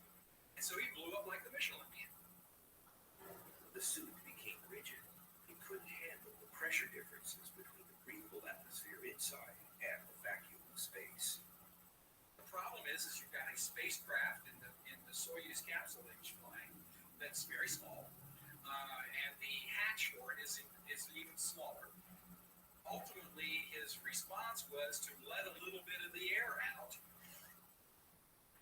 and just deflate the thing enough so that he could crawl back into the hatch. But he'll tell you that to this day, that he wasn't sure he'd be able to make it. An astronaut having, like Leonov, let the pressure out in order to be able to maneuver in it is in the same situation as a diver ascending from deep water too quickly. Nitrogen bubbles will form in your bloodstream and not only be painful, they'll kill you.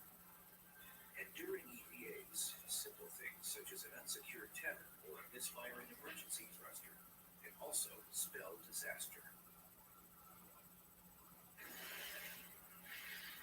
Being outside of a spacecraft on a spacewalk is the most dangerous thing an astronaut in orbit can do. One false move can be deadly, especially if that false move takes you away from the spacecraft. There was an instance on one of the Russian space stations in Soyuz where one of the crew members was not tethered and he was in the airlock area watching the other crew member, and he slowly started to drift out, and the other cosmonaut saw him and grabbed him. An untethered person in space without appropriate propulsion system to get back would be very, very serious. I mean, basically, you're lost at sea. Even with a propulsion system, it can fail or run out of its limited propellant supply before the astronaut reaches safety. The astronaut will simply keep floating off into space. The International Space Station is unable to chase someone down, and if the shuttle were docked, it would take too long to undock and mount a rescue. In this nightmare scenario, the astronaut will likely have several hours of oxygen remaining to contemplate the end. As long as the suit is intact, pressure will not be an issue. Either the oxygen will run out, or the system, which removes exhaled carbon dioxide, will stop working. Either way, the astronaut will suffocate and continue floating into the emptiness of space. The same micrometeoroids that can devastate space colonies also pose a lethal threat to spacewalks and entire spacecraft. Plus, in low Earth orbit, these rocky little gremlins have company, space junk. And all of these things are racing around at over 22,000 miles an hour. At these speeds, objects that are only a fraction of an inch wide can be deadly. A micrometeoroid flying through space is a lot like a golf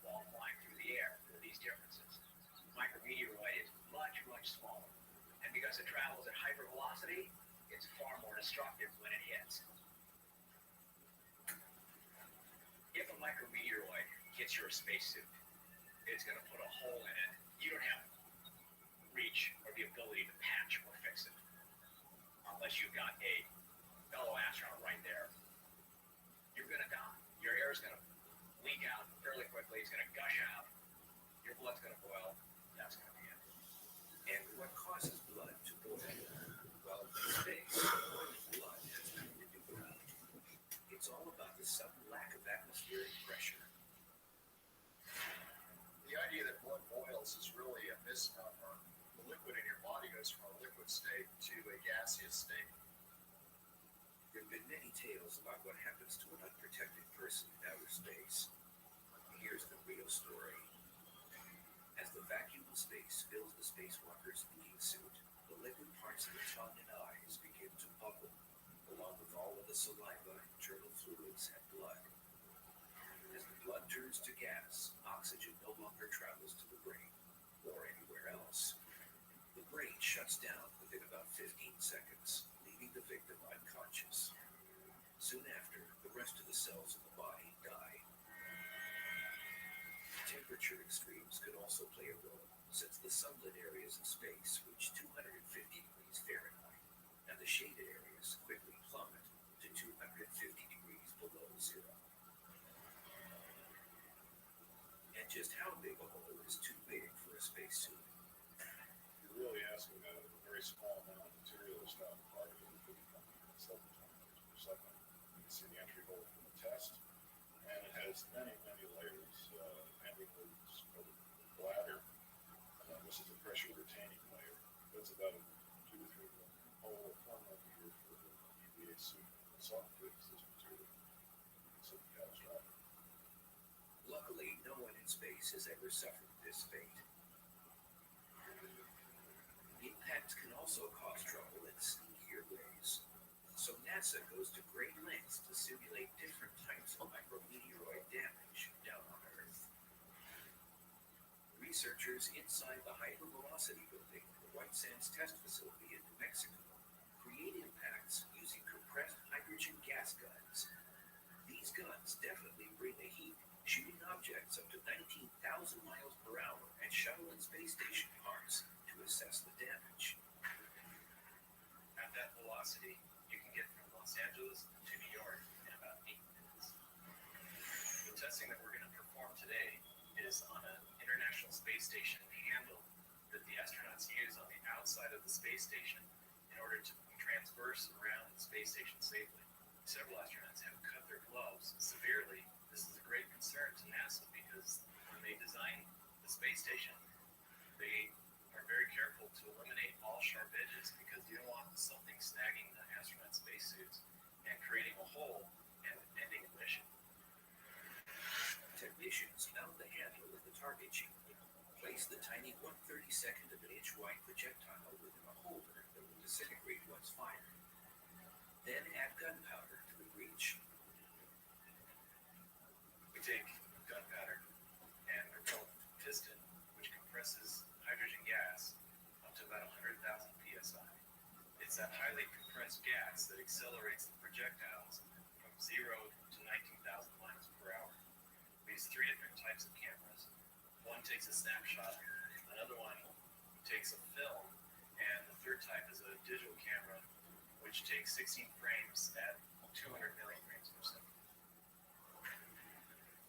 The technicians retreat behind a blast shield and prepare to fire. The chamber is cleared of oxygen and other gases to simulate the vacuum of outer space.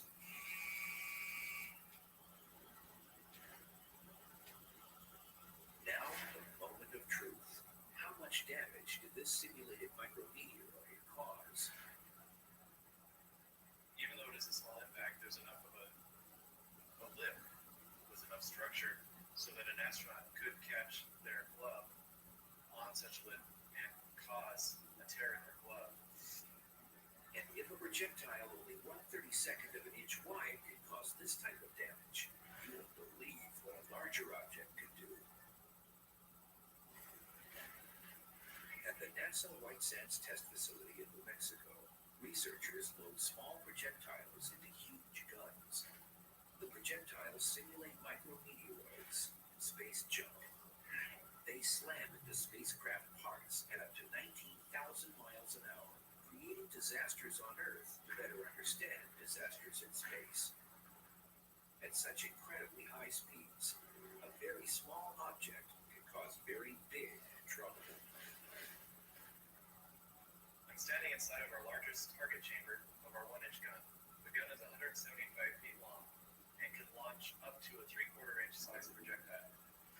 I'm holding a target that was impacted with a 5/8 inch projectile, and as you can see, this is the entry hole, and it went all the way through the test article. An impact of this size would be a catastrophic event in space.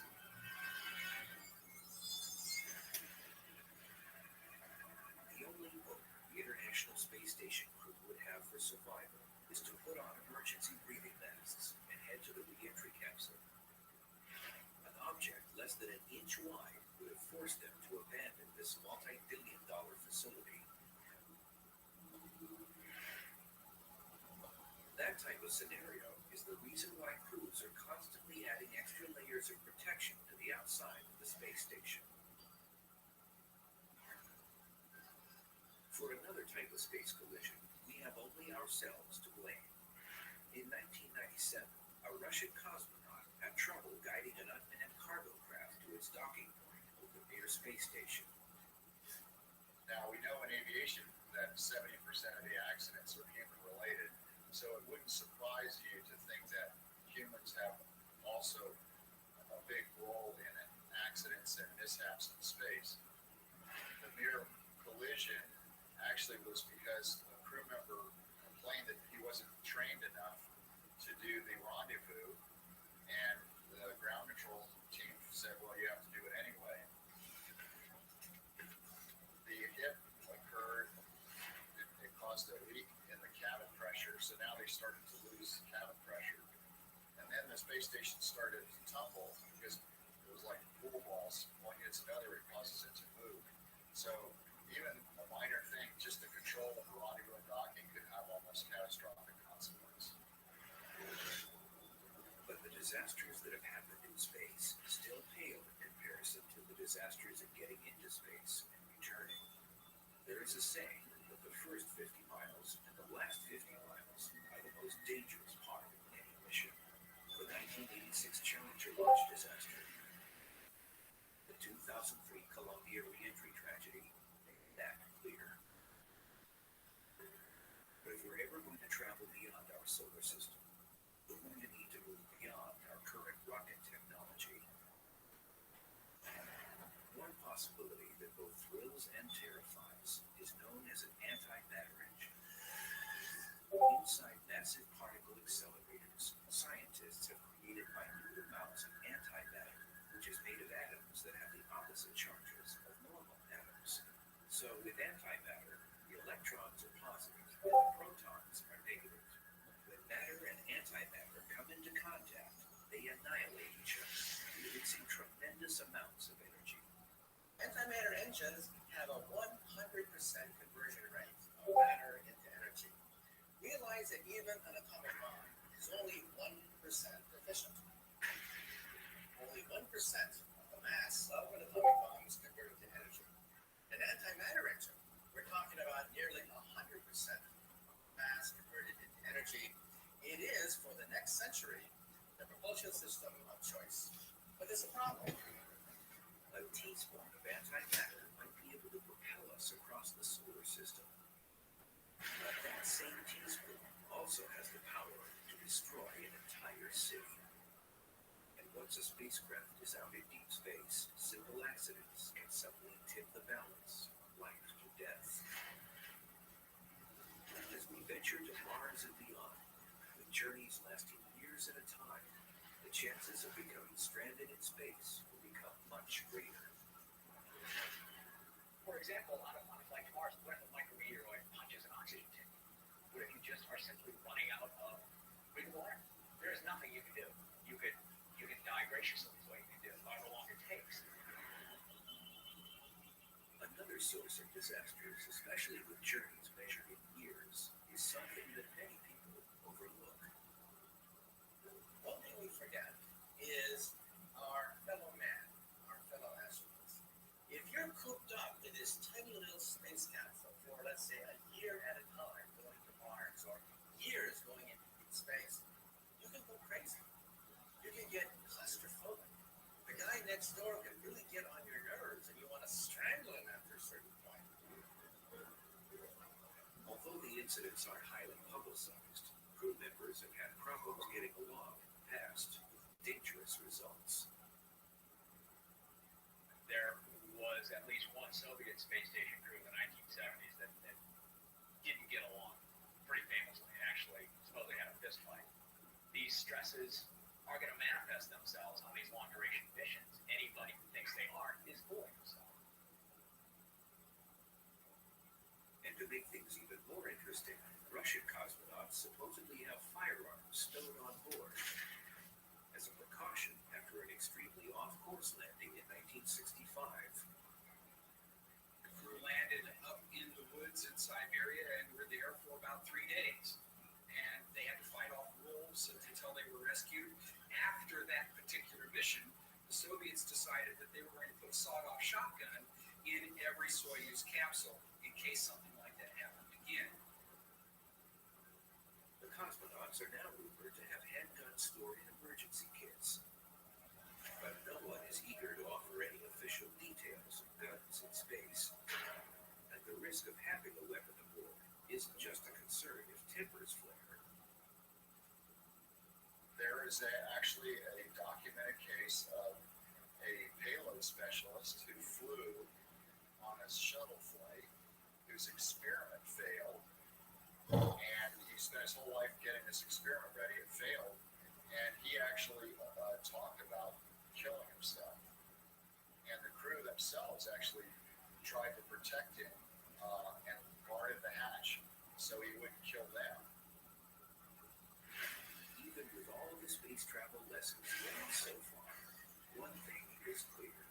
Nothing can completely prevent disasters from striking in the future.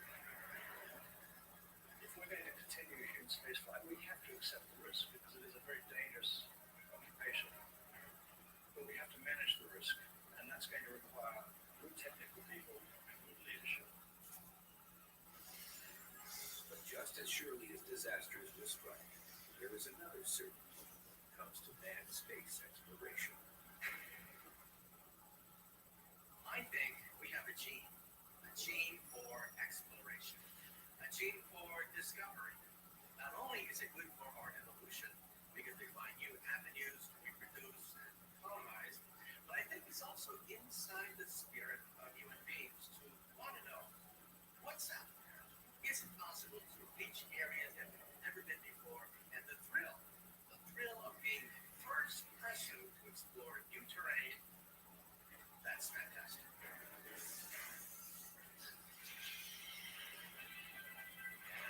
Streaking through space, light is the fastest thing in the universe. It could circle the Earth 7 times in 1 second. As it reaches us across vast distances, it reveals the history of the cosmos. We're able to look back in time. Light travels at 186,000 miles per second. Its speed is an ultimate barrier. Nothing can go faster. We have never, ever looked into the speed limit. But is the answer final? Will spaceships ever speed faster than light? Is it even worth trying? To give up without trying, it's just giving up. It can neither be touched nor felt. It is an abstract quantity of immense impact. The rate of motion at the very heart of all existence. The fundamental linchpin of the universe that we call light speed.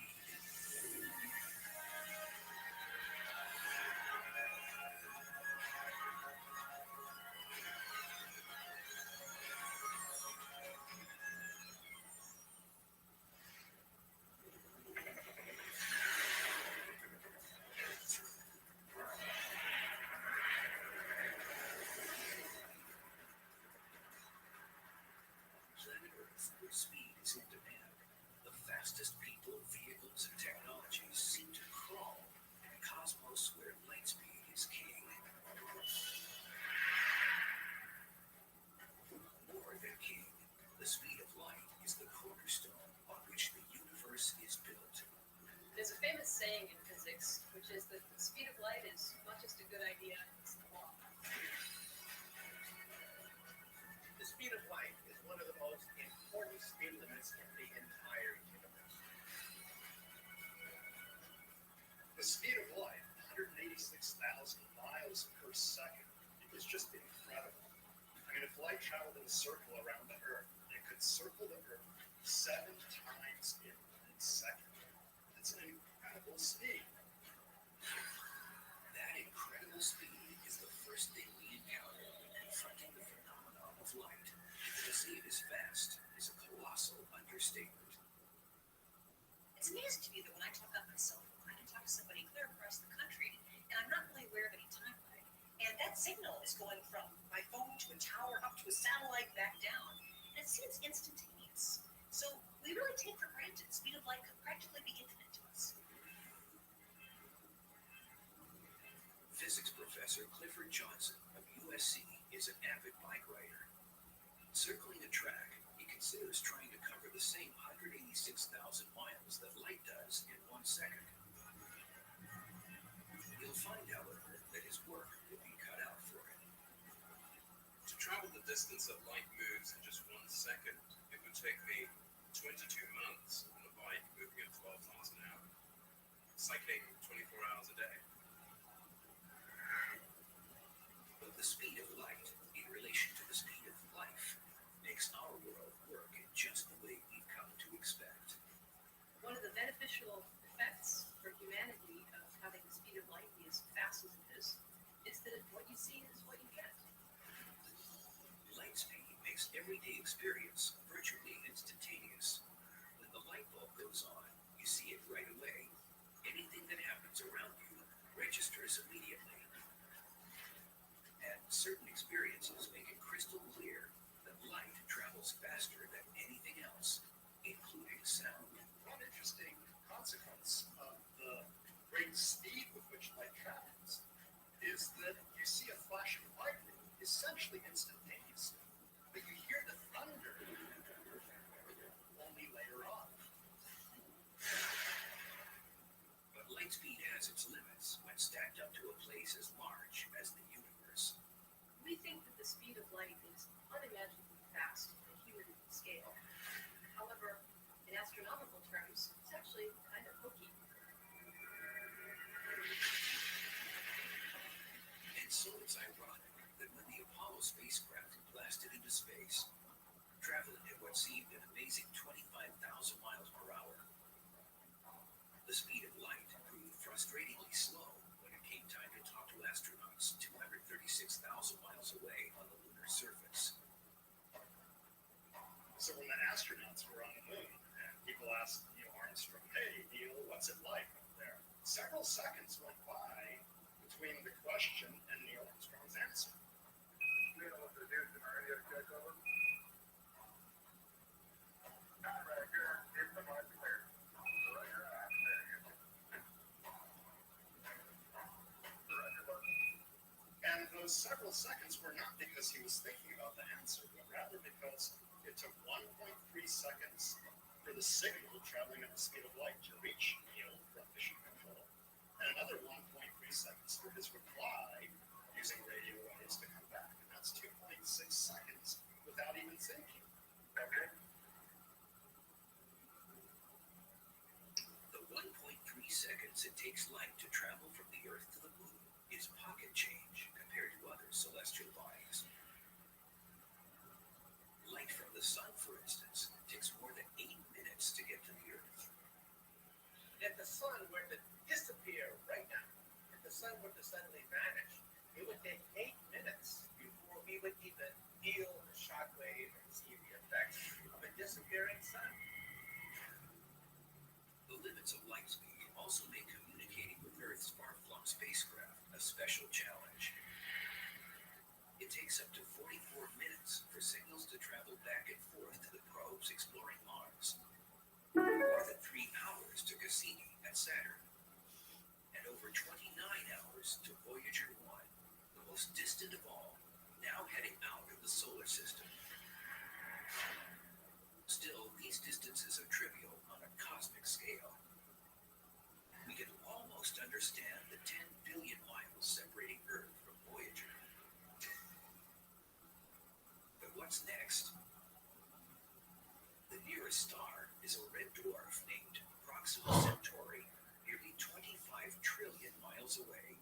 That's 25 followed by 12 zeros. I have often asked the question, how can you as an astronomer really comprehend these vast distances and huge numbers? And the answer is, I can't. The human brain really doesn't wrap itself around numbers that big. Occasionally, I actually write out how many zeros there are in kilometers from here to a galaxy, just to see how huge that number is. But in reality, of course, as astronomers, we would be spending all day writing zeros unless we came up with a better unit to use. And that's what a light year is. A light year is approximately 6 trillion miles. It's the distance that light travels in 1 year. Using light years to describe distances opens up another dimension of light speed's character. Think of it. Sirius, the brightest star in the sky, is 8.6 light years away. That means we see it not as it is today, but as it was 8.6 years ago. We see the bright star Vega as it was 25 years ago, and the red supergiant Betelgeuse as it was 500 years ago. It's a wonderful gift of nature that because it takes time to travel, we're able to look back in time. Further out we look in distance, and the further back in time we look. We would have no idea what our cosmic history was if the speed of light traveled instantaneously. Laura Danley is curator of the historic Griffith Observatory in Los Angeles. With light's ability to take us into the past, she's assembled a stack of photos that tell light speed's story of the universe in snapshots, looking back in time to its beginning, more than 13 billion years ago, to the present day. I'm putting together a scrapbook of the history of a family of galaxies that shows all the galaxies that we can see with our telescopes as far back as we can see with our telescopes. Each photo in this album then shows something in the universe with a look-back time equivalent to its distance in light years. The famous Crab Nebula, 6,500 years ago. Center of the Milky Way, 26,000 years ago. And the Andromeda Galaxy, our next-door neighbor, 2.5 million years ago. But practically yesterday on the cosmic scale.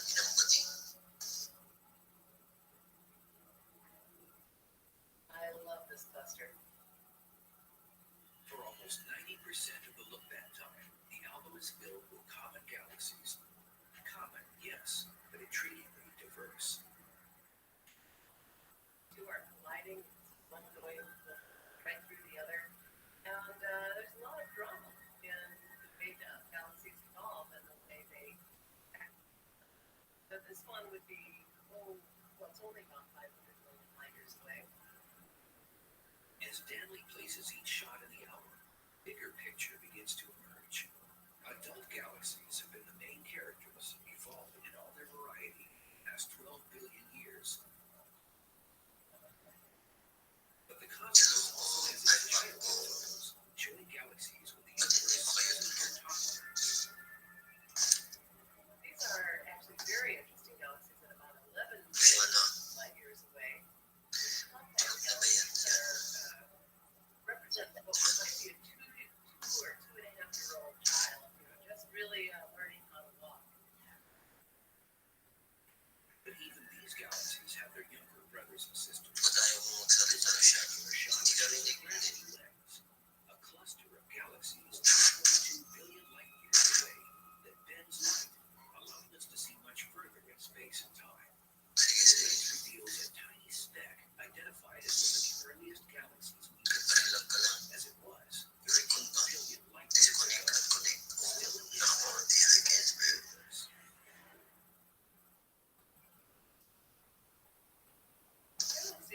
when they were babies, really don't have a lot of distinguishable features. They're kind of blobs. They don't really have a lot of structure. The universe as a whole was something of a blob at the beginning of its life, too. What we see of that time are the first light waves in history, reaching us only now, 13.7 billion years after they flashed into existence. We see them in the picture of an afterglow from the Big Bang. They are known today as the cosmic microwave background radiation. The cosmic microwave background radiation is the most distant thing we can see. It is, in a sense, the picture of the baby upon delivery. NASA's all-sky picture reveals a glow that is uniform everywhere we can see. The universe as it was in cosmic moments after its birth. Everything comes to a sudden halt. What we can see of the universe is limited, not by the size or power of our instruments, by the barrier of light speed itself. How can the fastest thing in the universe make us blind to the infinity of space?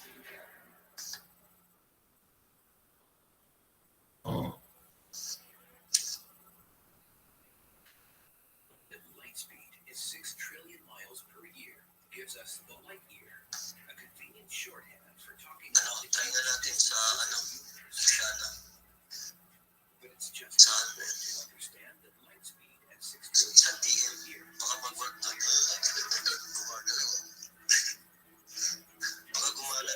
is so constant that the universe actually changes everything. You never see it going through. So the speed of light really is the characteristic of the entire universe. In fact, the constancy of light speed results in an amazing tool for measuring distance and the vastness of space. The tool is called redshift. As light between galaxies travels at a fixed speed, when the space between galaxies expands, the light radius gets stretched, turning red in color. As light goes from one galaxy to another, from a distant galaxy to our own, for example, that light gets stretched along with the stretch of space.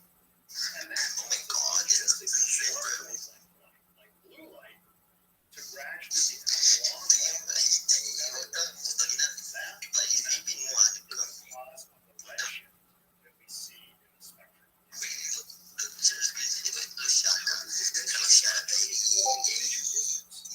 It's all because of an astonishing discovery made at the Mount Wilson Observatory in Los Angeles.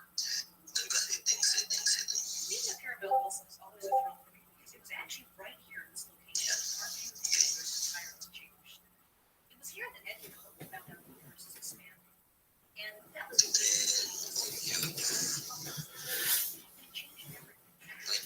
All the universes moving away from each other, which we now know is caused by the expansion of space itself. As seen earlier, the galaxy away. Because its light a galaxy moving closely has a slight redshift. A galaxy moving faster has a larger redshift. Those faster moving galaxies are also farther away. The farther the redshift, the more distant.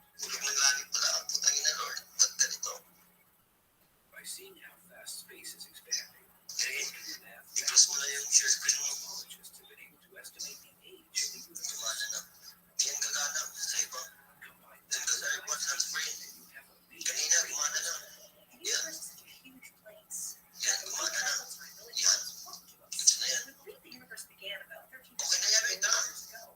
That means the farthest in any direction we can look is 13.5 billion light years. There hasn't been enough time for light to travel more. It's called our light horizon. It's 13.5 billion light years in all directions, containing everything we can see. Space and there. We have no reason to believe that the distance we can see is the entire size of the universe. In fact, it might be much bigger. It's just that we can't see it. That's all.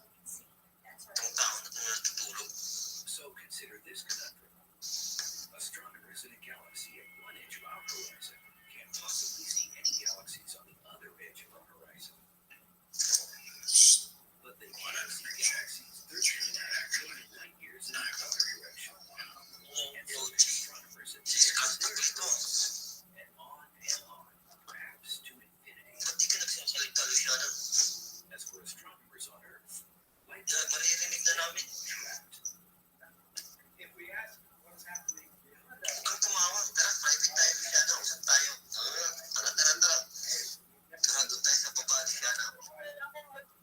Can we take comfort in the fact that there is so much to see inside our horizon? This breathtaking shot is the Hubble Space Telescope's ultra-deep field.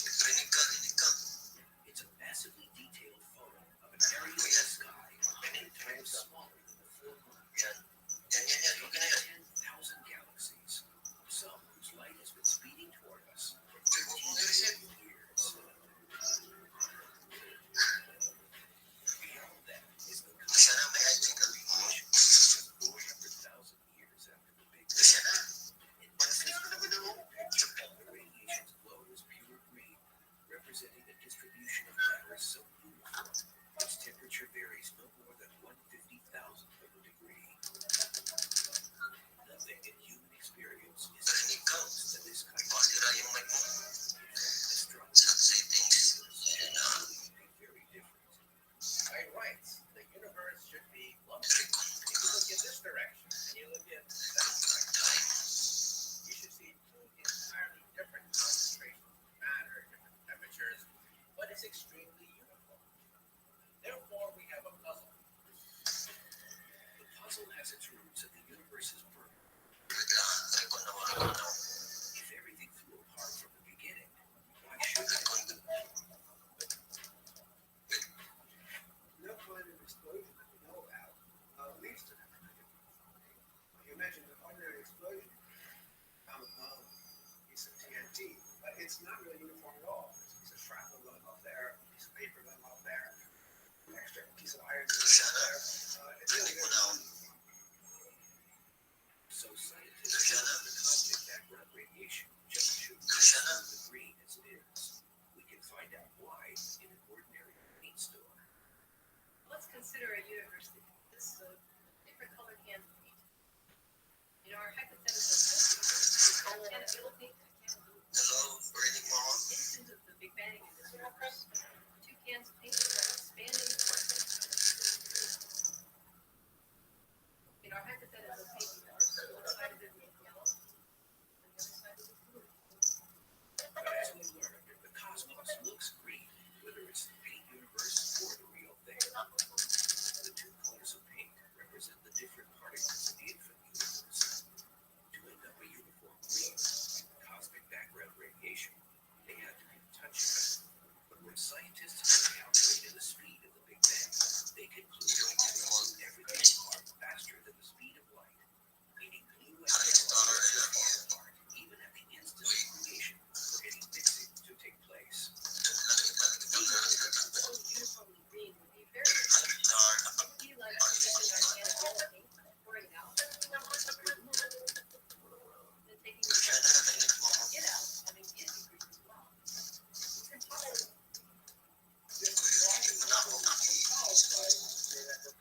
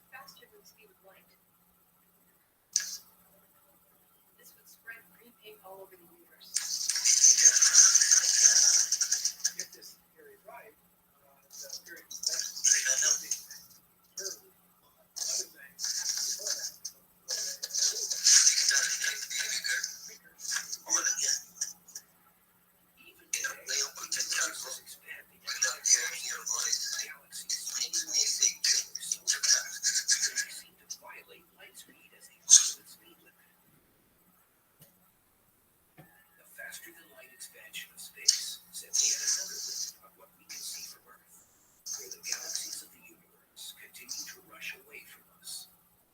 The galaxies that are relatively near to us, those that you can see, are moving pretty fast. Moving way fast. But the ones that are really far away, in fact, are moving away faster than the speed of light. And then there are the galaxies that you will never see because they started out so far away that the light from them will never reach you because the space is expanding faster than the speed of light. Space itself, then, is the exception to the rule. It can expand faster than the speed of light. Gravity remains bound by Albert Einstein. You cannot break the light barrier. We physicists can accelerate particles at 99.9999% the speed of light. So we have never, ever broken the speed limit. But we don't need to break the limit to experience the strange properties of light. The universe bends and stretches around the speed of light. Hit the accelerator and start to get close.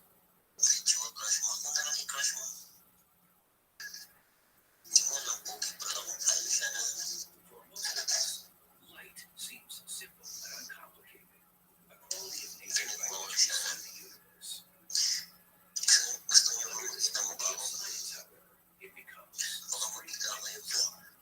Light is such a common thing in our everyday life, and yet we have very little understanding of it. It's very weird. The speed of light is something that the entire universe ranges around. You begin to understand why the universe revolves around light speed by joining physicist Richard Johnson at a bicycle track.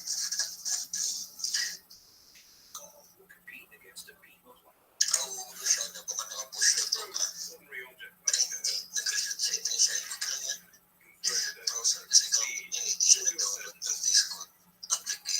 This is the path that the tennis ball as Johnson throws it while he's standing still.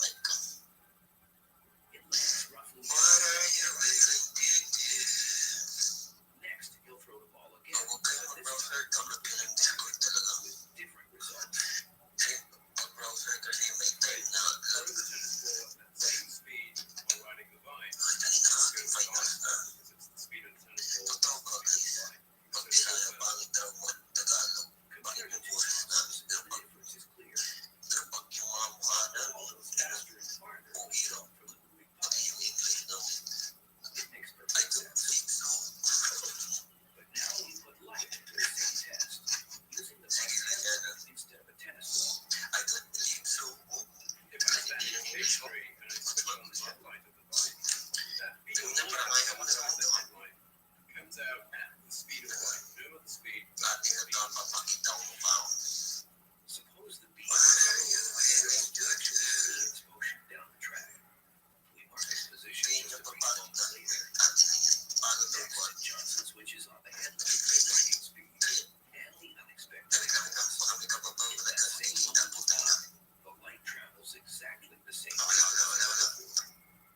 Unlike tennis ball, you don't add the speed of the bike to the speed of the light. The speed of light remains the speed of light. Light beams travel the same distance because light speed is constant and independent of the source's motion. It may fly against intuition, but it is a fact of nature. Every beam of light in the universe travels at the same speed in empty space. The star or comet or galaxy that emits it is moving. After scientists discovered this fact at the end of the 19th century, Einstein did the math for the resonance and developed his special theory of relativity with constant light speed as its center. Understanding the speed of light gave us a window into understanding the nature of space and time as we understand it now. We do not live in a rigid world where meters tick on a clock ticking at regular intervals. We live in a flexible, stretchy Einstein's world, space and time. In common experience, the universe universe doesn't seem very stretchy to us because compared to light speed, we are moving very slowly. Things begin to Closer to the speed of light, all sorts of strange, marvelous distortions take place. When we say that the universe kind of bends in size, it's amazing how literally that's really true. As you move closer and closer to the speed of light, your time appears to slow down to an observer that's sort of watching you go by. That's amazing. When Clifford Johnson bikes around a track, he needs to be going about 56 million times faster than his current velocity to get close to light speed. But suppose he could. Imagine I'm riding my bike to the speed of my clock's running slow compared to the cameraman on the ground who's filming me. If I do that for a while, I'm going to age much more slowly than the cameraman who's on the ground. So that when I come back from the trip, back and talk to the cameraman, he's actually much older than when I left. If this sounds like magic instead of science, there is proof in something that many of us experience every day. A great example of Einstein's theory of relativity and the fact that clocks that are moving relative to you run more slowly than the clocks is the GPS system. The global positioning system lets us travel cars with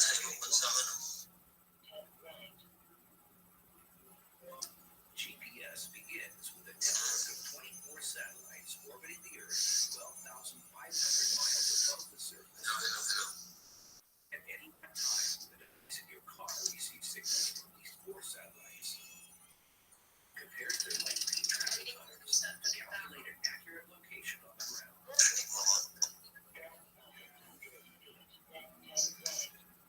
The whole thing depends on super accurate clocks.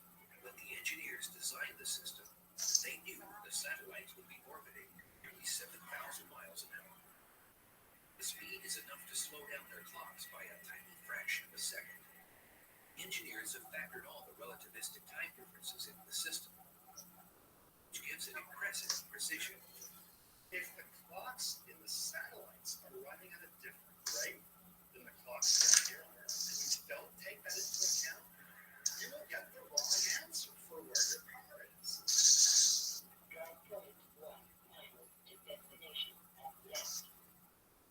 The distortion of time is only one of the strange results of traveling close to the speed of light. On the bike track, Clifford Johnson continues to push the envelope as space begins doing odd things to him and his bicycle. Imagine I'm on my bike again, going close to the speed of light. An observer looking at me. I can see, for example, that the length of my bike in the direction motion of moving is getting shrunk. The bike is getting shorter. The effect is called length contraction, and together with time dilation, it is seen by a stationary observer while looking at someone traveling close to light speed. But Professor Johnson does get his own chance to witness light speed's weird effects. As his velocity closes in on light speed, his view of the world changes drastically. What I'm seeing as I move close to the speed of light, straight ahead, is that the shapes in front of me are getting distorted as compared to everyday life. Everything is being twisted into a sort of tunnel shape, and the colors are getting distorted. The color changes has become and the shape distortions from a phenomenon known as aberration.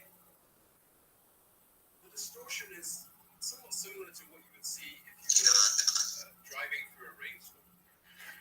If you were stationary, you would just see rain coming straight down if you looked out the side of the window. Whereas if you were moving through the storm, you would see that the rain appears to be slanting towards you as a result of your motion. And that's at the basis of that warping effect that you get as you're moving near the speed of light towards objects in front of you. In reality, we don't have to travel with the speed of light to experience the distortions caused by motion through time and space. They are with us every the distortions that happen as a result of the finite speed of light still happen on an everyday basis, even in our everyday life. But the effects are so tiny that we can't perceive them. Still, light speed has its other quirks in the slow-moving world, quirks we perceive very well. The speed of light may be a constant, but only in the vacuum of space. When light moves through things like glass or fluids, it slows down appreciably. If it didn't, things like telescopes and human vision would be impossible. But what would happen if light slowed down much more? If the speed of light were zero?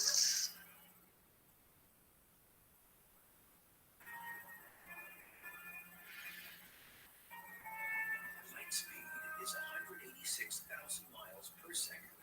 It is a universal constant, but a constant with a catch. It travels at that speed only in a vacuum. Light changes its speed when it travels through different media. It travels more slowly through water. That's why you see refraction, begging, rippling of light when you're in water. Life as we know it would be very different if light didn't propagate at different speeds through different materials. For example, we wouldn't be able to see. Our eyes wouldn't work the same way. In a universe where light moved at the same speed through all materials, we would know little of the world around us, seeing only big blobs of darkened light. That's because our eyes depend on biological lenses to focus images on our retinas. Just like lenses made of glass, they work because light slows down as it passes through them. Why is that? Because light is absorbed by the atoms of glass, and then they re-radiate it later. So there's a delay factor. Light hits an atom, the atom vibrates, and then sends a light package off. So there's a delay factor. The delay factor also causes light to bend when it hits glass shaped into a lens. Bent in just the right way, light can be focused, collected, and magnified. For astronomers studying the universe, nothing could be more important. Thank goodness light slows down when it goes through glass, because that's the reason why we have telescopes. The reason why we have telescopes is because light bends going through glass. Concentrates large amounts of light to a single point, and then that gives us the ability to see the universe itself. Light travels through the glass lenses of telescopes at about 124,000 miles per second. 2/3 of the speed of a vacuum. But some scientists are looking at making use of light at far slower speeds. And then we have the AOs over here. They're pretty much At her lab on the campus of Harvard University, Dr. Lena Howe has taken slow light to the extreme by reducing light speed to zero. The speed of light, of course, is incredibly high. I mean, nothing goes faster than light. And usually 186,000 miles per second. And we kind of thought, gee, that's awfully high. Let's try to do we have a detector right there. Howe and her team conducted their experiments in a complex laboratory filled with lasers, mirrors, prisms, and other exotic gear. It's a branch of physics where few have dared to tread. If you can start to change things so dramatically, just take this in one light speed and then bring it down to bicycle speed, then you're in a completely new regime of nature. You're able to now start to probe areas, regions of nature where nobody has ever been there before. Light speed inside houses by focusing lasers on microscopic clouds of sodium gas chilled to a few billionths of a degree above absolute zero.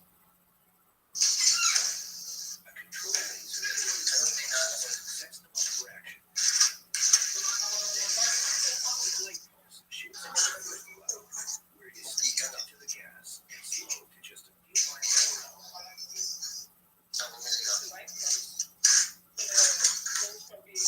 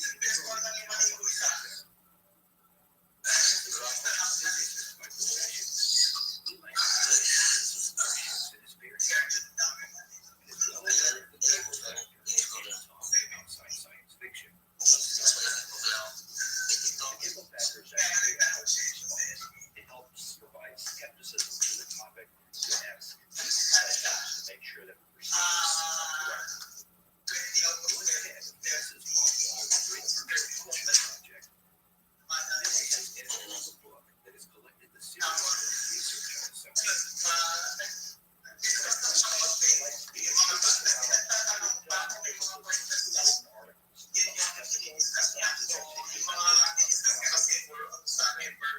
No one is saying that anyone soon will be able to have more tribe than the stars. But on a scale of centuries, millennia, it can't be ruled out.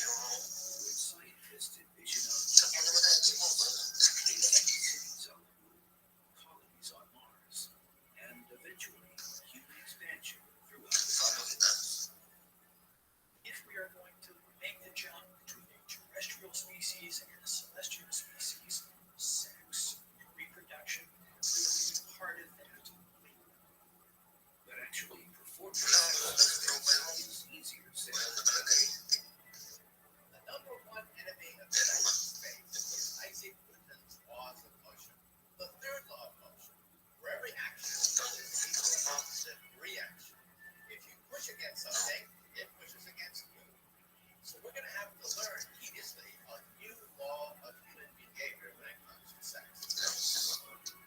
Ready to test that? No man and woman have gone before. Is Vana, the author of the quantum fiction novel Flight, a poet, Once someone I was working with said, Vana, some people think about what they're having for lunch tomorrow, and you're thinking hundreds of years into the future. Today, in Las Vegas, Nevada, Vana and her husband, Alan Newcomb, are their the future of human space exploration. Vana and Alan are rehearsing for a test that facilitate sexual intimacy in space. Vana calls her invention the two-suit. The two-suit is a utilitarian garment that functions by itself as a flight suit and can also or bathrobe and attach to it with a very lightweight fabric inside that can expand. Vana and Alan will conduct the first ever test of her two-suit aboard G-Force One, a modified Boeing 737 that produces the effect of weightlessness. Designer of the interiors for G-Force One, we many things that can happen within that are in sex and intimacy and floating as couples or more together is certainly one of the things. I think the concept of the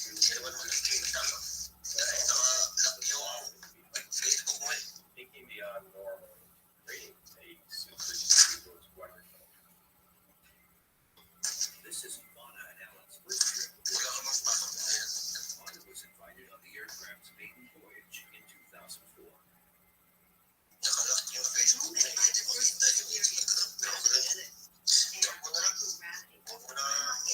Unlike anything I ever imagined, and you can think something by intent. For example, I barely thought somersault, and it was effortless. It was exhilarating. It was while trying to initiate an intimacy with her husband that Vana realized something was lacking in the weightless experience. Somersaulted, we spin around, we fold, it's very acrobatic, but one impression that I really have is zero gravity, that there's no attraction. It couldn't fight, it really had to work just for kids.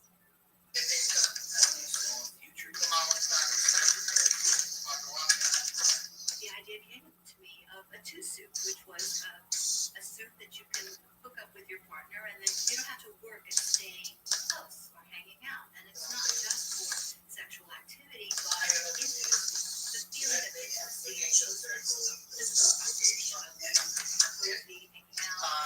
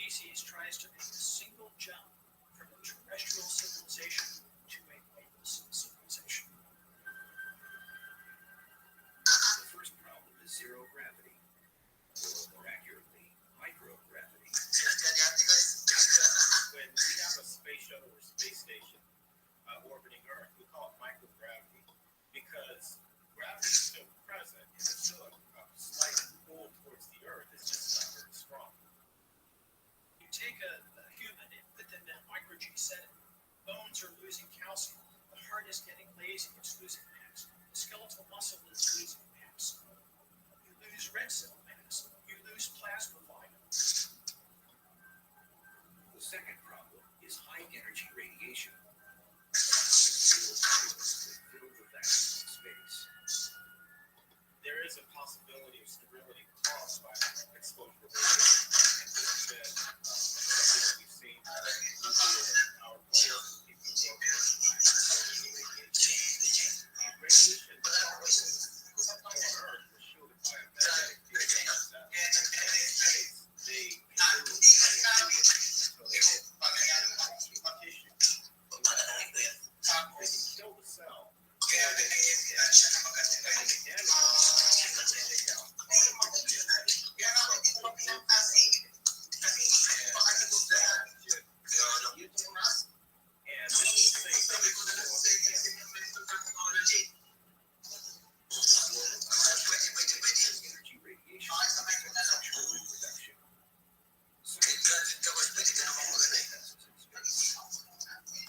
Animal studies are really the first step.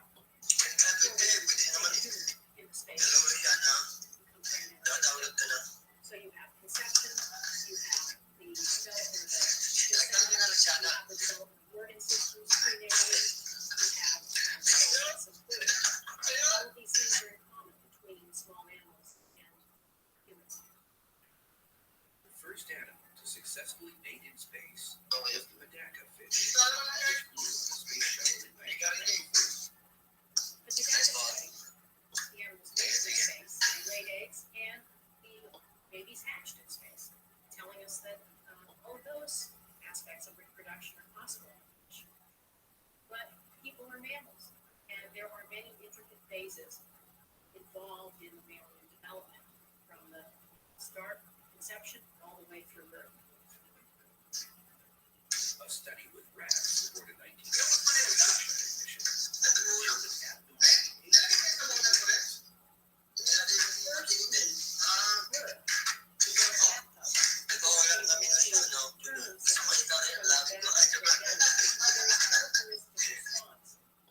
In rats. We think that rearing them in microgravity caused that sensory system to be understimulated by gravity, and hence it developed differently in space. Other experiments have shown even more severe effects. Studies have shown that male rats that have flown in space, when you mate them to non-flown female rats after their flight, the offspring exhibits a lot of growth retardation and simply in the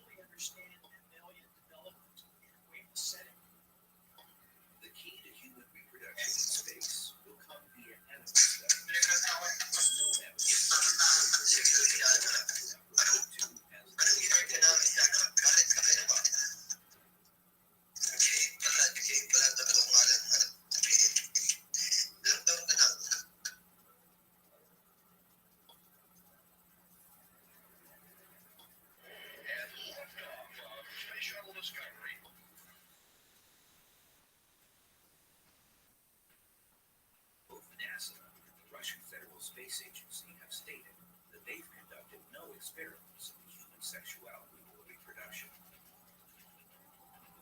But that doesn't mean scientists can't piece together what might occur if a man and a woman made an attempt to conceive a child in space. If the male isn't physically aroused, then intercourse isn't possible. However, according to at least one astronaut, being in space produced what he called the Viagra effect. In his book, Riding Rockets, Space Shuttle mission specialist Mike Mullane wrote about a persistent and at times painful condition he experienced every day when he woke up. NASA flight surgeons believe the redistribution of blood in microgravity is the cause. The fluid shift may make it easier for men to have sex in space, so that may be an interesting thing that we'll have to investigate. In fact, there's some evidence that men tend to have erections easier in space because of the fluid shift. The conclusion, males need to worry less about performance issues in space than they do on Earth. I'm not sure that human beings would have much trouble with the actual act of beating itself in microgravity, providing they have the desire. We do have a small sample size of 4 shuttle crew members who basically said that their sexual desire actually decreased on orbit, and this correlated with decreased testosterone levels as well.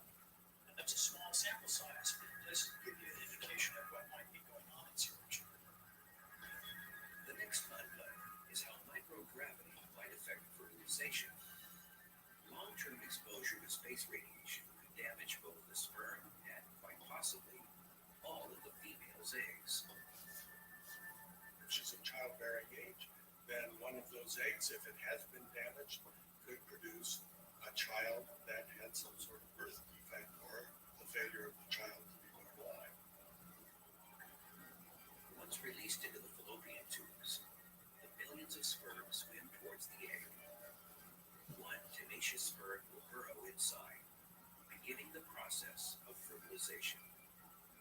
Once the egg is moving down the fallopian tube and is propelled to the uterus, will it embed itself in the wall of the uterus and begin developing a blood supply and placenta and grow into a baby? We just don't know that. If fertilization is successful, cell division and growth of the embryo begins. As the embryo develops into a fetus, gravity becomes increasingly critical. For a human fetus, a full-term pregnancy is about 36 weeks. And up to about the 26th week, the fetus is neutrally buoyant.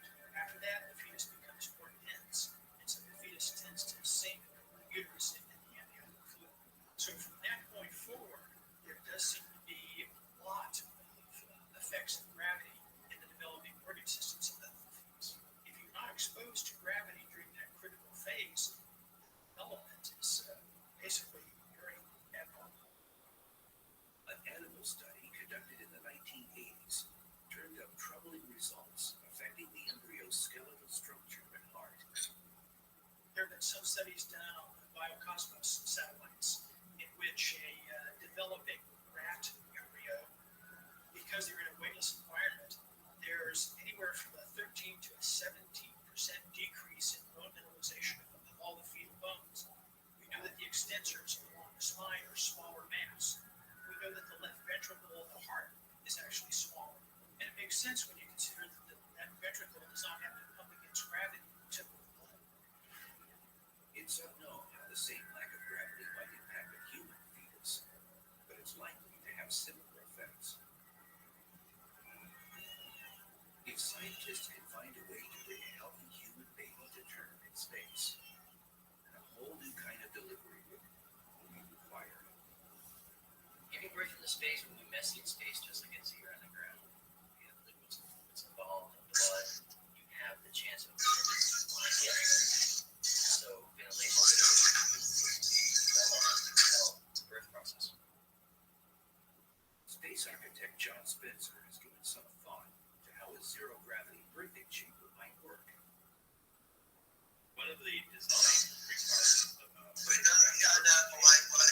early rapid flow. The reason for that is cleanliness, but also keeping the chamber clear of blood, so the doctors who are helping with the birthing can actually see everything that's going on. John was inspired by water. Babies are delivered into warm water. Components of the method say it eases the transition from inside the mother. John also believes weightlessness will provide similar benefits. When you're in the womb, it's like being in zero gravity to begin with. So going from a zero gravity womb environment to a zero gravity room environment might be a based on all we know, that day is still very far in the future. Here's what it all boils down to. If gravity affects all aspects of vertebrate development, then there are profound implications when you consider successful procreation in an extraterrestrial. One of those implications is that babies born in space might have a difficult time visiting Earth. We'll most likely need people years from now who law in those environments if they can birth. They're going to need to wear a birth suit, which will have an exoskeleton kind of thing, which helps them with their weaker muscles and weaker bones and everything. So it's interesting. We're going to create eventually a space species who will need an Earth suit to return to the mother. One possible solution is to create artificial gravity in space using centrifuges. Centrifuges use centrifugal force to create an effect known as gravity loading. You can imagine a woman, a pregnant woman, seated at one end or even laying down with her feet towards the center of it. She could be reading, working, talking to people, whatever, and that might go on for an hour or two. Enough so that there's a feeling of up and down that might be beneficial for the fetus. The first baby to be born off world is going to be an amazing, amazing experience. It's going to be a historic day for humanity. Scientists think it's only a matter of time.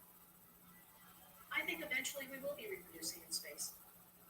We just need to figure out how to do it right. What better opportunity to figure out how to do it right than NASA's planned 3-year mission to Mars? But will sex be invited along for the ride?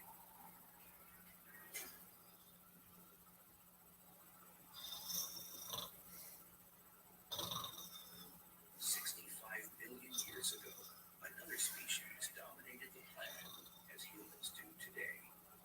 The dinosaurs were the primitive life forms on Earth for over 150 million years. All it took was one single very bad afternoon, and that took them out of the picture forever, and they never came back.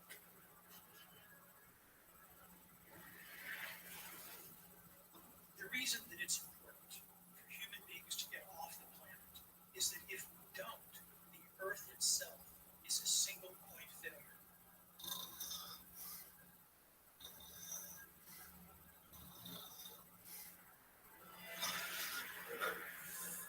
If you don't have a backup, if you don't have an alternate pathway, if that one critical link breaks, then the whole system undergoes a catastrophic failure.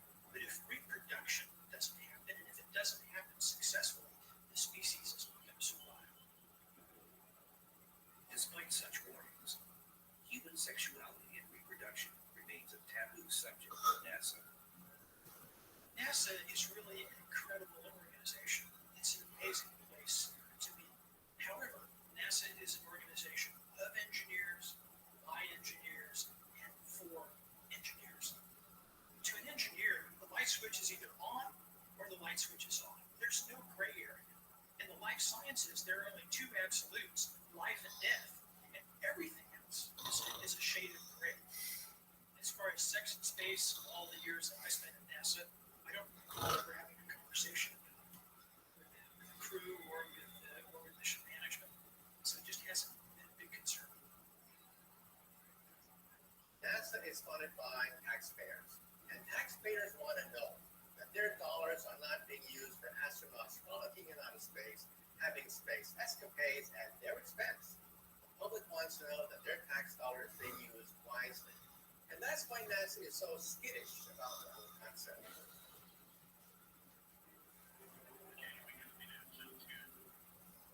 NASA currently has plans to return humans to the moon by the year 2020. That's just a warm-up for the main event, a 3-year voyage to Mars and back. In its master plan for the mission, NASA left out all references to human sexuality. An omission cited in a report by the National Academy of Sciences. As far as sexuality in space, that's an area that hasn't been researched at all. Psychologists and psychiatrists have come to conclude that humans need to be connected in order for normal functioning. We psychologically connected, we need to be emotionally connected, and we also need to have some physical connectivity with individuals. So intimacy at all these different levels is very important. The problem with long duration space cruise is that the model to date has been one that precludes any sort of intimacy. Some experts believe that astronauts should be expected to sublimate their needs and desires for the sake of the mission. That's unrealistic. It's not going to happen. It would lead to very dysfunctional individuals if they were able to maintain that kind of separateness. So in order for the team to be functional, intimacy on all these different levels is going to be part and parcel of just normal human functioning, and we need to plan for that.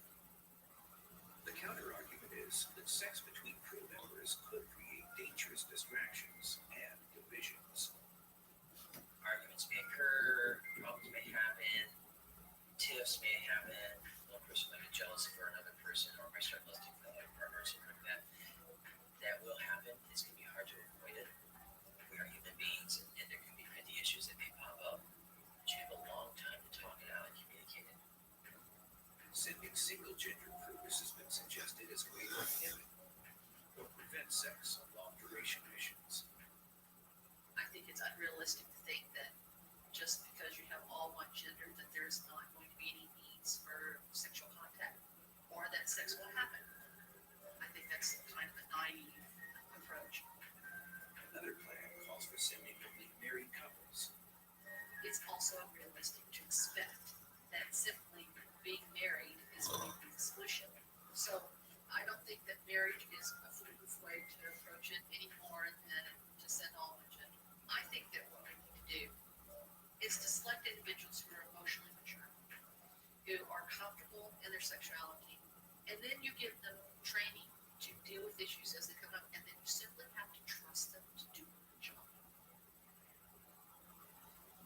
Cheryl's idea is to have the crew first live together for 9 months in a location that mirrors the isolated environment of Mars. She suggests Antarctica. One of the ways we can test this out is to send them down to Antarctica to winter over for 9 months. During that period of time, they can not only work out how their social issues are, but they can work out any intimacy issues. They can find out if they're going to be attracted to each other, and if they are, how are they going to deal with that? How the group is going to deal with that. That way, when we actually put them in a space, whether to send them to Mars or to send them to the moon to have them there, they'll know what to expect and they'll know how to deal with it.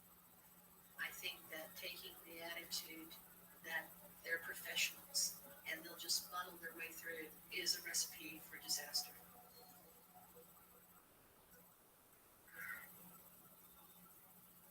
Despite NASA's denials and their history of avoiding the subject, some say sex has already occurred on a U.S. spaceflight. Some believe it's unrealistic to think that out of the hundreds of adventurous risk-takers rocketed into space, that at least 2 of them didn't engage in some cosmic conflict. I wouldn't be surprised if sex has already happened in space. I mean, we've had a married couple on the NASA shuttle, and if you've done it on Earth, would you try it in space? The married couple in question are astronauts Jan Davis and Mark Lee. In 1992, Davis and Lee blasted off for a 7-day mission aboard the Space Shuttle Endeavour. NASA has no official policy banning sex in space. NASA has not told people you must not have sexual intercourse. People are expected to know better than that. But they do have a policy against sending married couples into space. Davis and Lee met during mission training, fell in love, and wed just before liftoff. Because it would have been too disruptive to replace one of them on the mission, NASA made an exception. Could the rest of the crew have allowed them some private time? It is possible that the crew members did collude to help the married couple do something over there, but it's highly doubtful, just considering the conservative nature of the astronauts, the conservative nature of NASA, to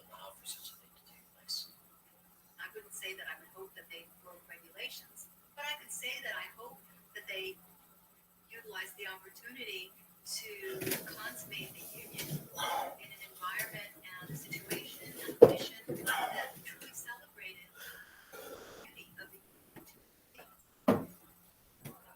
If the couple did engage, options for privacy were limited. The crew area of the space shuttle comprises just over 2,200 cubic feet, the same area as an average-sized living room. In terms of the space shuttle orbit, the best place to have sex is, leading out into the cargo bay.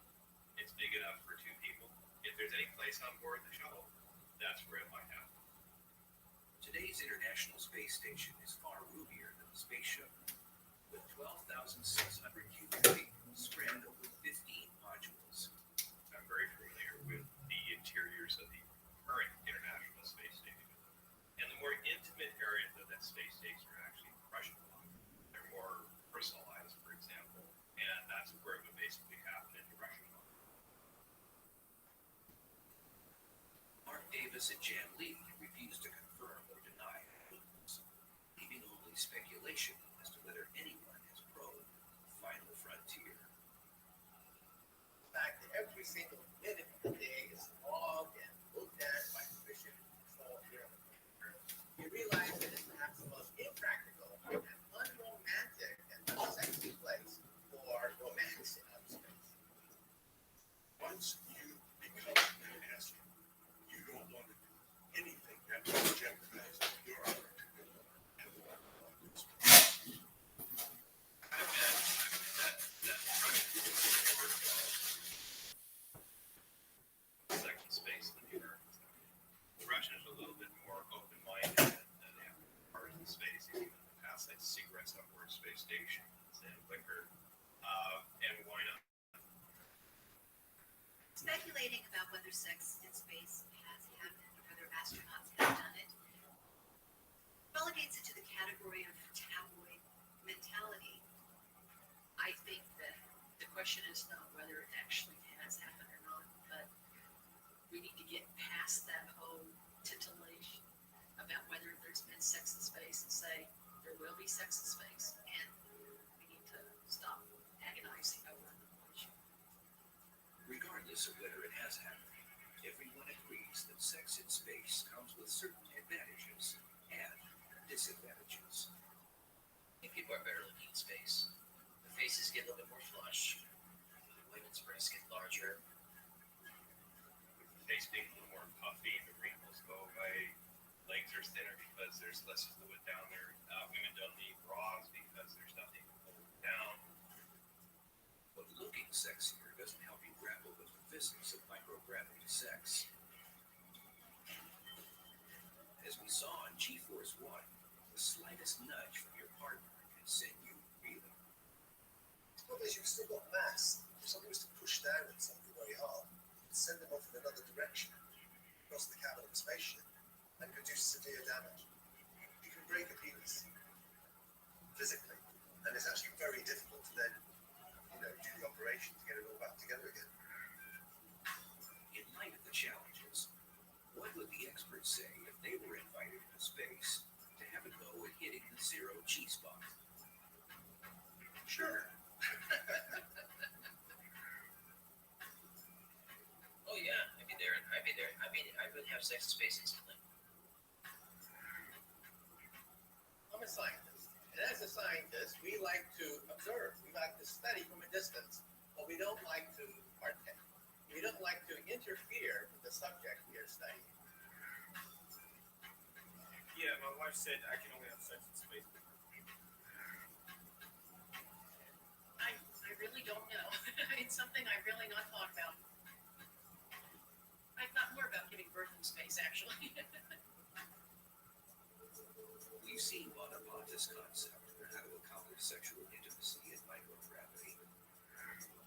Another method, supposedly once tested in the tanks NASA uses to train astronauts, is called the three dolphin technique. Two dolphins sometimes have a hard time coupling together. A third one that can press them together actually makes it easier for the coupling process to happen. That may well happen in zero gravity also. You might want to have a third facilitate you or keeps you in the middle of a zero gravity environment. The only problem is, no one bothered to tell dolphins about the pre-dolphin technique. Marine biologists say it's not true. One thing everyone does agree upon is that one or more mating partners needs to be restrained. What you could have is some handholds and perhaps leg holds, similar, made out of our treatment material, similar to the handholds you have to assist you in the bath. Any mechanism that would simulate constraints on motion that would all mimic gravity would probably facilitate mating in space. It could be Velcro. And one of the parties could wrap legs around something and be able to secure him or herself with their knees. I think that human ingenuity will give us answers that we can't hypothetically guess at. That when you actually put people in the environment, they'll figure a way to do it. And then perhaps footholds similar to the kind of things you put your feet in water skis to secure the body. For sex in space, I think you might want to see that. We have done a lot of work trying to do CPR in space. And when you think about it, cardiopulmonary resuscitation is a similar kind of complex act, between two people, right? We evolved this big system where you do CPR. We put a lot of thought into that system. You know what the astronauts decided early on when they evaluated the system? They decided the system was too cumbersome and they could do it all with duct tape. I'm not saying that duct tape is a sexual aid in space. I'm just saying duct tape is like the Force. It has a light side, dark side, and it binds the universe together. Harvey's invention sounds very good to me. For one thing, it doesn't involve a third party, the so-called dolphin effect, which I think would be quite uncomfortable.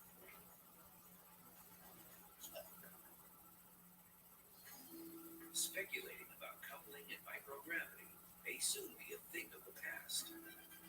Get ready for a sexy new vision of the future, courtesy of the private space industry.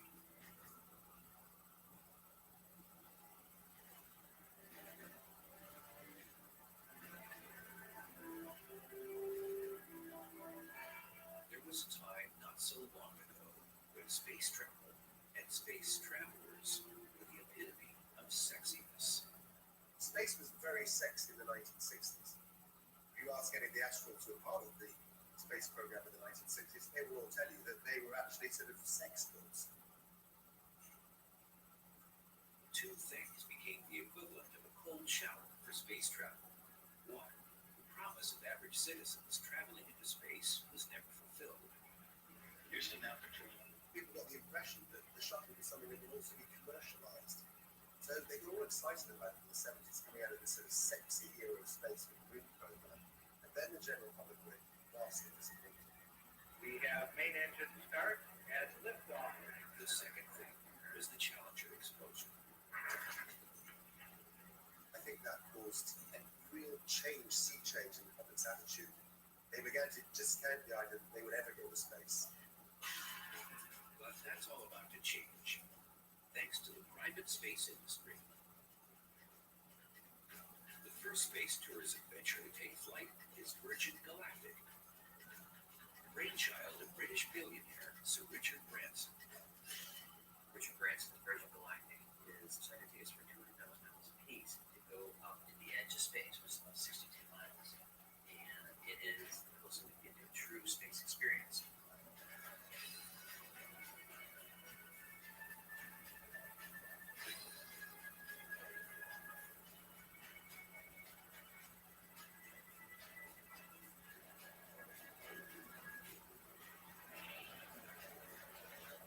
Virgin Galactic's maiden voyage is still a few years away.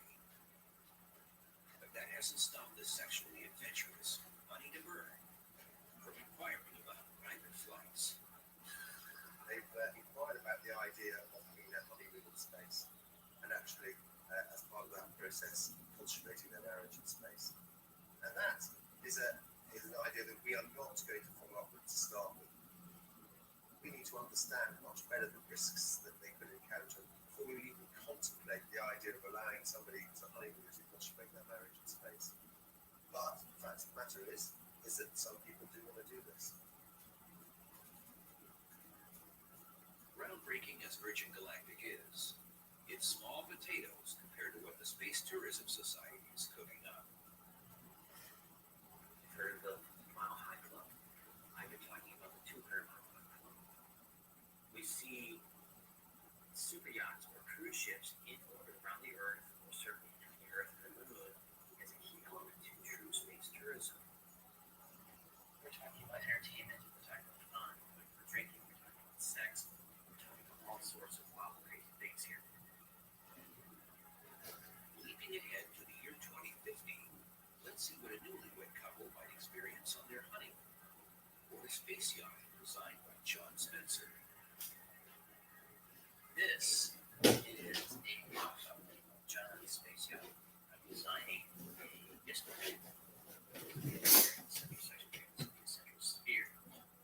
Imagine, if you will, a giant 60-foot diameter sphere that will be almost completely glass or some type of glass-like material, and you can see in all directions. And then you'll have people floating around, dancing and sailing, and all sorts of things for entertainment and pleasure and fun. Now, after a long night of dancing, carousing, and having fun, a couple a little bit more fun. On Earth, that might include a romantic interlude in a hot tub. John Spencer envisions a space-based hot tub he calls a hot sphere. Imagine that your honeymoon suite is a sphere, and within the center of that is this clear warm. And in that, you can immerse yourselves in one each other, making it relaxing. The sphere will be kept in place within the body by airflow, so it won't move around, but you can splash right down to those spheres. After a soak in the hot sphere, the couple retires to their honeymoon suite. There, they'll find Sam's rebuttal to Newton's third law, the snuggle tub. So pretend this is a giant window inside the suite. So you have a casting panoramic view, and then they can expand this thing here, which is representative of the snuggle tub. Illumination side, ventilation side, it's great. I have it very heavy, soft, and